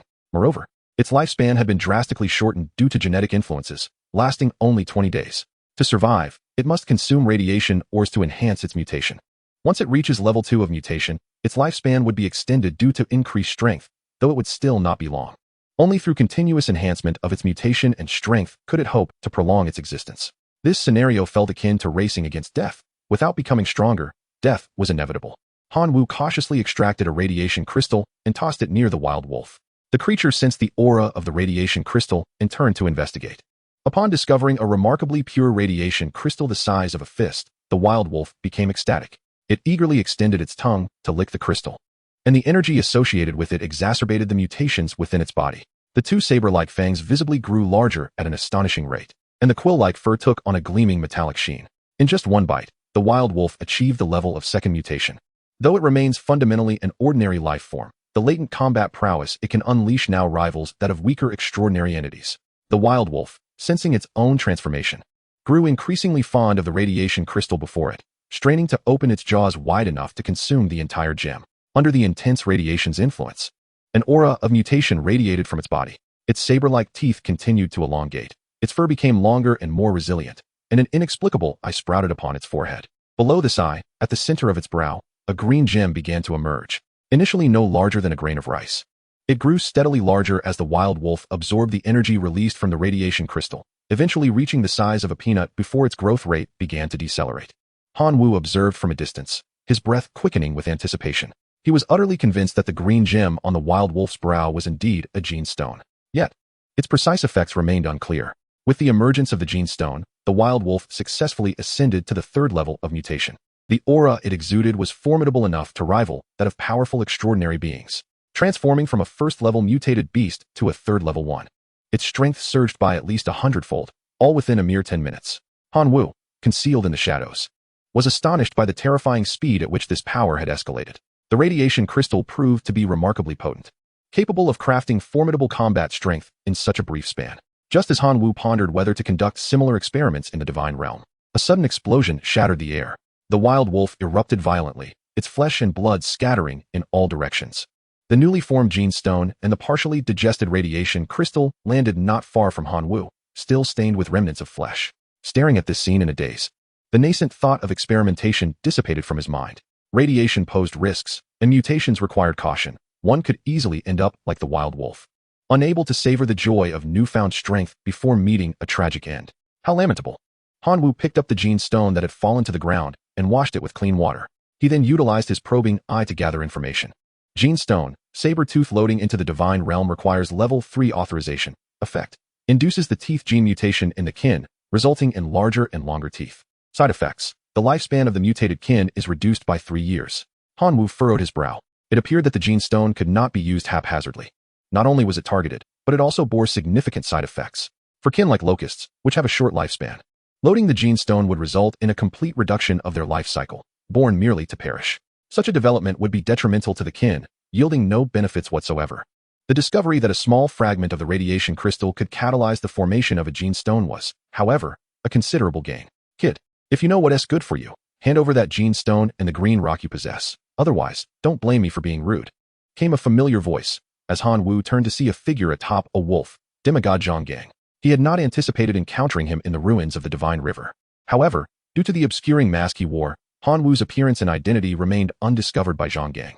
And if I refuse? Hanwoo retorted. Then you may die? Zhonggang declared, gesturing commandingly. The gate to the Divine Realm swung wide open, and thousands of wolf cavalry emerged from within, charging fiercely towards Hanwoo. Chapter 58. Lost in the ruins of the Divine River. Hanwoo yearned to summon his divine kin to battle. Compared to his former self, he had undergone a substantial transformation, now entirely unafraid of Zhonggang's legion of wolf cavalry. However, as he attempted to communicate with the Divine Realm, he suddenly realized an important truth. He was still a divine being, and entering the Divine Realm required the assistance of a divine landing pod. The privilege to directly summon his kin from the Divine Realm could only be accessed after ascending to demigod status. Surrounded by the wolf cavalry, Hanwoo found himself without allies and reluctantly prepared to fight on his own. Fortunately, he was no longer powerless. Channeling his professional prowess, he activated his skill, Dragon Transformation. Black dragon scales enveloped him, and a pair of miniature dragon wings unfurled from his back, exuding a faint aura of draconic majesty. The wolves, being beasts by nature, instinctively feared the might of dragons. Hanwoo's presence deterred them from approaching. With no intention of showing mercy, he transformed into a humanoid black dragon, possessing strength rivaling that of the most formidable heroic beings. Like a cannonball, he plunged into the midst of the wolf cavalry, sending dozens of cavalrymen and their wolves flying with a mere wave of his hand. Zhonggang hastily issued a divine edict, commanding the wolf cavalry to launch a fierce assault, enhancing them with a berserk divine technique. The technique ignited the wolves' eyes with a crimson glow, making them forget their fears as they charged recklessly, determined to exhaust Hanwoo's strength, even if they could not inflict harm upon him. This was a common tactic employed by lower life forms against heroic beings. Yet Hanwoo had long since seen through Zhonggang's strategy. After dispatching over 100 wolf cavalry, he unfurled his dragon wings and soared into the sky. The wolf cavalry, rushing below, were left utterly dumbfounded. While they could charge boldly on the ground, they were helpless against an opponent in the air. From his lofty perch, Hanwoo taunted Zhonggang below. Dumbfounded, are we? I can fly? Zhonggang's expression grew grave as he channeled his divine power. Divine technique, void restriction. Suddenly, Hanwoo felt a heavy weight bearing down on him. His dragon wings faltered, and he plummeted from the sky. Fortunately, his agility allowed him to land safely without crashing. The wolf cavalry charged once more with remarkable speed. Hanwoo could only run, his enhanced physical attributes enabling him to match the pace of the wolves. Zhonggang, eyeing the Gene Stone and radiation crystal in Hanwoo's possession, was unwilling to relent and commanded the wolf cavalry to pursue him relentlessly. Hanwoo fled, with Zhonggang in hot pursuit, yet he found himself trapped, unable to soar. In his panicked flight, he neglected to consider his route. As he ran, he spotted a sign marking a restricted area ahead. With too many wolf cavalry on his tail, he had no choice but to disregard the warning and plunge into the restricted zone. Zhonggang hesitated momentarily but, driven by greed, resolutely ordered his cavalry to enter the perilous territory. Within this dangerous zone, mutated beasts became increasingly visible. As Hanwoo continued to flee, he remained vigilant, observing his surroundings. He beheld monkeys with canine heads, rabbits endowed with 6 legs, and crows possessing 4 heads. Some species even exhibited a medley of biological traits, rendering their original classifications nearly indistinguishable. Furthermore, these mutated beasts were decidedly hostile. Sensing the aura of a non-mutant emanating from Hanwoo, they launched a collective assault upon him. The dragon might inadvertently exuded by his black dragon transformation held no significance to them. Hanwoo, encased in formidable dragon scales, successfully repelled their attacks. When the mutated creatures realized they could not inflict harm upon Hanwoo, they redirected their assault, surging towards the wolf cavalry that was hastily approaching from behind. The wolf cavalry, a fusion of blue beastmen and wolves, comprised elite life forms, their synergy enhancing their strength. However, under the relentless onslaught of numerous secondary mutated beasts, even the wolf cavalry faltered.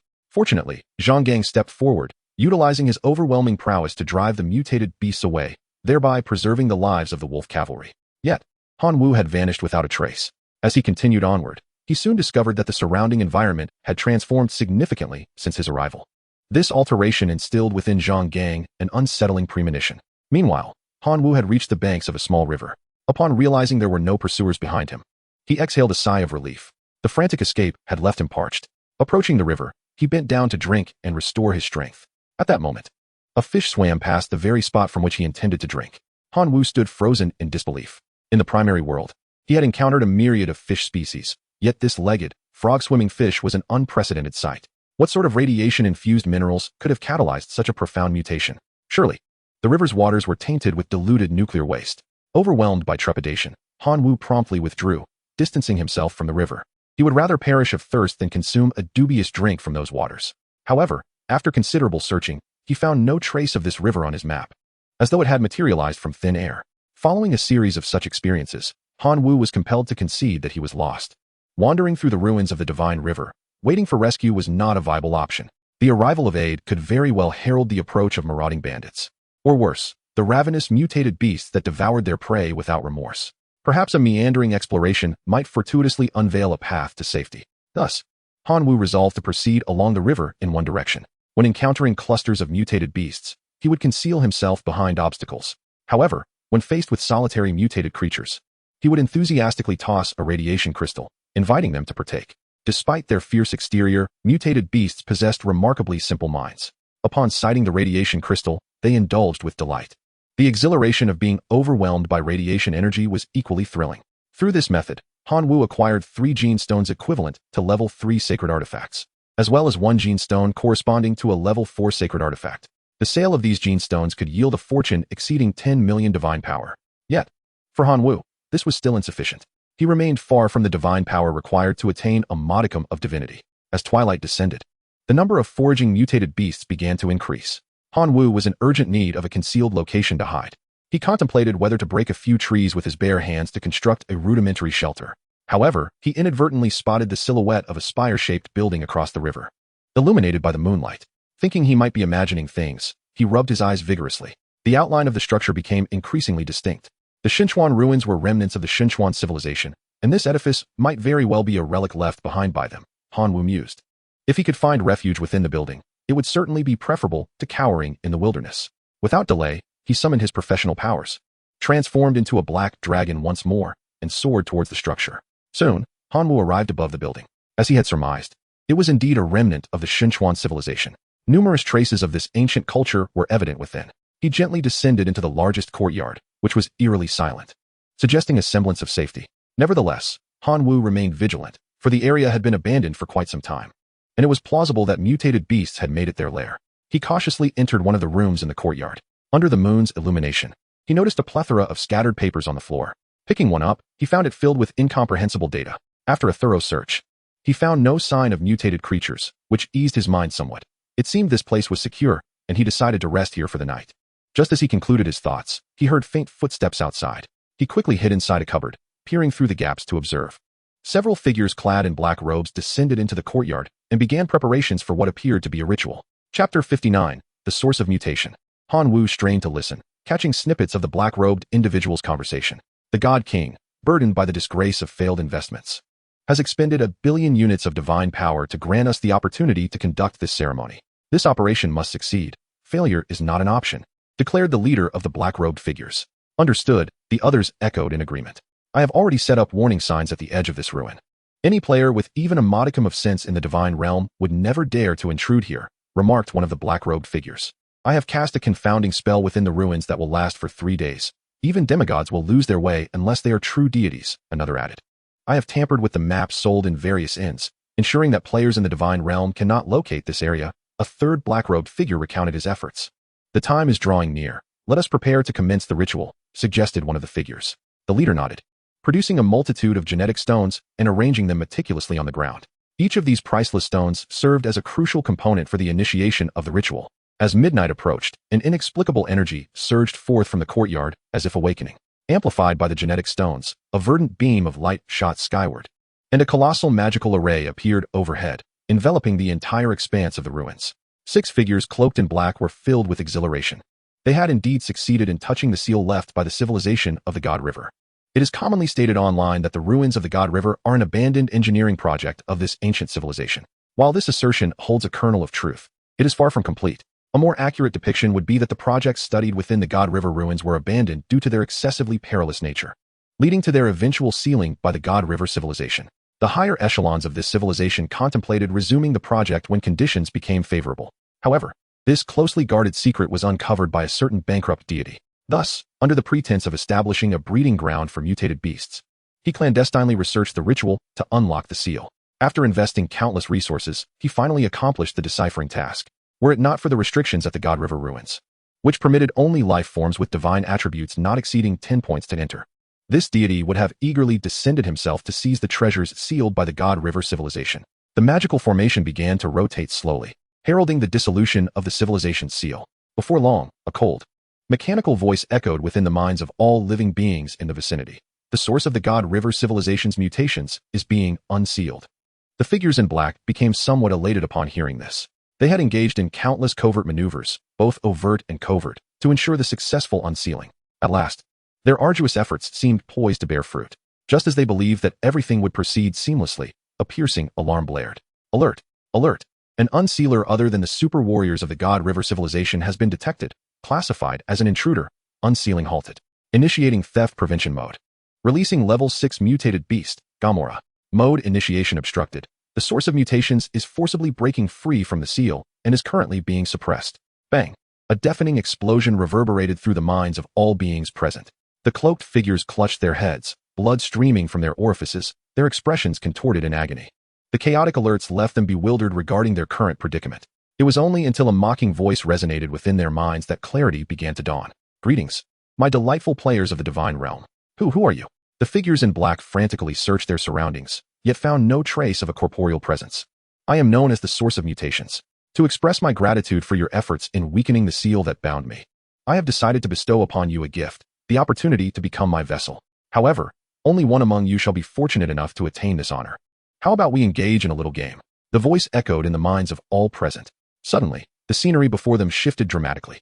They were transported to an abyssal realm. Before their eyes stood a green figure, neither entirely human nor wholly alien.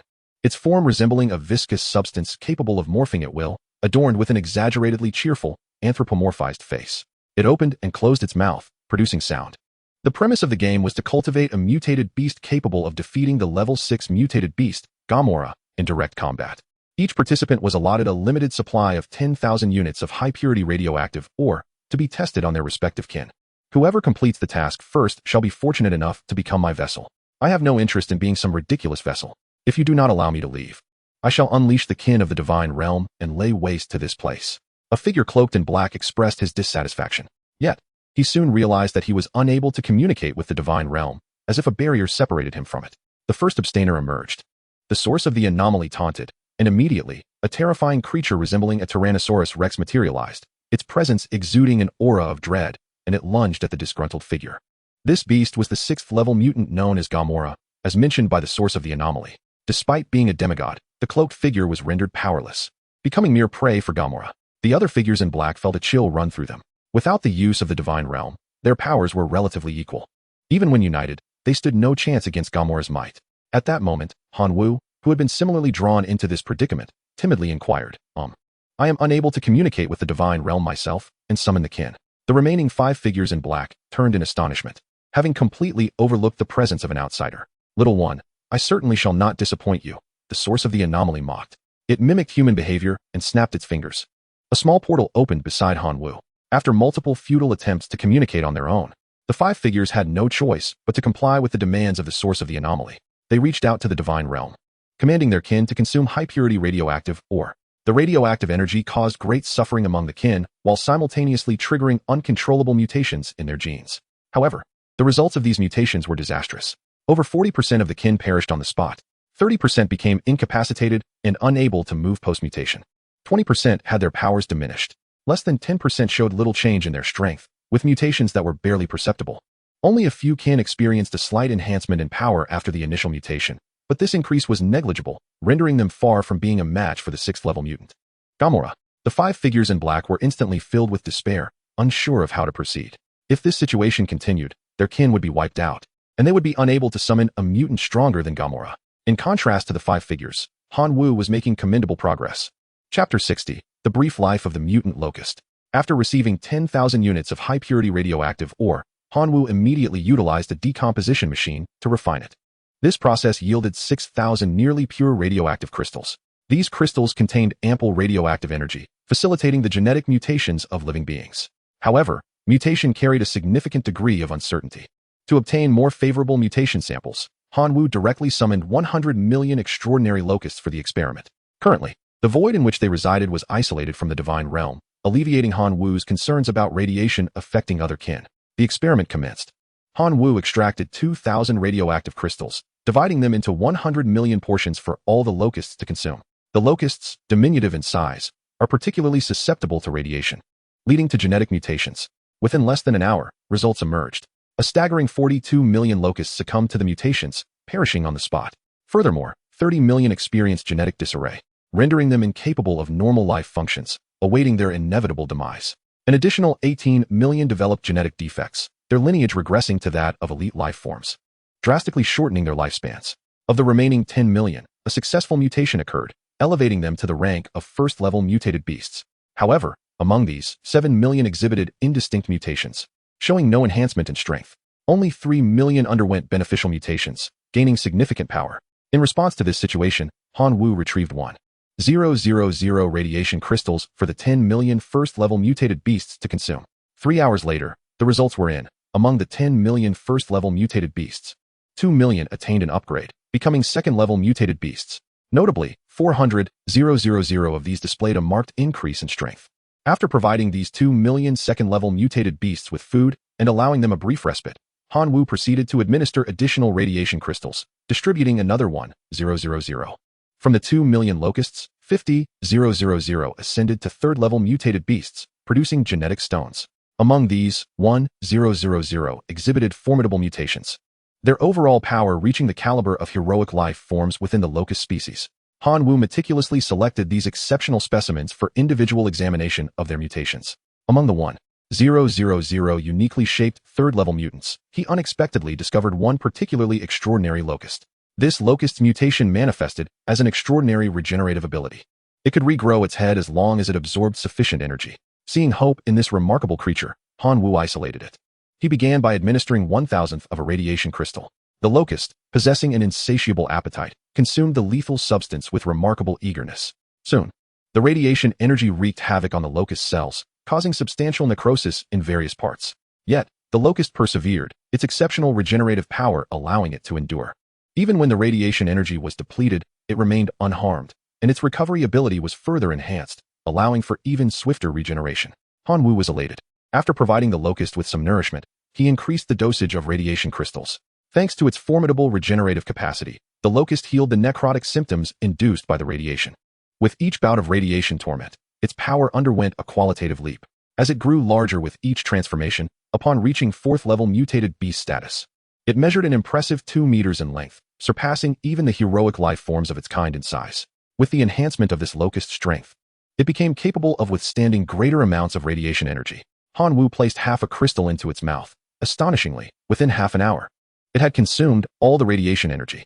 Hanwoo continued to escalate the quantity of radiation crystals administered, increasing the dosage to 1, then 2, 5, and ultimately 10 crystals. During the feeding process, Hanwoo skillfully regulated the radiation energy to remain slightly below the locust's recovery capacity, ensuring it remained in a state of enhancement without succumbing to overexertion. In the blink of an eye, 3 months had elapsed. The 5 cloaked figures had exhausted their kin, managing to summon only a 4th-level mutated beast. This creature was originally a heroic life form resembling a monkey. Through multiple mutations, it grew to an impressive height of 10 meters, boasting 4 pairs of arms and immense destructive power when enraged, surpassing most heroic life forms.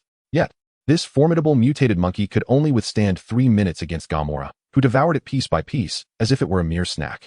The 5 cloaked individuals watched in despair as their last hope was consumed, their expressions akin to that of bereaved parents. For the failures, the source of mutation showed neither mercy nor hesitation, directly commanding Gamora to devour the 5 cloaked figures. Subsequently, the source turned its gaze towards Hanwoo. Behind him loomed a colossal locust, measuring 20 meters in length and 8 meters in height, exuding an air of majesty. Its mutation level reached 6, on par with Gamora. To enhance the locust's power, Manhwa embedded all the genetic stones shed from the other mutated beasts he had cultivated into its body, inducing various degrees of mutation throughout its form. Its overall strength had exceeded the realm of heroic life forms. However, this reckless augmentation came with a fatal flaw. The locust's lifespan had been drastically curtailed to a mere day. Even if it did not confront Gamora today, it would perish by nightfall. Go forth and realize the greatest value of your existence. Manhwa encouraged before the locust took flight. The locust understood the divine intent, nodding before soaring into the air. Its terrifying aura left Gamora momentarily overwhelmed. Yet, as a fellow 6th-level mutated beast, Gamora soon cast aside its fear and engaged the locust in battle. Each bite from Gamora's enormous jaws could tear away large chunks of flesh from the locust. But under the influence of its extraordinary regenerative abilities, the locust's horrific wounds healed almost instantaneously. Furthermore, the locust could absorb energy by gnawing at Gamora's flesh. The scene of battle was bloodily savage to the utmost degree, causing Manhwa to avert his gaze. In contrast, the source of mutation watched with great interest, having been sealed away for so long and relishing the bloody excitement to alleviate the monotony of the years. This fierce struggle lasted a full 18 hours. In the final moments of the locust's life, it successfully devoured Gamora's brain, resulting in Gamora's complete demise. As the locust triumphed, it simultaneously faced its own end, leaving behind a genetic stone equivalent to a 6th-level sacred artifact, signifying its existence. What a splendid duel it was. Would you not agree, my dear vessel? The source of mutation remarked, transforming into countless viscous tendrils that surged towards Manhwa, enveloping him entirely. In that instant, Manhwa experienced a sensation of suffocation. Chapter 61. The source of mutation. Manhwa awoke from his slumber, though he could not ascertain how much time had passed. As he moved his body, he discerned no alterations from his previous state. He hastily checked his personal information. Name: source of mutation Manhwa level, 1st tier super gene warrior of divine being divine talent, chosen 1, unique, rebellious divine abilities, directed mutation, life sacrifice, unique, skills, titan / shadow affinity, tyrant / black dragon transformation divinity. For points, source of mutation gene parasite, 1 point of divinity, divine power, 29. 7 million, self-generated divine power, 22. 5 million, externally generated divine power, faith power, 67. 0.3 million core level, level 10, 3rd tier sacred artifact, law of gluttony, incomplete, 2nd tier sacred artifact, enlightenment stone, 2nd tier sacred artifact, shadow spike, 1st tier sacred artifact, poison gland, 1st tier sacred artifact, earth core, 1st tier sacred artifact, fairy short bow, core affiliated clan. The information regarding the divine domain had not changed significantly. Yet the variations in the preceding details alerted Manhwa to the gravity of his circumstances. Am I still Manhwa, or am I merely the source of mutation? He pondered. You are the source of mutation, Manhwa affirmed resolutely. Feeling utterly helpless, he recognized himself as merely a divine being, incapable of modifying the genetic level of his existence. Dear host, do not fret for your safety. We are now symbiotic. Your survival ensures mine, and conversely, your demise would spell my end. Thus, mutual assistance is our optimal path, the source of mutation conveyed. Manhwa begrudgingly acquiesced to this notion. Do not feel aggrieved. I am a super gene of the foremost echelon within the divine river civilization. Your status as my host is indeed a privilege. Do you understand? The source of mutation expressed its dissatisfaction with Manhwa's attitude. Perhaps there exists a method within the main world to ascertain the current state of his body. The colossal magical array in the sky was slowly dissipating, heralding the complete dissolution of the divine river ruin seal. At that moment, the source of mutation interjected. I almost forgot to inform you of a crucial detail. The seal's removal generated considerable commotion, attracting numerous demigods and true gods who are now congregated outside the ruins. Once the seal fully vanishes, they will rush in. Manhwa inwardly exclaimed in dismay. Why was such vital information not disclosed sooner? Once the seal dissipated and the demigods and true gods surged in, how could he explain his solitary presence in this treasure-laden site without being accused of hoarding its riches? As a mere divine being, he was but a trifling plaything in the eyes of these formidable entities. Most critically, Manhwa was certain he had acquired the most valuable treasure within the divine river ruins, the source of mutation itself, and had even completed the parasitic bond.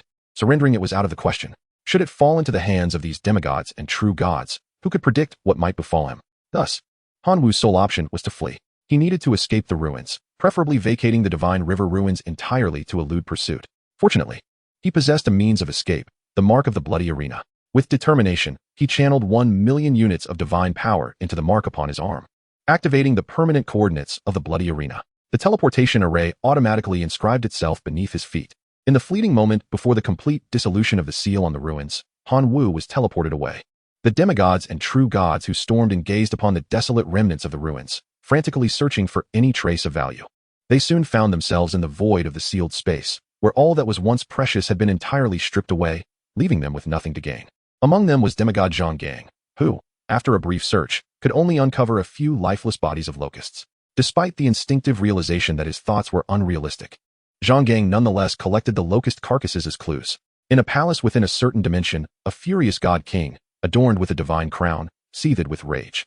He had just received the news that the seal of the divine river ruins had vanished completely, along with the treasures contained within. This outcome made the god king feel like a great fool, having invested countless divine powers only to end up with nothing. Damn it, worthless fools. Who, pray tell, has stolen my treasures? The bankrupt god king seethed in impotent fury. Unwilling to relent, he repeatedly dispatched signals to search for traces of his spies. These signals were seeds embedded within a spy's divine domain, specifically designed for locating their whereabouts. It seemed the fragmentation of the divine domain had caused signal interference. The bankrupt god king immediately commanded his subordinates to ceaselessly emit signals, insisting on pinpointing that signal seed. Chapter 62, The Life-Wagering Directional Mutation. Hanwoo found himself teleported to the bloodied arena. While he had narrowly escaped, a pang of heartache struck him. The million divine powers spent felt utterly wasted, purchasing only a single teleportation. Suddenly, a challenge notification appeared before him.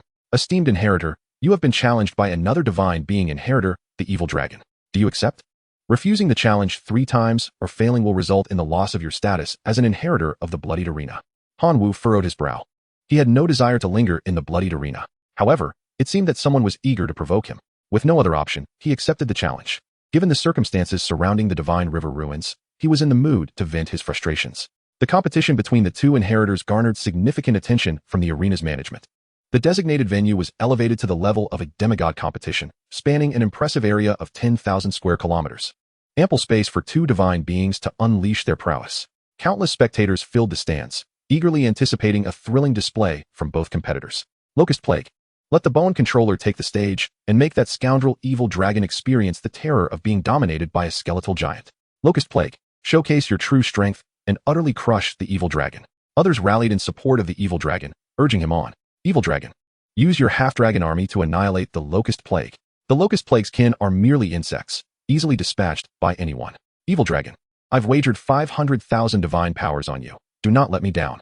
The deafening cheers from the crowd had no effect on the 2 contenders within the arena. They locked eyes. Hanwoo donned a shielding mask to prevent his information from being read. The evil dragon wore a similar mask, though his appeared far more sophisticated, a dragon-shaped mask that covered the upper half of his face, exuding an aura of majesty and power, far surpassing Hanwoo in prestige. Before the equally ranked successor, the malevolent dragon remained unyieldingly arrogant. Locusts, I have heard of you. Your core kin must be the locusts. Yet you prefer to exploit the skeleton tribe for advantage. Encountering me this time is akin to striking an iron wall. A mocking smile curled at the corners of the dragon's mouth. Since you seek your demise, allow me to facilitate your journey. With that, the 2 began to commune with their divine realms, summoning their kin. On Hanwoo's side, a vast swarm of locusts surged forth, interspersed with numerous locust men. The malevolent dragon, in turn, called forth a multitude of half-dragons. These half-dragons, born as elite life forms, boasted formidable physiques and magical talent, capable of randomly grasping a racial skill upon reaching maturity. Among the dragon's ranks, there existed 300,000 elite half-dragons, 40,000 extraordinary half-dragon warriors, and 2 half-dragon heroes. One must concede that the spectacle presented by this legion was indeed impressive, rivaling the strength of seasoned demigods. It was no wonder the malevolent dragon could undertake challenges beyond its level, becoming one of the heirs of the bloody arena. Are you underestimating me? The dragon observed Hanwoo's summoning of only the locust kin with discontent. He had heard that Hanwoo's trump card lay with the skeleton tribe. Yet now Hanwoo had summoned only the seemingly ineffectual locusts. Was this not a blatant display of disdain? The locust army surged towards the half-dragon legion, initiating the battle. In the instant of engagement, Hanwoo's locust legion suffered a devastating assault. The flames, frost, lightning, and wind blades unleashed from the half-dragon army could effortlessly annihilate swathes of locusts. Undeterred by the onslaught, the locust horde retaliated fiercely. The demon bug charged forward with its singular horn, while the sinking bug served as a meat shield against the oncoming damage. The dark curse bug expelled shadow spikes to hinder the enemy's movements, waiting for an opportune moment to strike. The locust men drew forth short bows, unleashing torrents of arrows upon the half-dragon legion. As the half-dragon sustained injuries, the two half-dragon heroes could no longer remain idle. One, a half-dragon grand sorcerer adept in fire magic, and the other, a half-dragon archer skilled in marksmanship, sprang into action, effortlessly dismantling the Locust's offensive, causing many Locust men to pay with their precious lives. The malevolent dragon taunted, "Cease your futile resistance. If you do not reveal your trump card soon, I shall cleanse this refuse of Locusts from the battlefield." Manhwa, recognizing that continuing would only lead to the senseless sacrifice of his Locusts, prepared to summon the heroes of his divine domain. Just then, a mocking voice echoed from within him, the source of his transformation. "You can endure such humiliation? I am beginning to doubt my choice of vessel." "What do you mean?" Manhwa inquired. "My implication is to use the Locust kin to show these foolish half-dragons a thing or two," the voice replied with derision. "But Locusts are no match for half-dragons." Manhwa lamented. Ever since he had taken control of this body, he had heard countless times that his Locusts were worthless. Even he had begun to believe it. Locusts weak? Have you forgotten who devoured the level 6 mutated beast, Gamora? It was the Locusts you deem worthless. Let me assure you, with me, the source of transformation, there exists no feeble race. Only those who choose to wallow in their own degradation. At this moment, I shall harness the directed mutation ability bestowed upon me to vanquish this arrogant cadre of half-dragons. The source of mutation almost seemed to command Manhwa, though somewhat displeased. Manhwa was eager to test this newfound power. He summoned a gluttonous bug to his side, placing his palm upon its form. The directed mutation ability was activated. Before Hanwu's eyes, a myriad of mutation options emerged. The mocking voice of the source of mutation guided him. "Vessel, you must first ascertain the direction in which you desire your kin to mutate." Manhwa spoke candidly. "The gluttonous bug is suited for the role of a shield. I wish to enhance its capacity to withstand damage, enabling it to absorb more attacks on behalf of its brethren." Consequently, the options for mutation swiftly filtered before him, ultimately narrowing down to 3 choices. 1.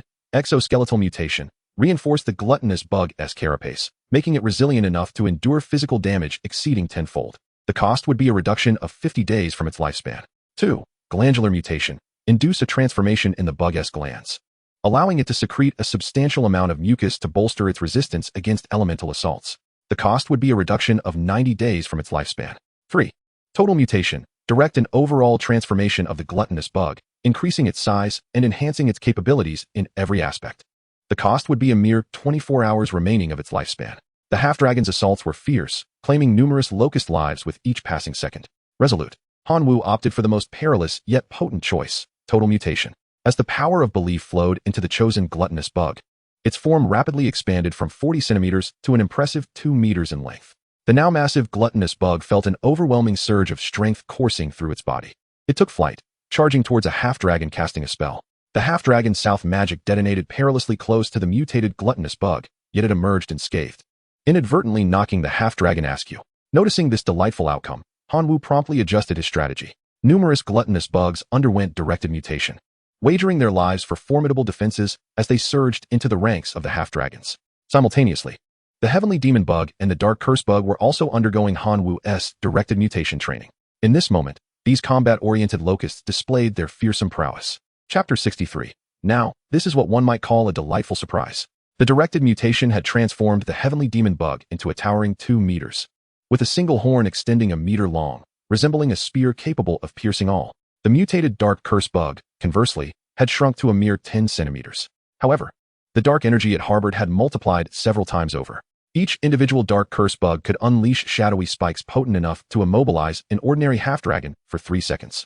In the midst of such a fierce battle, 3 seconds of paralysis equated to certain death. The formidable resurgence of the Locusts left the malevolent dragons bewildered. What transpired? Just moments ago, the Locusts appeared feeble, yet in an instant, they seemed to have consumed a strength-enhancing elixir, each exhibiting a dramatic surge in power. However, Manhwa's most formidable assault was yet to come. 100 directed mutant Locusts emerged onto the battlefield, each standing at a height of 5 meters, exuding an overwhelming aura, wielding massive bows aimed at the half-dragons. The powerful arrows effortlessly pierced the body of a half-dragon, subsequently striking through to another half-dragon. Even the extraordinary half-dragon warriors find it difficult to withstand such onslaughts, with only 2 half-dragon heroes capable of putting up any resistance. However, the sheer number of Locust people is overwhelming. There are a full 100, each comparable to a low-tier heroic entity. Each half-dragon hero faces an onslaught from an average of 50 low-tier heroic beings, rendering the situation virtually unwinnable. The disparity is so stark that even the malevolent dragon, fully aware of the dire consequences of defeat in this contest, is compelled to concede as the half-dragons are slaughtered en masse. The dragon, despite its ferocity, recognizes that it cannot prevail. Had there been even a hint of a chance for success, the dragon would not have surrendered. Yet, the might of Han Wu's locusts is so formidable that the dragon begins to question its own existence. The conclusion of the competition unfolds as the audience anticipated. To continue a futile struggle in the face of such overwhelming dominance would be a fool's errand. The corpses on the ground are enveloped by a magical array, transforming into raw materials for the core fragments of the divine realm. The dragon, having shed its previous arrogance, still clings to its ambitions. Truth be told, it is astonished by the capabilities of the source of mutation, so powerful that it is almost unfathomable. Upon sensing Han Wu's emotions, the source of mutation mockingly remarks, "Calm down. Vessel, it's merely basic skills, nothing more. With your strength, which esteemed academy do you hail from? I am Long Xiang, a freshman at the prestigious War Academy. Perhaps we shall compete again in the future." The malevolent dragon introduces itself. Han Wu, hidden behind his mask, raises an eyebrow. It is evident that there is a distinction between prestigious and top-tier academies. The freshman from the Apex Academy, Xiang Ming, has already ascended to demigod status, while the present Long Xiang remains a divine entity. Although their clans are comparably sized, Han Wu is certain that Xiang Ming, when wielding divine magic, could obliterate Long Xiang's half-dragon legion with a mere glance. No chance. As I have yet to take my college entrance examination, Han Wu outright declines. What? You are still a high school student? No, that cannot be right. With your strength, you must be a preparatory student from some academy. Long Xiang realizes. I have encountered preparatory students from the War Academy before, and none possessed strength surpassing yours. It seems I must caution my future juniors to be wary of you. Han Wu disregards Long Xiang's words, taking the divine core fragments awarded from the contest and preparing to depart.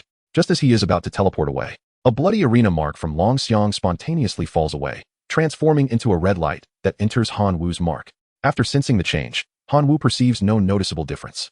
Within the divine realm, there exists a unique structure known as the Bloody Arena, where clans hone their skills, victors have a chance to ascend, and a minuscule possibility exists for extraordinary beings to bypass the heroic template guidance, allowing them to directly evolve into heroic entities.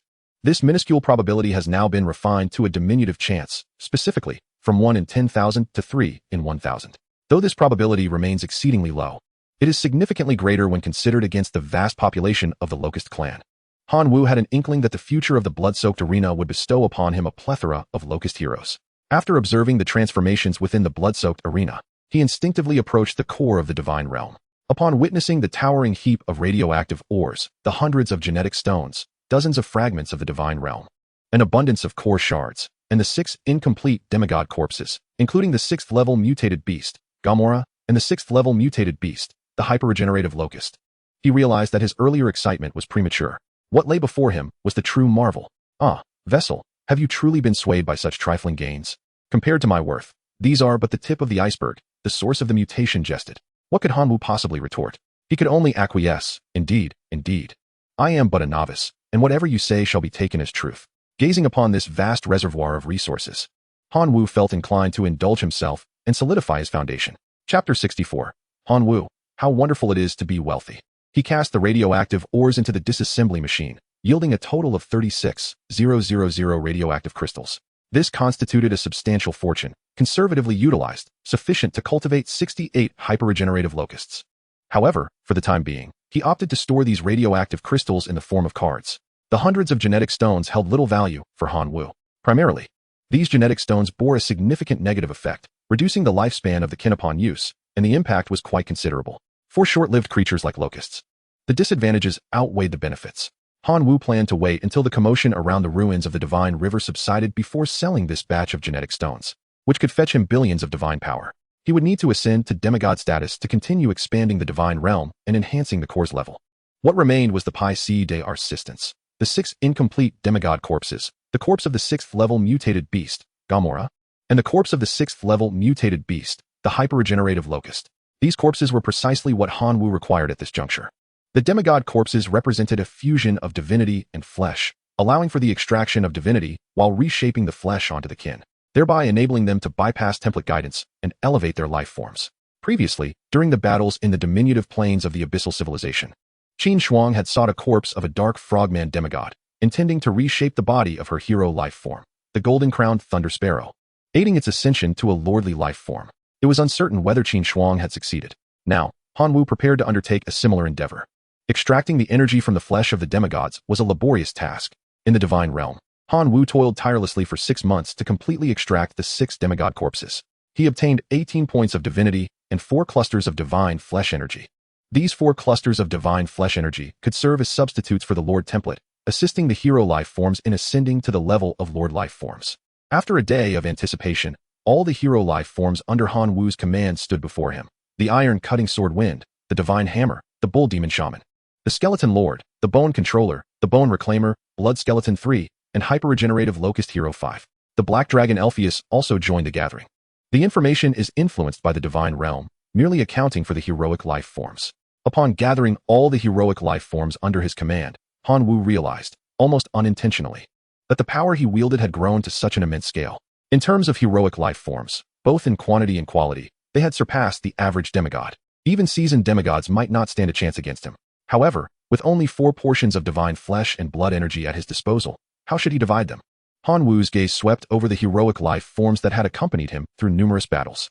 The iron cutter sword wind, the earliest of his heroic life forms, had achieved remarkable feats, and it was only fitting to reward him with a portion of divine flesh and blood energy. The divine hammer, nurtured by Han Wu himself, possessed only average strength among heroic life forms due to the influence of the infernal warhammer. Yet, his loyalty was unparalleled, more fervent than that of the core vassal race. The locusts, a portion of divine flesh and blood energy, must also be granted to him as a token of divine favor. As for the 3rd portion of divine flesh and blood energy, Han Wu's gaze fell upon the skeleton race. He was uncertain whether the skeletons could absorb this divine energy and pondered to whom he should allocate this portion. Among the skeletons, the one who contributed the most was not the skeleton lord but the bone manipulator. Almost every major battle saw the bone manipulator tackling the most formidable adversaries. However, promoting the bone manipulator to lord would be vehemently opposed by the skeleton lord, who, despite his small stature, would never allow his subordinates to challenge his dignity. After much contemplation, Han Wu decided to consult the skeleton lord for his opinion. Ultimately, he spared the divine flesh and blood energy intended for the skeleton race. This left only the minotaurs and the core vassal race, the locusts. The core vassal race of locusts was of utmost importance to Han Wu, and thus, a portion of divine flesh and blood energy was essential for them. However, he hesitated regarding whether the minotaurs were worthy of such a divine gift. Their performance in numerous battles had been merely average, and their overall faith was not particularly high. Nevertheless, to maintain balance among the vassal races and avoid sowing discord, Han Wu resolved to bestow a portion of divine flesh and blood energy to the minotaurs as well. Consequently, all 4 portions of divine flesh and blood energy were allocated to their respective recipients: Iron Cutter Sword Wind, the Dwarven Divine Hammer, the Minotaur Shaman, and the strongest of the locusts, the 3 transformation class Dark Erosion Archer. This locust, whom Han Wu named Dark Locust, would be the first Lord life form of the locust race. As for the skeleton race, Han Wu endeavored to be fair. Since they could not absorb divine flesh and blood energy, he granted them divine favor directly. The Bone Manipulator and the Bone Resurrector each received 2 points, while the Skeleton Lord received 3 points. As for the 3 newly born blood skeletons, Han Wu did not reward them with divine favor, but merely bestowed upon them some equipment, as they had yet to earn significant merit. Observing the distribution of rewards among the heroic life forms, the dragon, Elphus, felt a pang of envy, realizing it had not received anything. Sensing the black dragon's subtle yearning, Han Wu chuckled and gifted it a small portion of divine favor, a mere token. This thrilled the black dragon, which then rejoiced and soared through the divine realm in exuberant celebration. It matters not the quantity of rewards, but rather their existence. Whatever others possess, the black dragon must possess as well, for pride must not be compromised. When the time comes for its emergence, an immense enhancement in strength is assured. Han Wu gazed at the remaining 10 points of divine essence in his possession, feeling a surge of delight within. He mused, how fortunate it is to have wealth. The source of mutation continued, from these 10 points of divine essence, grant me 8. I shall utilize them to elevate the genetic level. The remaining 2 points, you may gradually integrate. Han Wu's expression shifted abruptly. You shameless source of mutation, I regard you as my superior, yet you treat me as a mere pawn. Out of a total of 10 points, you demand 8 at once? Am I to express gratitude for the 2 you leave me? You are narrow-minded, vessel. We are now one. My enhancement is your enhancement. Reflect on that. The source of mutation began to reason with him. Han Wu, however, remained resolute, unwilling to entertain any empty promises. 8 points of divine essence in exchange for your locust kin to evolve from their very roots into innate elite life forms. Do we have an accord? The source of mutation could only reveal its trump card to persuade Han Wu. The prospect tempted him. Since their inception, his locust kin had suffered due to their inherent shortcomings. Not only were their life levels inferior, but even with various enhancements pushing them to the level of extraordinary life forms, their combat prowess remained dismal. Should the locusts ascend to the status of innate elite life forms, their overall combat capabilities would undoubtedly leap to a significantly higher echelon. Thus, 8 points of divine essence appeared to be a worthy investment. Do not deceive me, lest I become a force of madness even I would fear, Manhwa warned. Subsequently, he diminished his 10 points of divine essence to 2. The remaining 2 points could not be further divided. Manhwa consumed 1 point directly, commencing the gradual absorption process. Chapter 65, The 10 Small Titans. The divine essence extracted from demigods is distinctly different from the divine essence cards issued by the Academy. The Academy's divine essence cards can be directly absorbed. However, the essence extracted requires one's will to be painstakingly honed. This divine essence contains the will of the deceased deities, and only by overcoming their wills can one fully assimilate the essence. Though the process is arduous, Manhwa reaps substantial benefits. He witnesses numerous battles experienced by the deceased deities, acquiring knowledge accessible only to demigods, while simultaneously fortifying his own will. At the current pace, he estimates that it will take him a decade to completely absorb the 2 points of divine essence. In the time of the main world, this translates to 10 days. As a student, Manhwa cannot remain in seclusion indefinitely. Thus, the total time required for the complete absorption will inevitably extend. He remains unperturbed by this. After refining 1/10 of the divine essence, Manhwa glanced at the clock. It was already midnight, 2340. The population of locust kin within the divine realm had once again proliferated to over 10 billion. To mitigate resource consumption, it was time for a sacrifice. Without hesitation, Manhwa activated his life sacrifice ability. A colossal magic array enveloped the entire divine realm, and countless locusts transformed into pure life energy, merging into the array. Before Manhwa appeared 3 options. Option 1, Level 4 Sacred Artifact, Storm Battle Garb. Upon integration into the core of the divine realm, it grants the kin the ability to summon the Storm Battle Garb. Option 2, Level 3 Architecture, Stargazing Platform. Established within the divine realm, it allows for the clear observation of circumstances occurring 10,000 kilometers away. Option 3, Flesh Puppet Crafting Manual. Utilizing the corpses and flesh of formidable creatures, it enables the creation of flesh puppets imbued with the characteristics of powerful beings. Once crafted, the flesh puppets possess a fixed strength and abilities, rendering them incapable of further advancement. Without hesitation, Manhwa decisively chose option 3, for the first 2 options held no utility for him at this juncture. As a divine entity, he was unable to utilize a level 4 sacred artifact. The divine realm spans nearly 1,000 square kilometers, measuring no more than 34 kilometers in length and breadth. From a vantage point, one can see the entire area without the need for a stargazing platform. Thus, the Flesh Puppet Crafting Manual emerged as the optimal choice. Furthermore, Manhwa had readily available materials: the corpses of a level 6 mutated beast, Gamora, and a level 6 mutated beast, Regenerative Locust. These were perfect for practicing the crafting of flesh puppets. Following the crafting methods outlined in the manual, Manhwa meticulously dissected the corpses of Gamora and the Regenerative Locust, extracting pure flesh energy. He supplemented this with various energy crystals, dragon blood, refined metal, crystal bone fragments, and other premium materials, ultimately investing 10 million divine power to stabilize their forms. In the divine realm, he expended a full 10 months to achieve this monumental task. He successfully created 10 flesh puppets, each possessing formidable physiques and remarkable magical resistance. After testing the performance of these puppets, Manhwa was thoroughly satisfied. Each flesh puppet possessed strength comparable to that of a particularly powerful heroic life form, yet their tenacity exceeded that of beings at the heroic level. Consequently, Manhwa affectionately dubbed them Little Strong, where strong signifies both power and resilience. Their details are as follows: name, Little Strong race, flesh puppet level, heroic puppet abilities, regeneration, veracity, gigantic maw, sharp fangs, crystal bones, dragon scales. Manhwa eagerly anticipated the spectacle of the 10 Little Strongs engaging in battle against foes, foreseeing the frustration they would undoubtedly cause.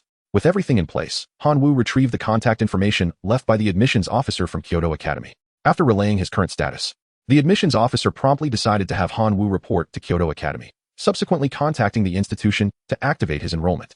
The school leaders, upon learning of the situation, rejoiced, sharing in Manhwa's happiness. In celebration, his homeroom teacher, Tion-1, organized a farewell banquet, inviting several school leaders, including the director of education, Sume, and other homeroom teachers from different classes. All the other teachers attended, except for Manhwa's original homeroom teacher, Lu Letian, a fact that was well understood among the attendees. During the farewell banquet, after encouraging words from the school leaders, Director Sume presented Manhwa with a divine card on behalf of the principal, who could not attend in person. She expressed her hopes that Manhwa would make a name for himself at Kyoto Academy, thereby bringing honor to the school. Manhwa gratefully accepted the gift, filled with anticipation for the next chapter. Chapter 66, Entering the Preparatory Class.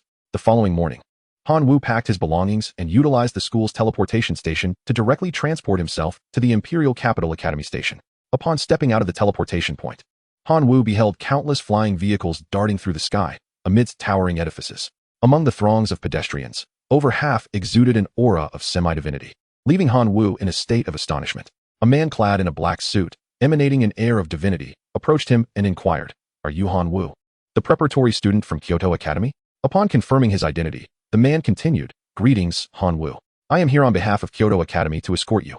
Please follow me to the flying vehicle. I shall assist you with your accommodation arrangements." After a half-hour journey, they descended smoothly into a verdant garden. "I will take you to your dormitory," the semi-divine man stated as he disembarked from the vehicle, leading Han Wu to a villa. As Han Wu entered the abode, he anticipated a bustling environment filled with fellow students. However, after the man's introduction, he realized that this villa was exclusively designated for him. In the capital city, where every inch is precious, he was bestowed with a villa all to himself, a privilege that only Kyoto Academy could afford. Once Han Wu was settled into the villa, the semi-divine man took his leave. Utilizing the divine realm docking station within the apartment, Han Wu retrieved his luggage and made minor adjustments to his room. Subsequently, he sent a message to the admissions teacher, informing her of his arrival at the dormitory. After expressing his gratitude, he immersed himself once more in the divine realm to continue absorbing divine essence. The following day, following the instructions provided by the admissions teacher, Han Wu located the designated classroom. Just as he was about to enter, he overheard faint discussions within. "Have you heard? A transfer student is joining us today." "Transfer student? What is so remarkable about that?" "Just another opportunist who slipped in through the back door," came the derisive reply. "They must be leveraging their family's influence to gain entry. Real students with potential follow the proper channels for admission.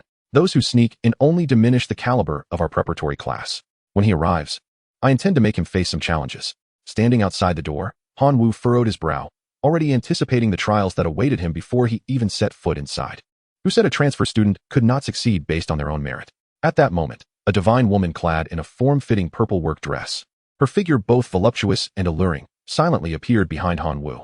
"You must be the transfer student, Han Wu," her soft voice resonated. Taken aback, Han Wu had not sensed her presence at all. The divine woman smiled gently. "I am the teacher of the preparatory class. You may call me Teacher Lena. Now, let us proceed into the classroom together." With that, Teacher Lena pushed open the classroom door and entered. Han Wu smirked slightly and followed her inside. The instant he appeared, Qin Shuang, seated among the students, stood up in shock. "Han Wu!" Her exclamation captured the attention of all the classmates. Though they had only recently formed their class, they had already shared 3 minor sessions and 1 major class, developing a degree of familiarity with one another. Qin Shuang belonged to a powerful core clan and possessed a formidable sovereign life form, placing her among the top 5 in terms of overall strength within the class. Moreover, Qin Shuang was undeniably beautiful. She has undoubtedly become the goddess in the hearts of many talented youths in the class. Judging from Qin Shuang's recent actions, it appears that she and the transfer student, Han Wu, are acquainted, seemingly quite familiar with one another.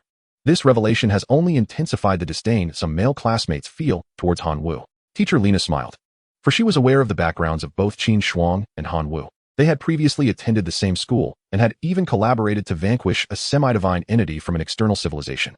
"Allow me to introduce our new classmate, Han Wu. He previously studied alongside Qin Shuang," Teacher Lena announced to the class.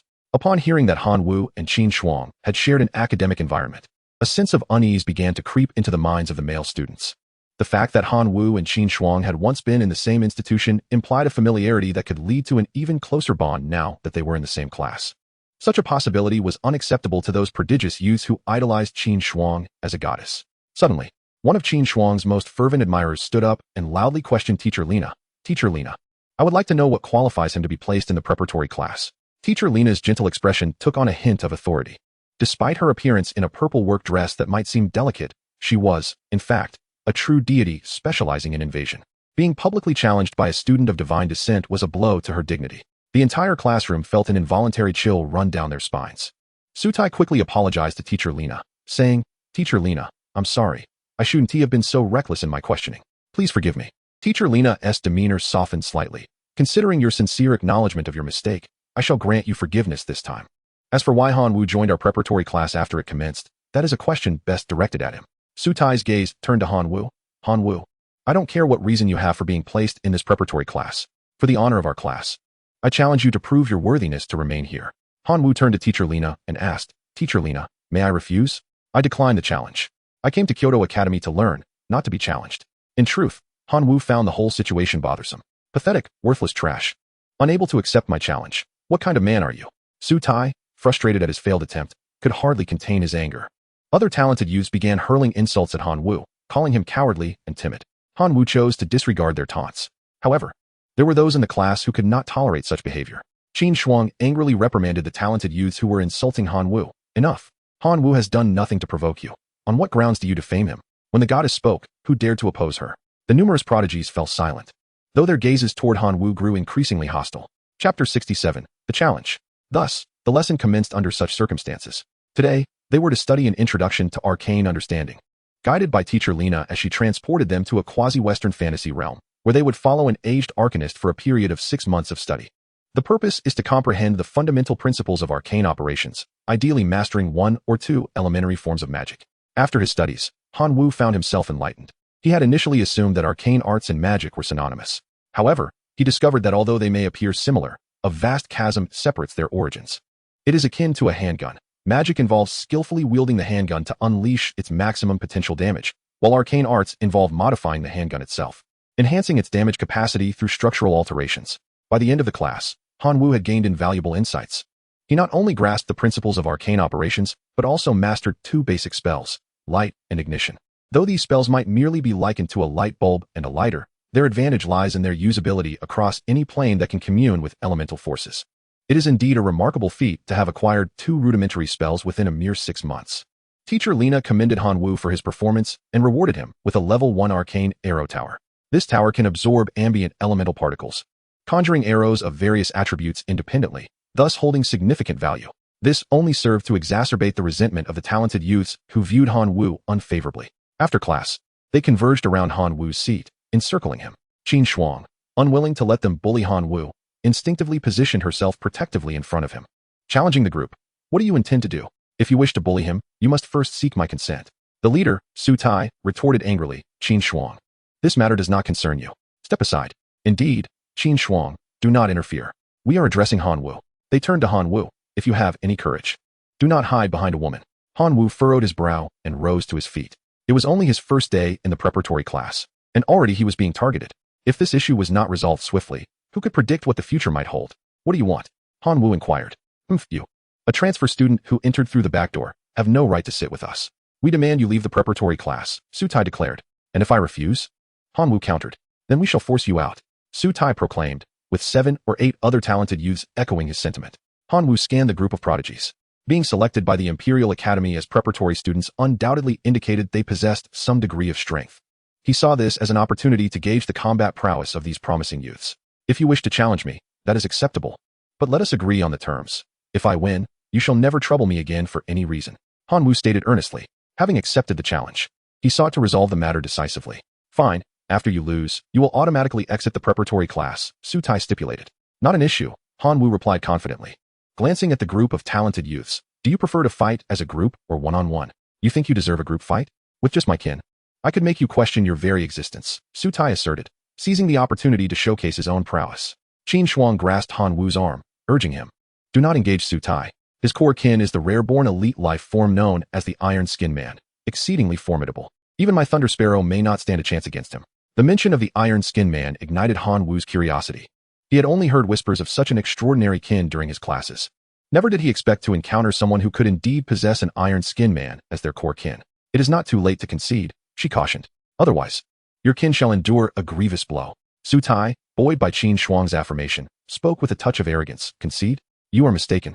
I am eager to witness the prowess of the Iron Skin Man, Han Wu replied boldly. Frustrated, Qin Shuang stamped her foot, cursing Han Wu's obstinacy in her mind. She had clearly warned him against impulsiveness. Why had he still accepted Su Tai's challenge? Did he truly believe the skeleton kin to be invincible? Come, let us proceed to the training arena, Su Tai declared, leading the way, followed closely by the other preparatory students, eager for the spectacle. Han Wu, unwilling to yield, trailed behind. Qin Shuang walked anxiously in the rear, contemplating how she might prevent Han Wu from having to leave. Within the training arena, rows of specialized divine domain login devices were neatly arranged, designed for the preparatory students to engage in sparring challenges. Han Wu and Su Tai each approached a device and entered.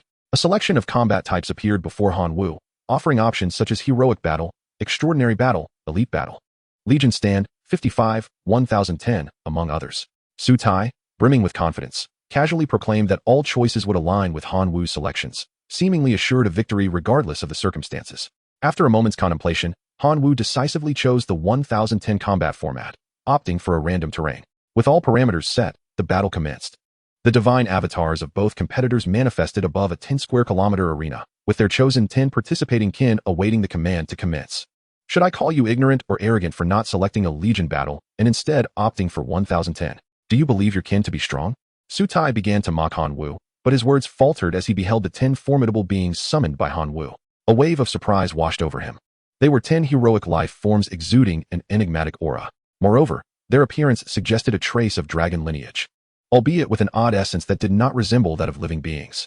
Though astonished, Su Tai remained confident in his own summoning of 10 heroic life forms, the Iron Skin Men. Among them were 9 Iron Skin warriors and 1 mutated Iron Skin being, the Steel Titan. With such combat prowess, even facing a Lord-level life form would yield a prolonged contest. The surrounding preparatory students entered spectator mode. Upon seeing Han Wu's summoned kin, they were collectively perplexed, as none had encountered such a kin before. Even Qin Shuang gazed on in confusion, unable to recall Han Wu possessing such a kin. It was a student with reconnaissance abilities who first discerned the nature of the summoned beings. They were, astonishingly, puppets equivalent to heroic life forms. Battling against the life form level puppet of a hero with Su Tai's iron-skinned warriors is indeed a painful sight. I wonder how the transfer student will react to this spectacle. Such wealth is astounding. To possess 10 hero life form puppets at once, collectively worth approximately 30 million divine power. No wonder he can afford to use connections to gain advantages. Qin Shuang, the sole individual aware of Han Wu's affluent background, is filled with questions. Yet, she refrains from voicing them, choosing instead to patiently observe the impending clash. Once the battle concludes, she intends to seek clarity from Han Wu. Under the gaze of numerous preparatory students, the 2 combatants on the battlefield receive the divine decree. Let the battle commence. Chapter 68. The first battle of the 10 small heroes. As the divine order is issued, Su Tai's 10 iron-skinned warriors surge forth like unleashed tigers, raising their massive iron fists to strike heavily upon the 10 small heroes. A cruel smile spreads across Su Tai's face, as he seems to envision the scene of the 10 small heroes being pulverized into a pulp. A cacophony of clashing metal fills the air. However, the anticipated outcome fails to materialize, and the grin on Su Tai's face falters. The powerful punches of the iron-skinned warriors land upon the 10 small heroes. Yet they inflict no damage whatsoever. Even the mightiest of them, the steel hero, leaves no trace on his opponents. What is happening? What have you done to them? The first thought that crosses Su Tai's mind is that Han Wu has tampered with the 10 small heroes. Han Wu merely smiles, offering no explanation. The 10 small heroes launch a counterattack. They seem to mimic the iron-skinned warriors' movements, raising their clawed hands to strike downwards. A resounding thud echoes through the air. 9 of the iron-skinned warriors are pushed back several meters, leaving a distinct imprint where they were struck. Only the steel hero withstands the force of the blow. Incredible. This sentiment is not held solely by Su Tai on the battlefield. The preparatory students outside are equally astonished by the formidable strength of the 10 small heroes. Their defense surpasses that of the iron-skinned warriors, and their offense is even more ferocious. They seem to completely counter the iron-skinned warriors. Should we continue? Han Wu inquires thoughtfully. After just this initial exchange, he perceives that the performance of the 10 small heroes remains dominant. Su Tai's expression darkens, unable to accept the reality that his iron-skinned warriors are inferior to the 10 small heroes in both offense and defense. Nonetheless, Su Tai has more tricks up his sleeve. Han Wu, do not rejoice just yet. I have yet to reveal my trump card. With that, he issues another divine decree. Iron-skinned warriors, unite. Upon receiving the order, the 9 iron-skinned warriors converge upon the steel hero, entwining themselves around him in a display that could only be described as a powerful embrace. The scene is somewhat eye-watering. However, the resulting iron-skinned giant, formed through their union, emanates an aura that transcends the mere classification of hero life forms. The iron-skinned giant strides forward, launching a ferocious punch with tenfold strength. Its destructive force is unparalleled. The black dragon scales on the surface of the small heroes cannot withstand such tremendous power, shattering into fragments as blood and flesh are sent flying, the impact propelling them 100 meters away. Su Tai, brimming with confidence, boasted, with these few fellows, they dare to come to the preparatory class of the Imperial Capital Academy? Today, I shall demonstrate the true strength of a legitimate preparatory student. Han Wu observed the diminutive warriors, who had been sent flying by a single punch, and marveled at the formidable power of the combined iron giant, which could rival that of the skeleton giant. However, to presume that this would suffice to vanquish the 10 diminutive warriors would be a gross misjudgment of their capabilities. Under Su Tai's watchful gaze, the 10 warriors rose, their wounds rapidly healing, and the shattered black dragon scales swiftly regrowing. In the blink of an eye, they restored themselves to their initial state. Once healed, the 10 warriors spread their wings and soared forward at an astonishing speed, charging toward the combined Iron Giant. The Iron Giant managed to send one warrior hurtling away, but the other 9 descended upon it, their gaping maws ready to bite down. Their sharp teeth whirled within their mouths like a meat grinder, effortlessly shredding the iron-like flesh, which was then consumed to store energy. The Iron Giant, in a desperate bid, grasped at the relentless warriors. Yet, even after regeneration, the warriors continued to assault the Iron Giant, voraciously devouring its flesh. Within mere minutes, the Iron Giant could no longer withstand the onslaught. One Iron Warrior succumbed to its wounds after losing too much flesh, tumbling from the Iron Giant's form.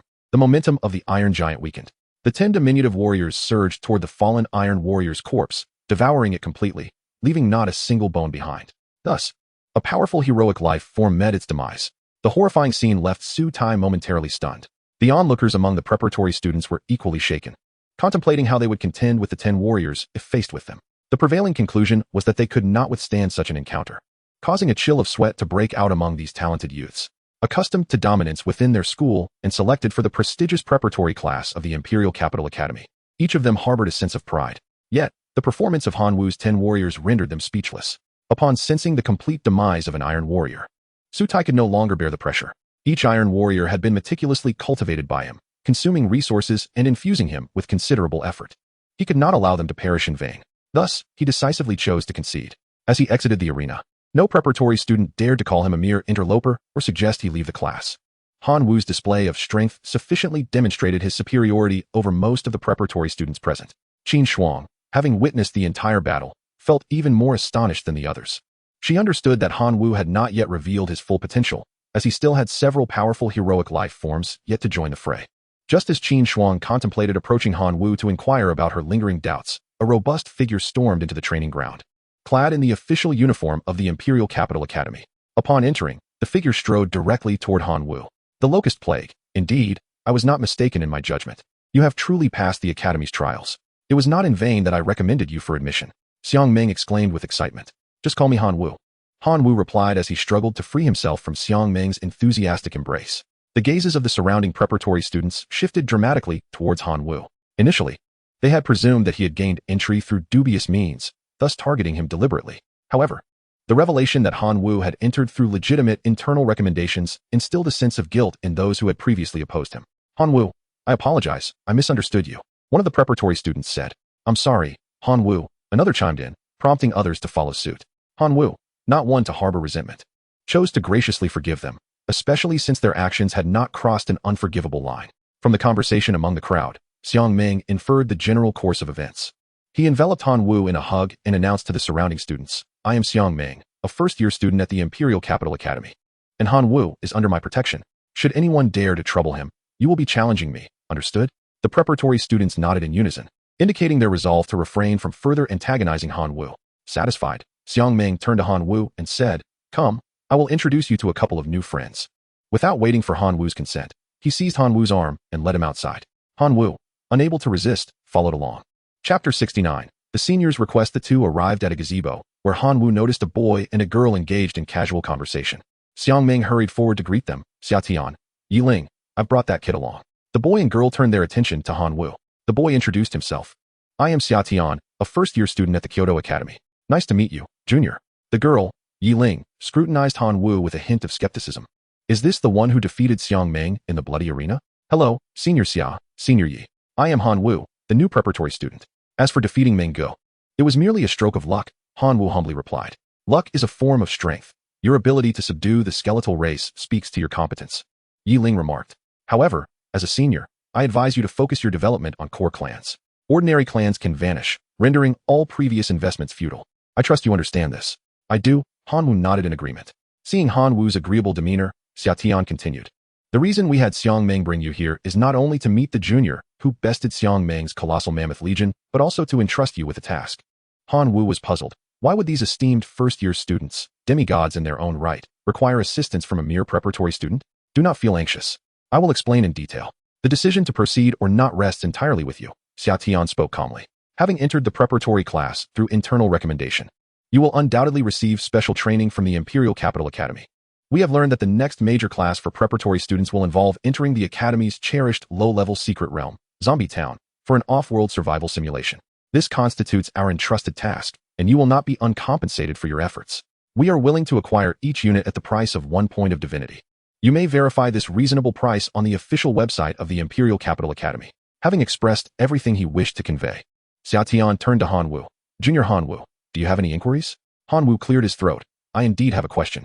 Why do the 3 seniors not apply to venture into the secret realm themselves to obtain the wisdom fruit? To this query, Yiling provided an explanation. Junior Hanwu, you may not be aware that the zombie town is a low-level secret realm treasured by the school, which poses minimal difficulty for first-year students. It is merely intended for you preparatory students to engage in grand course simulations. Had it been included in our grand course, it would have been breached countless times by now. Xiang Ming concurred. If I were to enter, I could turn the entire town upside down. Xiang Ming added enthusiastically. That would indeed be splendid. Junior Hanwu, I have not misjudged you. Xia Tian, unable to conceal his delight, remarked. We shall extend our best wishes to Junior Hanwu for achieving remarkable results in the upcoming grand course. Yiling then retrieved a pouch of seeds from her divine realm and handed it to Hanwu. Junior Hanwu, take this seed. It will prove beneficial for your next grand course. Upon returning to the dormitory, he perused the Academy's website to discover the introduction of the low-level secret realm, Zombie Town, along with information regarding the wisdom fruit. The market price for a single wisdom fruit is approximately 1 point of divinity, confirming that Xia Tian had not deceived him. Feeling reassured, Hanwu re-entered his divine realm. His consciousness swept across the entirety of the divine realm, observing the general conditions of various areas. The Blade Wind and other affiliated tribes were still in the process of reconstructing their physical forms. The Skeleton Lord, Bone Controller, and Bone Reviver were merging their divinity. Hanwu had no choice but to focus his energy on supervising the breeding of the core affiliated tribes. He then recalled the promise made by the Source of Mutation. The Source had stated it would assist Hanwu in elevating the core tribe of locusts to their original essence, transforming them into naturally elite life forms. It detailed a method for Hanwu to utilize directed mutation capabilities to achieve this on his own. Upon learning the specifics, Hanwu felt somewhat deceived, as the method was exceedingly simple, merely a matter of a single statement.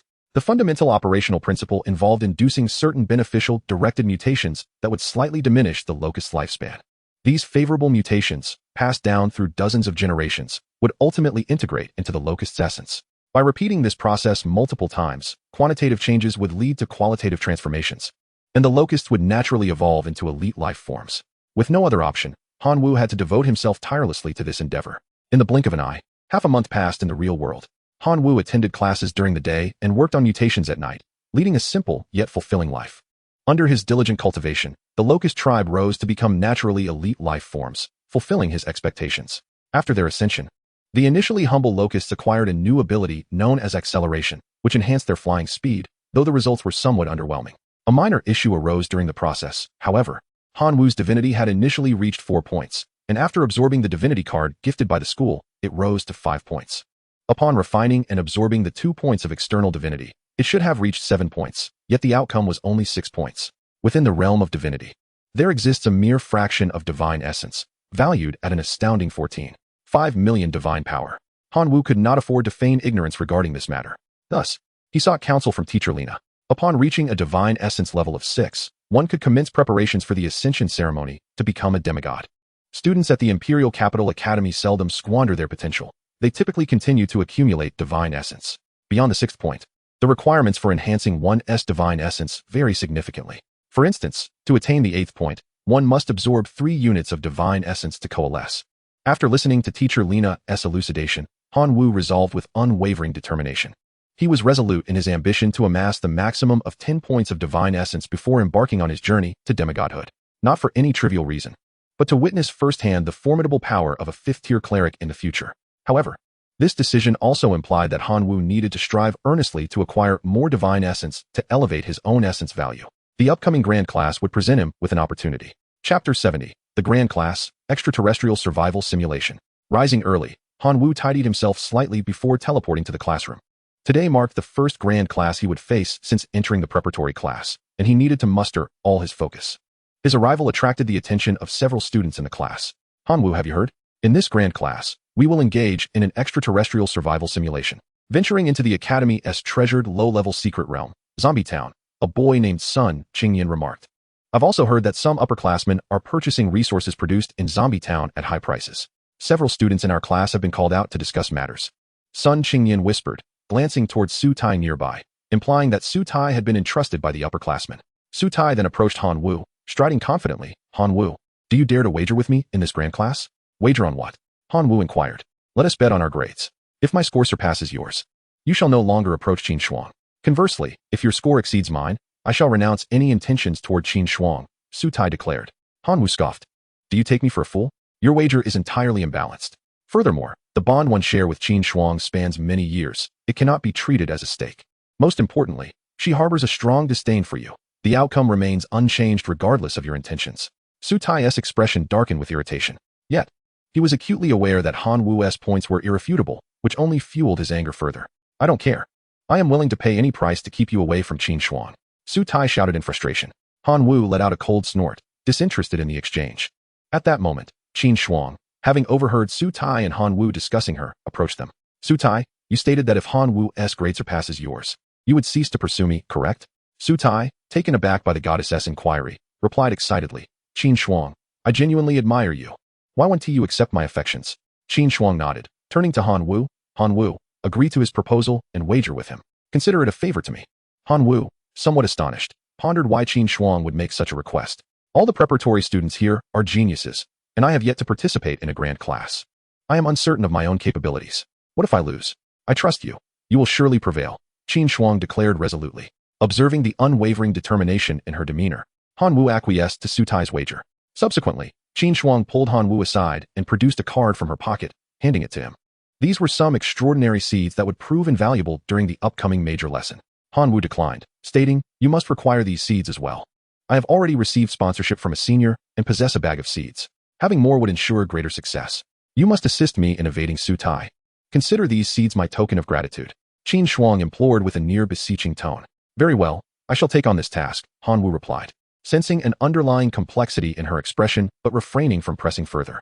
As he stowed the seeds away, teacher Lena entered the classroom. She began to elucidate the critical points for the forthcoming major lesson. I trust you have all heard about the details of this lesson. This time, we will engage in an external domain survival simulation, striving for utmost realism. Therefore, the difficulty will be greater than our usual minor lessons. However, I have faith that you will rise to the forthcoming challenges. If there are no objections, we shall commence the class. I wish you all success in your endeavors. With that, all the preparatory students were transported into the secret realm. Upon opening their eyes again, Han Wu discovered that all the preparatory students stood atop a hillside in the wilderness. Gazing into the distance, he could discern a quaint little town. A series of notifications resonated in their minds. External domain survival simulation initiated. To avoid detection by external consciousness, all divine services related to the divine realm will be automatically shielded. Divine beings are affected by the external domain's aura, with physical attributes reduced to those of ordinary humans. Scoreboard activated. Scenario introduction. The zombie town is a picturesque locale where hospitable zombies graciously welcome guests by feasting on their brains. As night falls, they emerge to revel. The notifications concluded, leaving many preparatory students in a state of bewilderment. With all this information relayed, what exactly were they meant to do? Even those who had reviewed the materials were at a loss, as the Academy had only provided vague details about Zombie Town and the types of resources available. No information regarding scoring tasks had been disclosed. Just as despair began to settle among the preparatory students, an untimely growl emanated from one of their stomachs. Grr. The embarrassed student quickly explained, I didn't eat breakfast. This revelation caused several faces to pale. They were divine beings. Even if they went without food for 10 days or half a month, they would feel no hunger. Did the notification about their attributes being reduced to ordinary human standards imply this? My divine artifact space ring 1T open. I stored plenty of food in there. Another exclamation rang out. A multitude of preparatory students began checking their artifacts, only to discover the same disconcerting reality. Their divine artifacts were malfunctioning. Han Wu suddenly recalled that he had left the seeds within the divine realm and, upon checking his pocket, found that, for some unknown reason, the seeds had somehow migrated there. I can still utilize my divine abilities. I can probe for information. Is that so? I shall give it a try as well. My abilities can also be of use, but they must be applied to the kin to truly manifest their potential. Han Wu endeavored to communicate the skills he had mastered, igniting a surge of excitement within him. Even with the constitution of an ordinary individual, he possessed formidable combat prowess through his skills. After assessing his current situation, Han Wu gazed towards the distant town. If all went according to plan, they would need to venture into the town to uncover the forthcoming quest clues. Without further ado, Han Wu proposed to Qin Shuang. Shall we set off to explore the town? Qin Shuang nodded, placing her hands upon the ground, whereupon a unique magical array materialized. Soon, a colossal eagle was summoned into existence. It appeared that Qin Shuang also wielded some abilities that transcended the realm of divine civilization. After conjuring the eagle, Qin Shuang exhibited signs of fatigue, suggesting that the summoning incantation had drained a considerable amount of her energy. I will escort you there, she offered. Han Wu waved his hand dismissively, activating his black dragon transformation skill. Miniature dragon wings sprouted from his back, and with a powerful flap, he ascended swiftly into the sky. As the duo soared towards the town, the other prepared students began to showcase their own talents. Some summoned wolves and tigers, others transformed into werewolves or bats, while a few fashioned makeshift flying contraptions from sticks and grass. The remaining few, lacking additional skills, could only rely on their legs to dash towards the town. As they approached the skies above the town, Han Wu and Qin Shuang were met with an immense pressure, compelling them to lower their altitude to 50 meters. Surveying the entire town from above, Han Wu noted its meticulous planning. The roads were orderly, and the houses were thoughtfully arranged. Some buildings displayed signs for shops, supermarkets, restaurants, and cafes. A grumbling sound emanated from Han Wu's stomach, prompting him to glance at Qin Shuang, who was blushing and clutching her abdomen, clearly fatigued from the summoning. Let us first visit the restaurant below, Han Wu suggested. Qin Shuang nodded in agreement. They descended before the restaurant, where Han Wu pushed open the door. Behind the counter stood a burly man with a bushy beard, gaping at them in surprise. Han Wu glanced up at the menu displayed within the establishment. Steak for 1 silver coin, fried rice for 5 copper coins. It seemed that copper and silver coins were the currency of this zombie town. Given that this was a survival simulation, Han Wu resolved to conceal his identity as a Divine Realm player. He approached the counter and inquired, "Sir, we are travelers from another town, and we have exhausted our funds." Before he could finish, the bearded man erupted in anger, shouting, "Beggar, get out of my restaurant. Do you think you are one of those zombies parading about at night? This is not a place for your antics." As he spoke, he brandished a shotgun menacingly at Han Wu, suggesting he would not hesitate to fire should Han Wu refuse to leave. Qin Shuang, incensed by the man's rudeness, was ready to confront him. Having never encountered such disrespect in her life, she was prepared to defend herself. However, Han Wu quickly intervened, urging her not to act impulsively. In the present day, everyone possesses an ordinary constitution, unable to withstand the damage inflicted by a shotgun. Moreover, he harbored hopes of extracting valuable information from the bearded man, who, by nature, was a person who valued money over human connection. Coincidentally, Han Wu found himself devoid of funds. However, he recalled the words of senior sister Jiangling, who had mentioned that the seeds held significant value in the zombie town. With a mindset of experimentation, he extracted a seed from the pouch containing them and displayed it to the bearded man. Indeed, upon seeing the seed, the bearded man's demeanor underwent a complete transformation. "Esteemed guest, I had no idea you possessed such a precious seed. I implore you to sell it to me. I am willing to offer 10 gold coins for it."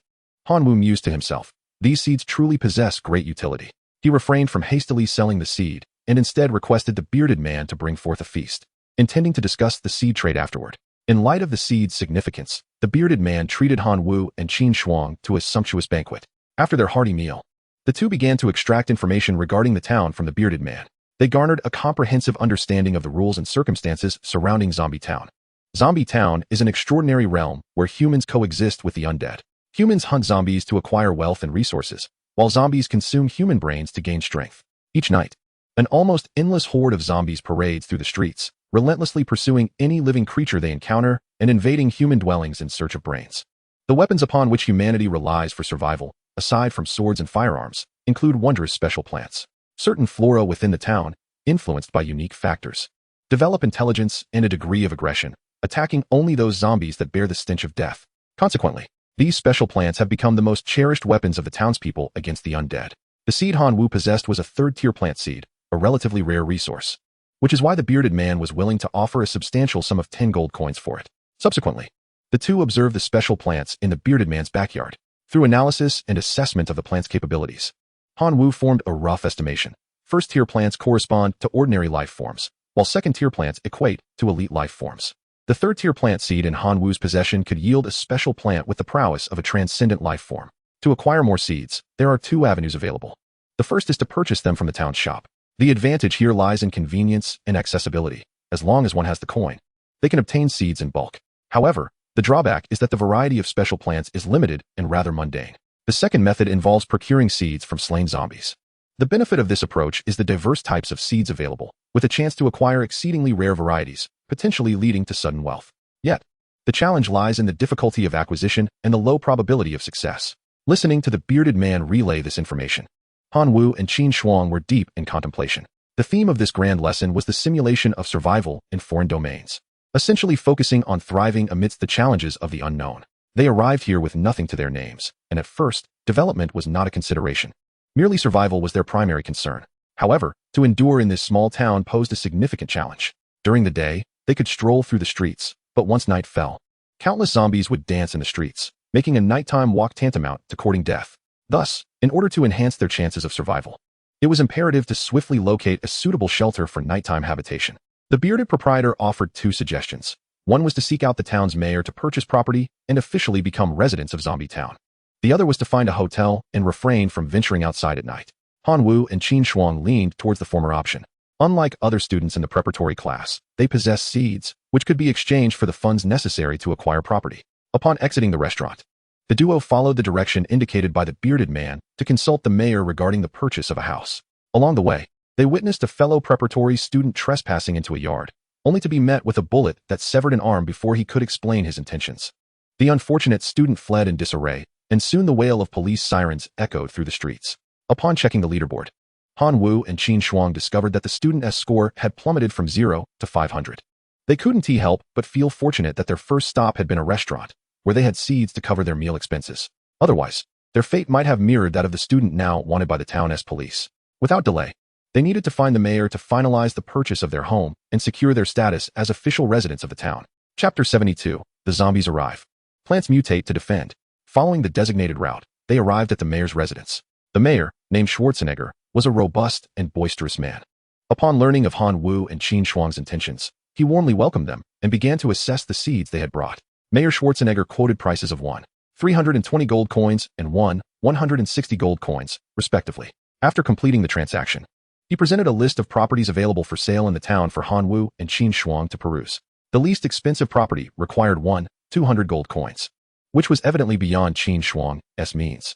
Han Wu was willing to lend her some coins. However, upon noticing another property on the list, he conceived a new idea. That property was one of the finest in the town, boasting double the size of a standard residence. A 3-story villa. It featured a front garden and a backyard swimming pool, with both yards adjacent to a wide road, offering a prime location. Its price, however, was steep, requiring a hefty 350 gold coins. While Han Wu could not afford it alone, a partnership with Qin Shuang would enable them to purchase the house. After deliberation, they decided to proceed with the plan. They could simply divide responsibilities, one managing the front yard and the other the back, with points allocated separately. However, a minor complication arose during the paperwork. Mayor Schwarzenegger indicated that he could not list two names on a single property title unless they were married. Qin Shuang was left with an unmistakable crimson blush. Time was of the essence. If they did not complete the necessary formalities soon, darkness would descend. Embarrassed, she reluctantly acquiesced to Mayor Schwarzenegger's arrangements. Thus, the two officially became lawful residents of the quaint town. The moment they secured their property deed, a notification resonated in their minds. Acquired property, officially residents of the town, 1,000 points. Their standings swiftly ascended to the pinnacle of the leaderboard, tied for first place. While below them languished a host of zeros and a few unfortunate souls with negative scores. Elated yet plagued by her habitual concerns, Qin Shuang remarked to Han Wu, "I only acknowledged our relationship under duress. Do not take it to heart." Han Wu's obliviousness to her plea incensed her, prompting her to stomp her foot in exasperation, muttering, "When I say don't take it seriously, you ought to heed my words. Are you a puppet?" Just as they departed from the mayor's residence, Su Tai arrived. Sharing the same objective as Han Wu, he sought to purchase property. The requisite paperwork was swiftly completed, and Su Tai surged to the top of the leaderboard with an impressive score of 1,500 points. Subsequently, several other prospective residents acquired properties as well, their scores ranging between 600 and 1,300. The initial advantage held by Han Wu and Qin Shuang evaporated. Nevertheless, they remained unconcerned with this fleeting competition, focusing instead on fortifying their dwelling against potential zombie incursions as night approached.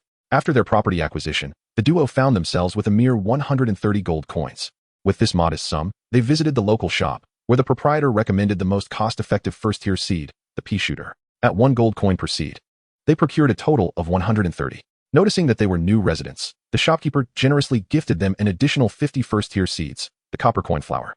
Though the copper coin flower lacked any combat prowess, it thrived on the necrotic energy emitted upon a zombie's demise, yielding copper coins, a rather rudimentary specimen among the special plants. Grateful for the free offering, Han Wu and Qin Shuang accepted it with appreciation. Upon returning home, they allocated the seeds within their jurisdiction. The front yard, spacious in size, was assigned to Han Wu, who took 80 pea shooter seeds and 30 copper coin flower seeds. The backyard, featuring a swimming pool and a smaller planting area, was tended by Qin Shuang, who planted 50 pea shooters and 20 copper coin flowers. These special plant seeds exhibited rapid growth. Within 3 hours of being planted, tender sprouts emerged, and 5 hours later, they matured into fully grown plants. Hanwoo leaned closer to inspect one of the pea shooters, absorbing its details. Plant name, pea shooter. Plant level, first tier. Plant ability, pea shooting. It fires peas at a rate of 1 per second, inflicting damage on undead creatures. Plant lifespan, 1 year. He nodded approvingly and turned his gaze toward the newly sprouted copper coin flower. Plant name, copper coin flower. Plant level, first tier. Plant ability, copper coin generation. For every unit of necrotic energy absorbed, it produces 1 copper coin. 10 copper coins equal 1 silver coin. 10 silver coins equal 1 gold coin. And 1,000 gold coins equal 1 diamond. Plant lifespan, 1 year. The effects of the 2 plants were straightforward and immediately apparent. As all the flora flourished, the day gradually succumbed to dusk. Hanwoo stood atop the wall of his front yard, listening intently to the faint howls that permeated the night air. With a deft motion, he inscribed ancient characters in the air and intoned illumination spell. A radiant sphere of light coalesced at his fingertips, illuminating a radius of 5 meters.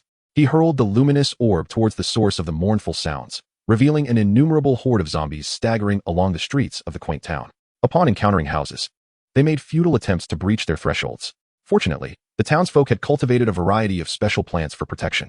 When faced with the invading undead, these extraordinary flora awakened, unleashing a barrage of powerful assaults. Due to the effects of Hanwoo's illumination, a contingent of zombies began to converge upon his abode. Come forth. Let me witness your prowess, he mused with anticipation. As the zombies approached the entrance of his front yard, they fell within the firing range of the pea shooters. Sensing the presence of the zombies, the pea shooters activated, launching a volley of pea projectiles towards the oncoming threat. Hanwoo observed as the peas struck the zombies, creating mere indentations upon their decaying forms. It often took dozens of pea projectiles to eliminate even the most commonplace of zombies. The lack of combat efficacy was disheartening. Frustrated, Hanwoo resolved to take matters into his own hands, harnessing his professional abilities to bestow dark enhancements upon the front line of pea shooters. With the infusion of dark properties into the pea ammunition, their attack powers surged dramatically. It took only 3 or 5 peas to dispatch an ordinary zombie. Upon their demise, the zombies' bodies swiftly decayed, dissipating into a wisp of black mist. The copper coin flower absorbed this dark essence, gradually coalescing into copper coins. Following the demise of the zombies, a notification echoed in Hanwoo's mind. Kill a rank 1 ordinary zombie, earn 1 point. Kill the rank 1 flag zombie, drop a small flag, earn 1 point. Kill a rank 1 office worker zombie, earn 1 point. As Hanwoo gazed upon the scoreboard, he noted the slow increment of his points. Yet his spirits remained unlifted. The pace of growth was excruciatingly sluggish. When would he ever close the gap with Sutai? No. He needed to devise a strategy to expedite the extermination of these zombies. Resolving this in his mind, his gaze fell upon a pea shooter. The special plant was, after all, a life form. It must possess genes and the potential for mutation. Hanwoo murmured to himself, invoking the ability for directed mutation upon the pea shooter before him. The familiar options for directed mutation reappeared. He eliminated the currently infeasible mutations and harmful variants, leaving 4 options. 1. Range mutation. Extend the pea shooter's range. The cost is that for each doubling of range, the pea shooter's lifespan decreases by 1 month. The range may extend up to 13 times, with the pea shooter's remaining lifespan at 12 hours. 2. Rate of fire mutation. Accelerate the pea shooter's firing rate. The cost is that for each doubling of firing speed, the pea shooter's lifespan decreases by 2 months. The maximum speed increase is 7 times, with the pea shooter's remaining lifespan at 12 hours. 3. Multiple heads mutation. Augment the number of firing heads on the pea shooter. The cost of increasing the number of pea shooter plants by 1 is a reduction of 3 months in their lifespan. A maximum of 5 can be added, and the pea shooter currently has 12 hours of life remaining. Next, there is the root mutation. This enlarges the pea shooter's root size, with the cost being a 6-month reduction in lifespan for each doubling of size. The maximum increase is 3-fold, and the pea shooter again has 12 hours of life left. Seeing the potential, Hanwoo raised his hand, activating the directional mutation ability to encompass all pea shooters. In an instant, 80 pea shooters underwent a transformative mutation, significantly enhancing their firepower. Chapter 73. The Battle for First Place and Bold Ideas. Kill a level 1 white collar zombie, points 1. Kill a level 1 shamate zombie. Drops a bottle of hair dye, points 1. Kill a level 2 ordinary zombie, points 2. Under the formidable firepower of the mutated pea shooters, a multitude of zombies were eradicated, clearing a swath of roadway. Observing Hanwoo's formidable might, the level 1 zombies retreated, while the level 2 zombies made their appearance.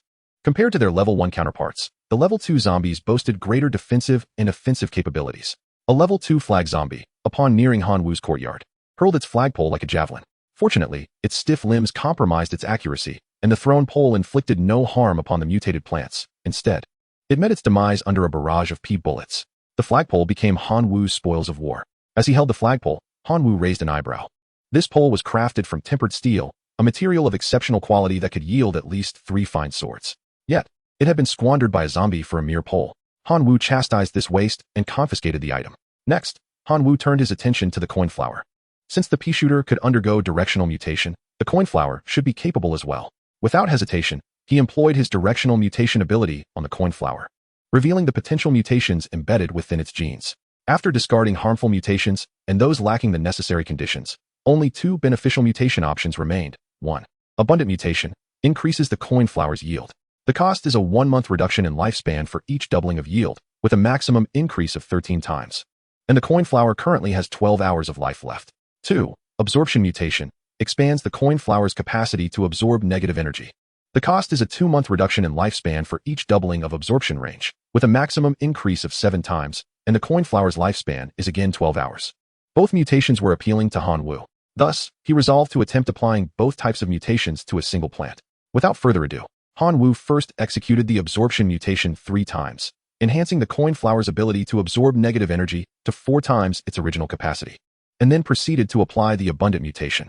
However, Han Wu discovered that during the dual mutation process, the lifespan lost for each doubling of yield was not 1 month, but rather 2 months. After only 2 applications of the abundant mutation, Han Wu decided to cease further attempts.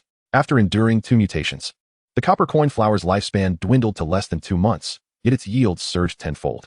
Coins continuously cascaded from the flower every second. Han Wu nodded in satisfaction, directing further dual mutations on the other copper coin flowers, resulting in an exponential increase in coin production. As Han Wu rampaged in the front courtyard, his ranking on the leaderboard soared rapidly. In just 2 hours, he ascended to the top position, displaying a formidable upward momentum that threatened to widen the gap with Su Tai, who held second place. Su Tai had been vigilantly monitoring the leaderboard. Upon noticing Han Wu's rapid accumulation of points, he felt a pang of anxiety. Han Wu, do not even think you can surpass me, never. Su Tai proclaimed with a steely voice, retrieving a fiery red seed adorned with dragon patterns from his pocket. This seed was distinctly superior to those of the first and second tiers, representing Su Tai's ultimate trump card, the seed of a 4th-tier plant, the fire dragon grass. Even when Mayor Schwarzenegger offered an exorbitant 500 gold coins during the property purchase, Su Tai had resisted the temptation to part with this precious seed. Now was the moment for it to manifest its potential. After planting the seed, Su Tai anxiously awaited its growth. An hour later, a tender sprout broke through the soil.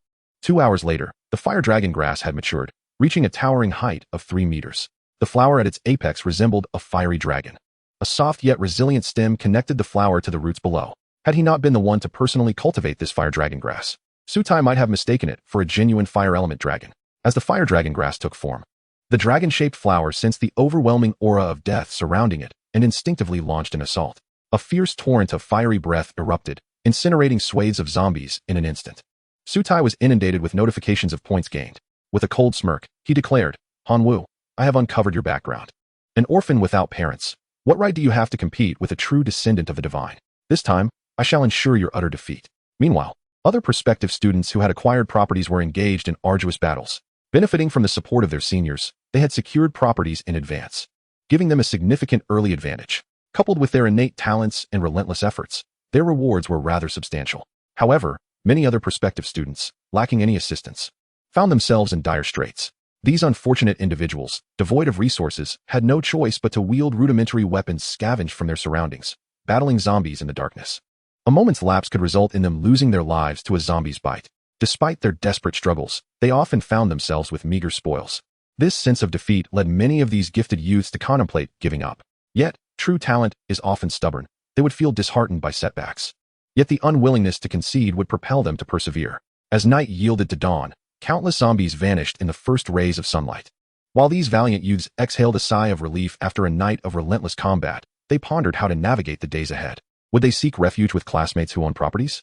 That was out of the question. Every genius youth possesses their own pride, even if it means starving to death. Perishing outside, or having their brains devoured by zombies, they would never bow to other aspiring candidates. On a narrow path in a quaint town, the prodigious youth's son Qingyan meticulously organized the meager spoils from his nocturnal battles. He lamented that this approach was unsustainable, given his current haul. Even if he toiled for another 100 days, he would not amass enough to afford real estate. Moreover, in the external domain survival simulation, the ultimate measure was points. If he could not even afford property, what hope was there for points? After much contemplation, he touched his relatively handsome face and conceived a bold idea. He would become a son-in-law. No, he would not simply seek an easy life. Rather, he desired to find a benevolent woman willing to take him in, preferably one without children or grandchildren, and aged over 80, who might pass away at any moment. Yes, that was the plan, he resolved. Chapter 74. Another young man grows weary of striving. Survive a day, earn 1,000 points. As the first rays of morning light bathed the town, all the zombies dissipated, as if the previous night had been but a dream. Yet the scattered spoils in the small courtyard attested to the reality of the night's events. Han Wu exerted considerable effort to gather and categorize all the treasures. A substantial pile of copper coins, a handful of silver coins, and a few scattered gold coins were heaped together. Fallen seeds were collected into a small pouch. Miscellaneous items such as small flags, hair dye, lighters, and buckets were also carefully gathered and organized. Although these items held little utility for him, they could be sold at the shop. While Han Wu patiently tidied up, Qin Shuang, who was guarding the backyard, approached.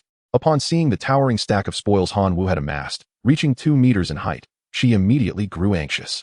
Sharing the same roof and utilizing identical plants, how could Han Wu's haul surpass hers by over 10-fold? Glancing at the points leaderboard, Qin Shuang noted her own score of 230,000, placing her fifth. In stark contrast, Han Wu's points soared to 280,000, landing him in second place. The first place, Su Tai, was even more astonishing with 2,010,000 points. Qin Shuang felt utterly exhausted after toiling through the night, even personally engaging in battle during the final 2 hours, only to find her efforts fruitless. Were they truly competing in the same secret realm? Why was the disparity so vast? Han Wu, how on earth did you achieve this? Qin Shuang inquired directly. Han Wu, without reservation, disclosed his ability for directional mutation, prompting Qin Shuang to exclaim in disbelief at his extraordinary prowess. This ability was exceptionally suited to the secret realm, operating as if he had an unfair advantage. While praising him, Qin Shuang earnestly cautioned, although your ability is formidable, you must not grow complacent. Su Tai's score is significantly higher than yours. His current situation resembles a snowball effect. If he can maintain momentum, his rewards will only continue to grow. Once the area was tidied, Han Wu and Qin Shuang dragged their substantial bounty to the shop for sale. After the zombie dropped seeds were appraised, they discovered 1 third-tier sunflower seed and 2 second-tier boxer cauliflower seeds among the rest, which were all first-tier seeds of little value, subsequently sold to the store. Consolidating all their assets, Han Wu found himself in possession of 147 gold, 6 silver, and 5 copper coins, while Qin Shuang's earnings paled in comparison, totaling merely 21 gold, for silver, and 5 copper. Each of them procured the necessary seeds and stockpiled some food. Upon completing these tasks, they felt utterly fatigued, for their physical capabilities had been reduced to that of an ordinary person, and a night of labor naturally took its toll. After an indeterminate amount of time, Han Wu was roused from his slumber by a cacophony of shouts emanating from next door. Through the glass window, he discerned his classmate, Sun Qingyan, standing at the threshold of their neighbor's home, vociferously calling out, "Is Mrs. Sao here?" The elderly neighbor, Mrs. Sao, emerged from her abode, her visage marked by the passage of time, revealing the many years she had endured. Following this, Han Wu's gaze was drawn to the leaderboard, where Sun Qingyan's score had increased by 1,000 points. Han Wu could not help but exclaim in disbelief. Indeed, this was a shortcut taken by yet another youth unwilling to put in the requisite effort. As nightfall approached, Han Wu dedicated himself to the directed mutation of all the newly acquired pea shooters, positioning the Tier 3 sunflower at the center of the front yard. Plant name, Sunflower Plant Level, Tier 3 Plant Ability, Solar Aura Effect 1, bestows light and fire attribute damage to plants within the aura's range. Effect 2, enhances the vitality of plants within the aura's range. Plant lifespan, 1 year. After undergoing directed mutation, the sunflower's aura expanded 12-fold, sufficient to encompass all the flora within the front yard, albeit its lifespan diminished to less than 1 month. 2 Tier 2 Punch Flower Cauliflowers were planted at the entrance. Plant name, Punch Flower Cauliflower Plant Level, Tier 2 Plant Ability, Heavy Punch, Quick Punch. Plant lifespan, 1 year. One of the punch flower cauliflowers underwent directed mutation to accelerate its speed, enhancing its quick punch ability to achieve super fast punch status. The other mutated to increase in size, augmenting its heavy punch capability to super heavy punch. The lifespan of both punch flower cauliflowers was curtailed to 12 hours. Having arranged everything meticulously, Han Wu brimmed with confidence, anticipating a harvest that would surpass that of the previous night. While awaiting the onset of darkness, he noticed movement next door. Climbing atop the wall to peer over, he observed the indolent Sun Qingyan emerging from the house, his steps unsteady yet imbued with a sense of glee. Indeed, joy radiated from Sun Qingyan's countenance. After 6 arduous hours, he had successfully seduced Mrs. Sao, subsequently acquiring command for the night's defense against the impending zombie invasion. Mrs. Sao, Being a seasoned resident of the town, cultivated plants of far superior quality compared to the makeshift ones Han Wu had procured. From his vantage point atop the wall, Han Wu beheld a striking 3-meter-high wooden stump in Mrs. Sal's yard. This too was a special plant, known as the sharpshooter oak, classified as Tier 4, with an attack power far exceeding that of the pea shooters. Additionally, Mrs. Sal's garden boasted 10 distinct Tier 3 plants and dozens of Tier 2 plants, while Tier 1 plants were scarce, numbering only in the tens, serving merely to fill the gaps within the garden. Sun Qingyan gazed eagerly at the myriad of plants surrounding him, his heart ablaze with anticipation. With such a vast array of flora, he was destined to rise to prominence tonight. Soon, darkness enveloped the land, and swarms of zombies surged onto the streets in a frenzied procession. The nocturnal battle commenced anew. The extraordinary plants sensed the oppressive aura of the undead and activated their combat modes autonomously. In the front yard overseen by Han Wu, 140 pea shooters unleashed a relentless barrage, their projectiles imbued with both light and fire attributes, effectively doubling their attack power. The first-tier zombies could scarcely withstand even 2 pea bullets. The second-tier zombies, emboldened by their superior defenses, attempted to breach Han Wu's front yard to wreak havoc. However, they were met with staunch resistance from 2 powerful cauliflower plants stationed at the entrance. With a heavy punch and a rapid strike, they reduced the encroaching second-tier zombies to mere fragments. Han Wu's points soared as an array of notifications flooded in. Yet, his attention was captivated by the skirmish next door. Thanks to the formidable plants creating seismic disturbances, the nearby battle proved far more exhilarating. First-tier zombies dared not approach, while second-tier zombies merely served as cannon fodder to draw fire. It was the third-tier zombies that constituted the primary threat. Perched atop the wall, Han Wu witnessed a third-tier pole vaulting zombie attempting to vault over the fourth-tier plant, the sharpshooter oak, only to be mercilessly riddled with holes. Numerous third-tier night zombies struggled to withstand the sharpshooter oak's formidable firepower, merely inching closer to inflict damage upon less advanced plants. Suddenly, a fourth-tier Dance King zombie emerged. Employing summoning magic, it incessantly called forth second-tier dancing zombies to act as shields, barely circumventing the sharpshooter oak's range of attack. Yet, in the next instant, it triggered a second-tier spring bean trap set by Mrs. Sal. Its entire body was launched 10 meters into the air, landing with a resounding thud in Han Wu's yard. Han Wu, witnessing this heart-stopping spectacle, stood dumbfounded. While a fourth-tier Dance King zombie posed little threat in Mrs. Sal's yard, its presence in his own was decidedly significant. Without hesitation, Han Wu commanded all the pea shooters in his yard to concentrate their fire upon the fourth-tier Dance King zombie. Instantly, the creature was engulfed by a deluge of pea bullets. The multitude of projectiles, infused with light and fire attributes, exploded upon impact. Yet they failed to prevent the fourth-tier Dance King from unleashing its abilities. An array of second-tier dancing zombies was summoned, wreaking havoc upon the plants in Han Wu's yard. Recognizing the urgency of the situation, Han Wu realized he had to intervene. Otherwise, the plants in his yard would be utterly destroyed by this unexpected foe. He activated his professional power, transforming into a human-shaped black dragon and charging at the fourth-tier Dance King zombie. His fists, enveloped in dragon scales, struck the zombie with considerable force, yet only inflicted superficial wounds. Undeterred, Han Wu persevered with unwavering resolve, delivering thousands of blows upon the fourth-tier Dance King, ultimately bringing the formidable creature to its demise. Defeated the fourth-tier Dance King zombie, dropped 1 fourth-tier seed, a pair of crocodile leather shoes, a tap dance blueprint, and earned 500 points. Han Wu could not help but feel exasperated. After such a grueling battle with the daunting fourth-tier Dance King zombie, he found it disheartening that he only received 500 points for his efforts. Nonetheless, the dropped items were indeed valuable. The fourth-tier seed will be taken to the shop for appraisal tomorrow. The quality of the crocodile leather shoes is comparable to that of a faith weapon, which is quite commendable. Han Wu promptly donned them. The tap dance score appeared rather ordinary, and Han Wu cast it aside, intending to sell it the following day. However, the night was still long. Chapter 75, The Bet Among Freshmen. At the Imperial Capital Academy, Xiang Meng and his companions had just concluded their classes and gathered to enjoy some tea. Xiaotian, do you think Han Wu can procure a wisdom fruit for us? Xiang Meng expressed his concerns. They had also traversed the low-level secret realm known as Zombie Town and were acutely aware of how elusive the wisdom fruit could be. That depends on his exploration progress in Zombie Town. If he believes it is merely a place for planting and farming zombies for points, he is unlikely to obtain such a high-tier resource, Xia Tian replied with composure. I am genuinely curious about Han Wu's performance, murmured Xiang Meng. Yi Ling, listening to their conversation, interjected, you two could debate endlessly here. But it would be more productive to seek out Teacher Lena and request permission to observe the preparations of these students. Upon hearing the name Teacher Lena, Xiang Meng shuddered. Do you think she would agree? Yi Ling shot him an exasperated glance. I was once her favorite student. She will certainly grant me this favor. Xia Tian added. Let us give it a try. If all else fails, we can send Xiang Meng to face her wrath. The trio quickly made their way to Teacher Lena's office. Upon learning that they had invested in Hanwoo, a gentle smile graced her face. Yet, this smile made the three of them tense, afraid to breathe. They had been under her tutelage during their preparatory phase, and their fear of her ran deep. The sight of her gentle smile evoked a terror that was beyond description. "I shall grant you permission," Teacher Lena acquiesced, raising her hand to reveal a screen before them. What unfolded was a live battle scene featuring Hanwoo. In the footage, Hanwoo was engaged in combat with a third-tier night zombie. His black dragon form was able to withstand the night zombie's powerful strikes and effortlessly ripped apart its armor, exposing its core to a barrage of bullets. The trio gasped in amazement. Such an offensive would surely grant him a significant advantage in the early stages. However, given the plant configuration within Hanwoo's academy, the emergence of third-tier zombies should not have occurred. Just as they pondered this, they noticed a third-tier butcher zombie descending from above, landing in Hanwoo's courtyard. Hanwoo, looking quite helpless, charged at the third-tier butcher zombie to engage in battle.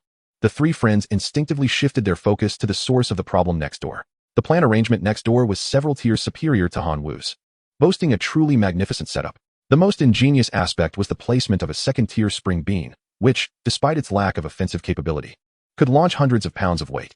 This arrangement was quite unexpected, catching the zombies, who had relaxed their vigilance after traversing the most dangerous area, completely off guard. "Whose sponsorship has empowered this preparatory student to such an extent?" exclaimed Xiang Ming in astonishment. Teacher Lena chuckled softly. "The student in question is Sun Qingyan. He has not received any sponsorship from anyone." "Impossible. How could he possibly command such an extensive array of botanical resources without assistance?" Xia Tian was the first to express his disbelief. Yi Ling, utilizing her permissions, peered through the walls of the house and discovered an elderly woman sleeping inside. The woman appeared disheveled, her face bearing an unnaturally vibrant flush. Though still a pure maiden, Yi Ling comprehended the implications of the situation. She spat in disdain. This cohort of preparatory students truly harbors all manner of individuals, sacrificing their dignity for the sake of grades.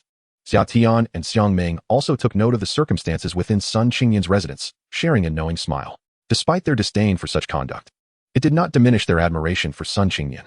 Given his spirit of self-sacrifice, his success would be nothing short of a cosmic injustice. By the way, who occupies the top spot on the leaderboard? Su Tai? Upon glancing at the score rankings, Xiang Ming shifted his focus to Su Tai. In Su Tai's courtyard, the fire dragon grass unleashed its fiery breath indiscriminately, incinerating the onslaught of zombies into mere ashes. His points were rapidly accumulating, having reached an astonishing 3.14 million, while Sun Qingyan languished in second place with a mere 2.13 million.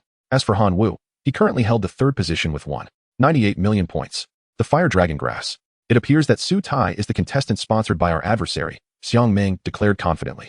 He recognized the formidable nature of the fire dragon grass. Among all the students of the Imperial Capital Academy, only one person possessed its seeds, and that individual was their nemesis, Huang Xingjun, the top freshman at the academy. Huang Xingjun had previously wreaked havoc in Zombie Town, acquiring an abundance of valuable resources.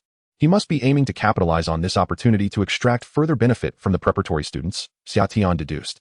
Yi Ling gasped. "This is utterly outrageous. Teacher Lena, won't you intervene in such an almost fraudulent act?" Teacher Lena's gentle smile sent a shiver down the spines of Xiang Ming and his companions. Whether students choose to dismantle one wall to prop up another or to drink poison to quench their thirst is ultimately their own decision. As long as they operate within the rules, I, as their teacher, have no authority to intervene. Yi Ling opened her mouth to retort, but was interrupted by a knock at the door. "Is Teacher Lena in?" The visitor was none other than Huang Xingjun, their arch-rival. He cast a disdainful glance at Xiang Ming and his friends before turning to Teacher Lena with a request. "Teacher Lena, I would like access to observe the preparatory students' grand class." Without hesitation, Teacher Lena granted Huang Xingjun the permission. Observing that his sponsored student Su Tai currently led the leaderboard by a margin of over 100,000 points, a smirk crept across Huang Xingjun's face. "Why don't you three come and see how your sponsored students fare? Would you care to wager on whose student will achieve a better rank?" Huang Xingjun proposed to Xiang Ming and his companions. Xiang Ming, feeling somewhat vexed, replied, "Do you think we are foolish? We are already aware that the student in first place, Su Tai, is under your sponsorship. Your cowardice is truly pathetic. You lack even the courage to contend." Huang Xingjun remarked disdainfully. Xiang Ming could hardly contain his urge to retaliate. Summer and Yi Ling swiftly restrained him, cautioning, "Don't act impulsively. Can't you see that Huang Xingjun is deliberately provoking you?" Huang Xingjun continued, "Provoke you? You think you're worthy? You're attending one of the premier academies of the divine domain, yet you huddle together, creating a trivial society for your own amusement. It's quite embarrassing to be your classmate. How dare you? We must settle this today." Xiang Ming could not tolerate Huang Xingjun's provocations. Despite their efforts, Summer and Yi Ling managed to hold him back. Summer addressed Huang Xingjun. We established our society to assist less fortunate students in gathering resources.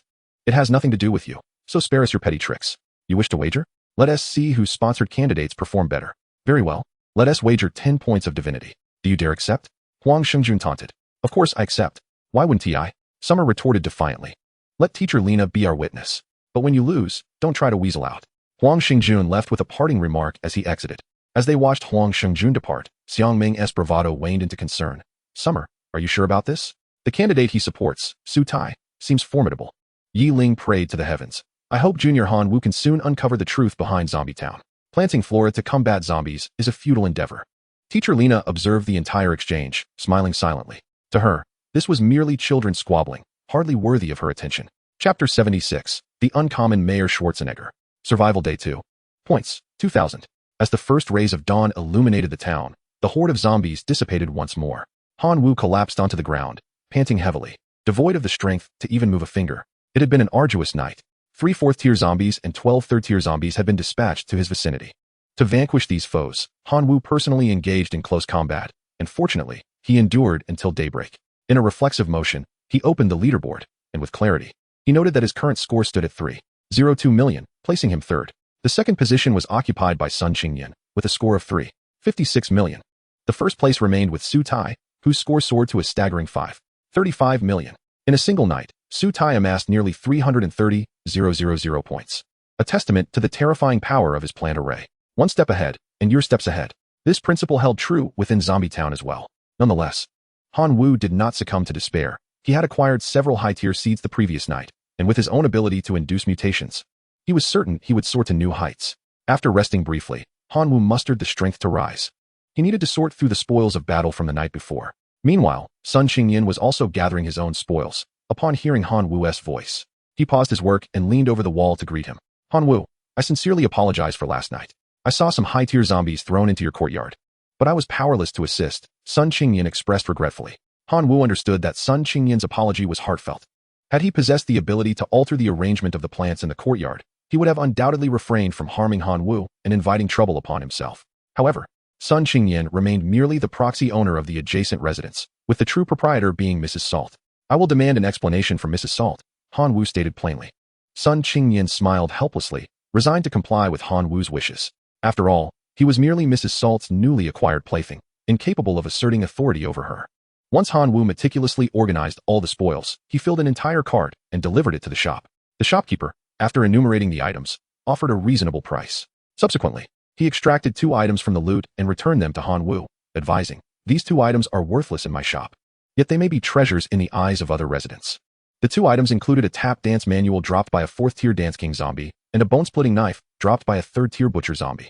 Han Wu carefully stored the 2 items. With the spoils and some low-tier seeds, he sold a total of 244 gold coins. Additionally, he retained 2 4th-tier seeds and 3 3rd-tier seeds. The 4th-tier seeds included a 4th-tier seduction mushroom and a 4th-tier artillery corn. The seduction mushroom has the ability to release a gas energy projectile with hypnotic properties. Any zombie struck by this projectile has a certain chance of being controlled by the seduction mushroom, turning against its fellow zombies. Moreover, the seduction mushroom possesses an even more formidable capability. Any zombie that consumes it will undergo complete brainwashing. If Han Wu could find an exceptionally powerful zombie to consume the seduction mushroom, that formidable creature would become his most loyal subordinate, fighting on his behalf. The 4th-tier artillery corn is equally impressive, capable of unleashing explosive corn projectiles with enough power to instantly vanquish 3rd-tier zombies, while also inflicting area damage, a true score-boosting artifact. These 2 4th-tier seeds were Han Wu's most significant gains from the previous night. The 3 3rd-tier seeds were confirmed to be 3rd-tier gold coins flowers. Once planted, they could absorb the death energy emitted by zombies to condense gold coins, proving to be quite valuable. Considering the previous night's events, Han Wu resolved to procure a large sword for self-defense. With his class powers and mastery of formidable skills such as Giant Strike and Tyrannosaurus Slash, having a well-balanced sword would have alleviated the difficulty of last night's battle. In response to Han Wu's request, the shopkeeper indicated that the shop did not stock such items. However, he suggested that if Han Wu was particularly in need, he might inquire with the town mayor. The shopkeeper revealed that Mayor Schwarzenegger was a collector, passionate about amassing various cold weapons. Gaining the trust of Mayor Schwarzenegger could potentially yield 1 or 2 of his prized possessions. To foster a relationship with Mayor Schwarzenegger, Han Wu first presented the bone-splitting knife, which the shopkeeper had deemed unworthy, for the mayor's appraisal. Mayor Schwarzenegger had a particular fondness for all varieties of cold weapons. He carefully examined the bone-splitting knife and, after thorough scrutiny, concluded that it was indeed quite remarkable to qualify as one of his prized possessions. Mayor Schwarzenegger was willing to offer 400 gold coins or a rare third-tier seed in exchange for the knife. Hanwoo was taken aback, struggling to comprehend why Mayor Schwarzenegger would be interested in this shabby dagger that even the shopkeeper refused to accept, let alone offer such a generous price. Upon receiving the knife and reassessing it, he discovered that after Mayor Schwarzenegger's evaluation, the information had transformed entirely. It was no longer just an ordinary bone-crushing knife. Rather, it was a blade steeped in the blood of countless beasts, a weapon of divine power. It inflicted damage imbued with soul attributes during attacks. This was the true nature of the bone-crushing knife. Such an unexpected turn of events led Hanwoo to realize that the mayor before him was perhaps not as straightforward as he appeared. What will it be? Do you prefer 400 gold coins or a rare third-tier seat? Mayor Schwarzenegger urged, clearly intrigued by the bone-crushing knife. If possible, I would like to exchange this bone-crushing knife for one of your collectibles, Hanwoo tentatively proposed. The mayor hesitated, gazing intently at the knife. After a prolonged moment of contemplation, he resolved, what type of weapon do you seek? Chapter 77, A Major Discovery. Hanwoo's heart raced with excitement. He continued, I wish to trade for a great sword. After a brief pause, Mayor Schwarzenegger replied, follow me. Rising, he led Hanwoo to an exhibition room within his house. The room was filled with an array of cold weapons, each unique in form. Even without clear visibility of their details, Hanwoo could sense the potent aura emanating from these weapons. All were of divine quality or higher. In a designated area, Mayor Schwarzenegger presented 8 distinct great swords. Hanwoo examined each one, ultimately fixating on a pitch-black great sword. The black sword, forged from dragon bones, was remarkably durable. Such a simple description captivated Hanwoo's attention. He reached out, placing his hand upon the black sword, and was immediately met with a resonant roar of a dragon, a sound that spoke of its majesty. This was the result of a resonance between the black sword and the dragon blood within Hanwoo. Mayor Schwarzenegger was equally astonished, having never encountered such a phenomenon before. The resonance indicated a profound compatibility between Hanwoo and the black sword, suggesting that entrusting it to him would not sully its reputation. I desire this one, Hanwoo declared decisively. Among the 8 great swords, there were certainly superior divine weapons. However, Hanwoo understood that offering a divine weapon in exchange for another divine weapon was the wisest choice. He anticipated a prolonged stay in Zombie Town. Thus, taking measured steps was essential for his survival. Moreover, with the resonance between the black sword and his dragon lineage, its power would undoubtedly be amplified. This was a clear gain for Hanwoo. Very well, Mayor Schwarzenegger nodded in agreement. However, this bone-crushing knife alone cannot secure my black sword. You will need to enhance your offer. Hanwoo acknowledged this, retrieving from his pocket the possessions he could use for the exchange. 3 three-tiered gold flower seeds and a tap dance score. As for the 4-tiered seeds, they are treasures of Hanwoo, who would never part with them. Mayor Schwarzenegger's gaze briefly flitted over the tap dance score before settling on the gold flower seeds. The bone-crushing dagger along with 2 gold flower seeds in exchange for the black sword. Do you agree? He inquired. Agreed, Hanwoo nodded. Even if Mayor Schwarzenegger were to take all 3 gold flower seeds and the tap dance score, Hanwoo would not utter a word of complaint. Mayor Schwarzenegger took 2 gold flower seeds, seemingly satisfied with the transaction. In his elation, he revealed a morsel of information to Hanwoo. This tap dance score might pique the interest of your neighbor, Mrs. Sal. I recall she was the dance queen of the town in her youth. Is that so? Thank you ever so much, Mayor, Hanwoo expressed sincerely. The tap dance score was worthless in his hands, but in the possession of someone in need. It could be a treasure worth its weight in gold. Moreover, Hanwoo was eager to visit Mrs. Sal to discuss the issues from the previous night.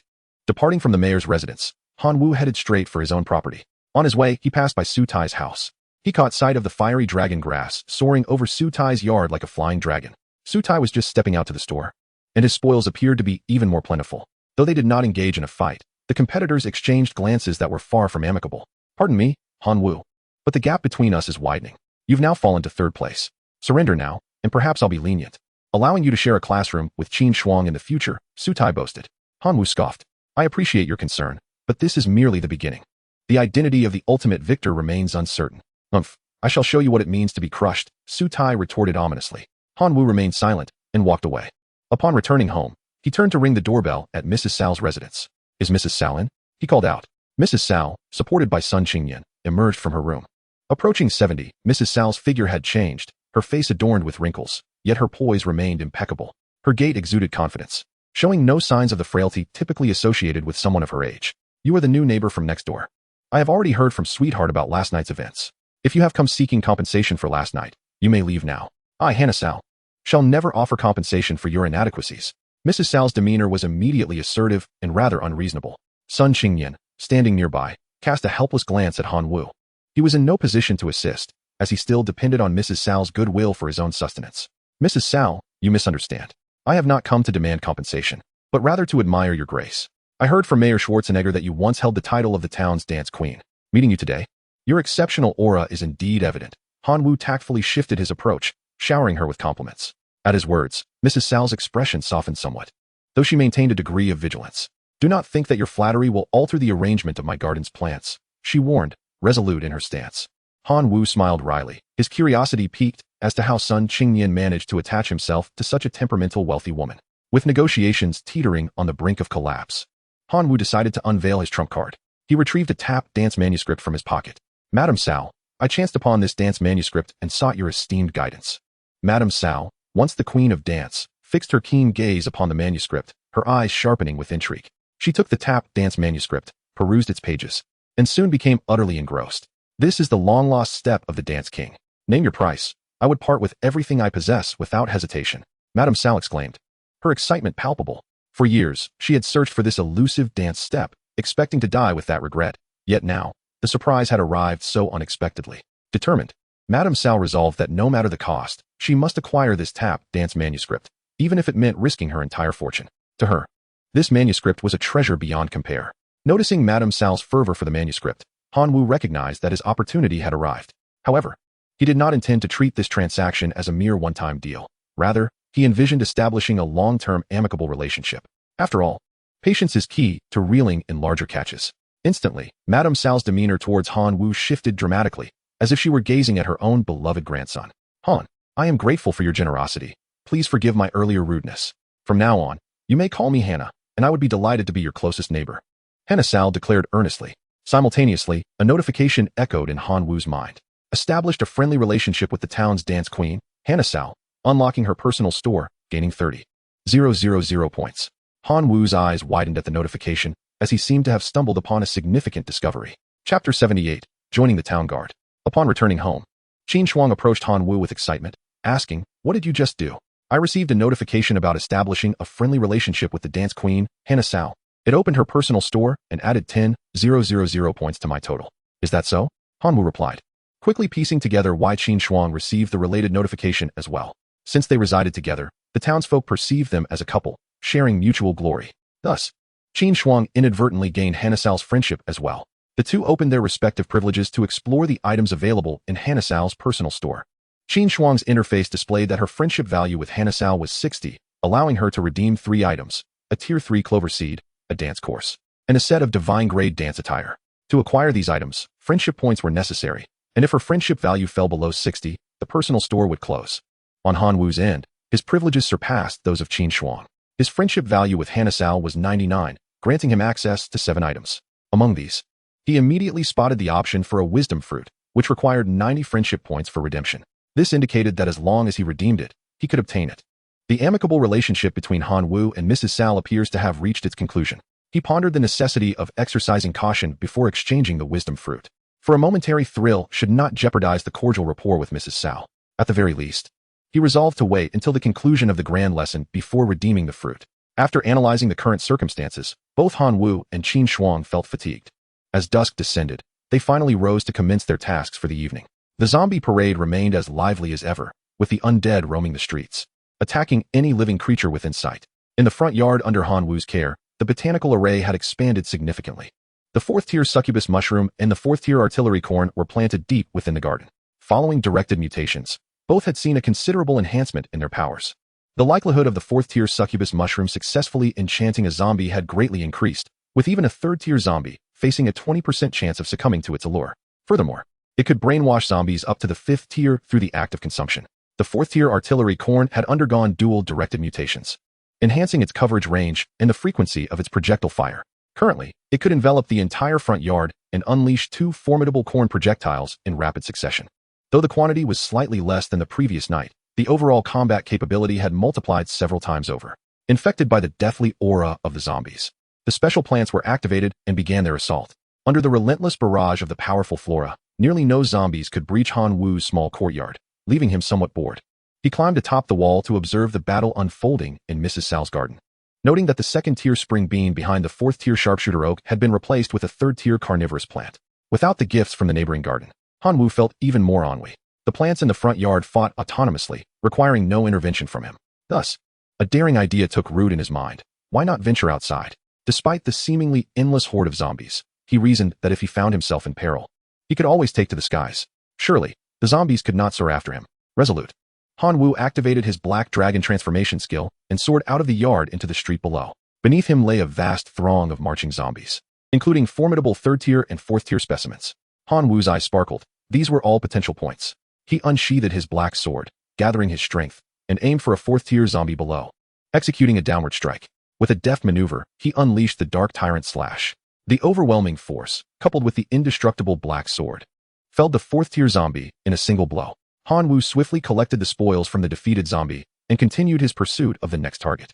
By the end of the night, Hanwoo had achieved remarkable success, having slain 14 fourth-tier zombies and 23 third-tier zombies, propelling his total points to an impressive 7.23 million.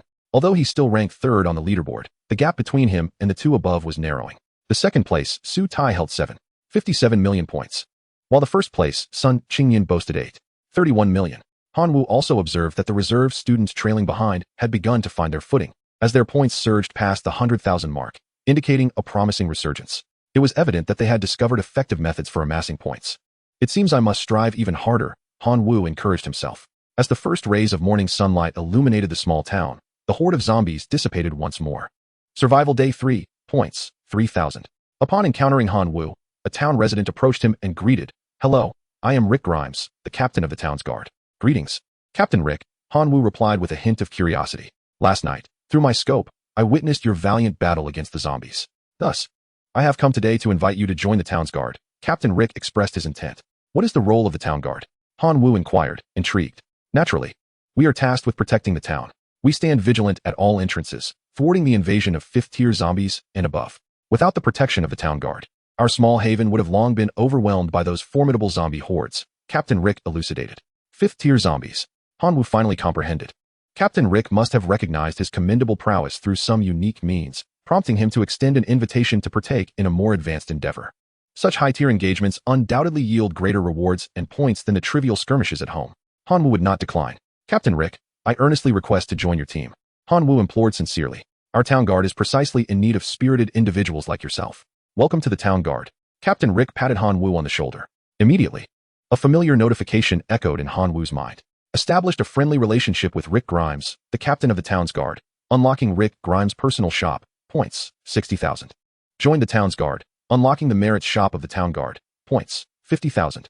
With a total of 110,000 points acquired, Hanwoo's score soared to 8,360,000, reclaiming the top position with a lead of 2,000 points over the second-place contender, Sun Qingyan. Hanwoo was indifferent to his temporary ranking. His primary concern lay in the advanced resources awaiting exchange in the newly unlocked shops. Chapter 79, Members of the Guard. He promised Captain Rick that he would report for duty tonight. After disposing of all his spoils, Hanwoo found himself in possession of 450 gold coins, along with 3 fourth-tier seeds and 5 third-tier seeds. Planting the seeds in his yard, Hanwoo opened the 2 newly available shops. Rick Grimes' personal shop featured 3 items: a divine-grade shotgun, a set of divine-grade leather armor, and a 4th-tier sniper pea seed. The friendly value was set at 60. This threshold indicated that redeeming even a single item would result in the closure of the personal shop. Hence, careful consideration was paramount when selecting an item. Conversely, the merits shop of the town guard boasted a diverse array of high-end resources. 4th-tier seeds, 5th-tier seeds, and even 6th-tier seeds were available. Countless divine weapons adorned the shelves, alongside several superior divine-grade weapons. Hanwoo's keen interest in the wisdom fruit was also satisfied, as it was listed among the offerings in the merits shop. In addition to these discoveries, Hanwoo also unearthed a selection of extraordinary treasures within the goods list, capable of enhancing physical attributes. For instance, the night vision fruit, which, once ingested, significantly improves one's eyesight and grants the ability to see in the dark. Another example is the strength flower, which, when consumed, greatly amplifies one's physical power and fortifies the body. However, the exchange for these premium resources necessitates the merit earned from vanquishing zombies. The specifics of how to acquire such merit shall only be revealed tonight. Yet, possessing knowledge of these avenues to procure high-end materials already places him far ahead of the other students in the preparatory class. Nevertheless, even though he has joined the town's guard, he cannot neglect his responsibilities at home. Hanwoo summoned Qin Shuang, shared his concerns. and requested her assistance in monitoring the front yard during the evening. In return, Han Wu was willing to equally divide the points and spoils earned from the front yard with Qin Shuang. She readily accepted this arrangement. Lacking Han Wu's extraordinary mutation abilities, she relied on her diligence, progressing steadily step by step. Fortunately, she had a significant advantage in the early stages. After several days of development, her points exceeded 250,000, placing her 6th on the leaderboard. She believed that after tonight, her ranking would surely improve. This slumber lasted until dusk. Upon awakening, Han Wu consumed a light meal and hurried to the designated meeting place with Captain Rick. All members of the town's guard were already in attendance. Beside Captain Rick stood 3 other members, the dual-wielding Jessica, the formidable Johnson, and the knight, Ham. Jessica, a strikingly beautiful woman with golden hair, possessed a curvaceous figure complemented by a slender waist. However, those who were beguiled by her appearance and considered her merely a pretty face would be gravely mistaken. Her survival and success within the town's guard were not due to her enchanting looks, but rather her exceptional marksmanship. With a revolver in each hand, she maneuvered them with the grace of a butterfly, unleashing a torrential downpour of bullets. It was also rumored that Miss Jessica excelled in hand-to-hand combat. The newly joined member was a handsome young man, much to Jessica's delight. She was the first to welcome Han Wu into their ranks. The robust Johnson interjected, "Jessica, Han is a married man, and he cherishes his wife." Jessica scoffed at this. "So what if he is married? I can still be his lover." Han Wu could not agree with Jessica's perspective on romance. Knight Ham, being more earnest, donned a sturdy suit of armor, wielding a long spear and a sword at his side, resembling a character from a tale of chivalry. "Mr. Han, what is your preferred method of combat?" Knight Ham inquired directly. Han Wu activated his black dragon transformation skill, morphing into a humanoid dragon and soaring into the sky, showcasing his abilities to the members of the town's guard. Witnessing Han Wu's magnificent transformation, Jessica's eyes sparkled with admiration. "Incredible. Just my type," she exclaimed. "This ability is reminiscent of the legendary werewolves, though Han should be referred to as a dragon man," Johnson remarked. Knight Ham solemnly expressed, "Mr. Han must be an angel sent by the divine to save humanity." As Han Wu, freshly landed, listened to Knight Ham's praises, he found himself at a loss. Shouldn't angels be clad in white? He felt a world apart from them. Captain Rick gazed at Han Wu with satisfaction, believing he had made the right choice in selecting such a capable individual. "Han, as you have just joined our little squad, you need not take action tonight. Simply observe us as we hunt the zombies," Captain Rick stated, intending for Han Wu to learn. However, Han Wu's thoughts were in stark contrast to the captain's intentions. Why had he joined the town's guard? Was it not to slay more zombies and accrue merits?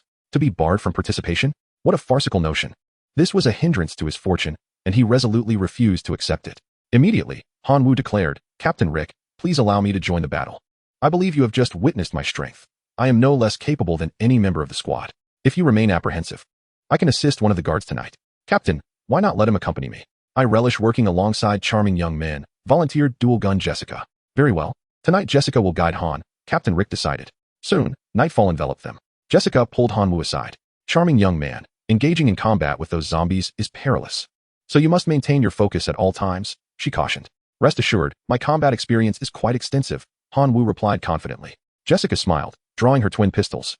Simultaneously, 2 towering magic circles materialized at her sides, from which 2 mutant pea plants emerged. One was a flame shooter pea, and the other an ice shooter pea, both of which were of the 5th tier.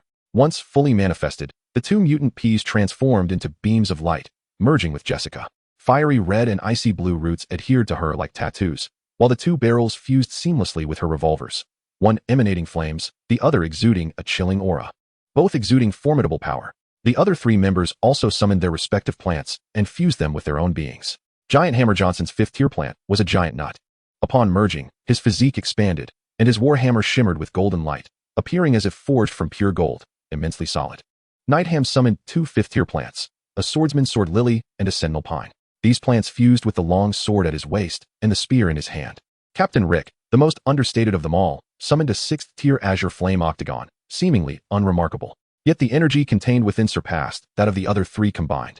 Once the fusion of human, weapon, and plant was complete, Captain Rick transformed into a figure engulfed in azure flames. He gazed into the encroaching darkness and announced, "The zombies are upon us." Chapter 80, Gene Lock.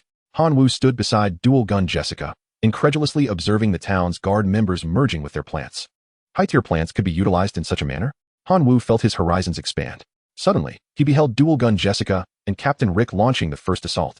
Fiery bullets, frost-laden projectiles, and blazing inferno rounds pierced the darkness, igniting a series of explosions. Yet, several figures of zombies surged forth from the chaos, all without exception being 5th tier undead. "Leave it to us," roared Hammer Johnson, wielding his warhammer as he advanced, delivering a crushing blow to a fifth-tier zombie's head. The skull split open. Yet the creature persisted in its undead state. Countless barbed tongues erupted from its neck, seeking to impale Hammer Johnson. With rapid precision, Dual Gun Jessica unleashed a flurry of bullets, severing the lethal appendages with ease. Johnson pressed on, striking again, reducing the fifth-tier zombie to nothingness. Next, he exclaimed, raising his hammer in triumph. Meanwhile, Night Ham and Captain Rick targeted another fifth-tier zombie, and through their seamless cooperation, the creature was ultimately reduced to ashes by Rick's Inferno Bullet. Seizing the moment, Manhwa launched an attack on a fifth-tier zombie. However, even the potent Dark Dragon Slash, a manifestation of his Black Dragon transformation, failed to deliver a fatal blow, merely cleaving the creature's body. It was only after Dual Gun Jessica fired a barrage of fiery and frost-laden bullets that the fifth-tier zombie was completely annihilated. As a result, Manhwa garnered an assist, earning 3,000 merit points. In the merit shop of the town's guard squad, 3,000 points could be exchanged for a fourth-tier seed. Elated, Manhwa quickly sought out his next target, unleashing his strongest attack once more, yet still failing to vanquish the zombie, earning yet another assist. 3 hours of relentless combat had left Manhwa nearing exhaustion, while the other members of the town's guard remained fervently engaged, their vigor unabated. Upon closer observation, Manhwa realized that the members of the guard had fused with plants, gaining not only the plant's inherent attack power, but also enhanced stamina. They had essentially become mobile high-tier flora. Under their formidable resistance, no fifth-tier or sixth-tier zombies could breach the town's defenses. However, a few fourth-tier zombies managed to slip in unnoticed by the guard, yet the townsfolk could easily contend with them. This brought to mind Captain Rick's earlier remarks regarding the guard's responsibilities. They indeed served as a filter, eliminating the more formidable zombies. Hey, handsome, the battle has just begun, and you're already worn out. Your physical prowess is hardly fit to be my lover, teased Dual Gun Jessica as she continued to fire while Manhwa retreated to rest. With her sharpshooting skills, she could effortlessly hit her targets even without aiming deliberately. Manhwa could only smile wryly at Jessica's jibe. Had he retained the physique of a divine being, fatigue would have been an alien concept, and he could have fought until dawn without issue. Yet now, his body was constrained to that of an ordinary human. To endure 3 hours of intense combat was already an extraordinary feat at that moment. A mocking voice resonated in Manhwa's mind. Host, can you guess who I am? The source of mutation. You finally have time to acknowledge me. Manhwa retorted with irritation. Before he bestowed divinity upon the source of mutation, it was a loquacious entity, often emerging to seek attention. Yet, after granting it divinity, the source fell silent, ignoring Manhwa with an air of arrogance. I can almost smell the rancid odor of a wronged wife. The source of mutation's taunting voice echoed once more. I just overheard someone saying your body is inadequate. As the vessel for my source of mutation, how could it be lacking? Thus, I have decided to grant you a power, enabling you to assert your dominance in front of that voluptuous female creature. This piqued Manhwa's interest. What power? This power is called Gene Lock. I assure you, it is extraordinarily effective. So, would you care to give it a try? The source of mutation enticed. I must try, Manhwa resolved. After all, this was a privilege he had exchanged for 8 points of divinity. How could he not test its effects? All right, host, brace yourself. We are commencing. The source of mutation's mocking voice lingered in Manhwa's mind. Immediately, he heard a series of clicks resonating within his body, akin to locks being unfastened. His cells erupted in a frenzy, as if each had become a distinct entity, greedily absorbing the surrounding air. Manhwa felt an overwhelming surge of vitality, as if endowed with boundless strength. With the gene lock activated, you can induce a temporary mutation in your body by ingesting any potent biological cell. The source of mutation instructed Manhwa on how to adapt to this newfound power. But where could Manhwa procure biological cells? After a moment of contemplation, he devised a plan. He promptly purchased a fourth-order sunflower seed from the merit shop of the town's guard, spending 3,000 merits, and swallowed it whole. Instantly, Manhwa felt an intense heat enveloping him. Each cell radiated like the blazing sun, brimming with infinite light and warmth. Then, he began to shine. His entire being transformed into a colossal human-shaped light bulb, emanating an overwhelming brightness that illuminated a radius of 5 kilometers.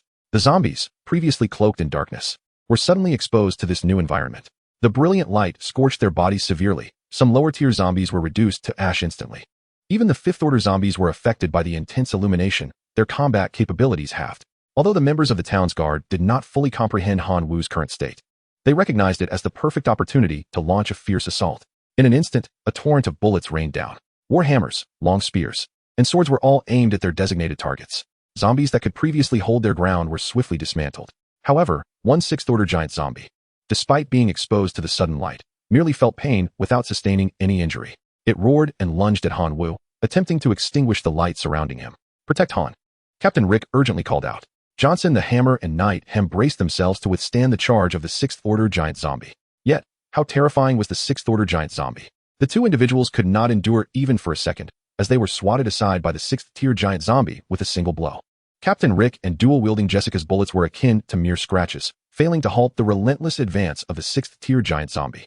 Yet, at that moment, Han Wu took the initiative. Instead of fleeing, he opened his arms and charged directly at the oncoming giant zombie. In the instant of their collision, the radiance emanating from Han Wu reached its zenith, resembling a blazing sun that reduced all that sought to approach him to mere ashes. Chapter 81. Enhanced Plant Fusion Technique. As his body temperature receded, a series of notifications resonated within Han Wu's mind. Established a friendly relationship with Jessica Smith, a member of the town's guard. Unlocking her personal shop, gaining 50,000 points. Established a friendly relationship with Doug Johnson, a member of the town's guard. Unlocking his personal shop, gaining 50,000 points. Established a friendly relationship with David Ham, a member of the town's guard. Unlocking his personal shop, gaining 50,000 points. These three notifications indicated that Han Wu had won the friendship of all members of the town guard through his strength. Simultaneously, he discovered that after slaying a sixth-tier giant zombie, he had earned 23,000 merits, a considerable fortune in his eyes. In the merit shop, a fourth-tier seed cost only 3,000 merits. How delightful it feels to unlock the genetic lock. The mocking voice of the source of mutation echoed in Han Wu's mind. Indeed, Han Wu could not help but exclaim in genuine admiration. Unlocking the genetic lock, along with a fourth-tier blazing solar flower seed, temporarily granted him power surpassing that of the sixth-tier giant zombie. Just imagine if he paired it with a fifth-tier or even a sixth-tier seed. Do not rejoice too soon. Host, the genetic lock is indeed powerful, but you are currently too weak. To continuously utilize its abilities is but a dream, the source of mutation interjected. Dousing Han Wu's enthusiasm, Han Wu pondered this. The more formidable the power, the greater the restrictions. Take the life sacrifice ability, for instance. What an extraordinary capability. Yet limited to once a day. Without such constraints, Han Wu would have already amassed great wealth simply by drawing fortunate items. With your current physical condition, using the genetic lock ability once every 10 days is barely feasible. The source of mutation discerned Han Wu's thoughts and clarified. What would happen if I used the genetic lock ability frequently? Han Wu inquired. It would lead to genetic chaos, resulting in temporary mutations becoming permanent. What say you, host? Are you bold enough to try? The voice of the source of mutation brimmed with playful mockery. Han Wu shook his head, better to refrain. Life is precious, and courting death is unwise. Using the genetic lock ability once every 10 days is already a formidable maneuver. Just as Han Wu contemplated further inquiries regarding the application of the genetic lock ability, all members of the town guard gathered around him. Han, are you alright? I just saw you glowing all over. Captain Rick expressed his concern. Dual gun Jessica. Oh, handsome young man, your performance just now has utterly captivated me. You have now earned the privilege of being my lover. Would you be interested in spending a delightful evening with me? Mighty Johnson, Ham. Do not always think of claiming glory for yourself alone. I can accompany you into battle as well. Han Wu, feeling the warmth of concern from the members of the town's guard, felt a comforting glow within. However, following a recent outburst, his body was genuinely exhausted, leaving him bereft of further fighting spirit. As the newly opened personal shops increased in number, the camaraderie among the 4 members of the town's guard grew stronger. Han Wu, unable to restrain himself any longer, activated his buying mode. Captain Rick's friendship level rose to 80, expanding the offerings in his personal shop to 6 items. After careful consideration, Han Wu selected a 5th-tier Death Peony seed, which required 65 friendship points. Dual Gun Jessica's friendship level rose to 75, with 5 items available in her shop. Han Wu opted for the Instant Kick technique, which cost 70 friendship points. Mighty Johnson's friendship level stood at 70, with 4 items in his shop. Han Wu chose an exquisite divine weapon, a war hammer, valued at 65 friendship points. Nightham also had a friendship level of 70, with 4 items in his shop. Among them, Han Wu immediately set his sights on the plant fusion technique demonstrated by the town's guard today. He spent 70 friendship points to acquire this skill. After expending a significant amount of friendship points, the personal shops of the 4 temporarily closed. Their attitudes towards Han Wu were no longer as warm as before, but he remained unconcerned. As long as he continued to perform well within the town's guard, their friendship levels would surely surpass 60 once more. At that time, he could indulge in shopping again. Among the 4 items he acquired, Han Wu first sought to comprehend the plant fusion technique, which piqued his interest the most. After finishing the reading on the technique, he found some insights forming in his mind.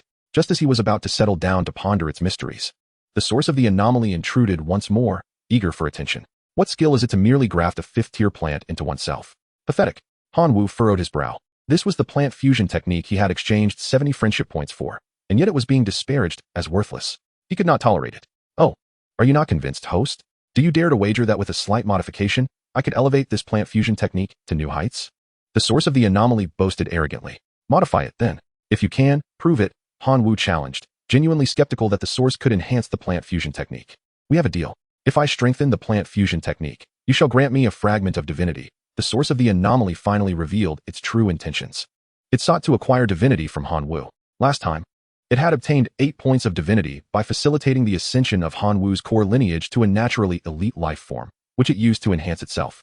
However, due to the simplicity of the underlying principles, it could not deceive Han Wu a second time. Thus, the source of the anomaly was left to seek alternative methods to obtain divinity from Han Wu. Han Wu pondered to himself that if the source of the anomaly could elevate the plant fusion technique to a higher level, he would be the one to benefit. Moreover, the abilities integrated from the divine essence absorbed by the source of the anomaly would still be at his disposal, regardless of how one calculated it. Han Wu would not incur any loss. Thus, he readily agreed that if the source of the anomaly could refine the plant fusion technique, he would offer a portion of his divine essence as a reward. The source of the anomaly sensed Han Wu's thoughts and silently smirked. Was its advantage so easily obtainable? Once the wager was established, the source of the anomaly fell into silence, seemingly engaging in the refinement of the plant fusion technique. Within 5 minutes, a mocking voice resonated in Han Wu's mind. Host, remember that you owe me a bit of divine essence. Subsequently, the enhanced version of the plant fusion technique was transmitted into Han Wu's consciousness. Upon reviewing the entire plant fusion technique, Han Wu was astounded. The source of the anomaly had not exaggerated. The improved technique allowed for the fusion of 3 plants instead of 1, with one of them even being a 6th-tier seed. This was not merely a tripling of capacity. It was a case where 1 + 1 + 1 exceeded 3. Just imagine the enhancement from merging 3 suitable plants into one's own body. Han Wu could barely contain his excitement. His most compatible attribute was darkness, and the 5th-tier Death Dahlia was perfectly suited for him. It would serve as the first plant for his fusion. Determined, Han Wu spent the latter half of the night absorbing and fusing the 5th-tier Death Dahlia into his body using the enhanced plant fusion technique. Chapter 82, The Night of the Lunar Eclipse. In the blink of an eye, a night had passed. A notification echoed in Han Wu's mind. Survival Day 4. Points, for 1,000. Outside the town, a vast horde of zombies dissipated under the first rays of sunlight, as if they had never existed. On the road, Han Wu opened the leaderboard. He remained in the first position, with his points skyrocketing to 1.4 million, a full 200,000 points ahead of the second-place Sun Qingyan. The third-place Su Tai had yet to reach 1 million points, creating a significant gap between them. In fourth place was Qin Shuang with 736,000 points. Showing promise as a latecomer, Han Wu had reason to believe that given 2 more days, surpassing Su Tai would not be a dream for Qin Shuang. Upon returning home, Han Wu found Qin Shuang sorting through the spoils of battle in the yard. She divided all the loot fairly into 2 portions, one for herself and one for Han Wu. Han Wu smiled and said, "Actually, I no longer need these spoils. A small portion of my earnings from the town's guard would far exceed the value of these items." However, Qin Shuang stubbornly insisted, "We agreed on an equal split, and that's what it shall be. I, Qin Shuang, am not a girl who takes advantage of others. Nor do I need your pity." With Qin Shuang's firm stance, Han Wu could only accept the spoils with a wry smile, selling them for 360 gold coins. 360 gold coins was no small sum. It was enough to purchase a somewhat ordinary 4th-tier seed. However, possessing a 5th-tier seed, Han Wu no longer found 4th-tier seeds appealing. He chose to save the gold coins for future use. In the afternoon, Han Wu continued to merge the seeds of the Death Dahlia at home, nurturing them to take root and sprout within him. Meanwhile, Qin Shuang had gone to Mrs. Zhao's house to learn dance. Upon discovering that befriending the townsfolk would unlock the opportunity to establish her own shop, Qin Shuang became fervently enthusiastic about making new friends. Han Wu, benefiting from this newfound social engagement, also reaped some rewards by exchanging for rare resources. Soon, 9 days passed. With renewed vigor, Han Wu ventured outside the town, only to find 4 members of the town's guard waiting there, each bearing a furrowed brow, as though they were grappling with some grave trouble. "What troubles you?" Han Wu inquired with genuine concern. "Last month, on the night of the eclipse, our guard member, Sister Jasmine, departed from us forever." Captain Rick's expression turned somber. "Jasmine's death rests upon my shoulders. I, Rick, pledge that as long as I draw breath tonight, I shall not allow any of you to perish before me." Captain Rick's words deeply moved Knights Ham and Giant Hammer Johnson. From the grave demeanor of the townsfolk, Han Wu discerned that the night ahead would undoubtedly be fraught with peril. As the weakest among the town's guards, he realized that in the face of danger, he might very well be the first to fall. In this critical moment, Han Wu knew he must prepare more thoroughly. The personal shop that had recently opened had been fully depleted, yet he had yet to utilize the Merit's shop. Upon accessing the Merit's shop, he was greeted by the sight of his impressive 95,000 merits, a substantial sum. Now was the opportune moment to spend. with formidable foes looming. Han Wu's primary concern must be his own safety. He required a set of divine armor, costing 12,000 merits, to combat even stronger zombies. He needed to bolster his physical prowess with supplements, night vision fruit, strength flower, and body essence grass. In a race against time, Han Wu consumed these supplements directly. After finishing, he let out a satisfied burp. With 12,000 merits remaining, he set his sights on a 5th-tier seed, the golden dragon grass. This plant, akin to Sutai's 4th-tier fire dragon grass, differed in attributes. The golden dragon grass possessed a golden attribute and harbored some genetic traits of a dragon. Han Wu chose it precisely for its dragon lineage, which resonated with his own. He expended all remaining merits to acquire the golden dragon grass seed.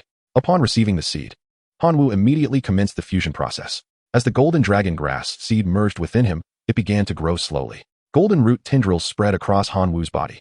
And upon contacting the black dragon blood within him, the dragon genes in the golden dragon grass were stimulated, initiating the absorption of the black dragon blood. The golden roots, tainted with the dark dragon blood, transformed into an enigmatic dark gold. The fusion of the golden dragon grass accelerated. Before long, night fell, and the moon ascended in the sky. Initially, the moon shone bright as a jade plate, but it was soon devoured by encroaching darkness. This phenomenon was known as a lunar eclipse. Beneath the eclipse, the deathly aura within the zombies surged to unprecedented levels, resulting in a significant enhancement of their strength. A previously 1st-tier zombie, upon howling at the moon several times, ascended to the 2nd tier. Originally, 70% of the 2nd-tier zombies had ascended to the 3rd tier. Among the 3rd-tier zombies, 30% were influenced by the lunar eclipse, their power surging to the 4th tier. Approximately 10% of the former 4th-tier zombies had broken through to the 5th tier. The 5th-tier zombies represent the primary target for the town's guard, and they must be intercepted outside the town. Should they breach the town's defenses, unimaginable calamity would befall its inhabitants. Those damn zombie wretches are coming again. Everyone, prepare yourselves. Let the battle commence. With Captain Rick's command, the 4 of them demonstrated their plant fusion techniques. In the blink of an eye, they completed their fusion with the flora, entering a state of combat. Han Wu lagged slightly behind in speed, yet his fusion process was the most seamless. After all, the method he employed had been refined through the source of mutation. Upon fusion, the Death Dahlia manifested before Han Wu like a tattoo, exuding an aura of mortality. It not only cloaked him in a guise to confuse the zombies, but also diminished his physical exertion. The golden dragon grass, though scant, fused with Han Wu's back. With the enhancement from the golden dragon grass, the mini dragon wings on his back transformed into a dark golden hue, flapping with increased power. Feeling the augmentation from the partially fused plants, Han Wu's fighting spirit surged. This night, he was determined to fight with fervor. Chapter 83, Special Plant, Black Death Mushroom. The lunar eclipse continued, shrouding the sky in deeper darkness. However, the members of the town guard had consumed night vision fruits, enabling them to see clearly in the night. They beheld the horde of zombies advancing towards the town, with hundreds of 5th-tier zombies marching in formation. Block their advance. Captain Rick, his expression grave, issued the command and unleashed a barrage of azure flame bullets upon the 5th-tier zombies. Though the azure flames appeared delicate, they burned at an exceedingly high temperature. Even a 5th-tier zombie struck would suffer gaping wounds the size of fists. Dual-wielding revolvers, Jessica fired her rounds in rapid succession, unleashing a torrent of fiery and icy bullets. Knight's Ham and the mighty Johnson stood as shields, preventing the 5th-tier zombies from drawing near. Han Wu, leveraging his aerial advantage, soared above with his enhanced body, bolstered by precious materials, demonstrating formidable combat strength. Even 5th-tier zombies could not withstand the full force of his strike. Moreover, Han Wu had not neglected his physical training. Surrounded by zombies, he could execute instantaneous kicks, propelling the undead away in an instant to make his escape. The 5 of them worked harmoniously, keeping the vast horde of zombies at bay outside the town. However, as the lunar eclipse's influence deepened, the zombies became increasingly aggressive. The 5 began to struggle under the pressure. Jessica, go find Mayor Schwarzenegger and request reinforcements. Captain Rick urgently called out. The absence of one member's firepower made the town guard situation increasingly dire. An oversight led to Nightham being struck, shattering his divine armor and significantly reducing his defenses. Johnson bore multiple scratches upon his body. While they did not hinder his combat effectiveness, if the battle persisted, the cumulative damage would surely overwhelm him. Captain Rick, wielding his divine weapon, the hunting rifle, unleashed a relentless barrage of shots, the barrel glowing a fiery red, in dire need of cooling. If the intensity of this combat persisted, they would succumb long before assistance arrived. Observing the dire situation, Han Wu recognized that his moment to shine had arrived. It was time to unveil the trump card of the 10-day cooling period. Captain Rick, I shall buy us some time, Han Wu declared boldly. He promptly exchanged his recently acquired merits for a 5th-tier seed, the Aurora Vine. This seed, embodying the light attribute, was particularly effective against the undead's malevolent energies. Upon ingesting the Aurora Vine seed, Han Wu felt the activation of his genetic locks. His body began to radiate light as hundreds of vines sprouted forth from his form. Under his command, these numerous vines unleashed streams of auroral light upon the horde of zombies. The formidable fifth-tier zombies could withstand a single beam of auroral light. So Han Wu unleashed 2 beams simultaneously. In an instant, hundreds of fifth-tier zombies were cleaved into fragments. Additionally, a sixth-tier zombie was besieged by dozens of auroral rays. Its demise merely a matter of time. Han Wu's merits surged dramatically within the merit shop, surpassing the significant threshold of 350,000, signifying that he could now acquire even more valuable items. Following this relentless onslaught, the zombie army suffered considerable losses, while Han Wu, utterly exhausted, retreated to catch his breath. He had secured a moment of respite for Captain Rick and his comrades. Meanwhile, dual-wielding Jessica sought out the mayor. Upon learning of the plight of the town's guard, Mayor Schwarzenegger immediately rallied a dozen guards to provide support. Through their joint efforts, they managed to temporarily secure the entrance to the town. However, the eclipse was far from over, and the zombie strength continued to grow. Gazing into the distance, he beheld not only an almost endless sea of zombies, but also a thick mist creeping ominously towards the town. Mayor Schwarzenegger, the fog is rolling in. We can pierce the darkness, but this mist remains elusive. Do you possess any suitable plants to counter it? We must act swiftly, Captain Rick urged. Having also noticed the approaching fog, Mayor Schwarzenegger, furrowing his brow at the encroaching dense mist, sensed something amiss. To prevent the fog from engulfing them, he retrieved a 4th-tier windblown clover seed and a ceramic flower pot. Planting the windblown clover seed into the pot, he observed as the seed rapidly took root and sprouted, blossoming into a mature windblown clover in less than a minute. The windblown clover emitted a powerful gust of wind, dispersing the mist somewhat. Han Wu, standing nearby, watched in wide-eyed astonishment. How extraordinary. Typically, it takes a day or 2 for such growth, and even the fastest would require over an hour. Yet this windblown clover has matured in under a minute. There must be a secret at play. His gaze fixated on the ceramic flower pot. He gleaned pertinent information. Ceramic flower pot, a vessel for planting seeds, capable of enhancing the growth rate of the seeds it contains by a factor of 100. This was nothing short of divine for special plants. Han Wu marveled. I recently heard Rick say that you performed exceptionally well tonight. Once the lunar eclipse concludes, I shall represent the town to commend you. Immediately, a familiar notification resonated in Han Wu's mind. Establish a friendly relationship with town mayor Arnold Schwarzenegger. Unlock Arnold Schwarzenegger's personal shop. Reward points 100,000. In that instant, Han Wu felt as though he had been struck by a tremendous windfall. He promptly accessed Mayor Schwarzenegger's personal shop to peruse its offerings. Inside, there were as many as 15 items. This was merely at a friendly value of 60. Should that value continue to rise, the inventory would expand further. His gaze swept across the 15 items, landing upon a 1st-tier special plant known as the Black Death Mushroom. This peculiar plant possessed a unique method of attack, exhaling spores towards zombies, capable of releasing millions in a single burst. These spores thrived on the death energy emanating from the zombies, swiftly proliferating into new Black Death mushrooms. The mushrooms would continue to spray spores towards surrounding zombies, perpetuating the cycle. Its rate of spread rivaled that of a virus. However, due to its minimal damage output, it had long been regarded by Mayor Schwarzenegger as a mere collectible. Yet today, the Black Death mushroom had encountered its patron in Han Wu.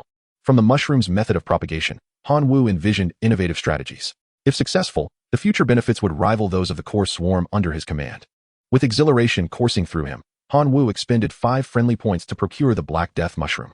He then placed it before the windblown clover, allowing the breeze to carry its spores into the throng of zombies.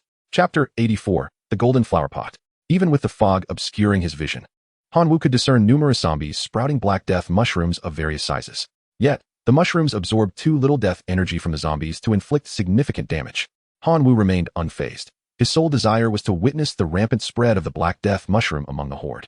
Soaring into the sky, Han Wu flew almost parallel to the heads of the zombie army, witnessing thousands of zombies adorned with the mushrooms.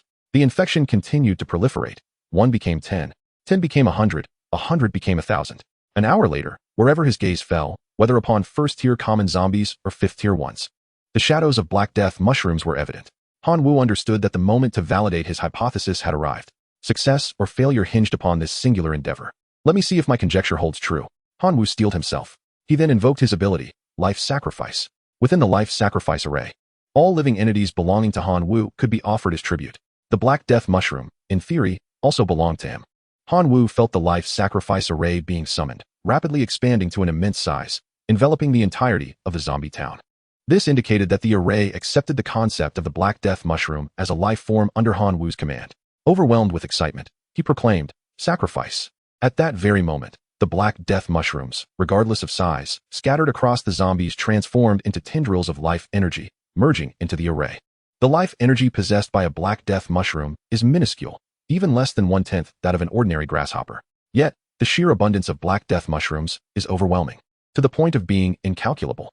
Ultimately, this life energy converges into a singularity, manifesting in the form of reward options. 3 rather rudimentary choices, reminiscent of a zombie town, lay before Hanwoo's eyes.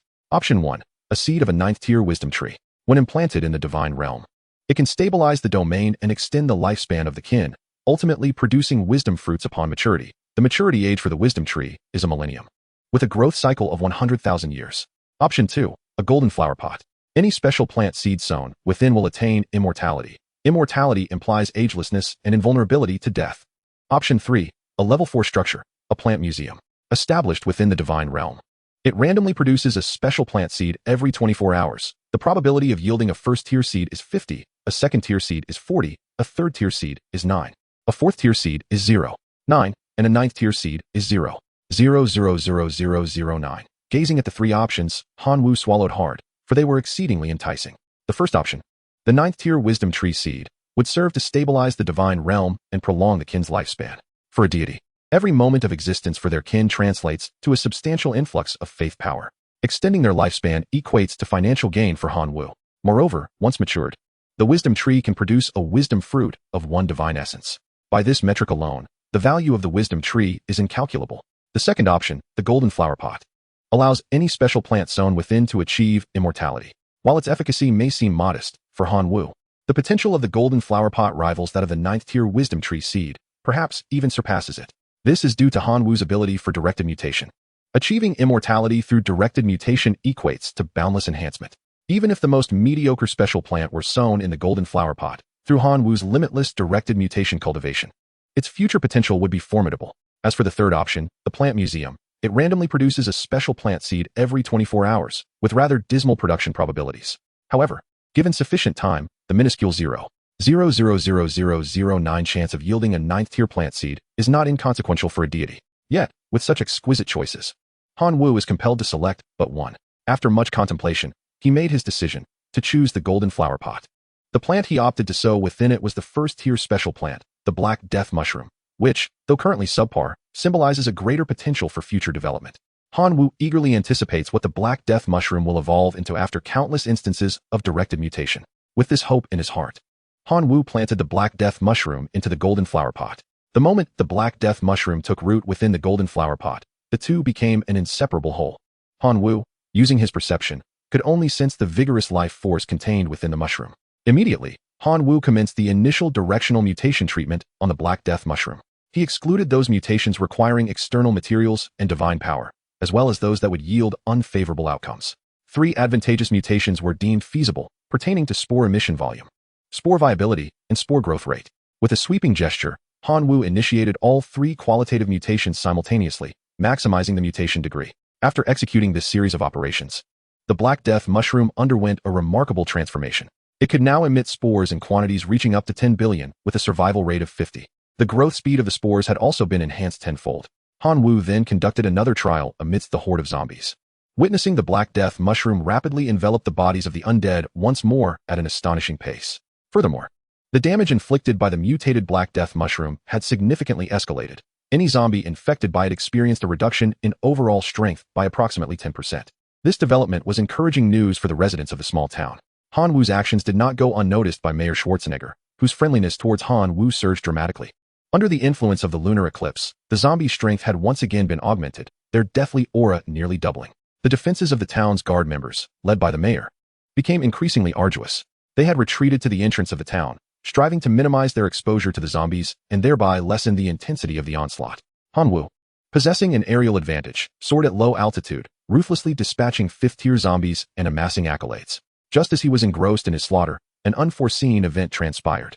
A green, elongated tongue shot forth from the fog with remarkable swiftness, coiling precisely around Hanwoo's right wrist and dragging him into the throng of zombies.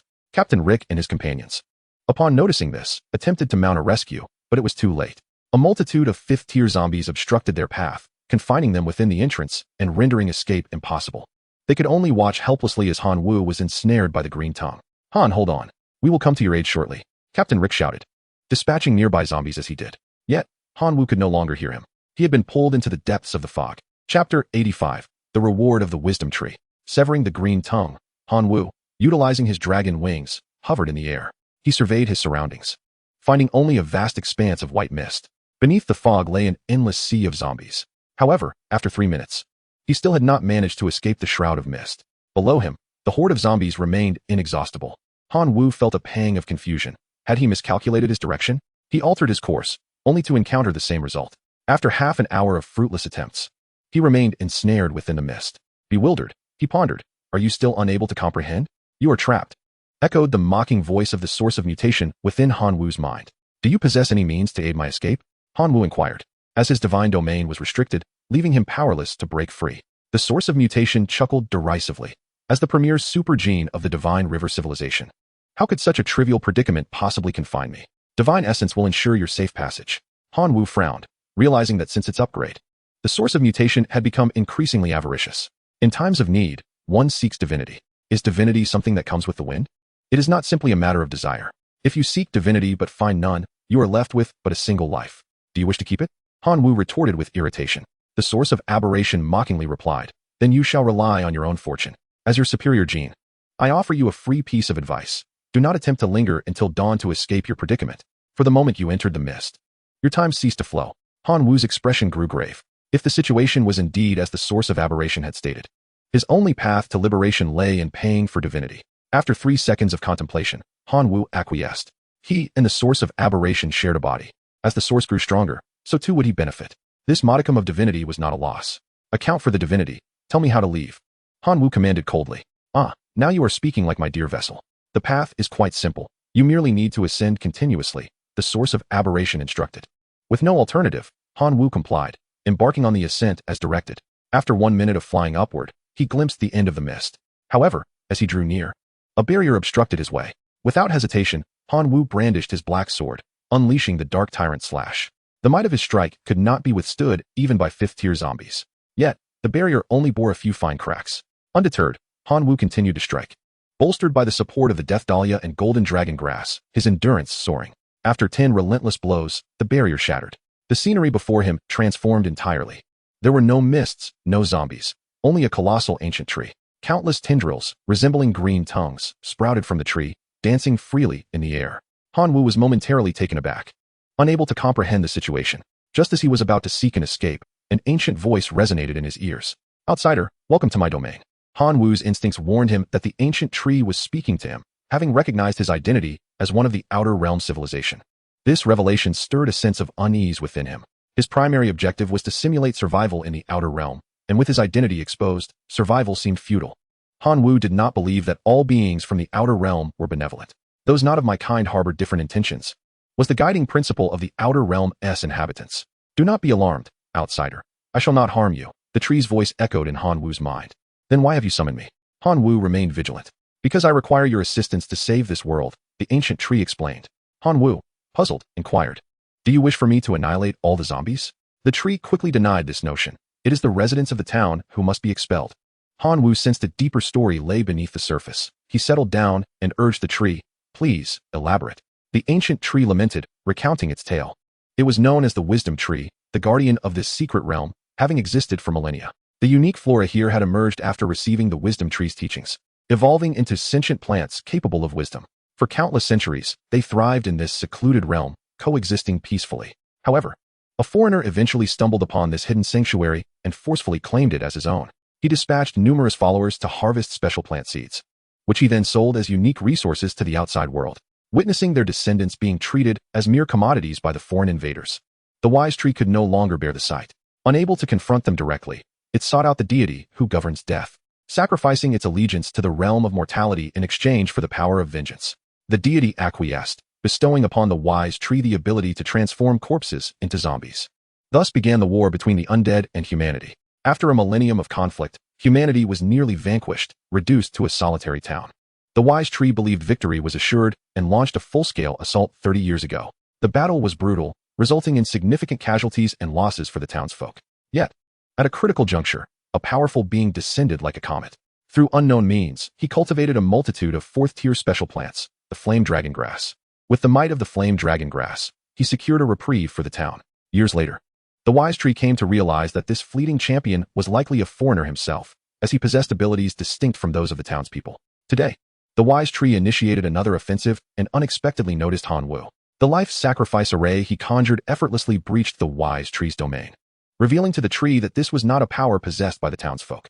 Consequently, the wise tree exerted some effort to draw Manhwa into its realm, resulting in the current scenario. Upon hearing this, Manhwa smacked his forehead. So you wish for me to betray the town and assist you? After all, the wise tree had little else to offer.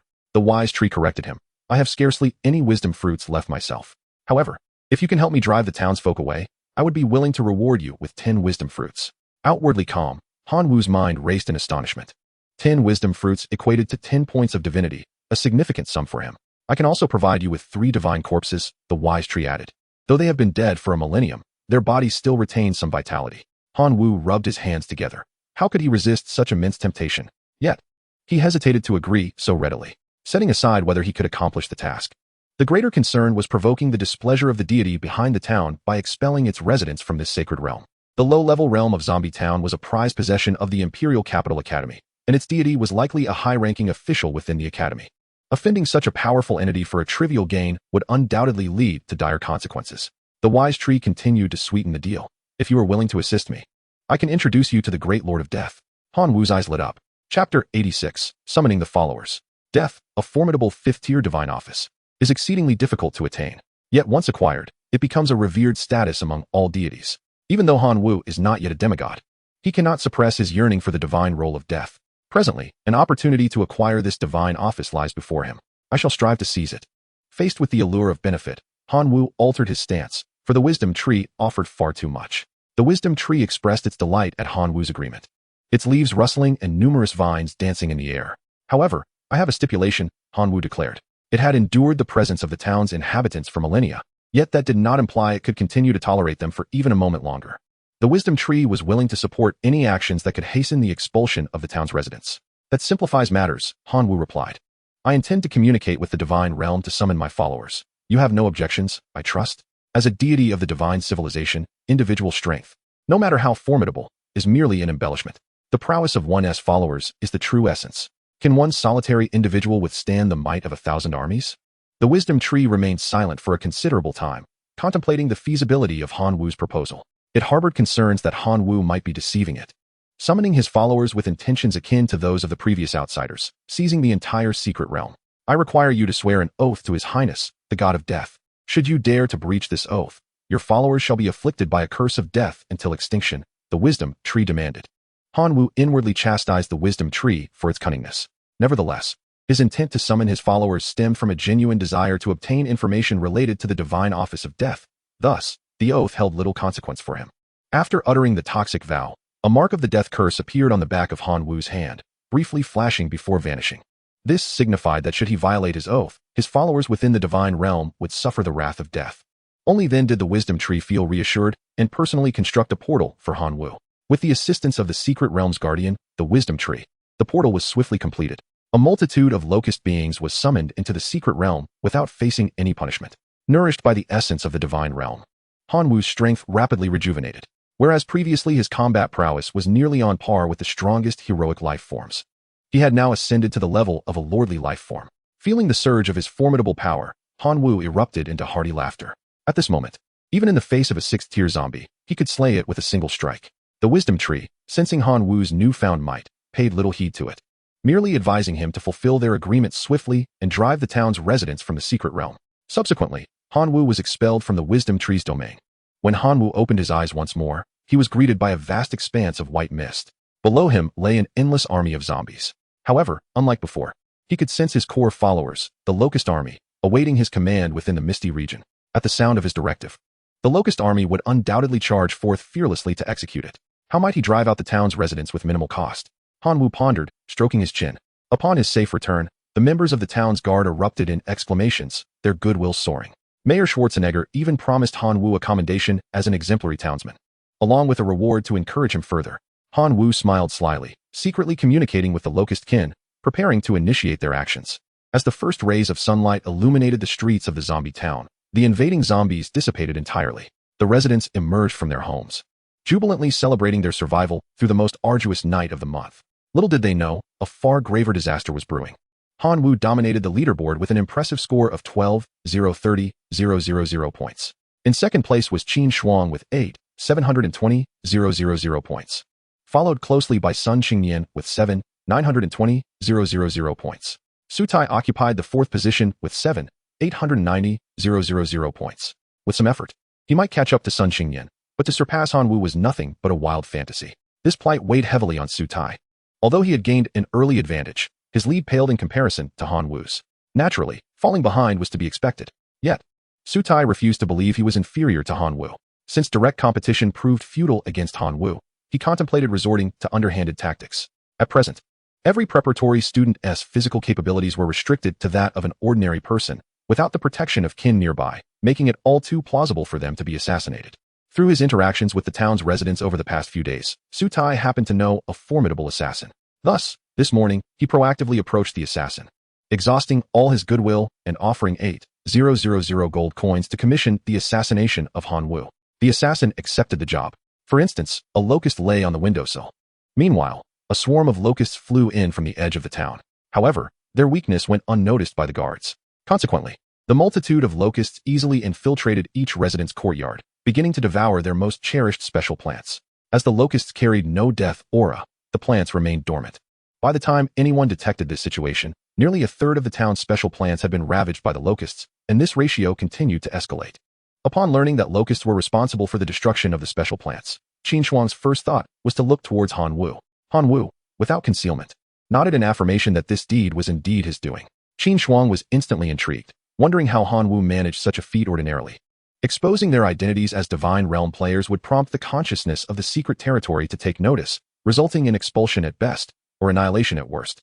How was it that Han Wu summoned the kin without any repercussions? Han Wu blinked, indicating that it was a secret, and that Qin Shuang need only observe his performance. Many recognized the locusts as the preparatory kin of Han Wu. Among them was Su Tai, who stormed to Han Wu's door, brandishing a bag of locusts and hurling insults. Han Wu feigned ignorance, wearing a look of bewilderment as if he could not comprehend what Su Tai was saying, completely disregarding him. This infuriated Su Tai to no end. He vowed that Han Wu would not see the light of tomorrow. In Chapter 87, a new world awaits. The town launched a pest control operation, with insecticides flying off the shelves. Although the locust menace was temporarily subdued, the damaged special plants could not be restored. According to incomplete statistics, nearly half of the special plants in the town had been destroyed, rendering them incapable of continuing the fight against the zombies. Faced with such a diminished lineup to confront the zombie parade this evening, the outcome was all too predictable. In desperation, Mayor Schwarzenegger swiftly activated the emergency evacuation plan, opening the town's church as a refuge for the residents to weather the impending storm. Meanwhile, Han Wu continued to secretly communicate with the Locust clan, seizing the opportunity while the townsfolk were in hiding to hasten the consumption of the remaining special plants. Han Wu had devised a scheme. Once the special plants were entirely devoured, the townspeople would be rendered powerless against the zombies. At that point, even if they wished to remain, they would have no choice but to flee. Soon, night fell, and thousands of residents crowded into the church. For safety's sake, these individuals retrieved their most precious seeds of special plants, planting them in ceramic pots outside the church to fend off the encroaching zombies. Under the formidable protection of these special plants, the church remained unscathed. Han Wu, accompanied by the town's guard, ventured to the outskirts, where their task was to combat zombies of level 5 and above. Amidst battling the undead, Han Wu received word from the locusts. Su Tai and the assassin were en route. Han Wu smirked. It seemed Su Tai was rather impatient. Yet, this was fortuitous, for Su Tai was blissfully unaware that Han Wu had regained the prowess of a Divine Realm player. It would be a delightful surprise for him. Before long, Su Tai and the assassin arrived at the town's entrance. Concealed in the shadows, they observed Han Wu's every move, waiting for the opportune moment to strike. Han Wu was acutely aware of their intentions and even went so far as to create an opportunity for them. He deliberately positioned himself far from the town, waiting for Su Tai and the assassin to approach. They, indeed, fell into his trap. Upon their arrival, they found Han Wu casually seated on a stone, awaiting them. "Oh, gentlemen, you have kept me waiting," Han Wu teased. Su Tai glanced at the assassin. "Was it you who betrayed me?" The assassin, incensed, retorted, "You may impugn my character, but you shall not tarnish my professional integrity." Su Tai remained silent. If it wasn't the assassin who leaked the information, how did Han Wu learn of his plan? Nevertheless, such concerns were trivial. What mattered was that today, Han Wu would meet his demise here. Su Tai declared with malice, "Are you certain you dare to kill me?" This encounter will undoubtedly be recorded by the Academy. How will you justify my murder? Hanwoo jested. The one who kills you will be the assassin of this town. What is that to me, Sutai? Sutai had long prepared his strategy. Why waste breath on a corpse? I am ready to strike. The assassin could hardly contain himself any longer. He summoned a 6th-tier ghost shadow vine, employing the technique of plant fusion. Empowered by the ghost shadow vine, the assassin appeared cloaked in darkness. With a flash of the ghostly shadow, the assassin unleashed his newfound abilities, traversing several meters in an instant to stand before Hanwoo. A sharp dagger lunged with precision towards Hanwoo's neck, and the assassin envisioned the scene of Hanwoo's severed head. However, just as he believed victory was at hand, he discovered that his dagger could not pierce Hanwoo's skin. How could this be? The assassin hastily distanced himself from Hanwoo, narrowing his eyes to scrutinize the latter's neck. He then noticed a layer of dark golden dragon scales covering Hanwoo's neck. It was precisely that layer of scales that had thwarted his lethal strike. Now it is my turn to strike, Hanwoo declared, clapping his hands. 10 figures swiftly materialized before him, his flesh and blood puppets, the 10 little strong. Eliminate him, Hanwoo commanded, pointing at the assassin. The 10 little strong launched themselves fiercely into battle, engaging the assassin in a fierce struggle. Beads of cold sweat adorned his forehead. How can you summon your kin? Hanwoo, wielding a black sword, advanced slowly towards Sutai. Sutai trembled, sensing an overwhelming aura of murderous intent emanating from Hanwoo. You cannot kill me. The Academy must have recorded this event. If you take my life, you will have no explanation to give to the Academy. However, Sutai had gravely misjudged Hanwoo's speed. As he turned to flee, Hanwoo swiftly closed the distance and swung his black sword, severing Sutai's arm in one fell swoop. Impossible. How can your strength be so formidable? The agony of his severed limb contorted Sutai's features. Since you discern my ability to summon my kin, why did you not consider whether I have regained the strength of a Divine Realm player? Hanwoo mocked. With a decisive swing, the black sword cleaved through Sutai's remaining limbs. Reduced to a mere torso, Sutai lost his fear and, filled with malice, spat. My family will not let you escape unscathed for this. Await the retribution of the true gods. Hanwoo disregarded Sutai's words, simply lifting him and tossing him into a nearby horde of zombies. Meanwhile, the battle on the other side had concluded. Thanks to the 10 little strong's extraordinary regenerative abilities, the assassin was left as nothing more than a pile of bones. At the spot where the assassin had met his demise, Hanwoo discovered a divine weapon dagger and a 6th-tier ghost vine seed. As night fell, an overwhelming despair enveloped the small town. Without those special plants, how could they contend with the zombies? Upon learning of the dire situation, Mayor Schwarzenegger immediately contacted the town's representative residents and convened a meeting. Hanwoo was fortunate enough to be included in the invitation. The primary focus of the meeting revolved around how to ensure their continued survival. The representatives voiced their opinions, yet none could address the fundamental issue. At that moment, Hanwoo unexpectedly suggested, "Have you considered relocating to another world?" This proposal sparked a lively discussion among the residents. According to town records, 1,000 years prior, there had been a teleportation station that could transport individuals to other worlds. However, with the rise of the zombie horde, the teleportation station had been destroyed, severing the path to other realms. Upon learning this, Hanwoo confidently declared, "I have a method to reconstruct the teleportation pathway to other worlds." His words ignited excitement among all present at the assembly. The prospect of being able to transport to other worlds signified a chance for survival. Mayor Schwarzenegger immediately resolved to act on Hanwoo's suggestion, promising to supply all necessary materials for constructing the teleportation portal. After the meeting concluded, Hanwoo informed the Wisdom Tree to establish a teleportation channel leading to Hanwoo's Divine Realm. Chapter 88. The Threat of Huang Shengjun. The Wisdom Tree, upon learning that the town's residents intended to relocate, was immensely excited. It had awaited this day for over a millennium. The Wisdom Tree promptly followed Hanwoo's instructions to reopen the teleportation portal to his Divine Realm. Naturally, Hanwoo would not place the residents of the small town within his dominion. Should they discover that the locusts were his kin, he would surely be subjected to their scorn. The teleportation to Hanwoo's Divine Realm served merely as a conduit. The true destination for the small town's inhabitants was the advanced civilization of Dolong City. Within his Divine Realm, a portal leading to Dolong City awaited. Without hesitation, Hanwoo personally guided the townsfolk into his divine domain and subsequently transported them through the portal to Dolong City. The residents exhibited remarkable adaptability to their new environment. By the second day of their arrival in Dolong City, they had embraced the civilization's customs and settled in comfortably. In the secret realm, the necessity for the grand lecture diminished, as all the residents had been transported away. Surprisingly, Sutai had not perished.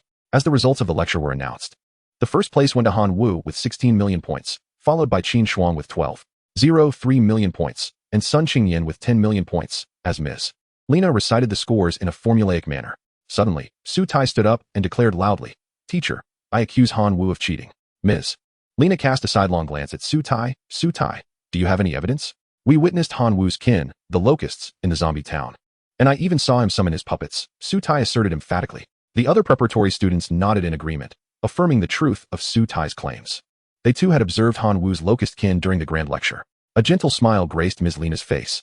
The theme of this grand lecture was the simulation of survival in foreign realms, and it did not specify that summoning kin was prohibited. Han Wu, by his own efforts, summoned his kin into the secret realm. Part of it was luck, but more so, it was skill. Teacher, you are shielding Han Wu. I demand to report this to higher authorities. Su Tai exclaimed in anger. Ms. Lena's smile softened even further. Su Tai, you may continue to report this to higher authorities. It is your right. However, as your guiding teacher, I have the authority to penalize your disrespectful behavior towards your elders. Therefore, I shall assign you to labor in the abyssal prison for a year. As her words concluded, Su Tai found himself unable to retort, and he was promptly transported away, presumably to toil in the abyssal prison. With a gentle smile, Ms. Lena surveyed the remaining students. Does anyone else wish to accompany Su Tai? The other preparatory students shook their heads vigorously. Only a fool would volunteer to join Su Tai. Seeing no one step forward, Ms. Lena nodded. Now, we will present the rewards for the grand lecture. Han Wu, you receive an emerald flower pot. Qin Shuang. After distributing the rewards, the class concluded. Han Wu, armed with the wisdom fruit he had obtained, contacted Xiang Meng. The rewards from the wisdom tree, combined with resources exchanged from the small town's residents, resulted in a total of 12 wisdom fruits in Han Wu's possession. He retrieved 9 fruits for exchange. Xiang Meng and his companions gazed at the 9 wisdom fruits Han Wu produced, their eyes widening in astonishment. This was an overwhelming quantity. In their cohort, even Huang Xingjun, who had valiantly defended the entire zombie town, had only received 5 wisdom fruits. By the way, Han Wuxue, who secured the top position in this major class? Xia Tian inquired, fully aware of the likely answer, yet seeking confirmation from Han Wu himself. Senior Xia, I fortuitously attained the first place in the major class. Han Wu humbly replied. Xia Tian and his companions exchanged glances, bursting into hearty laughter. Han Wuxue, you truly are our lucky star, Xiang Meng exclaimed, patting Han Wu on the shoulder with excitement. However, Yiling expressed her concern. Han Wuxue, you must remain vigilant of someone named Huang Xingjun. He lost 10 points of divinity because of you, and he is likely to cause you trouble. Han Wu also needed to organize the gains from this major class. From the wisdom tree, he received 10 wisdom fruits, 3 severely depleted divine corpses, and a recommendation token. The golden flower pot and the black death mushroom were significant acquisitions as well. Furthermore, Han Wu acquired 3 divine weapons, numerous divine power weapons, and several dozen high-tier special plant seeds. Additionally, he received a jade flower pot as a reward from Teacher Lena. Upon extracting the jade flower pot, Han Wu was able to view its information. Jade flower pot. Bind special plant seeds to the jade flower pot. Each growth cycle will yield corresponding special plant seeds. The growth cycle is linked to the plant's tier. The higher the tier, the longer the growth cycle. After contemplating for a moment, Han Wu selected the seed he deemed most promising from the special plant seeds he had obtained. The 6th tier Ghost Shadow Vine, combined with the plant fusion technique, could unleash a formidable Ghost Shadow Flash ability, highly valuable for cultivation. Binding the jade flower pot with the 6th tier Ghost Shadow Vine seed would ensure a continuous supply of such seeds in the future. Having accomplished these tasks, Han Wu commenced the refinement of the divine corpses. Ultimately, from the 3 severely depleted divine corpses, he managed to extract only 2 portions of divine flesh energy and 3 points of divinity, truly a meager yield.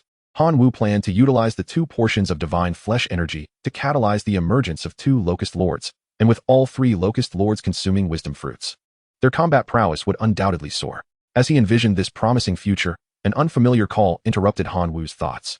After a brief moment of contemplation, he opted to answer. Is this Han Wu? My name is Huang Xingjun. You caused me to lose 10 points of divinity. How do you intend to compensate me? Huang Xingjun inquired bluntly. Han Wu could hardly believe Huang Xingjun's audacity. Was this individual truly so unreasonable? To demand compensation right away, as if he were the one who had instigated the wager? Han Wu promptly ended the call. Within 3 seconds, Huang Xingjun called again. Dare to hang up on me? You are quite arrogant. Once more, Han Wu terminated the call. Shortly thereafter, Huang Xingjun called for a 3rd time. Han Wuxue, I advise you to show me some respect, as your next major class will be a battle against seniors. Offending me will teach you the true meaning of hell. Once again, Han Wu hung up, resolutely asserting his stance. Did Huang Xingjun truly believe he could intimidate him? Nevertheless, Huang Xingjun's threats did weigh on Han Wu's mind. To thwart Huang Xingjun's ambitions, Han Wu recognized the necessity of swiftly enhancing the strength of his lineage. Chapter 89. A Fate Impossible to Escape. The demigod Zhang Gang was brought to a magnificent palace, where he encountered attendants who were, astonishingly, all demigods. This sudden pressure weighed heavily upon Zhang Gang. What if the information he provided was deemed deceitful? Yet, having arrived at the palace of the God King, There was no escape. He could only await the audience with trepidation. After an indeterminate amount of time, a divine messenger arrived to summon Zhang Gang. Following the footsteps of the divine envoy, Zhang Gang entered a grand hall. At the front of the hall stood a majestic throne. The god king of bankruptcy sat upon it, radiating an aura of authority akin to the blazing sun, causing Zhang Gang to avert his gaze in reverence. Your Majesty, the individual has been brought forth, reported the divine messenger. The piercing gaze of the god king fell upon Zhang Gang, and he felt as if his entire being had plunged into molten lava. Semi-divine, is it you who reported the clues concerning the ruins of the divine river? Inquired the god king, his voice formidable. As he spoke, he produced the corpse of a locust discovered within the ruins. The divine messenger presented the locust's remains on a platinum tray before the god king. The god king grasped one of the locust corpses, his brows furrowing. Zhang Gang hastily explained, Your Majesty, this locust was unearthed by me in the ruins of the divine river. It must be connected to those who intruded upon the site. The god king nodded. So you have identified a suspect? He admonished, Semi-divine, who granted you the audacity to mock me. Do you wish for me to scour the entire divine realm for a player possessing a locust lineage? Your Majesty, I beseech your mercy. I have indeed pinpointed a target.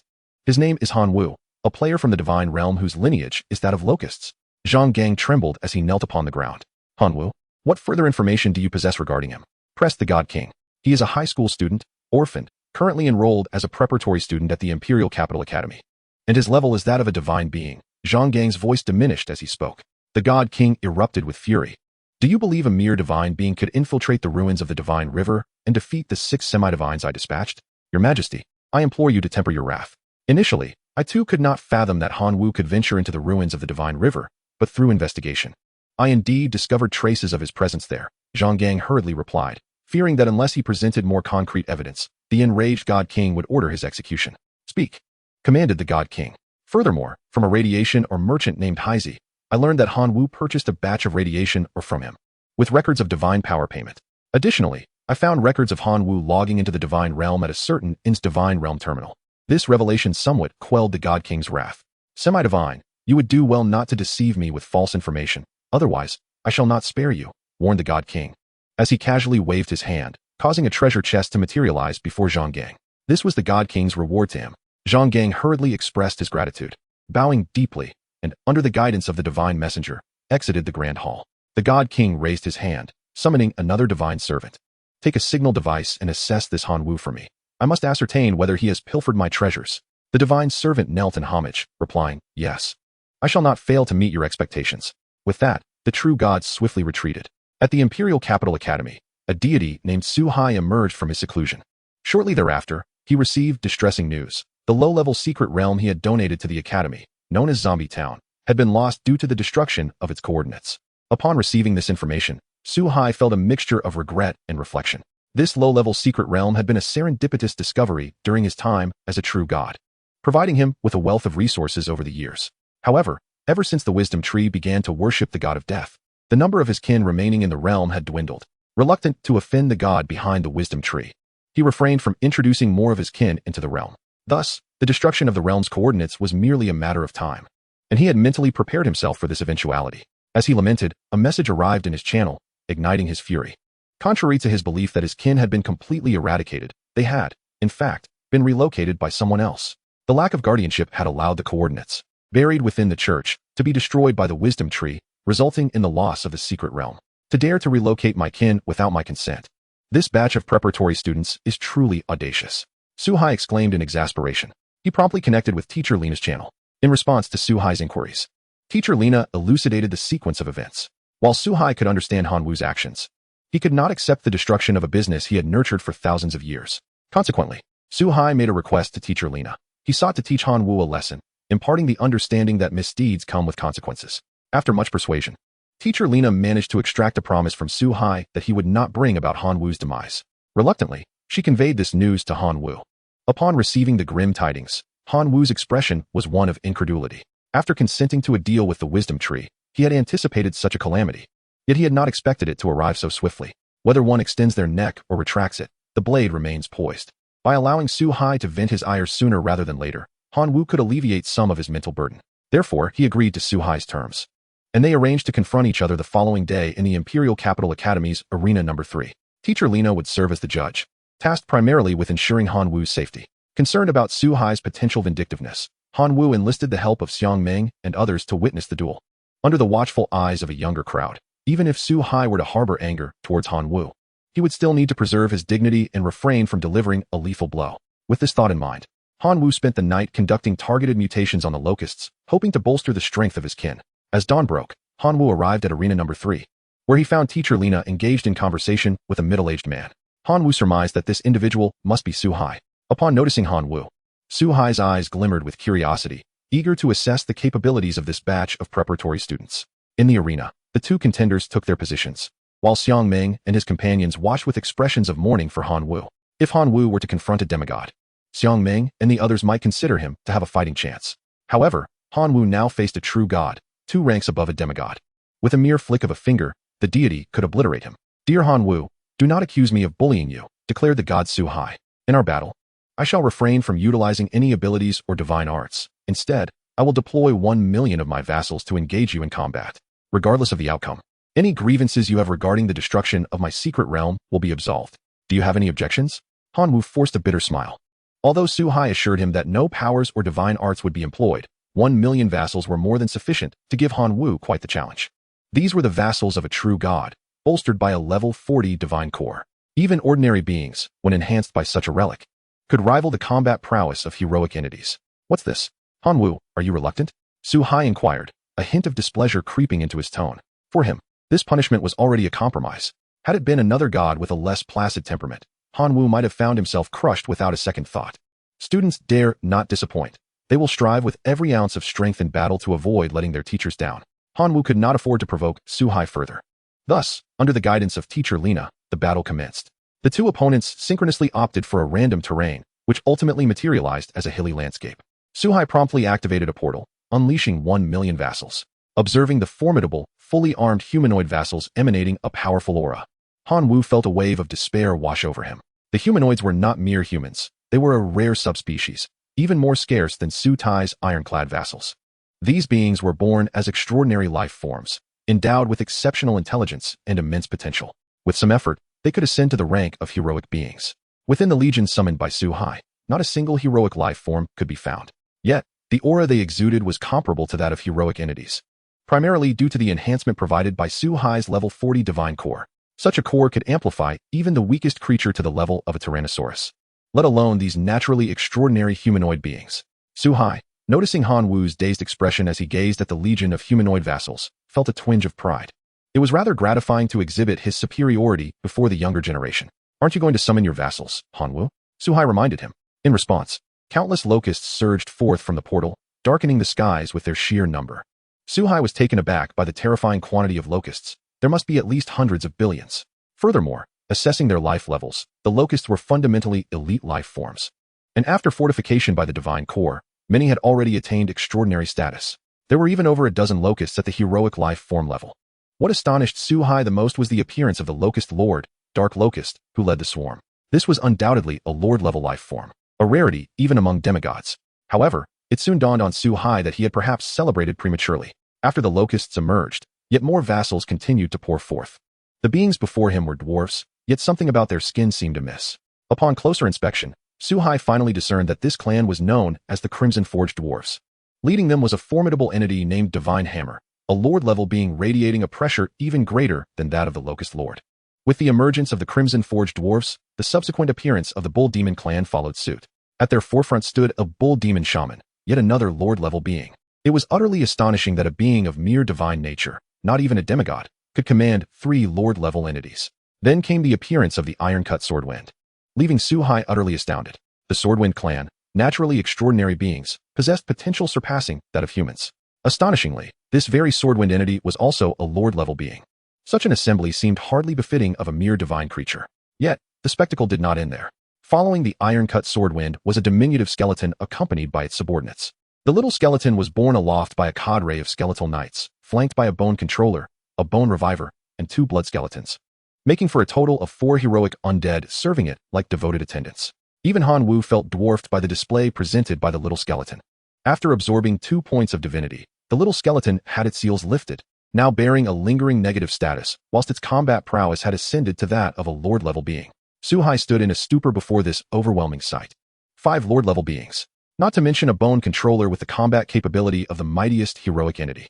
The scale of this legion was something even demigods would struggle to assemble, yet here it was, witnessed in the form of a diminutive divine being. Could this child possibly be a direct descendant of the divine monarch? The trio of onlookers, Xiang Ming and his companions, gaped in disbelief at Han Wu's grand display of summoned kin. Such an extraordinary summoning was likely beyond the reach of many first-year students. Yi Ling marveled. Xiang Ming, transfixed by Han Wu's clan, remained speechless for a prolonged moment before finally stating, "In the blood arena, I did not exert my full strength. But now it seems that even at my peak, I may not be a match for brother Han Wu. If he were to officially enter the Imperial Academy, he would undoubtedly soar to great heights," Xia Tian asserted with conviction. At the training ground, the factions of Han Wu and Su Hai commenced their battle. Initially, a swarm of locusts surged towards the human legion. The celestial demon worm raised its horn, poised to deliver a chilling blow to the human ranks. However, before it could approach, the human legion initiated a grand magical formation, the giant defensive shield. A transparent barrier enveloped the million-strong human legion, rendering the locusts' attacks futile. Conversely, the magical assaults unleashed by the human legion penetrated the shield, inflicting damage upon Han Wu's kin.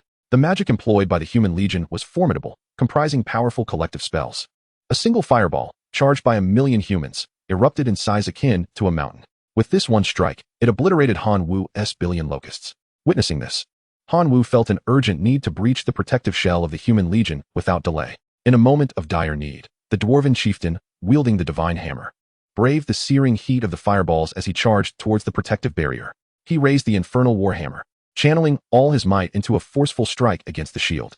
A torrent of fiery energy erupted from the warhammer, taking the form of a hydra, and collided violently with the barrier. Under such a powerful assault, the shield shattered with a resounding crash. Even the formidable barrier, fortified by 1,000,000 intelligent beings, could not withstand the blow from a hammer wielded by a newly ascended lord. The Locust army seized the opportunity, led by the Locust Lord, Dark Swarm, as they surged into the ranks of the intelligent beings, engaging in primal combat. Meanwhile, the little skeleton, unnoticed by all, stealthily crept onto the battlefield, waiting for the opportune moment. Chapter 91, The Full Commitment of the Kin. As the massive defensive shield was breached, the expression on the face of the supreme deity, Su Hai, remained unchanged. After all, the colossal barrier was designed for wide-area defense, and it was entirely expected to shatter once it sustained damage beyond its limits. Su Hai also noted the little skeleton's subtle movements, yet he refrained from intervening or warning the intelligent kin to remain vigilant. He simply stood aloft, observing intently, as if victory was already assured. Under the command of the Locust Lord, Dark Swarm, the Locust army surged forth like a tidal wave, engulfing the entire ranks of the intelligent beings. The disparity in forces was staggering, reaching an exaggerated ratio of 10,000 to 1. Yet, despite this, Han Wu felt a flicker of concern. The Locust army was no match for the enemy. The Locust kin had been nurtured under his guidance, and despite their status as innate elite life forms, their individual strength was not particularly remarkable. As Han Wu had anticipated, the toll was devastating. In this initial onslaught, the Locust army suffered a staggering loss of 500 million. In contrast, the intelligent beings lost fewer than 1,000 kin. The long-range magical prowess of the intelligent beings was formidable, and their melee capabilities were equally impressive, enhanced by superior equipment, making it feasible to stand against overwhelming odds. Han Wu could not allow his forces to be sacrificed in vain. He decisively issued a divine edict, commanding the majority of the locusts to take to the skies and maintain ranged assaults. To enhance the combat effectiveness of the locusts in a short span, non-directional mutation was essential. However, no matter how fervently Han Wu called upon the source of aberration, it remained unresponsive, unable to direct the locust mutations. He could only place his hopes on the little skeleton to rise to the occasion. At this moment, the little skeleton had approached a nearby corpse, skillfully extending its bony claw to unleash the ability to summon a skeletal knight. The body of the intelligent being began to rapidly dehydrate and decay, revealing white bones, as a brand new skeletal knight was poised to emerge. Yet, at that very instant, an unexpected transformation occurred. Delicate crimson runes suddenly manifested upon the exposed bones, and with a resounding explosion, they shattered. Bones and equipment were reduced to dust, leaving the little skeleton with nothing to show for its efforts. The supreme deity Su Hai hovered in the air, smiling as he explained to Han Wu, "Indeed, the advantages of the undead kin are substantial. Their method of waging war by nurturing their own through invasion was a nightmare that civilizations feared over 10,000 years ago. However, that is merely history now. After countless studies by players in the divine realm, there are numerous strategies to counter the undead. Above the true deities, nearly everyone possesses a hidden ace immune to the influence of the undead. Should you perceive this tactic as your ultimate weapon, the path ahead may prove to be exceedingly arduous." This statement carries a significant educational undertone. After witnessing the scale of Han Wu's faction, the Supreme God Su-hai has relinquished his initial intention to chastise Han Wu. He now regards Han Wu with admiration and intends to utilize this battle to impart certain truths to him. Experiencing setbacks at his hands is preferable to being relentlessly pursued by other Divine Realm players or extraterrestrial life forms. Han Wu furrowed his brows, taken aback by the complexity of the situation. The Locust Kin's attacks were feeble, serving only to create minor distractions. The skeletons could not be summoned, and the power of the little skeletons and bone controllers was severely constrained. What remained were merely over 3,000 bull demons and just over 1,000 red furnace dwarves, insufficient forces to pose a challenge to the human legion. An impulse to concede washed over Han Wu, yet he understood that failing to satisfy Supreme God Su-hai would mean that even if he surrendered, Teacher Lina would not terminate the competition. With no choice but to press on, he steeled himself to devise a plan. As he grappled with his predicament, the iron-cutting sword Wind and the bull demon shaman charged into the human legion. The prowess of these two formidable beings was indeed formidable. With a mere wave of their hands, they could obliterate hundreds of humans, their assault unmatched. However, Han Wu soon observed that the human legion had quickly established an encirclement, cutting off the retreat of the iron-cutting sword Wind and the bull demon shaman. They intended to employ a war of attrition, aiming to exhaust the two leading life forms. Given the current momentum, their chances of success appeared substantial. The little skeleton and the divine hammer were likewise besieged. The only leader capable of moving freely was the Locust Lord, Dark Locust. Desperate to rescue its companions, it drew forth a divine weapon longbow gifted by Han Wu, channeling boundless dark power into a pitch-black arrow. Instead of targeting a specific human below, Dark Locust aimed skyward and released the arrow. In the air, the dark arrow transformed into a colossal magical array that unleashed countless smaller black arrows, cascading like rain upon the human legion. This was the Locust Lord's most potent ability, Shadow Arrow Rain. The black arrows bore corrosive properties of darkness and immobilizing characteristics of shadows. Those within the human legion struck by the arrows suffered from corrosion and immobilization, slightly alleviating the pressure on the other four leading life forms. Yet, the human legion quickly rallied, regrouping to continue their assault on the four leaders. This was Han Wu's first encounter with such a tenacious adversary. Just as he found himself at a loss, a commotion emanated from his teleportation portal. The black dragon Elphys emerged, beating its expansive wings. Han Wu had not intended to enlist it in battle, as it was his contract partner and not part of his faction. However, in this moment of peril, Han Wu sensed the power of faith emanating from the black dragon. Elphys, in a time of crisis, voluntarily chose to become Han Wu's follower. Moreover, the dragon had brought forth 10 formidable allies. A reliable companion, the magnificent black dragon Elphys has come to your aid. The black dragon roared. The fervent shout ignited a wave of excitement among the trio of onlookers, Xiang Ming and his companions. Yiling clutched Summer's arm tightly, exclaiming, "Summer, look! It's the black dragon, a creature of pure dragon lineage. Who would have thought that Han Wu, our junior, harbored such a magnificent treasure?" Summer's eyes widened in astonishment. The black dragon, a quintessential breed among dragons, is a naturally heroic life form, with a modicum of effort. Transcending to a lordly life form is merely a dream away. With even greater endeavor, one might ascend to a regal life form or beyond. Such a precious being. And yet it bears no connection to him. It is truly a pity. Xiang Ming was brutally honest. He had come to the stark realization that even with all his might, he might not be able to best Han Wu. The disparity between individuals was utterly disheartening. Had he known, he would not have attended this wretched competition, which only served to amplify his frustrations. In contrast, the overseer, Su-hai, gazed at Han Wu with eyes alight, increasingly enamored with what he saw. Truly, his future was boundless. Such an exceptional student could not be allowed to slip through the fingers of others. He must be claimed first. Han Wu, my dear student, Su-hai began. But his attention was drawn to the battlefield below. The coalition of the 10 formidable beings had swiftly vanquished thousands of the intelligent humanoids. Their combat style was brutish and aggressive, exhibiting an almost insurmountable regenerative prowess among life forms of their rank. The challenge they posed was indeed more fearsome than that of lordly life forms. As the battle raged on, Su-hai found himself justifiably concerned that his legion of 1,000,000 intelligent beings would be utterly devoured by these 10. In light of this alarming realization, Su-hai's regard for Han Wu only intensified. Han Wu, let us consider a ceasefire, he resolved. Han Wu was taken aback at the mention of a truce. What was the meaning of this? No more fighting? It was he who had laid everything on the line, and now he was being told to halt? The black dragon, Alpheus, was incensed. Having altered its very beliefs to assist Han Wu in battle, it was outraged to be informed of a ceasefire so soon after its emergence. If we are to cease hostilities, I, the great black dragon Alpheus, shall be the first to object. Han Wu, I have calmed down now.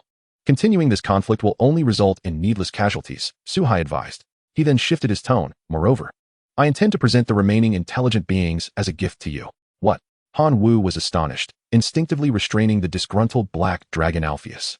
You heard me correctly. I plan to bestow upon you the surviving intelligent beings from this war, Suhai declared. So, it was all merely a matter of possession. What was the point of fighting? Alpheus had grievances, but decided to hold its tongue for the moment. It could not allow its emotions to jeopardize the tremendous enterprise involving the million intelligent beings. Suhai continued, I shall grant you the intelligent beings. But I have one condition. Han Wu's expression darkened. He knew well that there is no such thing as a free lunch, nor are there free millions of intelligent beings. However, he dared not refuse. What if he inadvertently provoked Suhai's ire? What if the overseer chose to extinguish him with a mere gesture? Upon your formal entry into the Imperial Academy, you must become my disciple, Suhai proclaimed. Because he was still unaware of the esteemed position that the Lord God Suhai held at the Imperial Capital Academy, the referee, Teacher Lina, quickly stepped forward to introduce. Teacher Suhai is one of the 3 most renowned mentors at the Imperial Capital Academy. Not only is he extraordinarily powerful, but his teaching prowess is also unparalleled. Each year, students wishing to study under Teacher Suhai queue up for as long as 500 meters. Han Wu muttered. Only 500 meters? Assuming 2 students per meter, that's merely 1,000 individuals. Teacher Lina smiled gently. Indeed, the Imperial Capital Academy only enrolls about 500 students each year. Han Wu exclaimed in disbelief. To think that 2/5 of the students aspire to study under Suhai. He is undoubtedly a master of gold standard. Such a valuable resource. I must seize it. Teacher, I am eager to become your student. If necessary, I can pledge my allegiance right now, Han Wu said earnestly. A child like him, without parents or background, desperately needed a formidable protector. With an opportunity presenting itself, Han Wu could not let it slip away. Good child. I shall take your agreement as granted. The remaining 820,000 intelligent beings will be incorporated into your divine realm as a small token of my support. Lord God Suhai declared joyfully. For him, 1 million intelligent beings was insignificant, merely a drop in the ocean. However, the matter of apprenticeship would need to wait until you officially enter the Imperial Capital Academy. I do not concern myself with others. If you wish to be my student, you must hold yourself to high standards. Prior to formally entering the Imperial Capital Academy, you must elevate yourself to the status of a perfect demigod. Do you understand? Lord God Suhai insisted. He nodded, adding, moreover, there is one more thing. You must extract clues regarding the death divinity from the mouth of the Grim Reaper. This will serve as a test for you. Han Wu scratched his head, surprised that Suhai was fully aware of his dealings with the wisdom tree. Complete these 2 tasks, and you shall officially become my student. When that day arrives, I shall prepare a grand gift for you, Lord God Suhai promised. Teacher, I will certainly strive to meet your expectations, Han Wu vowed earnestly. After conveying his instructions to Han Wu, Lord God Suhai waved his hand, summoning Xiang Meng and the other 2, who had been watching the spectacle. What you have witnessed today must remain confidential. Particularly, you must not disclose anything to your teacher. Understand? The 3 exchanged glances. Xia Tian stepped forward. Teacher Su, you know our teacher's temperament. If he inquires, how could we dare to remain silent? Lord God Suhai snorted coldly, tossing 3 cards that landed in the hands of Xia Tian and the others. They glanced at the cards, their faces lighting up with joy. Not a word must be leaked, understood? After seeing off Lord God Suhai, Teacher Lina looked at the 3 and remarked, You 3 are truly audacious, daring to challenge even the Lord God's authority. Xia Tian and the others chuckled, saying nothing more, but their gazes towards Han Wu softened considerably. Han Wu then entered the divine realm to accommodate the newly acquired 820,000 intelligent beings. Upon entering the divine realm, Han Wu swept his divine sense across, utterly astonished. He had anticipated that without his arrangements, the intelligent beings would lead a most dismal existence. To his surprise, they had already acclimated to the divine realm's environment and established a quaint town within it. 820,000 intelligent beings, clad in armor as warriors and unarmored as common folk.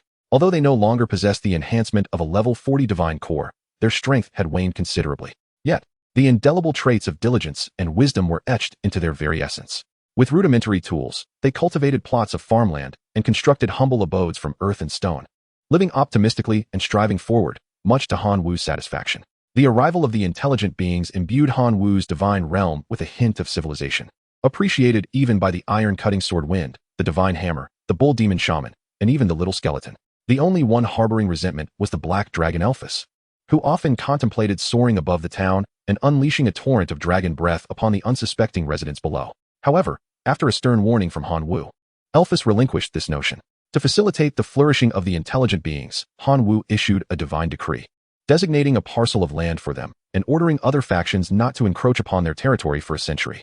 Grateful for this divine favor, many of the intelligent beings pledged their faith to Han Wu on the spot. Even as mere peripheral adherents, The faith they generated surpassed that of a fervent locust man.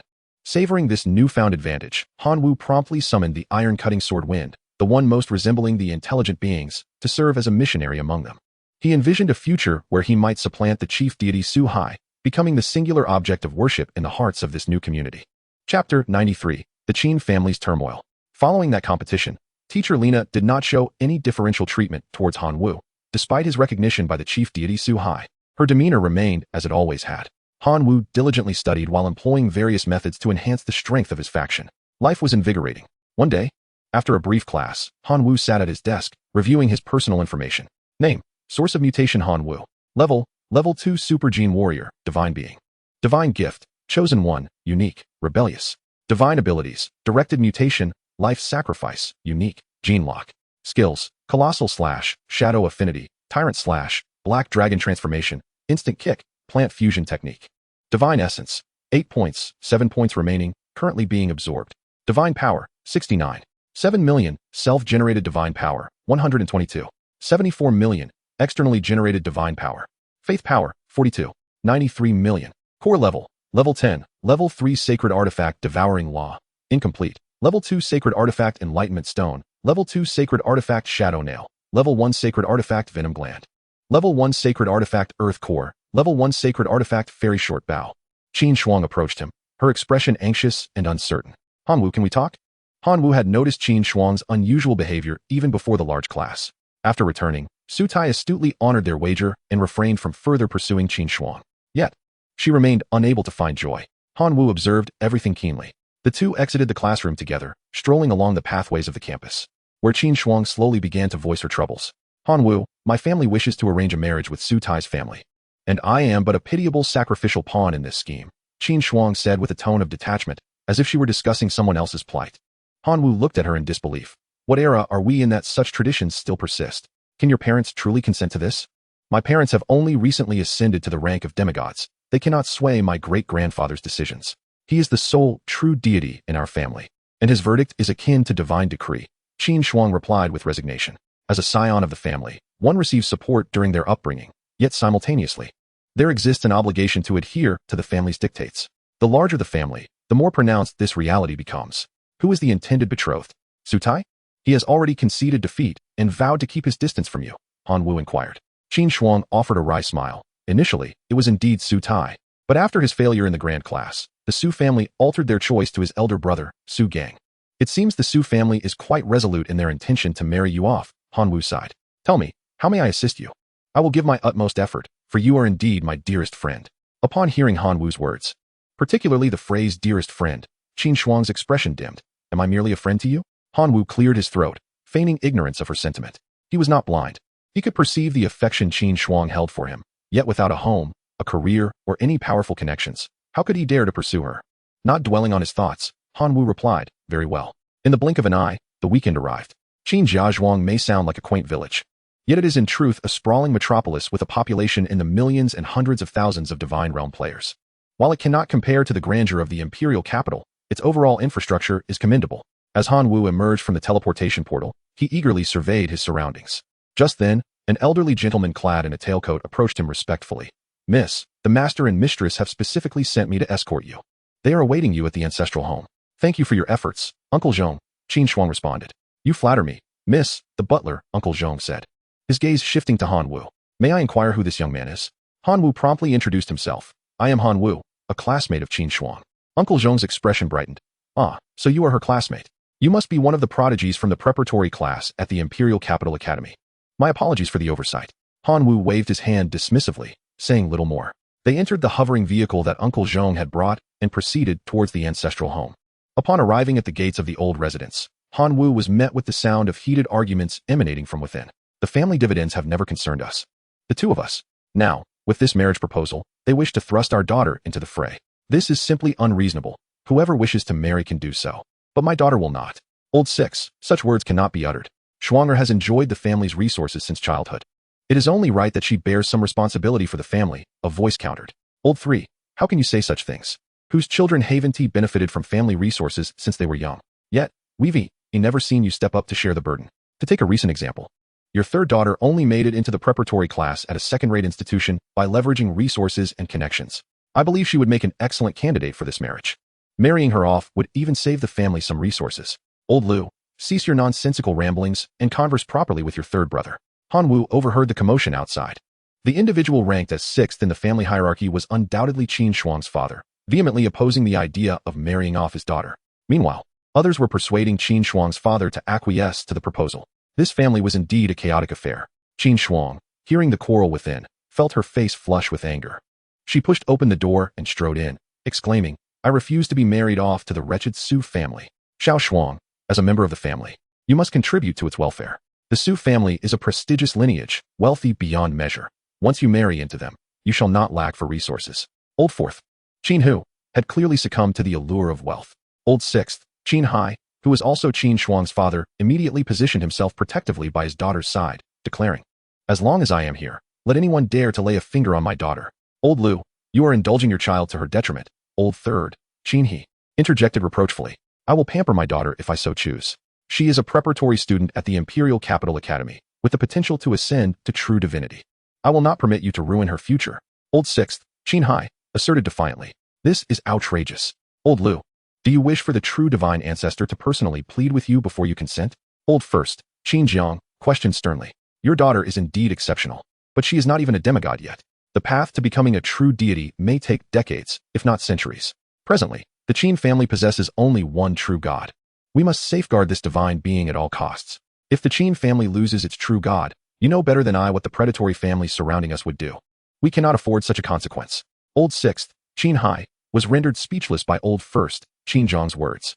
He was unwilling to sacrifice his daughter as a pawn in a political marriage, nor could he bear to see the Qin family's sole true god ensnared in peril. Yet, the world rarely offers solutions that satisfy all parties. Silence enveloped the room. Outside, Hanwoo was perplexed. He discerned that Qin Shuang's potential marriage was intricately linked to the fate of the Qin family's only true god. Seeking clarification, he turned to Uncle Zhong beside him. It was revealed that the Qin family's sole true god had encountered trouble while traveling in an alien civilization and was being held for execution. This foreign realm was ruled by a formidable true god, and mere demigods were powerless. Only a true deity could negotiate. Unable to escape on his own, the Qin family's true god had sent word to the family, beseeching the assistance of other true gods. The Qin family had sought aid from several well-connected true divine families. But only the Su family's true god agreed to intervene, contingent upon Qin Shuang marrying into their lineage. As a preparatory student at the Imperial Capital Academy, Qin Shuang's potential was evident. Marrying her off would effectively secure the Su family's future. The Qin family's true god was acutely aware of the Su family's intentions, yet found himself powerless to extricate himself from this predicament. This was the crux of the matter. After hearing this, Hanwoo's eyes sparkled with insight. Perhaps he could assist in locating a true god. Chapter 94. Hanwoo seeks a true god. Hanwoo's acquaintances were few, yet each was a paragon of excellence. He swiftly identified his target from his limited list of online friends. Yuan Zhong, a veritable deity among the living. Hanwoo felt that, given their shared history, Yuan Zhong would likely lend him a hand. Thus, he sent a call request to Yuan Zhong. It wasn't long before Yuan Zhong answered, inquiring, Are you in need of divine power again? He promptly declared, Let me make it clear, I do not accept jobs without compensation. Hanwoo quickly reassured him, Rest assured. There will be remuneration. This piqued Yuan Zhong's interest. Pray, enlighten me. The task at hand was not overly arduous. It involved venturing into an alien civilization to rescue a player trapped by a local deity. Hanwoo divulged the information he possessed regarding the location. Upon hearing this, Yuan Zhong raised an eyebrow. I have heard of that alien civilization, and I am familiar with that deity. They are quite formidable, though slightly weaker than myself. Hanwoo, elated, exclaimed, So you agree to undertake this task? He had not anticipated that the matter could be resolved so easily. First, state your offer. If it is insufficient, I shall not proceed. Yuan Zhong replied casually, as if to indicate that the matter was trivial, contingent solely upon the adequacy of the financial backing. Hanwoo hesitated. Although he had never hired a deity before, he was certain that the cost would be substantial. This funding would not come from him, but rather from the Qin family. However, if the fee were set too high, the Qin family might refuse to pay, while a low offer might not be acceptable to Yuan Zhong. This dilemma troubled Hanwoo. Yet, he soon conceived a brilliant idea. He could utilize the source of sacred artifacts, a resource unique to him, as leverage for a mutually beneficial arrangement. What quantity of the source of sacred artifacts would suffice for your fee? Hanwoo inquired of Yuan Zhong. Upon hearing that the payment would be in the form of the source of sacred artifacts, Yuan Zhong's interest intensified. He was well acquainted with the extraordinary properties of the source, having employed it before. However, he also understood that its extraction cost was exorbitantly high. Otherwise, he would have sought to procure a stockpile from Hanwoo. In truth, Yuan Zhong would be willing to accept even 2,000 units. Yet, to Han Wu, this demand appeared remarkably low. The source is derived from sacred artifacts, with a single first-level artifact yielding 1 unit of the source. Some rather ineffective first-level artifacts hold no value in divine power. The divine energy required for 30,000 units of the source would roughly amount to 150 million for a family of deities. This sum is hardly a fortune. Even if it were multiplied several times, as long as it did not exceed 1 billion, it would not cripple a divine family. Very well, it is settled then, 30,000 units of the source of sacred artifacts in exchange for your assistance in rescuing a deity. Han Wu promptly messaged Yuan Zhong to finalize the arrangement and sent the coordinates of the Qin family estate for him to come and sign the contract. With the agreement secured, Han Wu felt a sense of assurance. He stepped through the doorway, appearing before the gathered members of the Qin family. Who are you? And what are you doing in my family's ancestral home? Someone, throw him out. Third brother Qin He, in a fit of anger, was further incensed upon seeing Han Wu's unfamiliar face. Helping your classmate? I see you have a little romantic interest at school. As soon as fourth brother Qin Hu spoke, the surrounding members of the Qin family glared at Han Wu with discontent. You're talking nonsense, Qin Shuang retorted, though her tone lacked conviction. Most present were seasoned individuals who could easily discern her underlying anxiety. Naturally, the eldest, Qin Jiang, could not allow Han Wu to jeopardize the Qin family's significant affairs. Adopting a demeanor of earnest persuasion, he advised Qin Shuang, little Shuang, as a descendant of the true gods, you must seek a match of equal standing. Tell me, does your family possess any true gods? Han Wu shook his head. Not only did he lack a true god, but he was also the sole member of his family, far from even being a demigod. What could a family without true gods offer you? If you were to marry him, you would be reduced to mere subsistence. Qin Jiang asserted with an air of authority. He then turned to Han Wu, retrieving a divine power savings card from his pocket. This card holds 500 million units of divine power, sufficient for you to live comfortably for the rest of your life. Take this divine power and leave little Shuang. 500 million units of divine power. Han Wu's eyes sparkled as he grasped the card eagerly. In that case, let this 500 million divine power serve as the funds to summon a true god to rescue the patriarch of the Qin family. Eldest Qin Jiang scarcely paid attention to Han Wu's words. Upon seeing Han Wu take the savings card, a mocking smile spread across his face. Little Shuang, this 500 million divine power will reveal a man's true nature. Did you hear that? He claims he will use this divine power to summon a true god. What a farce. Does he think true gods are as common as cabbages, available at his beck and call? Third brother Qin, he jeered. Fourth brother Qin, who directly accused Han Wu. I believe this fellow is deliberately stalling our efforts to rescue the true god. Even Qin Hai, sixth brother of the Qin family, looked at Han Wu as if he were a fool, doubting his claims. Only Qin Shuang firmly believed in Han Wu's words. If he says he can summon a true god with 500 million divine power, then I trust him. You young man, since you assert you can summon a true god with 500 million divine power, then show us. I wish to see how you intend to bring the true god of the Su family here. Eldest Qin Jiang resolved to expose Han Wu's true nature before Qin Shuang, who said I was inviting the true god of the Su family. Han Wu retorted, facing the Qin family's aggressive gazes. I am summoning a different, even more powerful, true god. He is about to arrive. As his words lingered in the air, an undeniable aura of divinity emanated from beyond the ancestral home, causing every member of the Qin family to feel a tremor in their hearts. This overwhelming presence was unmistakably that of a true god. Chapter 95. The encounter with online friends, a scene of misfortune. A true god. Indeed, it truly is the aura of a true god. Sixth brother Qin Hai stared at Han Wu in astonishment, taken aback by the boy's ability to summon a true god. However, eldest Qin He and the others remained unwilling to accept the reality. It must be mere coincidence. This fellow is simply spouting nonsense at the right moment when a true god happens to come to our aid. Yes, that must be it. The Qin family has stood strong for so long. How could there not be a few true gods to assist when the family head is in peril? Young man, once that true deity arrives, your lies will be exposed. Han Wu disregarded the slander from the Qin family, continuing to exchange messages with Yuan Zhong, guiding him to the Qin residence. Soon, Yuan Zhong made his entrance, emanating a divine majesty that far surpassed that of the Qin family's true deity. The members of the Qin family rose to greet him. Welcome, true deity. Surely, you have heard of our ancestors' misfortune and come to extend your assistance. The eldest, Qin Jiang, inquired as he approached. Yuan Zhong cast a sweeping glance over Qin Jiang, his brow furrowing. He discerned that Qin Jiang was merely a demigod, and not even a perfect one at that, which caused him to look down upon him. Who is Han Wu? Yuan Zhong proclaimed. He and Han Wu were merely online acquaintances, and they had never engaged in a video call, leaving Yuan Zhong unaware of Han Wu's appearance. The sixth brother, Qin Hai, was even more astonished. Just how powerful is this kid to have summoned a true deity? Upon hearing Yuan Zhong's call, Han Wu dashed out of the house, exclaiming, Here I am. The meeting of online friends had turned into a rather awkward encounter. Yuan Zhong regarded the clearly young and inexperienced Han Wu, feeling an overwhelming urge to spit blood. In Yuan Zhong's imagination, Han Wu was his age, a gallant and benevolent companion. Yet now, this companion appeared diminished.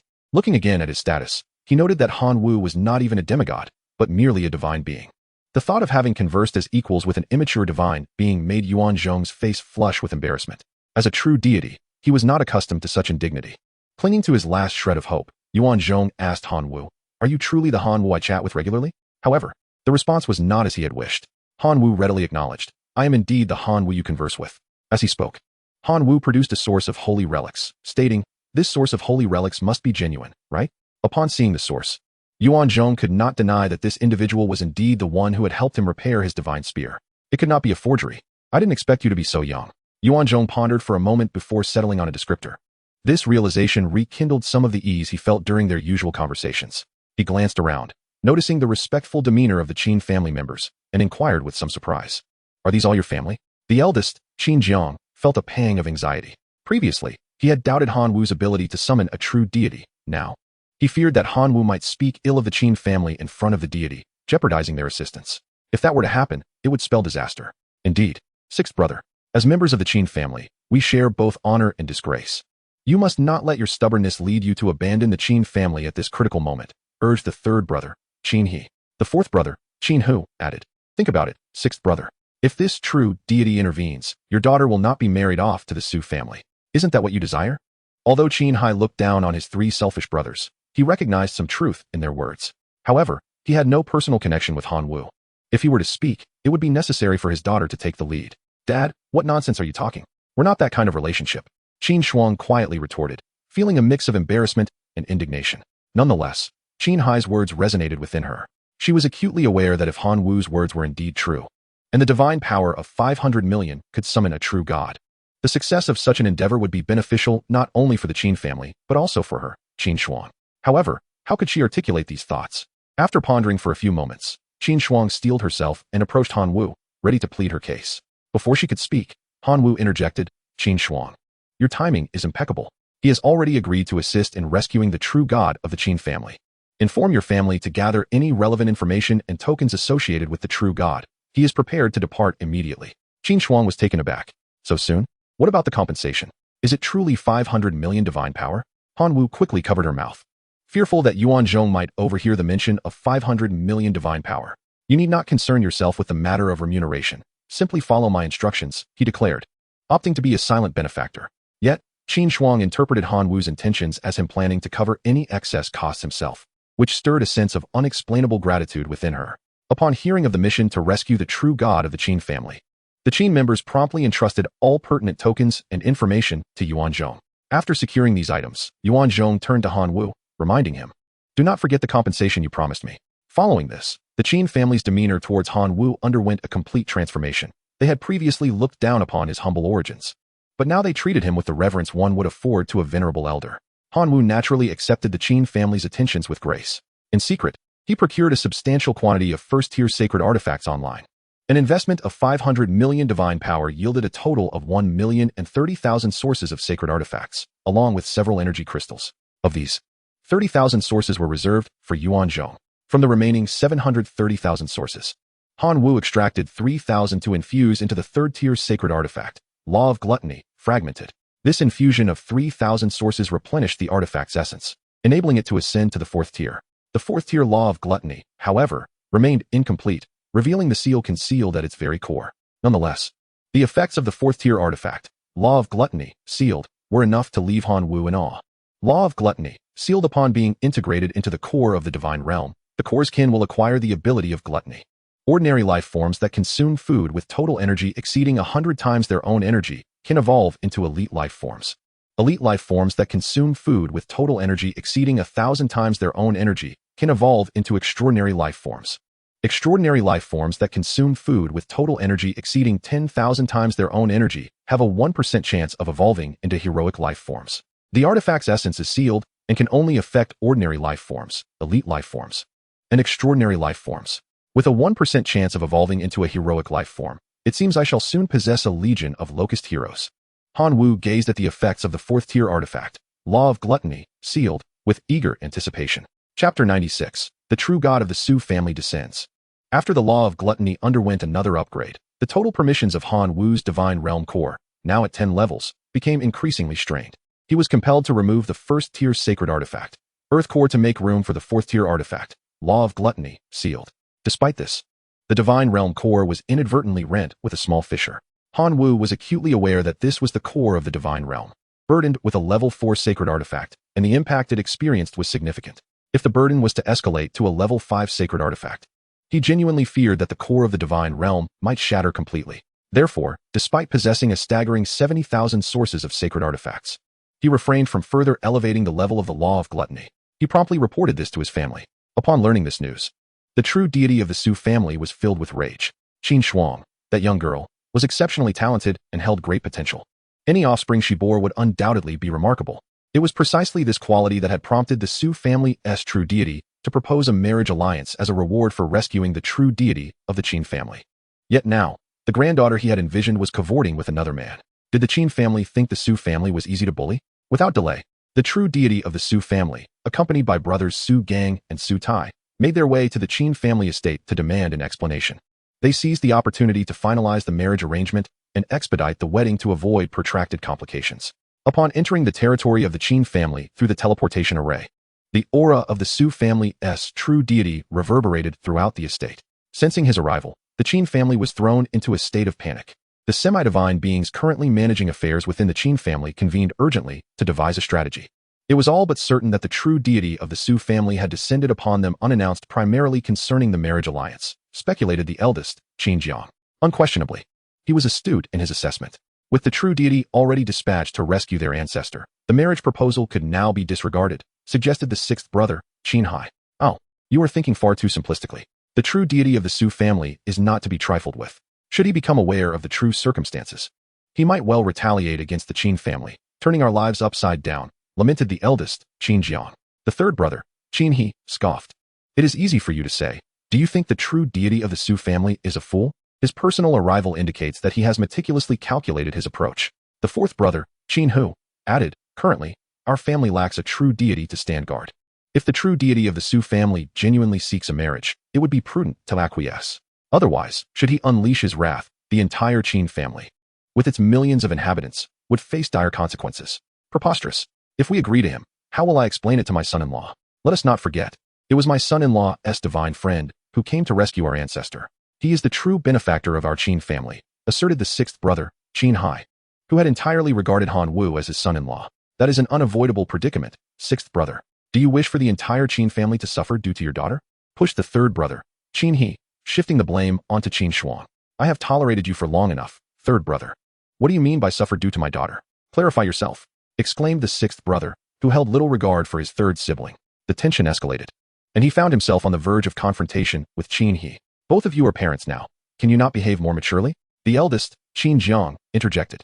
What wisdom do you propose, eldest? Asked the third brother, Qin He, somewhat defiantly. We cannot afford to offend either side. I suggest a contest for the hand of Qin Shuang.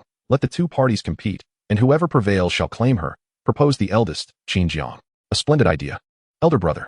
This way, we offend neither side, praised the fourth brother, Qin Hu. The sixth brother, Qin Hai, grasped Qin Jiang's intention but found it difficult to accept. Sixth brother, do not hesitate any longer. This is currently the only method to safeguard our Qin family, the eldest, Qin Jiang, advised. No sooner had his words fallen than a divine aura descended upon the ancestral home of the Qin family. Why has no one come forth to welcome this true deity?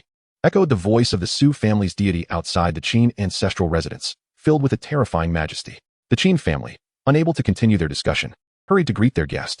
Su ancestor, your esteemed presence truly brings splendor to this humble abode, Qin Jiang exclaimed upon seeing the Su family's deity, showering him with flattering praise. Let us dispense with pleasantries. I have come to arrange the wedding of my grandson before embarking on a mission to rescue your family's deity. Quickly, summon the young lady, Qin Shuang, the Su family's deity declared directly. Qin Jiang had not anticipated the straightforwardness of the Su family's deity. After much hesitation, he decided to explain the current predicament. 500 million divine power to invite a true deity for the rescue of your family's deity? What a jest. Do you take true deities for mere cabbages by the roadside? Not even 5 billion might suffice to summon a true deity. The Su family's deity, with an air of arrogance, continued, my willingness to assist stems from past connections with your family's deity. Otherwise, I would not deign to engage with you.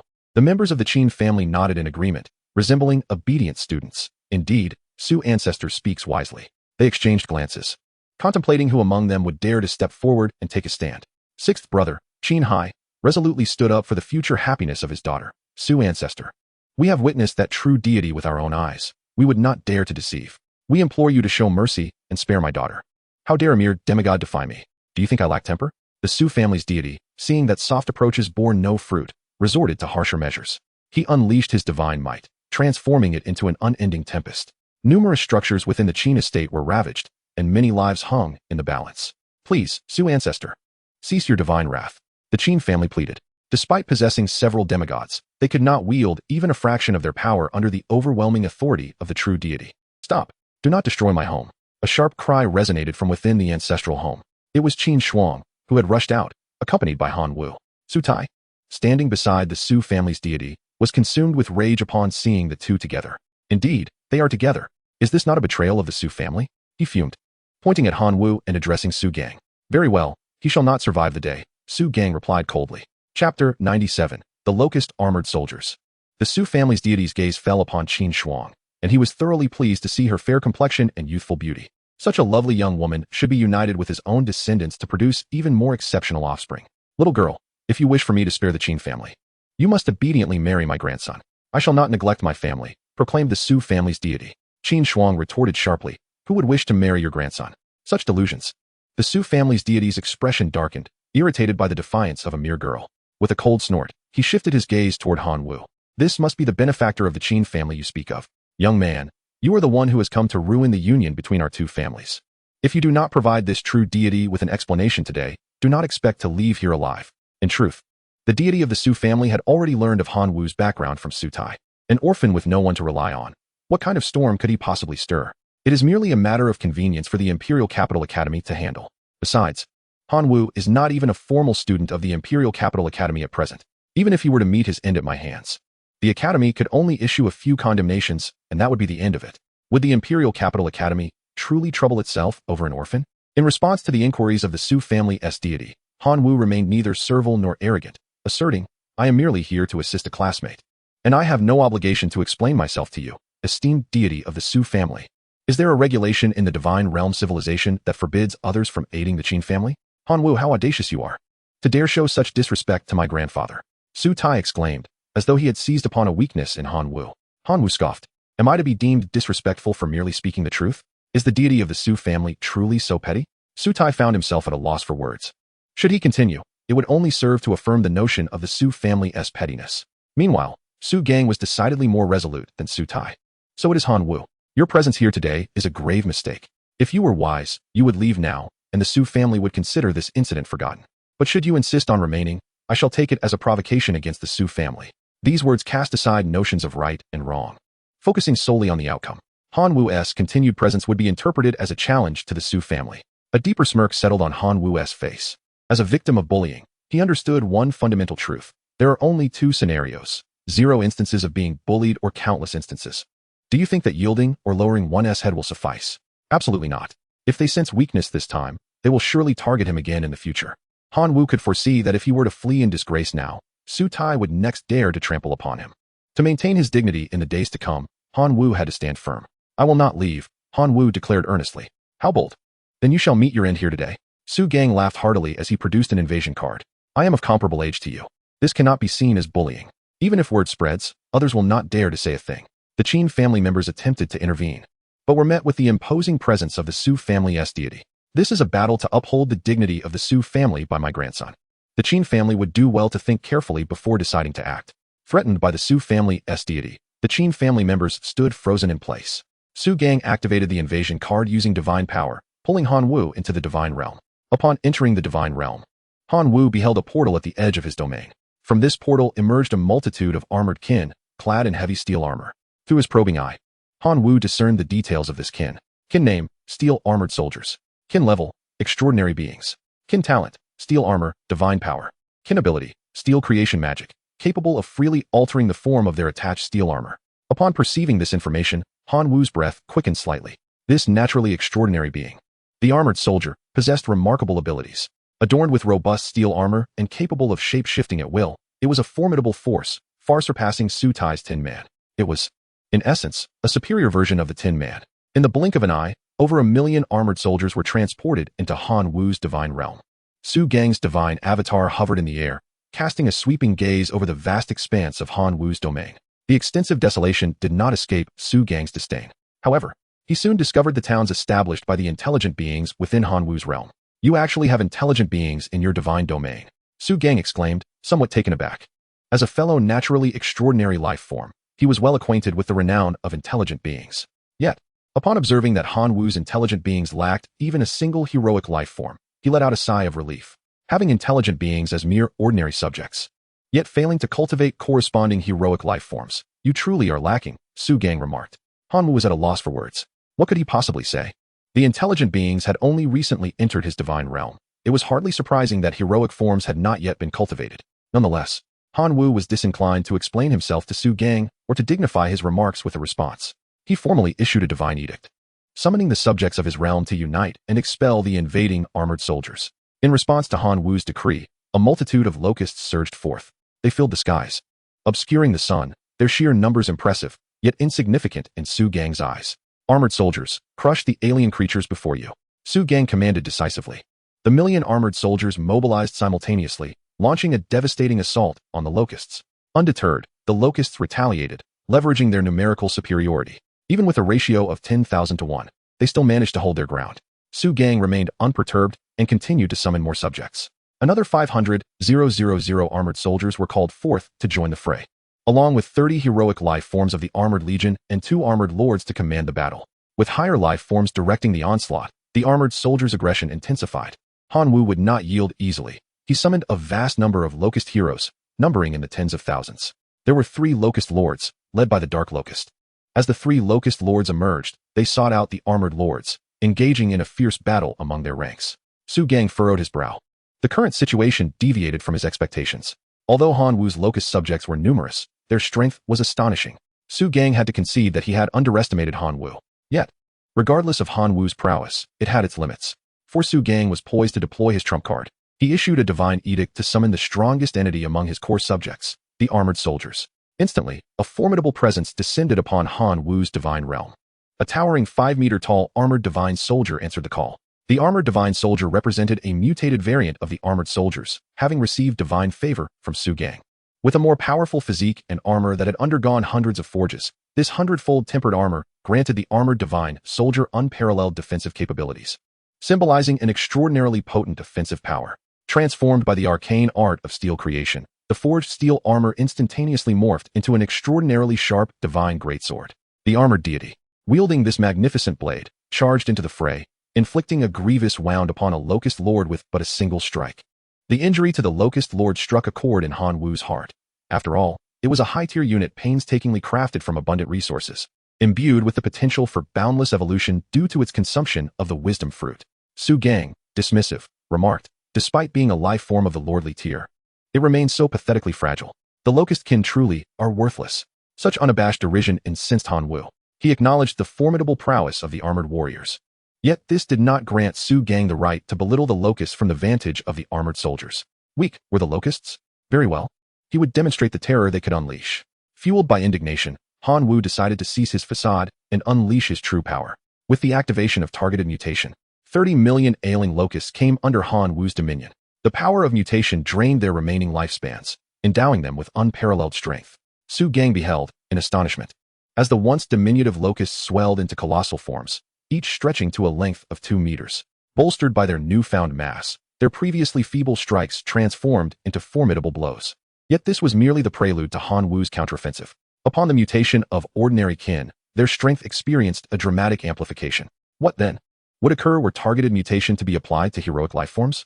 Han Wu selected 10 locust heroes for this purpose. After expending substantial vitality, the locust heroes did not significantly alter in size, yet their power and speed underwent a profound metamorphosis.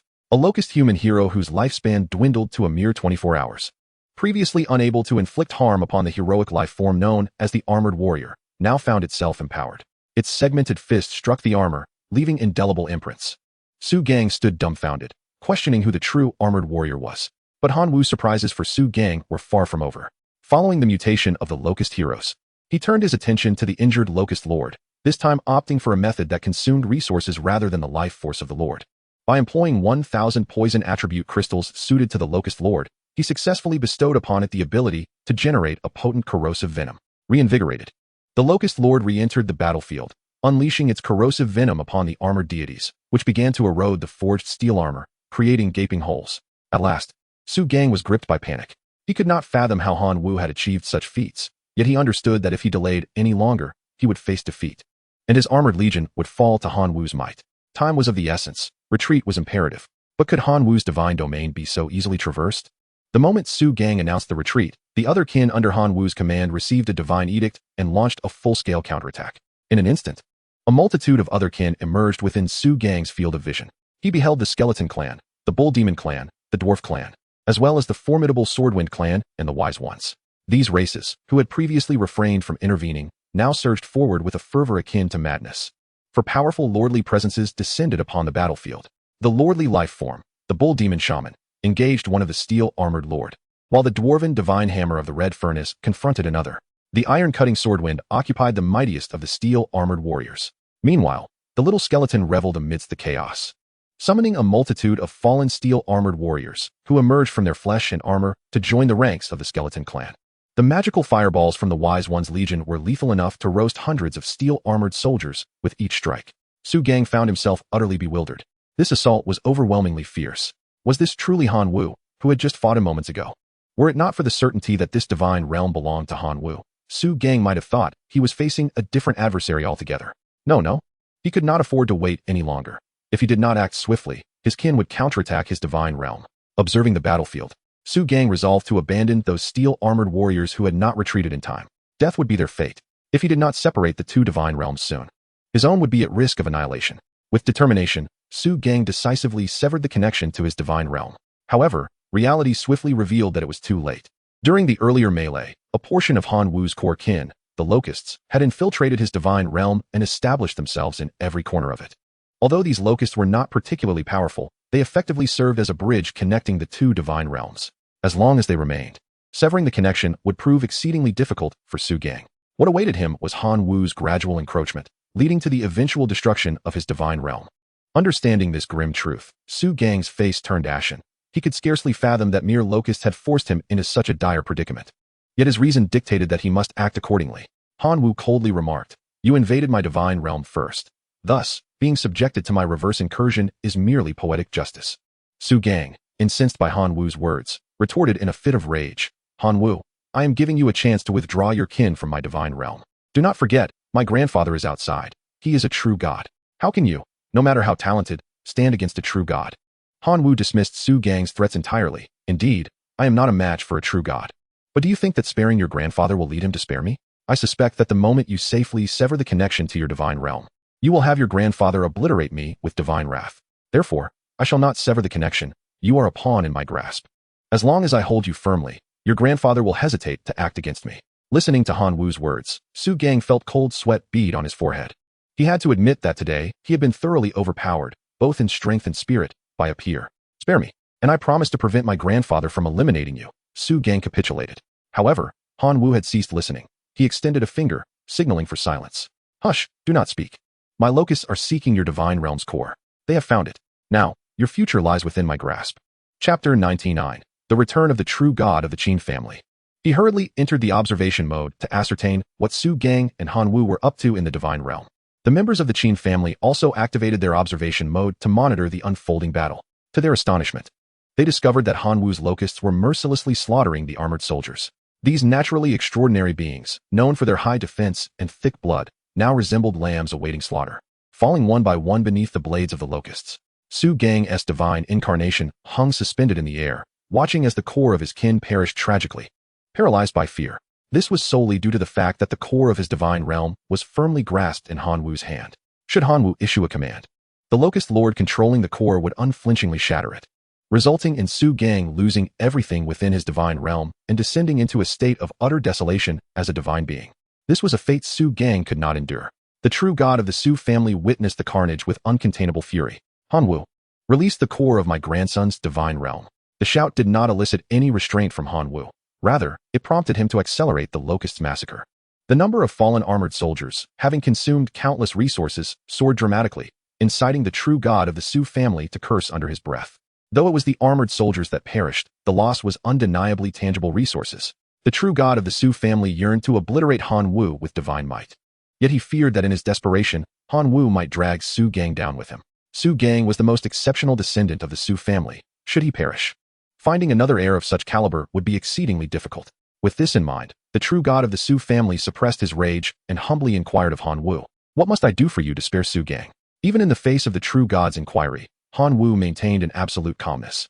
Yet, to everyone, including the Qin family, this calmness bore an uncanny resemblance to madness.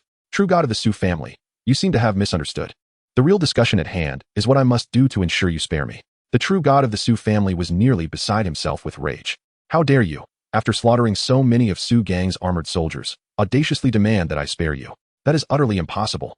In the eyes of the true god of the Su family, should Su Gang escape, he would undoubtedly annihilate Han Wu at the first opportunity.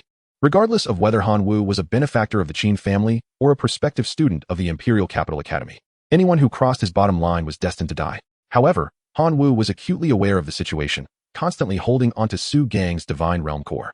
If anything went awry, he would first incapacitate Su Gang before considering anything else. He was determined to take Su Gang down with him. Thus, both sides found themselves in a stalemate. The true god of the Su family wished fervently to grind Han Wu to dust.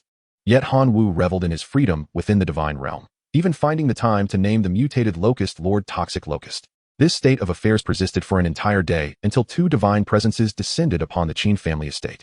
Upon sensing the familiar aura, Han Wu's face lit up with joy. If all went as expected, one of those divine beings was undoubtedly the true god of the Qin family. The members of the Qin family, feeling the presence of their true god, were filled with ecstatic hope. In an instant, they found their pillar of strength. Although it was ostensibly an invitation for the Su family's true deity to partake in wine, it was, in reality, a veiled mockery. How could the Su family's true deity be oblivious to the underlying implications within Xinjiang's words? Enraged yet powerless, he was acutely aware of the Qin family deity's strength. Should a confrontation arise, his chances of victory would be considerably high. "Han Wu, the true deity you have been waiting for has arrived. Why do you not release my grandson's divine realm core?" The Su family deity urged once more. Han Wu, however, shook his head, stating, "I shall only relinquish my hold once my friends are by my side. After all, who can know whether someone might resort to treachery, taking advantage of my momentary laxity to obliterate me with divine might?" The Su family deity feigned indignation, yet secretly harbored such thoughts. This boy Han Wu was both formidable and cunning. If allowed to flourish, he might one day turn his blades against the Su family. Alas, his schemes could not deceive the cautious Han Wu. A wave of jubilation swept through the Qin family. Witnessing the desolation left in the divine realm after the Locust Kin's retreat, Su Gang seethed with fury. "Han Wu, you withdraw your troops, yet leave my structures in ruins. What is the meaning of this?" Su Gang declared vehemently.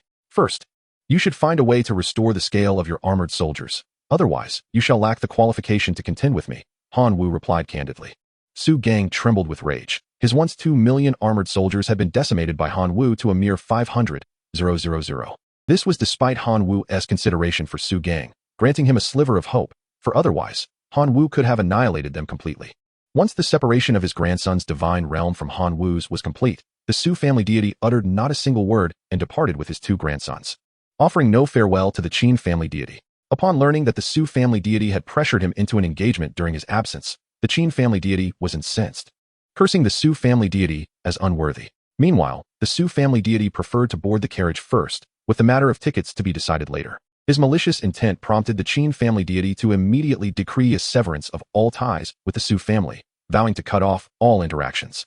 In that moment, he expressed his gratitude, producing a resource that even deities coveted, as a token of appreciation for Han Wu's life-saving intervention. This resource, known as the Primordial Slate, was a pathway for life transition with an extensive range of applications. After receiving this gift, Han Wu promptly integrated it into his divine realm. The primordial locust, measuring 1 meter in length, retained its insect form, its body enveloped in rugged yet substantial scales, each part of its anatomy showcasing raw savagery and strength. This life transition principle transformed all other potentials of the locust into sheer physical prowess, epitomizing a straightforward, specialized approach. Accepting the gratitude from the Qin family deity, Han Wu simultaneously disbursed rewards to Yuanzhong,